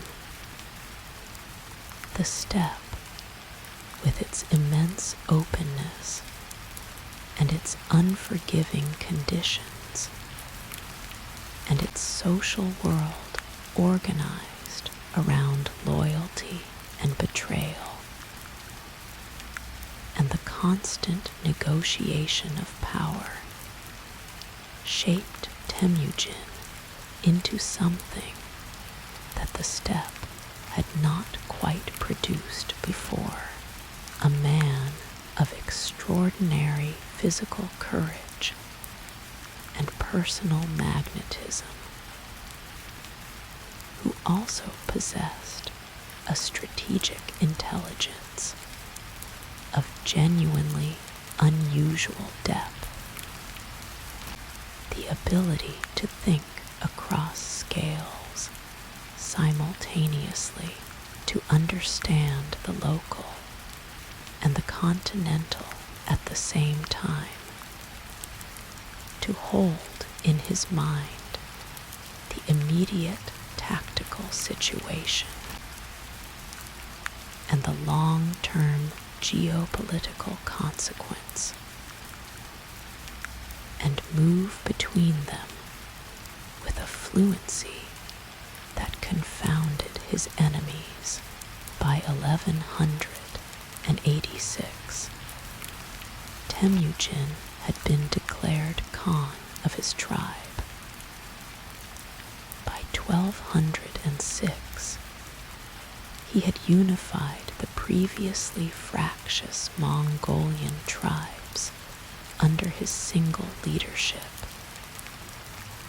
and been proclaimed Genghis Khan, a title whose meaning is something like universal ruler or oceanic ruler, a name for someone who intended to rule not just a tribe or a confederation, but everything. He was not metaphorical about this intention.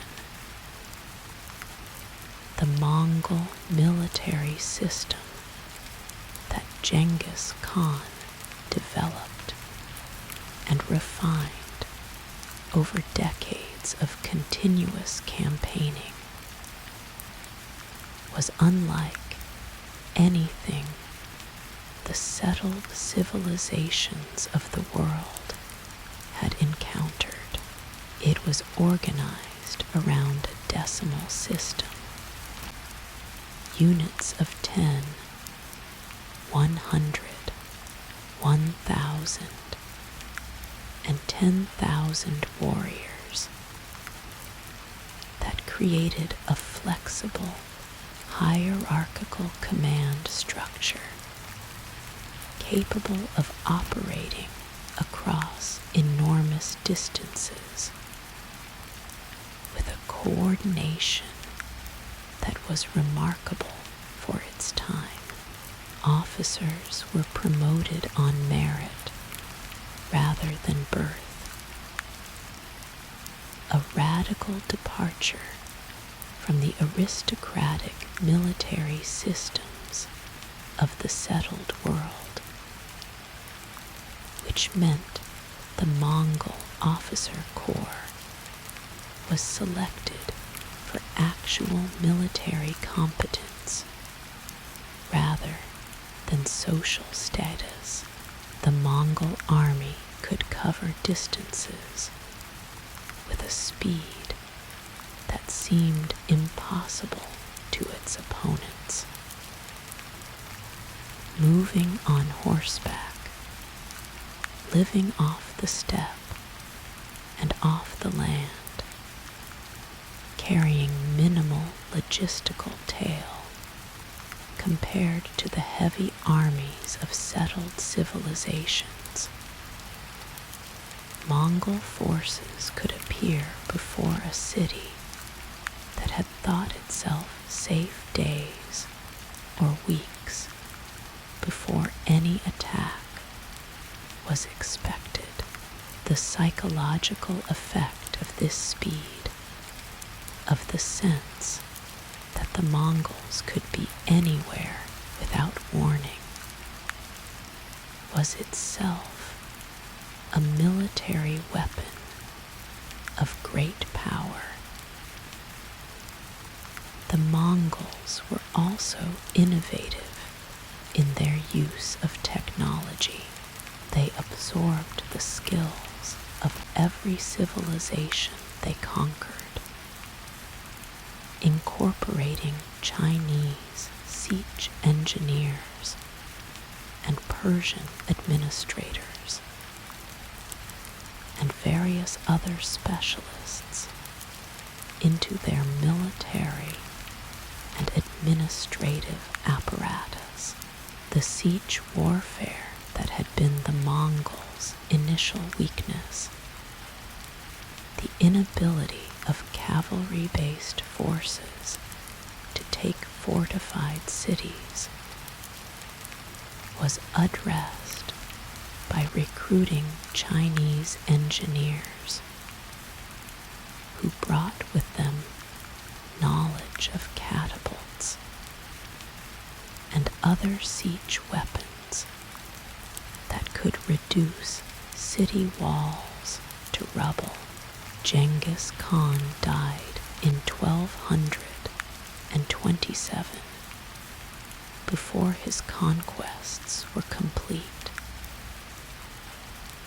But the empire he had built was held together after his death by his sons and grandsons, who continued the expansion with the same methodical ambition that had characterized the founders' campaigns. By the mid-13th century, Mongol power extended from Korea and China in the east to Poland and Hungary in the west, from Siberia in the north to Persia and northern India in the south. It was the largest contiguous land empire in human history, and it encompassed within its borders the entire length of the Silk Road, and then some. The Mongol rulers who governed this enormous empire after Genghis Khan's death understood, with varying degrees of sophistication, that the road was the source of the empire's commercial wealth. The tolls and taxes generated by the trade that flowed along the road were a significant portion of the imperial revenues, and protecting that trade was therefore a matter of direct financial interest to the Mongol state.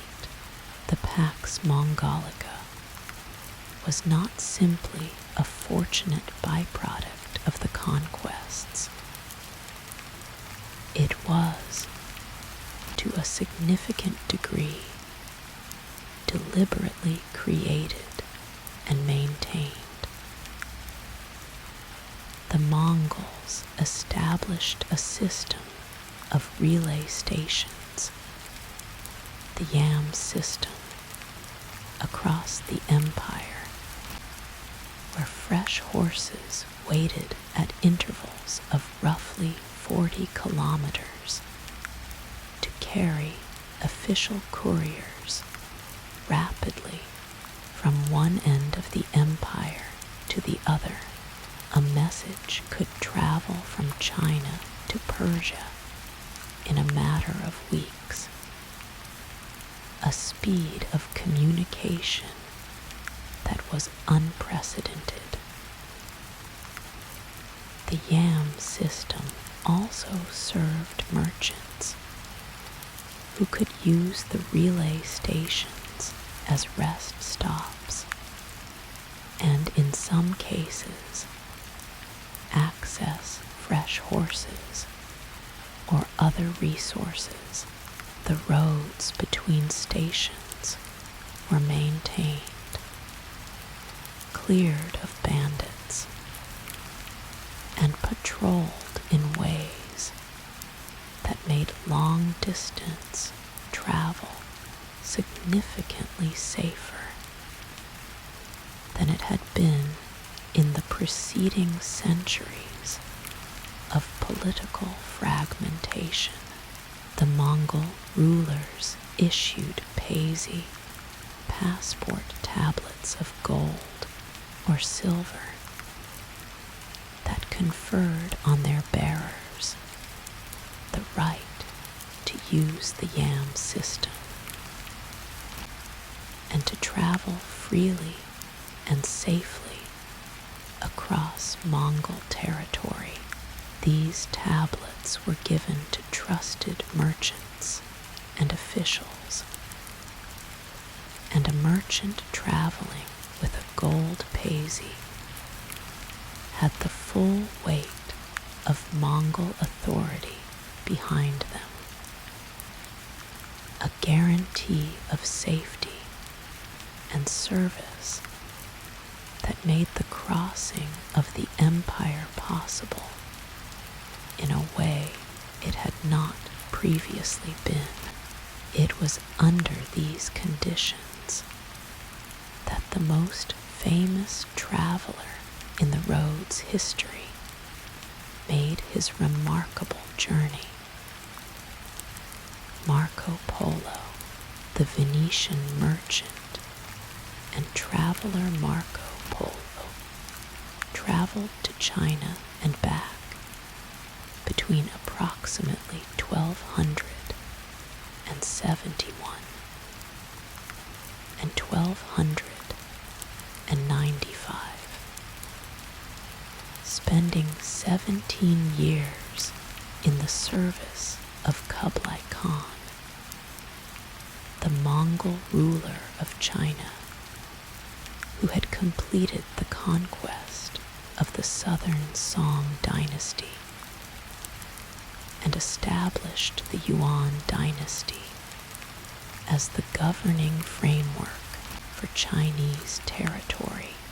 We will return to Marco Polo in more detail in the next section, because his story deserves its own space. But it is important to note here that Marco Polo's journey was only possible because of the Pax Mongolica, the safety and the infrastructure that allowed a young Venetian merchant to travel from the Mediterranean to China and back was entirely a product of the Mongol political and logistical system. Without the Yam stations and the Paisi tablets and the general suppression of banditry and local conflict that Mongol power had imposed across the road, the journey would have been impossibly dangerous. This is the paradox made concrete. The violence of the Mongol conquests created the conditions that allowed Marco Polo to travel, that allowed the road to carry its greatest volume of traffic,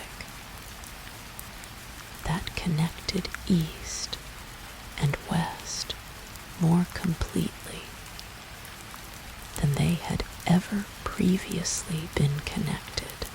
The destruction and the connection were not separate events in sequence. They were simultaneous aspects of the same process. Kublai Khan himself is one of the most fascinating figures in the road's history, the grandson of Genghis Khan. He was the Mongol ruler who most thoroughly engaged with the Chinese civilization he had conquered, establishing his court at Beijing, adopting Chinese administrative practices, patronizing Chinese art and scholarship, and ruling with a sophistication that impressed Chinese observers, despite their profound reluctance to be governed by a foreign dynasty. Kublai Khan's court at his summer capital Chengdu, the Xanadu of English literature, was a place of legendary magnificence. The 13th century poet Coleridge would eventually transform a description of it. Read in a book while in a dreamlike state into one of the most famous opening passages in English poetry, describing a stately pleasure dome decreed by Kubla Khan, where the sacred river ran through caverns measureless to man down to a sunless sea. The actual Shangdu was remarkable enough without the dreamlike embellishment. A planned city on the Mongolian steppe, combining elements of Chinese and Mongolian architectural and urban tradition, with a great palace at its center,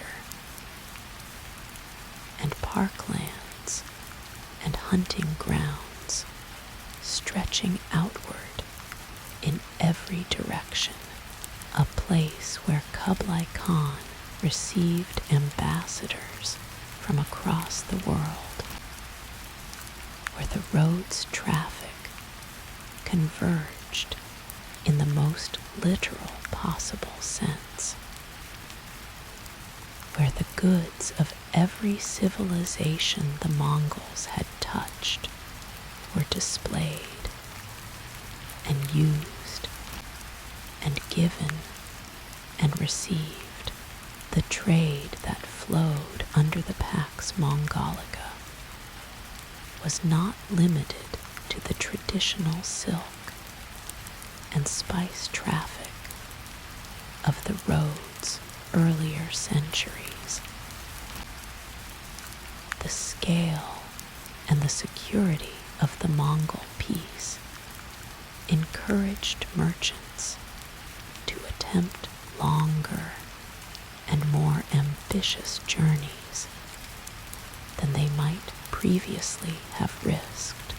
The Polo family, Venetian merchants who had been trading in the eastern Mediterranean and Black Sea regions, pushed further east than European merchants had previously gone, reaching China itself and establishing direct commercial contact with the court of the Great Khan. The commercial networks that the Mongols facilitated also transmitted something they had not intended to transmit, something that would end the Pax Mongolica as effectively as any military defeat, and that would reshape the entire world. The plague, the Black Death, which we will explore in depth in the next section, traveled the road under the protection of the Pax Mongolica. The conditions that made trade flow so freely also made disease travel so efficiently. The yam stations that carried merchants safely from one end of the empire to the other also carried, in the bodies of the people who used them, and in the fleas that infested the goods they carried, the bacterium Yersinia pestis, which causes bubonic plague. The plague spread westward along the road in the 1340s, reaching the Black Sea ports, and then the Mediterranean in 1247, killing in the following decades somewhere between a third and a half of the entire population of Europe. It had already devastated Central Asia and China before it reached Europe. The Mongol Empire, which had created the conditions for the plague's rapid transmission, was itself devastated by it. The Pax Mongolica ended in the middle of the 14th century, not primarily because of military defeat or political rebellion, but because of the combined effect of the plague, which reduced populations and disrupted the social and economic fabric of the empire's constituent territories, and the internal fragmentation of the empire into competing successor states that fought each other across the road rather than maintaining it.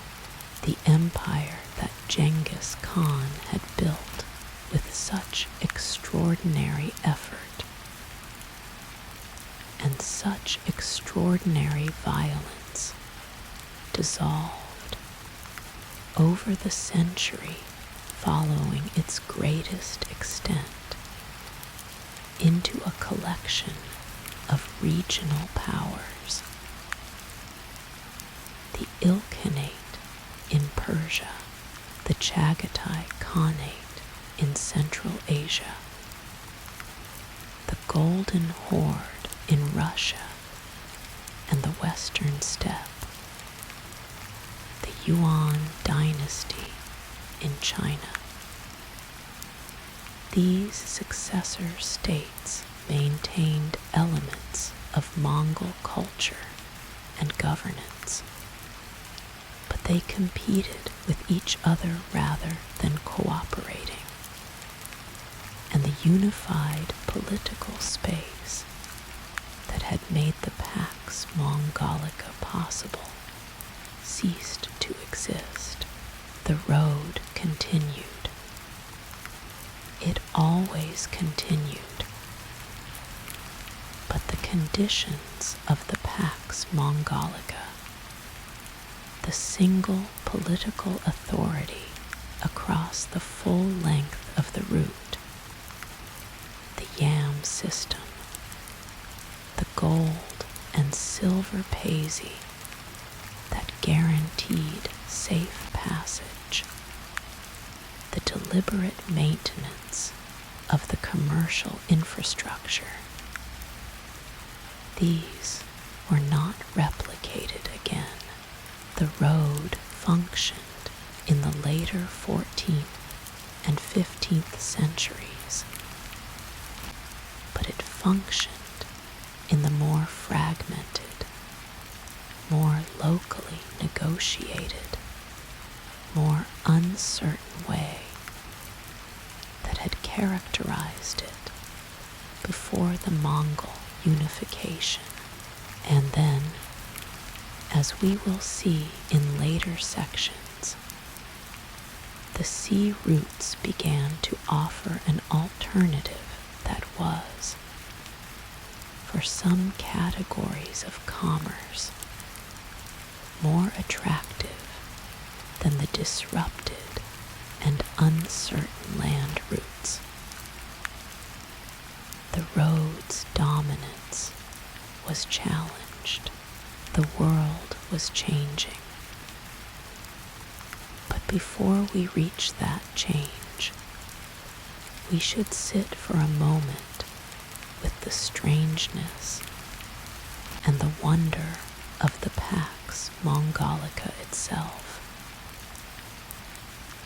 century in which a Venetian merchant could travel from Italy to China and back, in which the goods of every civilization flowed freely across the world's largest land mass,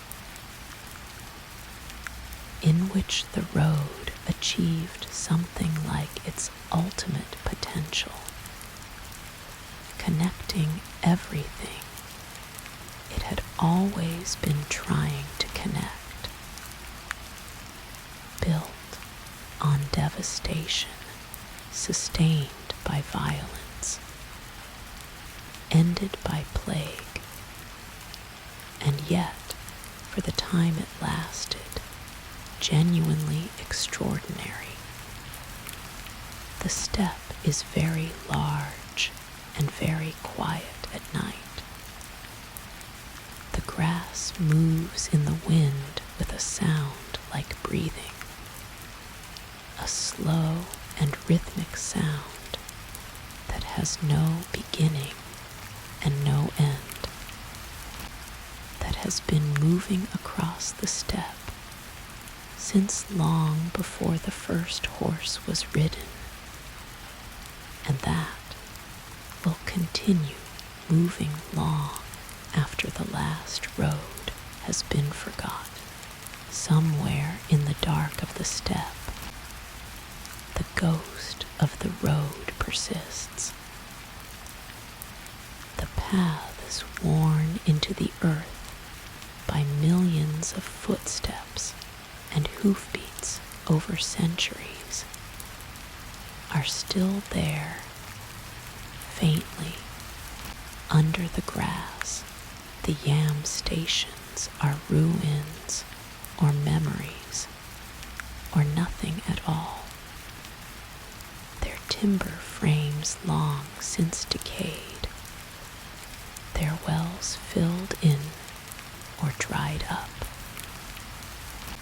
But the wind still moves across the grass, and in the wind there is still, if you are quiet enough to hear it, the faint and ancient sound of the world connecting itself to itself, reaching across distance, finding the way through. Let that wind come to you gently now, cool and clean, and carrying nothing from anywhere. Just the wind, just the dark, just the quiet breathing of the night around you. The road has done its work. Rest now. There is a book that changed how the Western world imagined the East. Not a scholarly book, not a diplomatic report, or a geographical treatise, or a religious text, a book that began as a story told in a prison cell, dictated by a traveler to a romance writer who happened to be sharing his captivity, written down in a language that was not quite the traveler's own, circulated in dozens of manuscript copies, each slightly different from the others, translated into multiple languages, read by kings and merchants and scholars and dreamers across the whole of medieval Europe, a book full of wonders. It is called, in its various versions and languages, by various titles, The Description of the World, The Travels of Marco Polo, book of the marvels of the world, and whatever its title, it is one of the most consequential travel narratives ever written. A text that shaped European understanding of Asia for centuries, that fired the imagination of explorers and merchants and rulers, that played a direct role in setting in motion the great European voyages of discovery that would eventually connect the Atlantic world to the Asian world and transform the planet in ways that are still unfolding today. Marco Polo was born in Venice around 1254 into a family of merchants who were already engaged in the Eastern trade.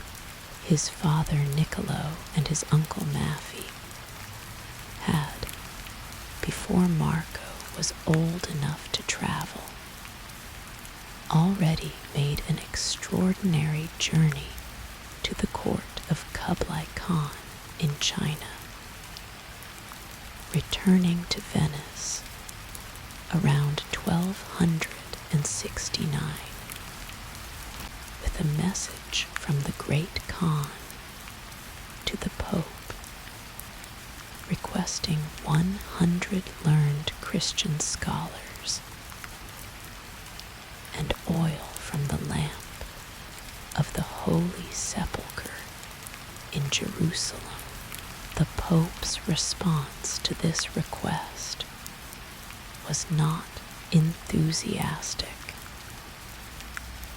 He sent 2 Dominican friars who turned back almost immediately when they encountered the difficulty of the road and the oil. Marco's father and uncle, returning eastward with this inadequate embassy, took the 17-year-old Marco with them. The journey from Venice to the court of Kublai Khan took 3.5 years. They traveled through the Middle East, through what is now Turkey and Iran and Afghanistan. They crossed the Pamir Mountains, those extraordinary heights that ancient travelers called the roof of the world, where Marco fell ill and spent a year recovering in the mountain air before the journey could continue. They descended from the Pamirs into Central Asia and crossed the deserts and the oasis towns of the route toward China. The road Marco Polo traveled was the road of the Pax Mongolica, and his account of it reflects the conditions of that extraordinary period. He describes the yam relay stations, noting with admiration their regularity and their efficiency. He describes the safety of the road, the ability to travel without fear of banditry, under the protection of Mongol authority. He describes the extraordinary variety of peoples and goods and customs that a traveler encountered along the route. Each oasis town with its own character and its own products and its own religious practices.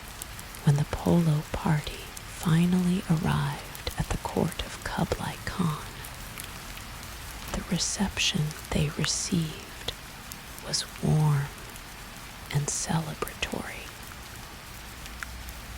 Kublai Khan had remembered Niccolo and Maffei from their previous visit and was delighted by the arrival of young Marco, whose intelligence and curiosity and facility with languages made an immediate impression on the great Khan. Marco Polo spent 17 years in the service of Kublai Khan. He traveled extensively through China and Southeast Asia on missions for the Khan, visiting regions that no European had previously seen and recording what he saw with a combination of practical commercial observation and wide-eyed wonder. That is one of the most distinctive qualities of his account. He saw the city of Kinsai, which is Hangzhou, the former capital of the southern Song dynasty, which he describes as the greatest and most magnificent city in the world, a place of extraordinary scale and beauty, with canals like Venice, but vastly larger, with markets of staggering variety and abundance, with a population he estimated in numbers that European readers found literally unbelievable. The city had approximately 1,500,000 households, he wrote, a figure that implies a total population many times larger than any city in medieval Europe. He was not exaggerating much, if at all.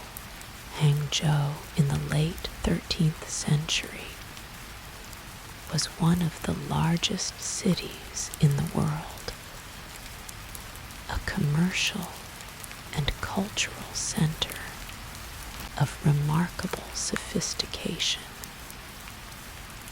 that was in almost every measurable way more advanced, more comfortable, and more complex than anything in contemporary Europe.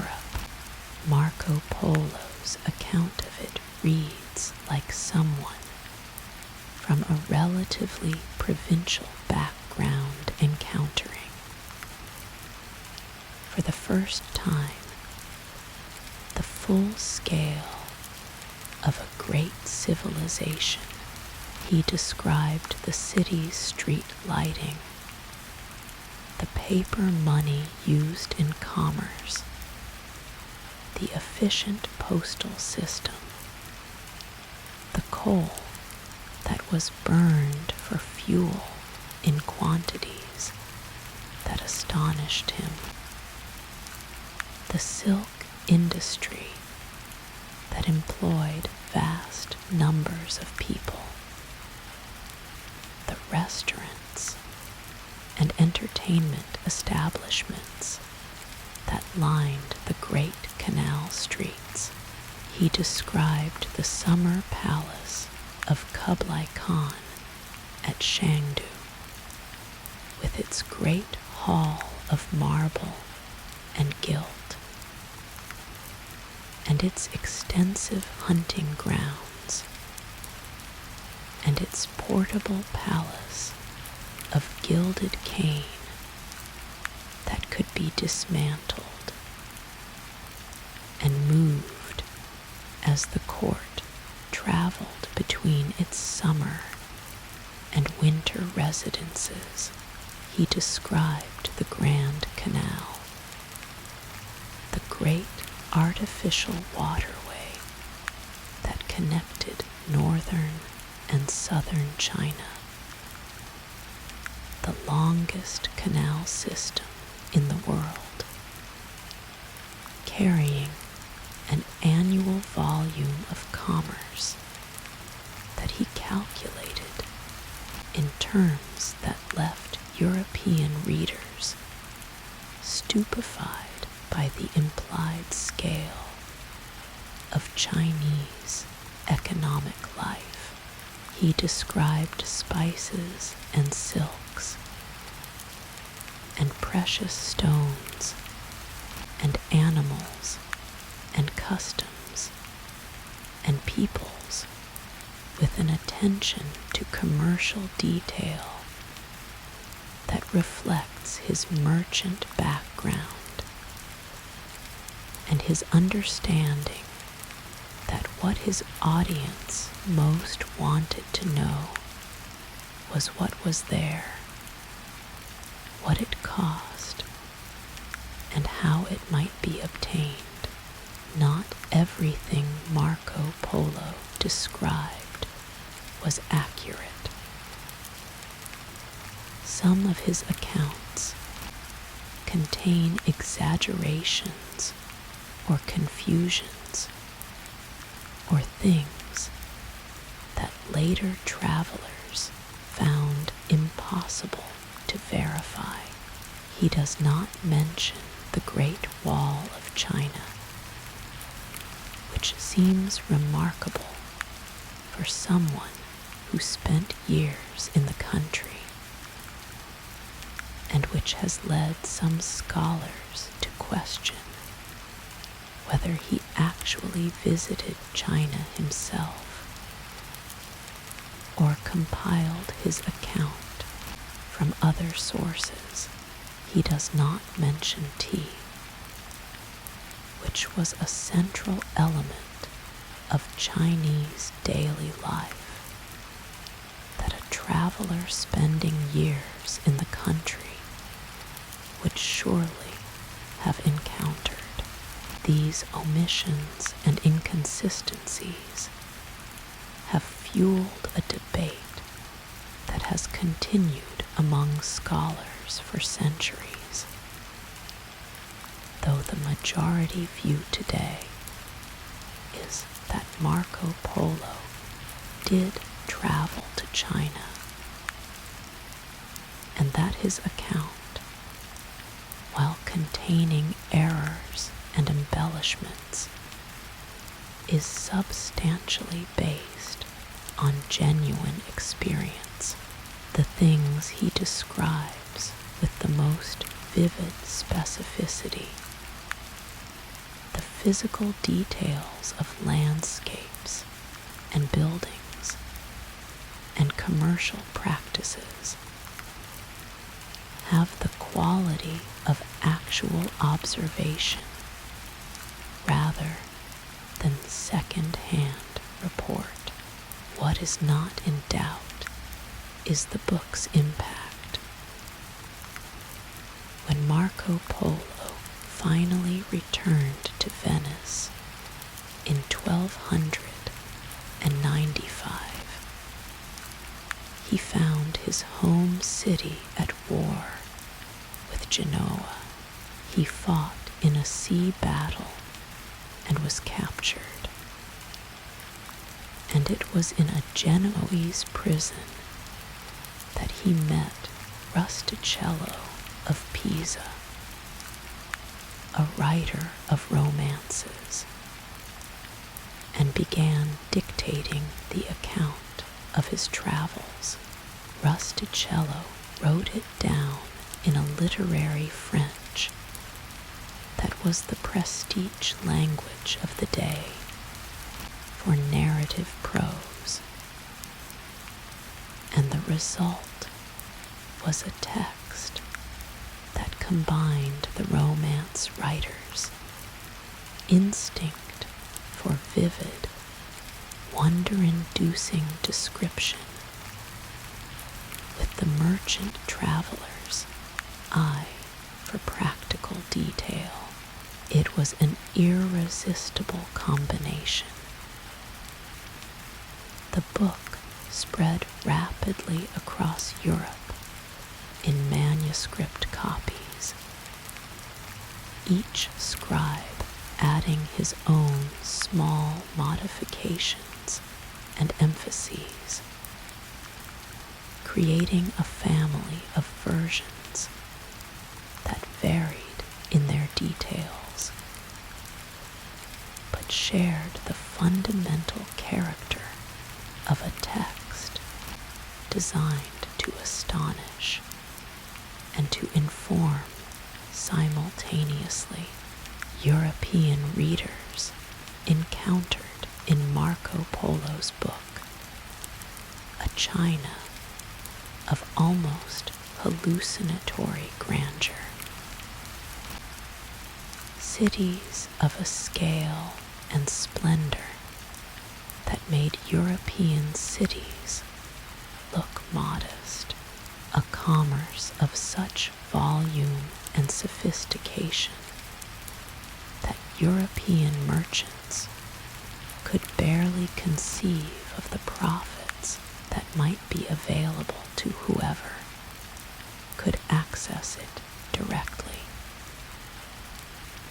A civilization whose technical achievements, paper money, coal heating, efficient postal systems, were so far ahead of anything in contemporary Europe that they seemed, to some readers, more like fantasy than fact. This was the book's great gift and its great complication.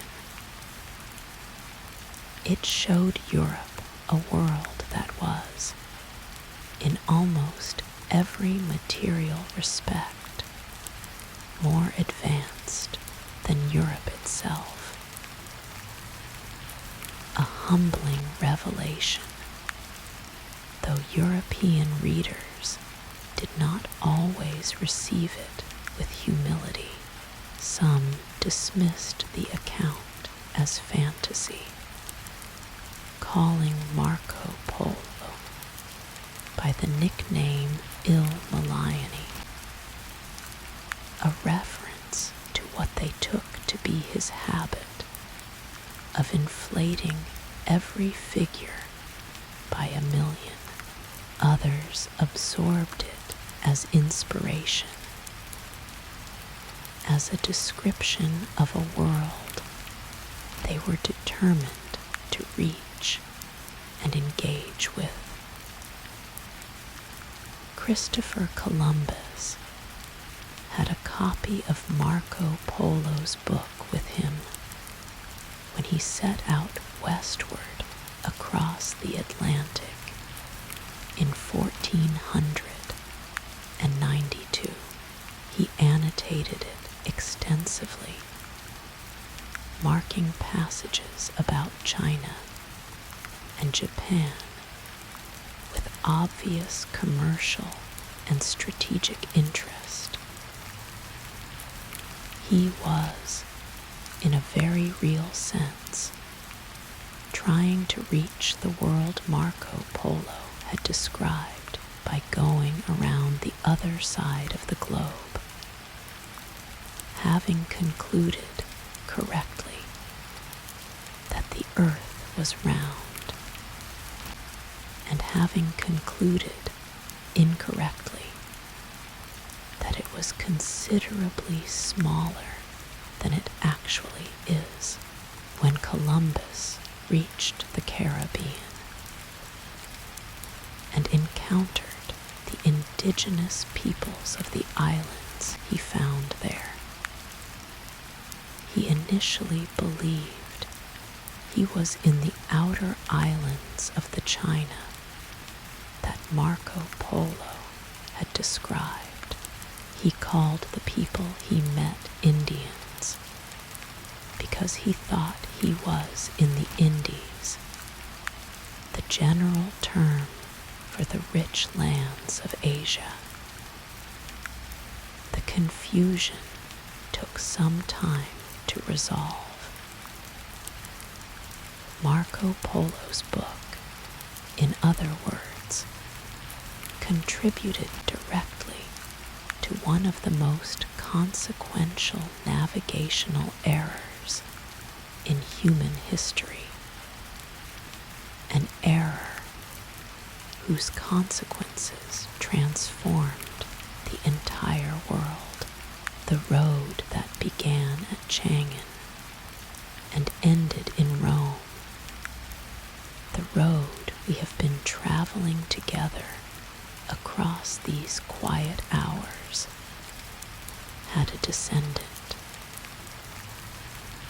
A road that went westward across the Atlantic rather than eastward across the steppe,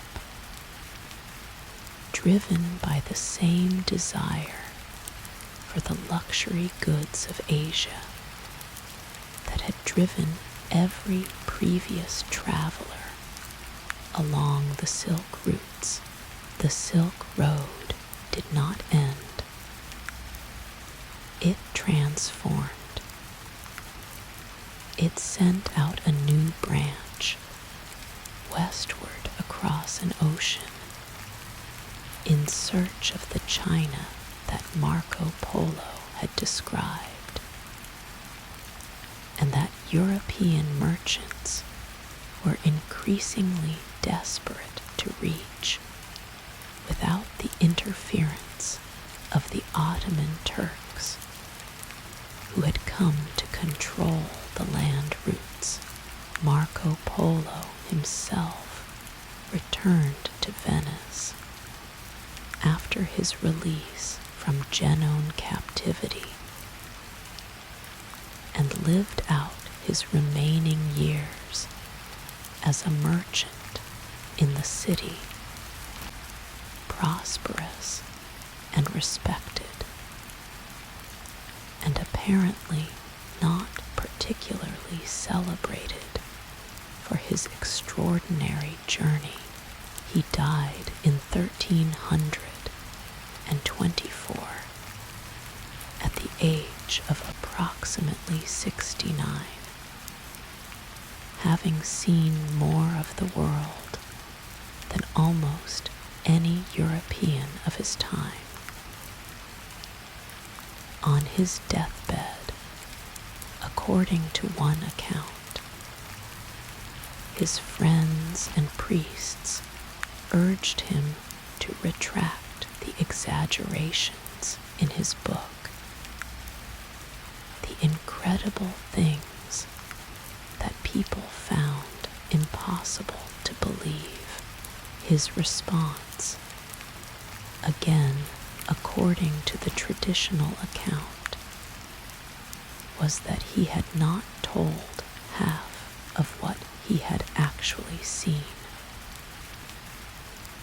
Whether this exchange happened exactly as described, it captures something true about the book and about the man. The world Marco Polo had traveled was so far beyond the European imagination of his time that the truth of it seemed like fantasy.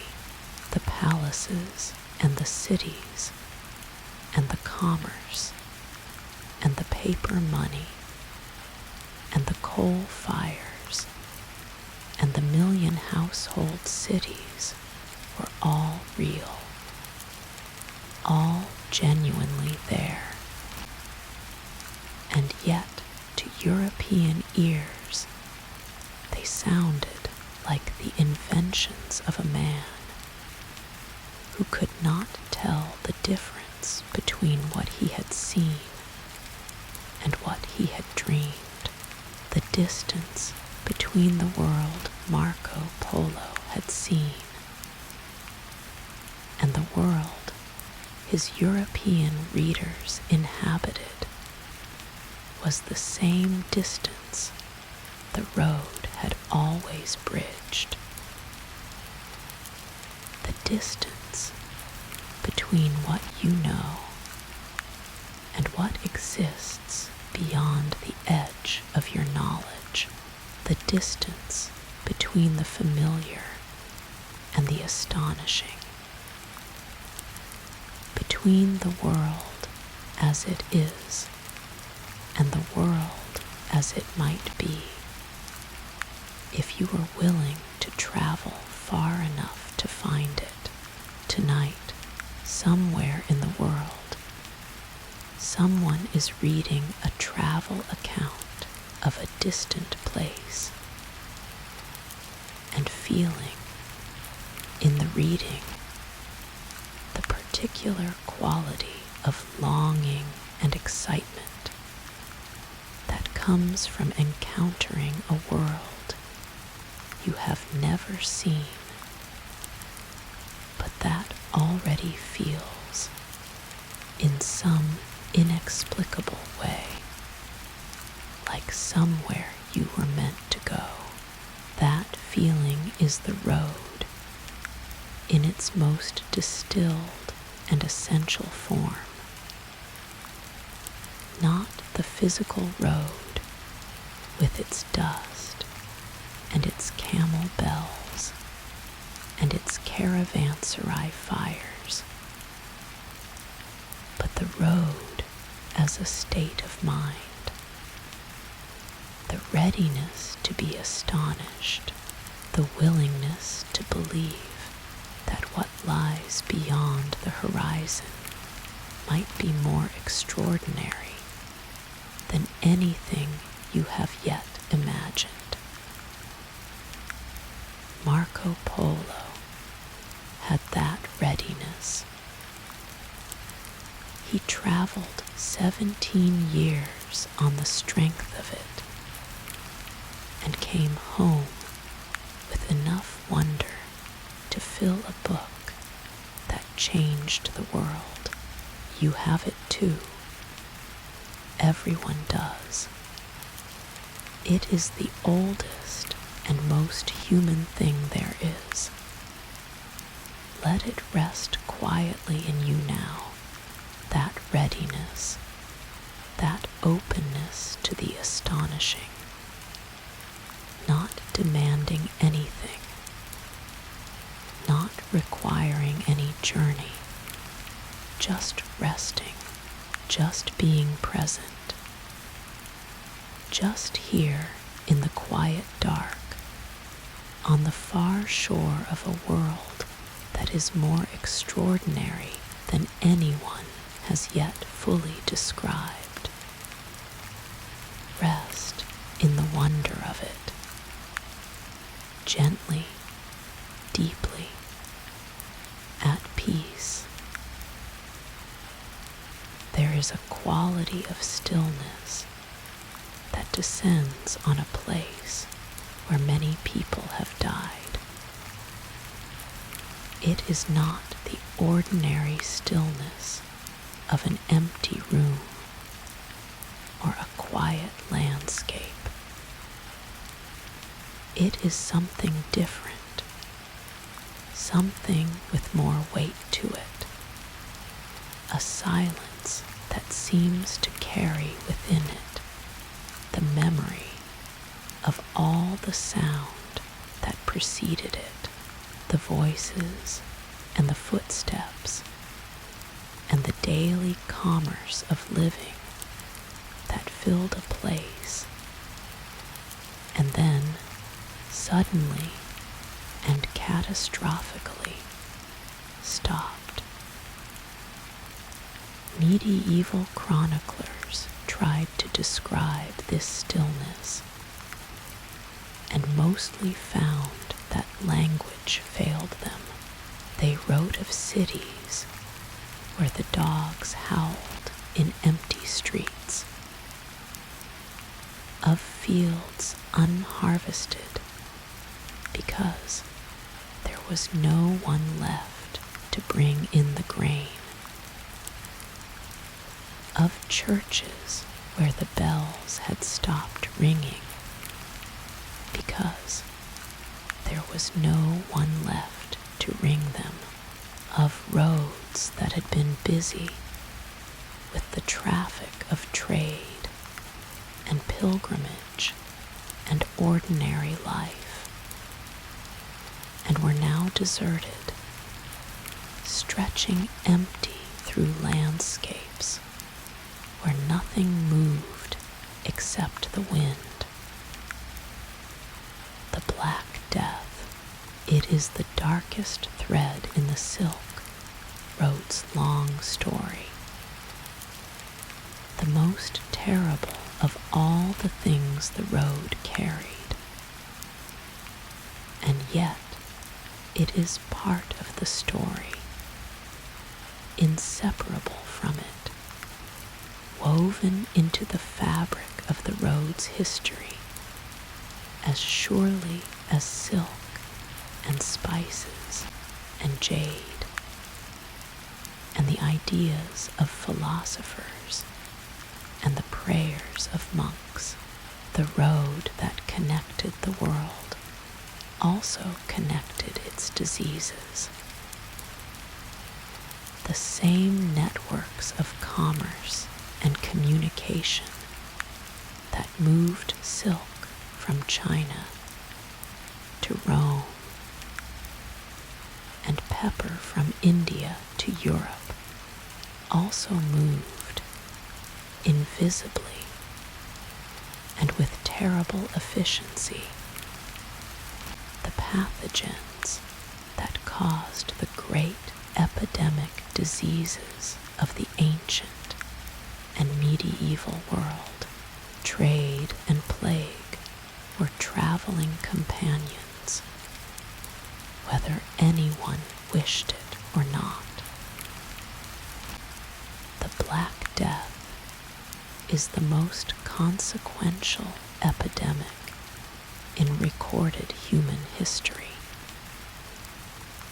It swept across Eurasia in the middle of the 14th century, killing, in a period of roughly 20 years, somewhere between 75 million and 200 million people. The range of the estimate reflects the genuine uncertainty that surrounds the historical demography of the period. But even the lower figure represents a catastrophe of a scale that is difficult to fully comprehend. In Europe alone, where the records are most complete, the plague killed somewhere between 1/3 and 1/2 of the entire population. In the initial outbreak between 1347 and 1351, some regions lost more than half their people. Some towns and villages lost everyone. The demographic recovery took more than a century in some parts of Europe, longer in others, in the Middle East and Central Asia, where the disease arrived before it reached Europe. The mortality was comparable or worse.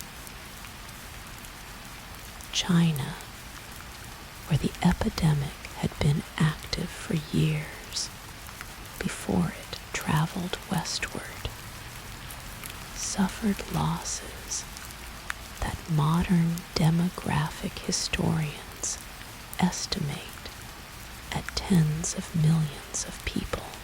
The Mongol Empire, which had been weakening for various reasons in the decades before the plague, was dealt a blow from which it did not recover. The disease that caused all of this was Yersinia pestis, a bacterium whose primary reservoir is in the populations of burrowing rodents, marmots, and ground squirrels, and their relatives that inhabit the grasslands and steppes of Central Asia. The bacterium causes 3 forms of disease in humans: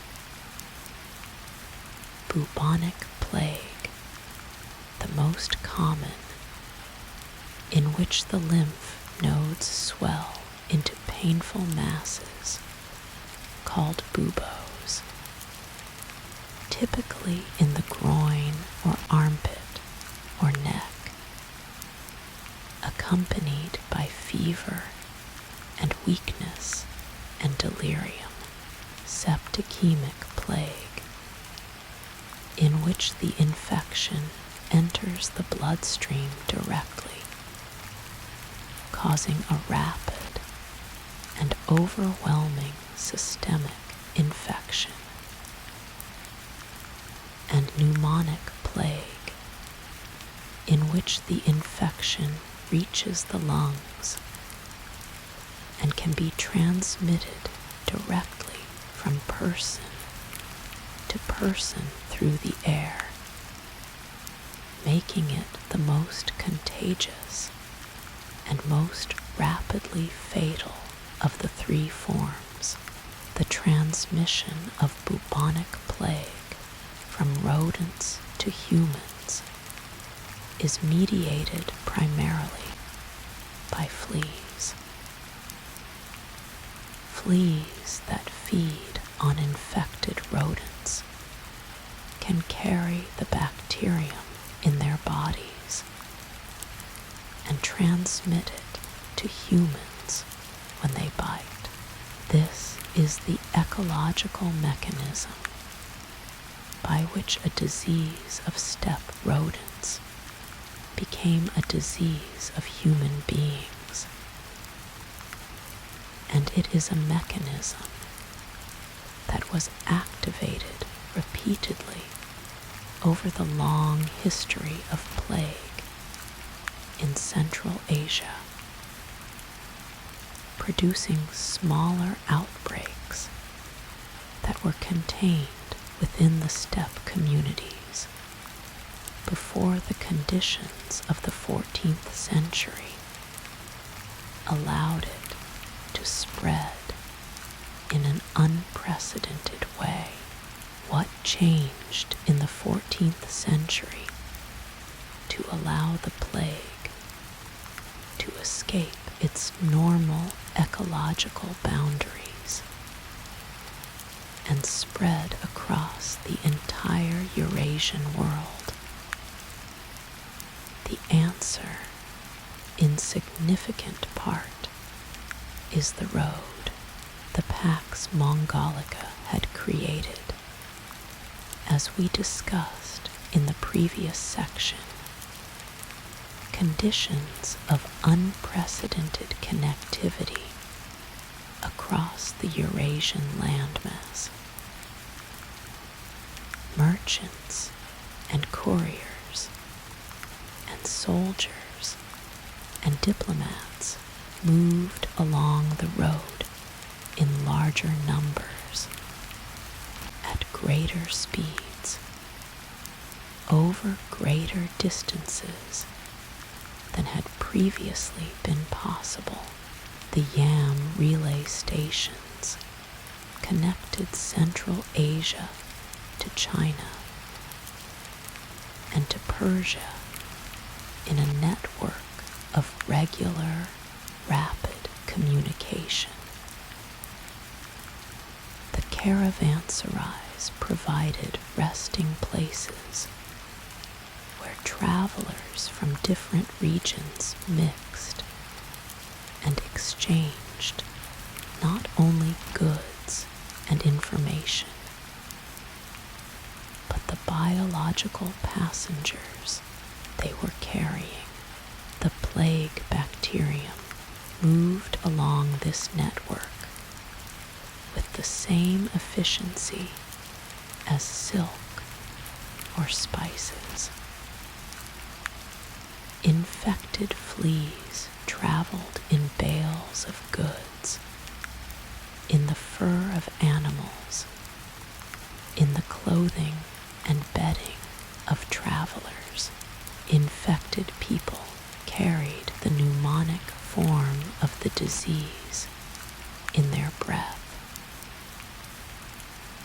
The very conditions that made the road work, the concentration of people and animals at regular stopping points, the rapid movement of goods and people over long distances, the mixing of populations from different regions, were the conditions that made epidemic spread possible.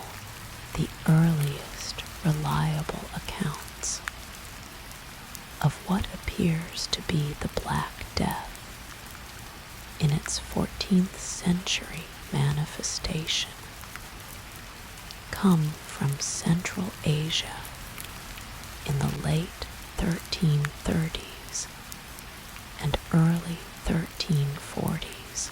Tombstone inscriptions found in Kyrgyzstan near the shores of Lake Issyk-Kul record a catastrophic mortality in the years 1347 and 1348, with some inscriptions explicitly noting that people died of pestilence. These inscriptions are among the earliest documented evidence of the epidemic that would become the Black Death. From Central Asia, the disease moved westward along the road.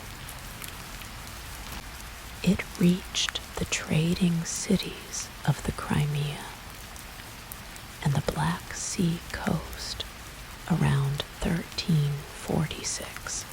The Mongol forces besieging the Genoese trading post of Kaffa in what is now Feodossia in Crimea were struck by the plague and suffered enormous losses, according to a contemporary account by the Genoese lawyer Gabriel de Mussy.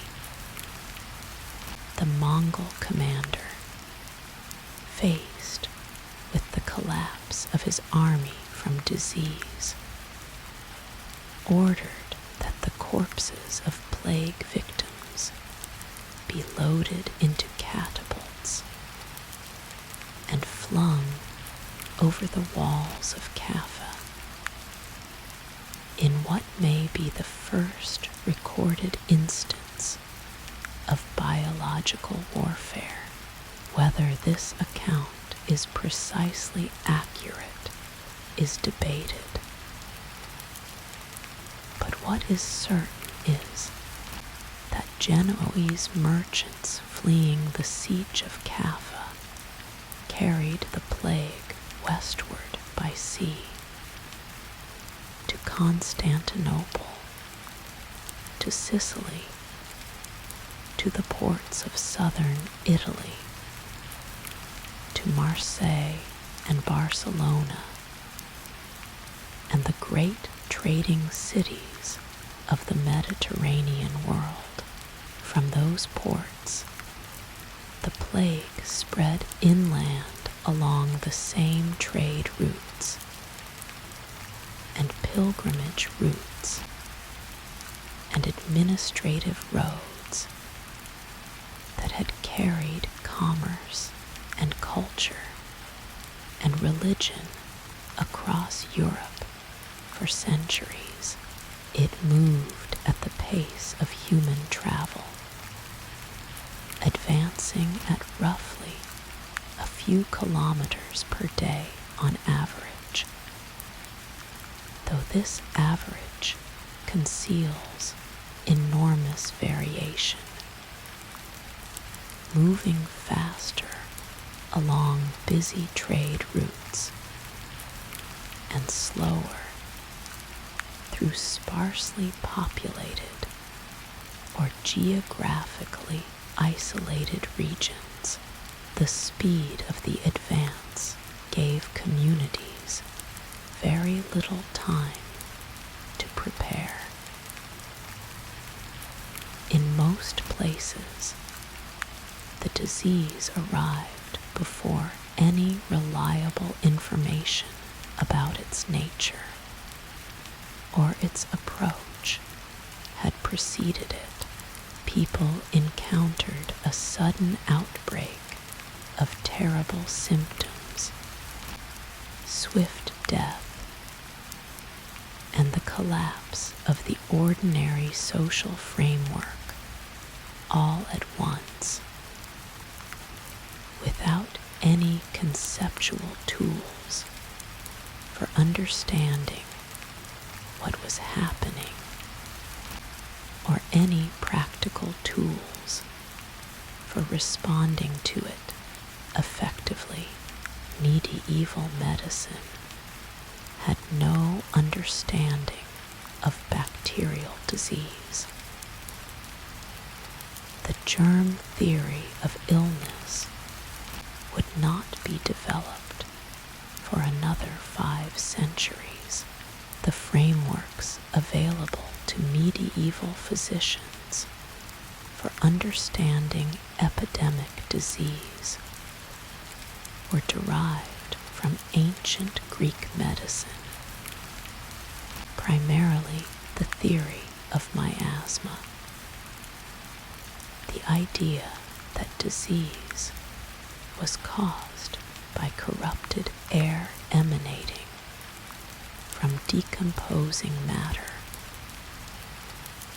or from certain geographical and meteorological conditions. The miasma theory was not entirely wrong in its practical implications. It recommended avoiding places where many people were sick, cleaning up waste and decomposing matter, and improving ventilation, all of which have some value in limiting the spread of infectious disease, even without an accurate understanding of the mechanism. But it could not address the flea-mediated transmission of bubonic plague in any direct way,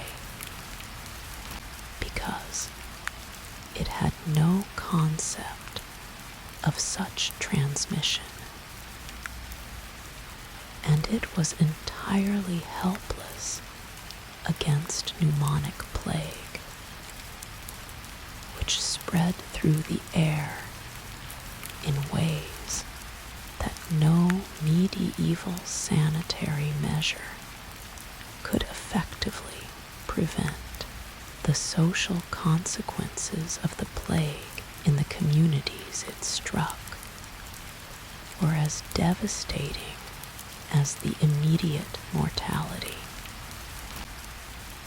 The breakdown of the normal social fabric, the death of so many people in such a short time disrupted every aspect of daily life. Agricultural production collapsed when not enough people remained to work the land. Trade networks were disrupted when the merchants who had sustained them died. Skilled artisans took their knowledge to the grave before they could transmit it to apprentices. Institutions of governance and religious life lost the people who had maintained them. The psychological consequences were profound and lasting. People who survived the initial outbreak of the plague in their community had lived through an experience for which nothing had prepared them. They had watched family members die in agony within days of falling ill. They had seen bodies piling up faster than they could be buried. They had witnessed the collapse of the social bonds and the moral frameworks that normally governed behavior under the pressure of extreme fear and desperation. Medieval writers who tried to describe this experience often reached for images of the end of the world, of apocalypse, because nothing short of apocalyptic language seemed adequate to what they had witnessed. The Italian writer Giovanni Boccaccio, who survived the plague in Florence and described it in the introduction to his great story collection, the Decameron, wrote of a city where the normal rules of human society had entirely dissolved, where the dead lay in the streets because there was no one to bury them, where some people responded to the crisis with desperate hedonism, and others with extreme asceticism, and others with simple paralysis. Boccaccio's account is one of the most vivid and most human documents to survive from the plague period, precisely because he does not attempt to explain or moralize beyond a certain point. He simply describes what he saw, the way people behaved when the normal structures of their world collapsed around them, with a directness and a compassion that makes it still disturbing and still moving to read 650 years later. The plague did not move only westward. It moved in all directions from its Central Asian origin, following every arm of the road's network. It reached China, where it had probably been active before the westward transmission began, with deadly devastating effect the population of China, which has been estimated at approximately 120 million people in the early 14th century, had fallen to perhaps 60 to 80 million by the end of the century, a decline that reflects not only plague mortality, but also the social and economic disruption of the period, including the collapse of the Mongol Yuan dynasty and the wars that accompanied its replacement by the Ming. The plague reached India, though the evidence for its impact there is less well documented than for Europe or China. It reached Egypt and North Africa, striking the great trading cities of the Arab world with the same ferocity it had shown elsewhere.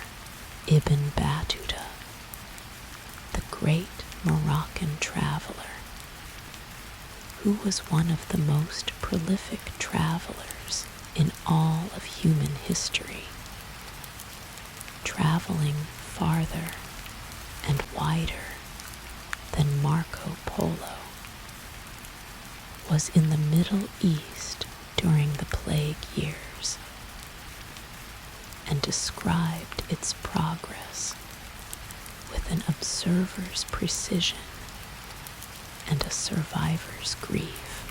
The long-term consequences of the Black Death were as significant as its immediate mortality, though they worked themselves out over generations rather than years.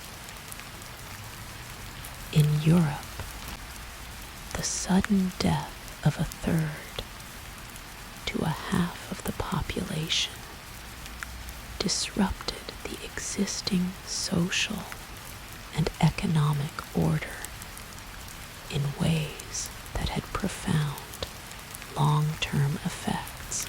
The shortage of agricultural labor that followed the initial mortality gave surviving peasants and laborers a bargaining power they had not previously possessed. Wages rose. Labor became expensive relative to land. The feudal system, which depended on a surplus of cheap agricultural labor to function, was destabilized. The church, which had been unable to offer any effective spiritual or practical response to the plague, despite its institutional authority, suffered a crisis of credibility from which it did not fully recover. The plague had struck down priests and bishops and monks, along with everyone else, demonstrating that neither piety nor institutional religious authority conferred any protection. This observation did not immediately destroy religious faith, but it contributed to a long-term questioning of the Church's authority that would eventually feed into the Reformation of the 16th century.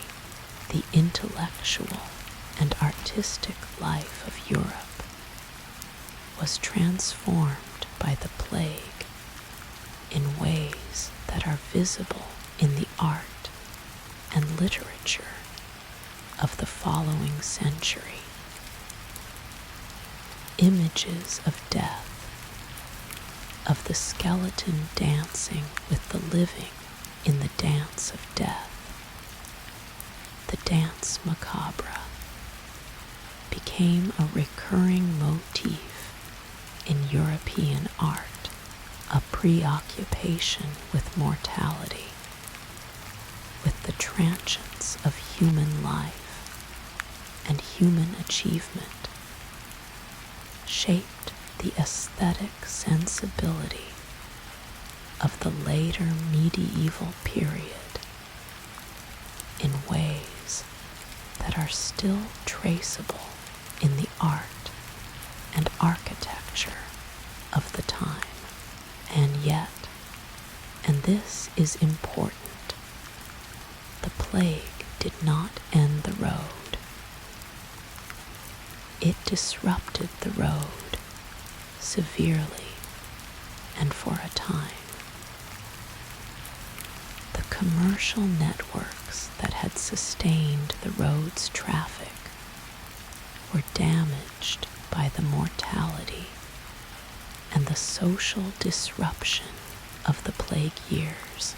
The Mongol Empire, which had provided the political framework for the Pax Mongolica, fragmented and collapsed partly as a consequence of the plague's devastation of its population base. But the road recovered gradually, tentatively, over the decades following the initial outbreak. The trade resumed. The caravanserais were staffed again. The merchants went back out onto the routes, carrying their goods and their letters and their practical knowledge of the road, rebuilding the commercial relationships that the plague had disrupted. The road was more durable than the plague. Or rather, the human desire to connect, to trade, to move things from where they were to where they were needed, proved more persistent than even the most devastating epidemic in human history. There is something both sobering and oddly comforting about this persistence. The road had survived empires rising and falling,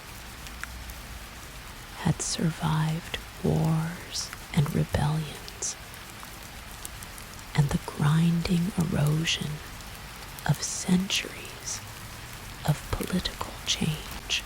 It survived the plague too, not unchanged, not without enormous cost, but it survived. The world the road reconnected after the plague was a different world from the one it had connected before. Fewer people, different power balances, new political arrangements across the Eurasian landmass. The Mongol framework that had unified the road was gone and would not return.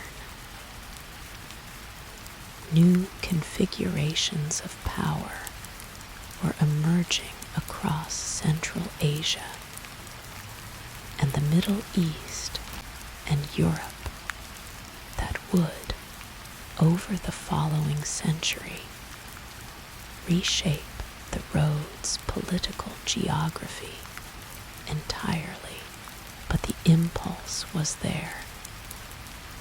The need was there. The road was there. And as long as all three of those things were true, the road would continue. Tonight, the world carries its diseases, as it always has, in the bodies of travelers and the holds of ships and the invisible pathways of air and water that connect human communities across every distance. We understand those pathways now in ways that medieval people could not. And that understanding gives us tools they did not have. But the fundamental situation is the same. The road connects, and what the road connects, it connects completely. The beautiful and the dangerous, the silk and the plague, the music and the pestilence, the ideas that liberate and the pathogens that kill. The road does not discriminate. It carries everything. That is its nature. That is its glory and its terror simultaneously. Let that truth settle gently over you now, not as a cause for fear, but as a reminder of the extraordinary complexity and the extraordinary fragility and the extraordinary resilience of the connected world that the road created, and that we still inhabit. We are still on the road, all of us, all the time. And tonight, the road is quiet. The caravanserai is warm. The gates are closed, and you are safe. Rest now in that safety, in the warmth and the stillness of a night that holds you gently, that asks nothing of you, that simply offers the deep and wordless comfort of rest. Rest. We have come to the end of our journey together, not the end of the road. The road, as we have learned tonight, does not truly end. It transforms, it quiets, it changes its form and its direction and its name. But the impulse that built it and sustained it and rebuilt it after every catastrophe that tried to stop it, that impulse does not end. It is too old and too deep and too fundamentally human to end. But our journey along it tonight, in this long and quiet and unhurried passage through 15 centuries of human connection, has reached its final resting place. You have been a remarkable traveler. You did not need to pack anything. You did not need to load a camel or check a map or negotiate passage through a border crossing or worry about the weather over the Pamirs. You traveled the whole length of the road from the warmth and safety of wherever you are right now, carried by nothing more than the slow current of words in the dark. Think for a moment, if you are still awake enough to think, about how far you have traveled tonight. You have moved through roughly 2,000 years of human history, touching lightly on the lives of people who lived and worked and loved and prayed and traveled and created across a span of time so vast that the entire recorded history of most nations fits within it comfortably. You have touched the life of a silkworm farmer in Han Dynasty China, rising before dawn to harvest mulberry leaves in the cool morning air. You have stood in the market of Chang'an at its Tang Dynasty height, surrounded by the sounds and smells of the whole world, compressed into a few square kilometers of extraordinary human vitality. You have sat by a caravanserai fire somewhere in the Persian desert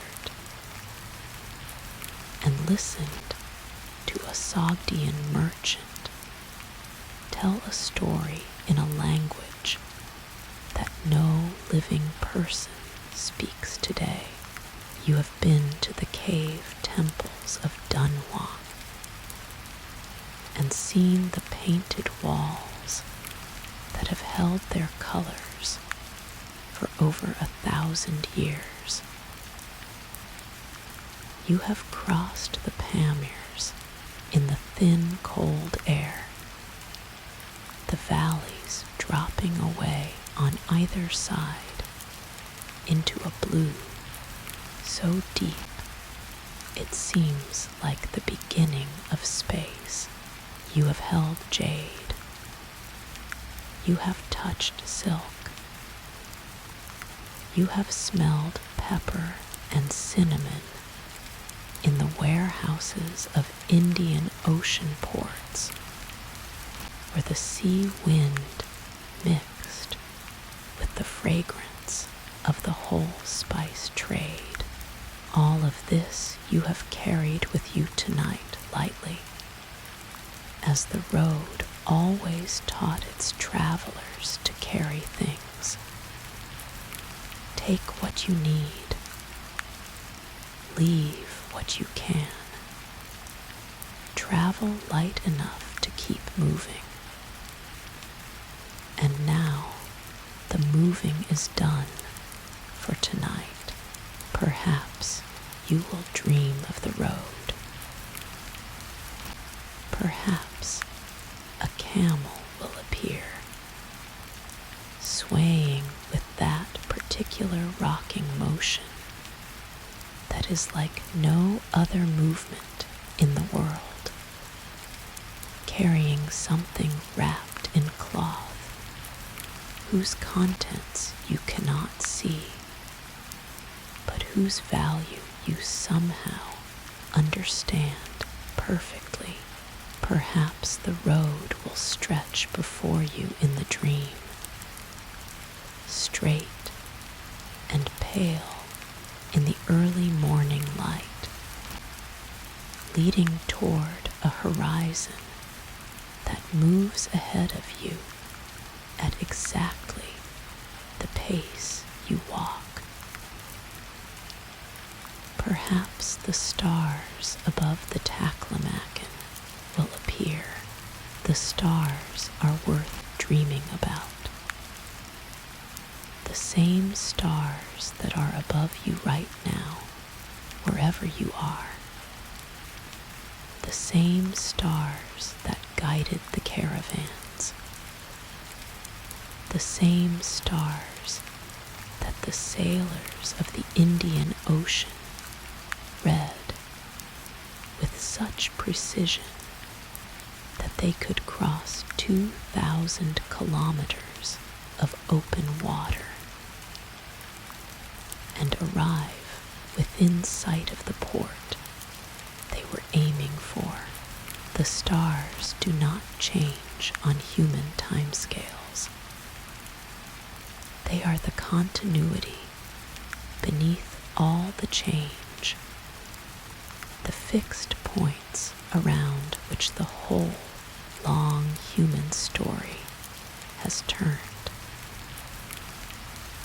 You are under those stars right now.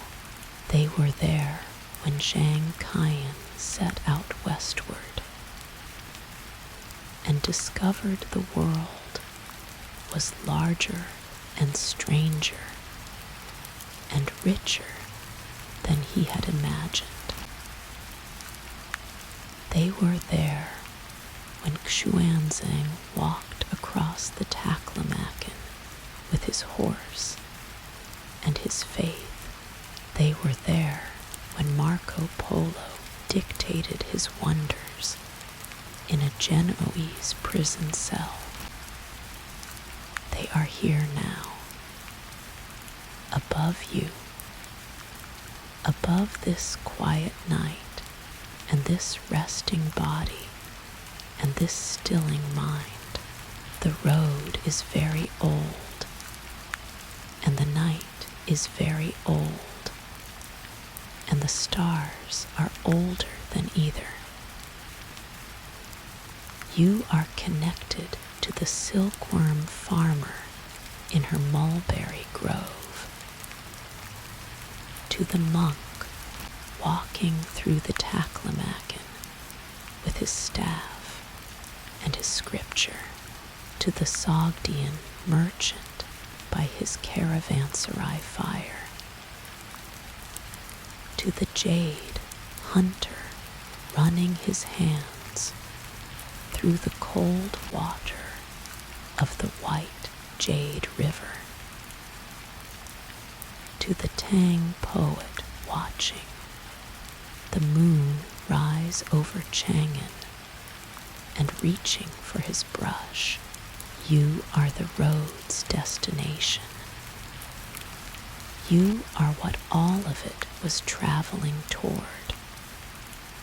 The road has delivered everything it was carrying. To you, tonight, the fire is low. The stars are turning. The road is quiet. And you are home. Sleepy Facts with Justin wishes you the deepest and most restoring of sleeps. May your dreams be full of open roads and star-filled skies, and the warm, steady breathing of travelers at rest by ancient fires. The road will be there when you wake. It always is. But for now, there is nowhere to go and nothing to carry and nothing at all that needs to be done. Only the breath, only the dark, only the stars burning patiently above you in the ancient sky.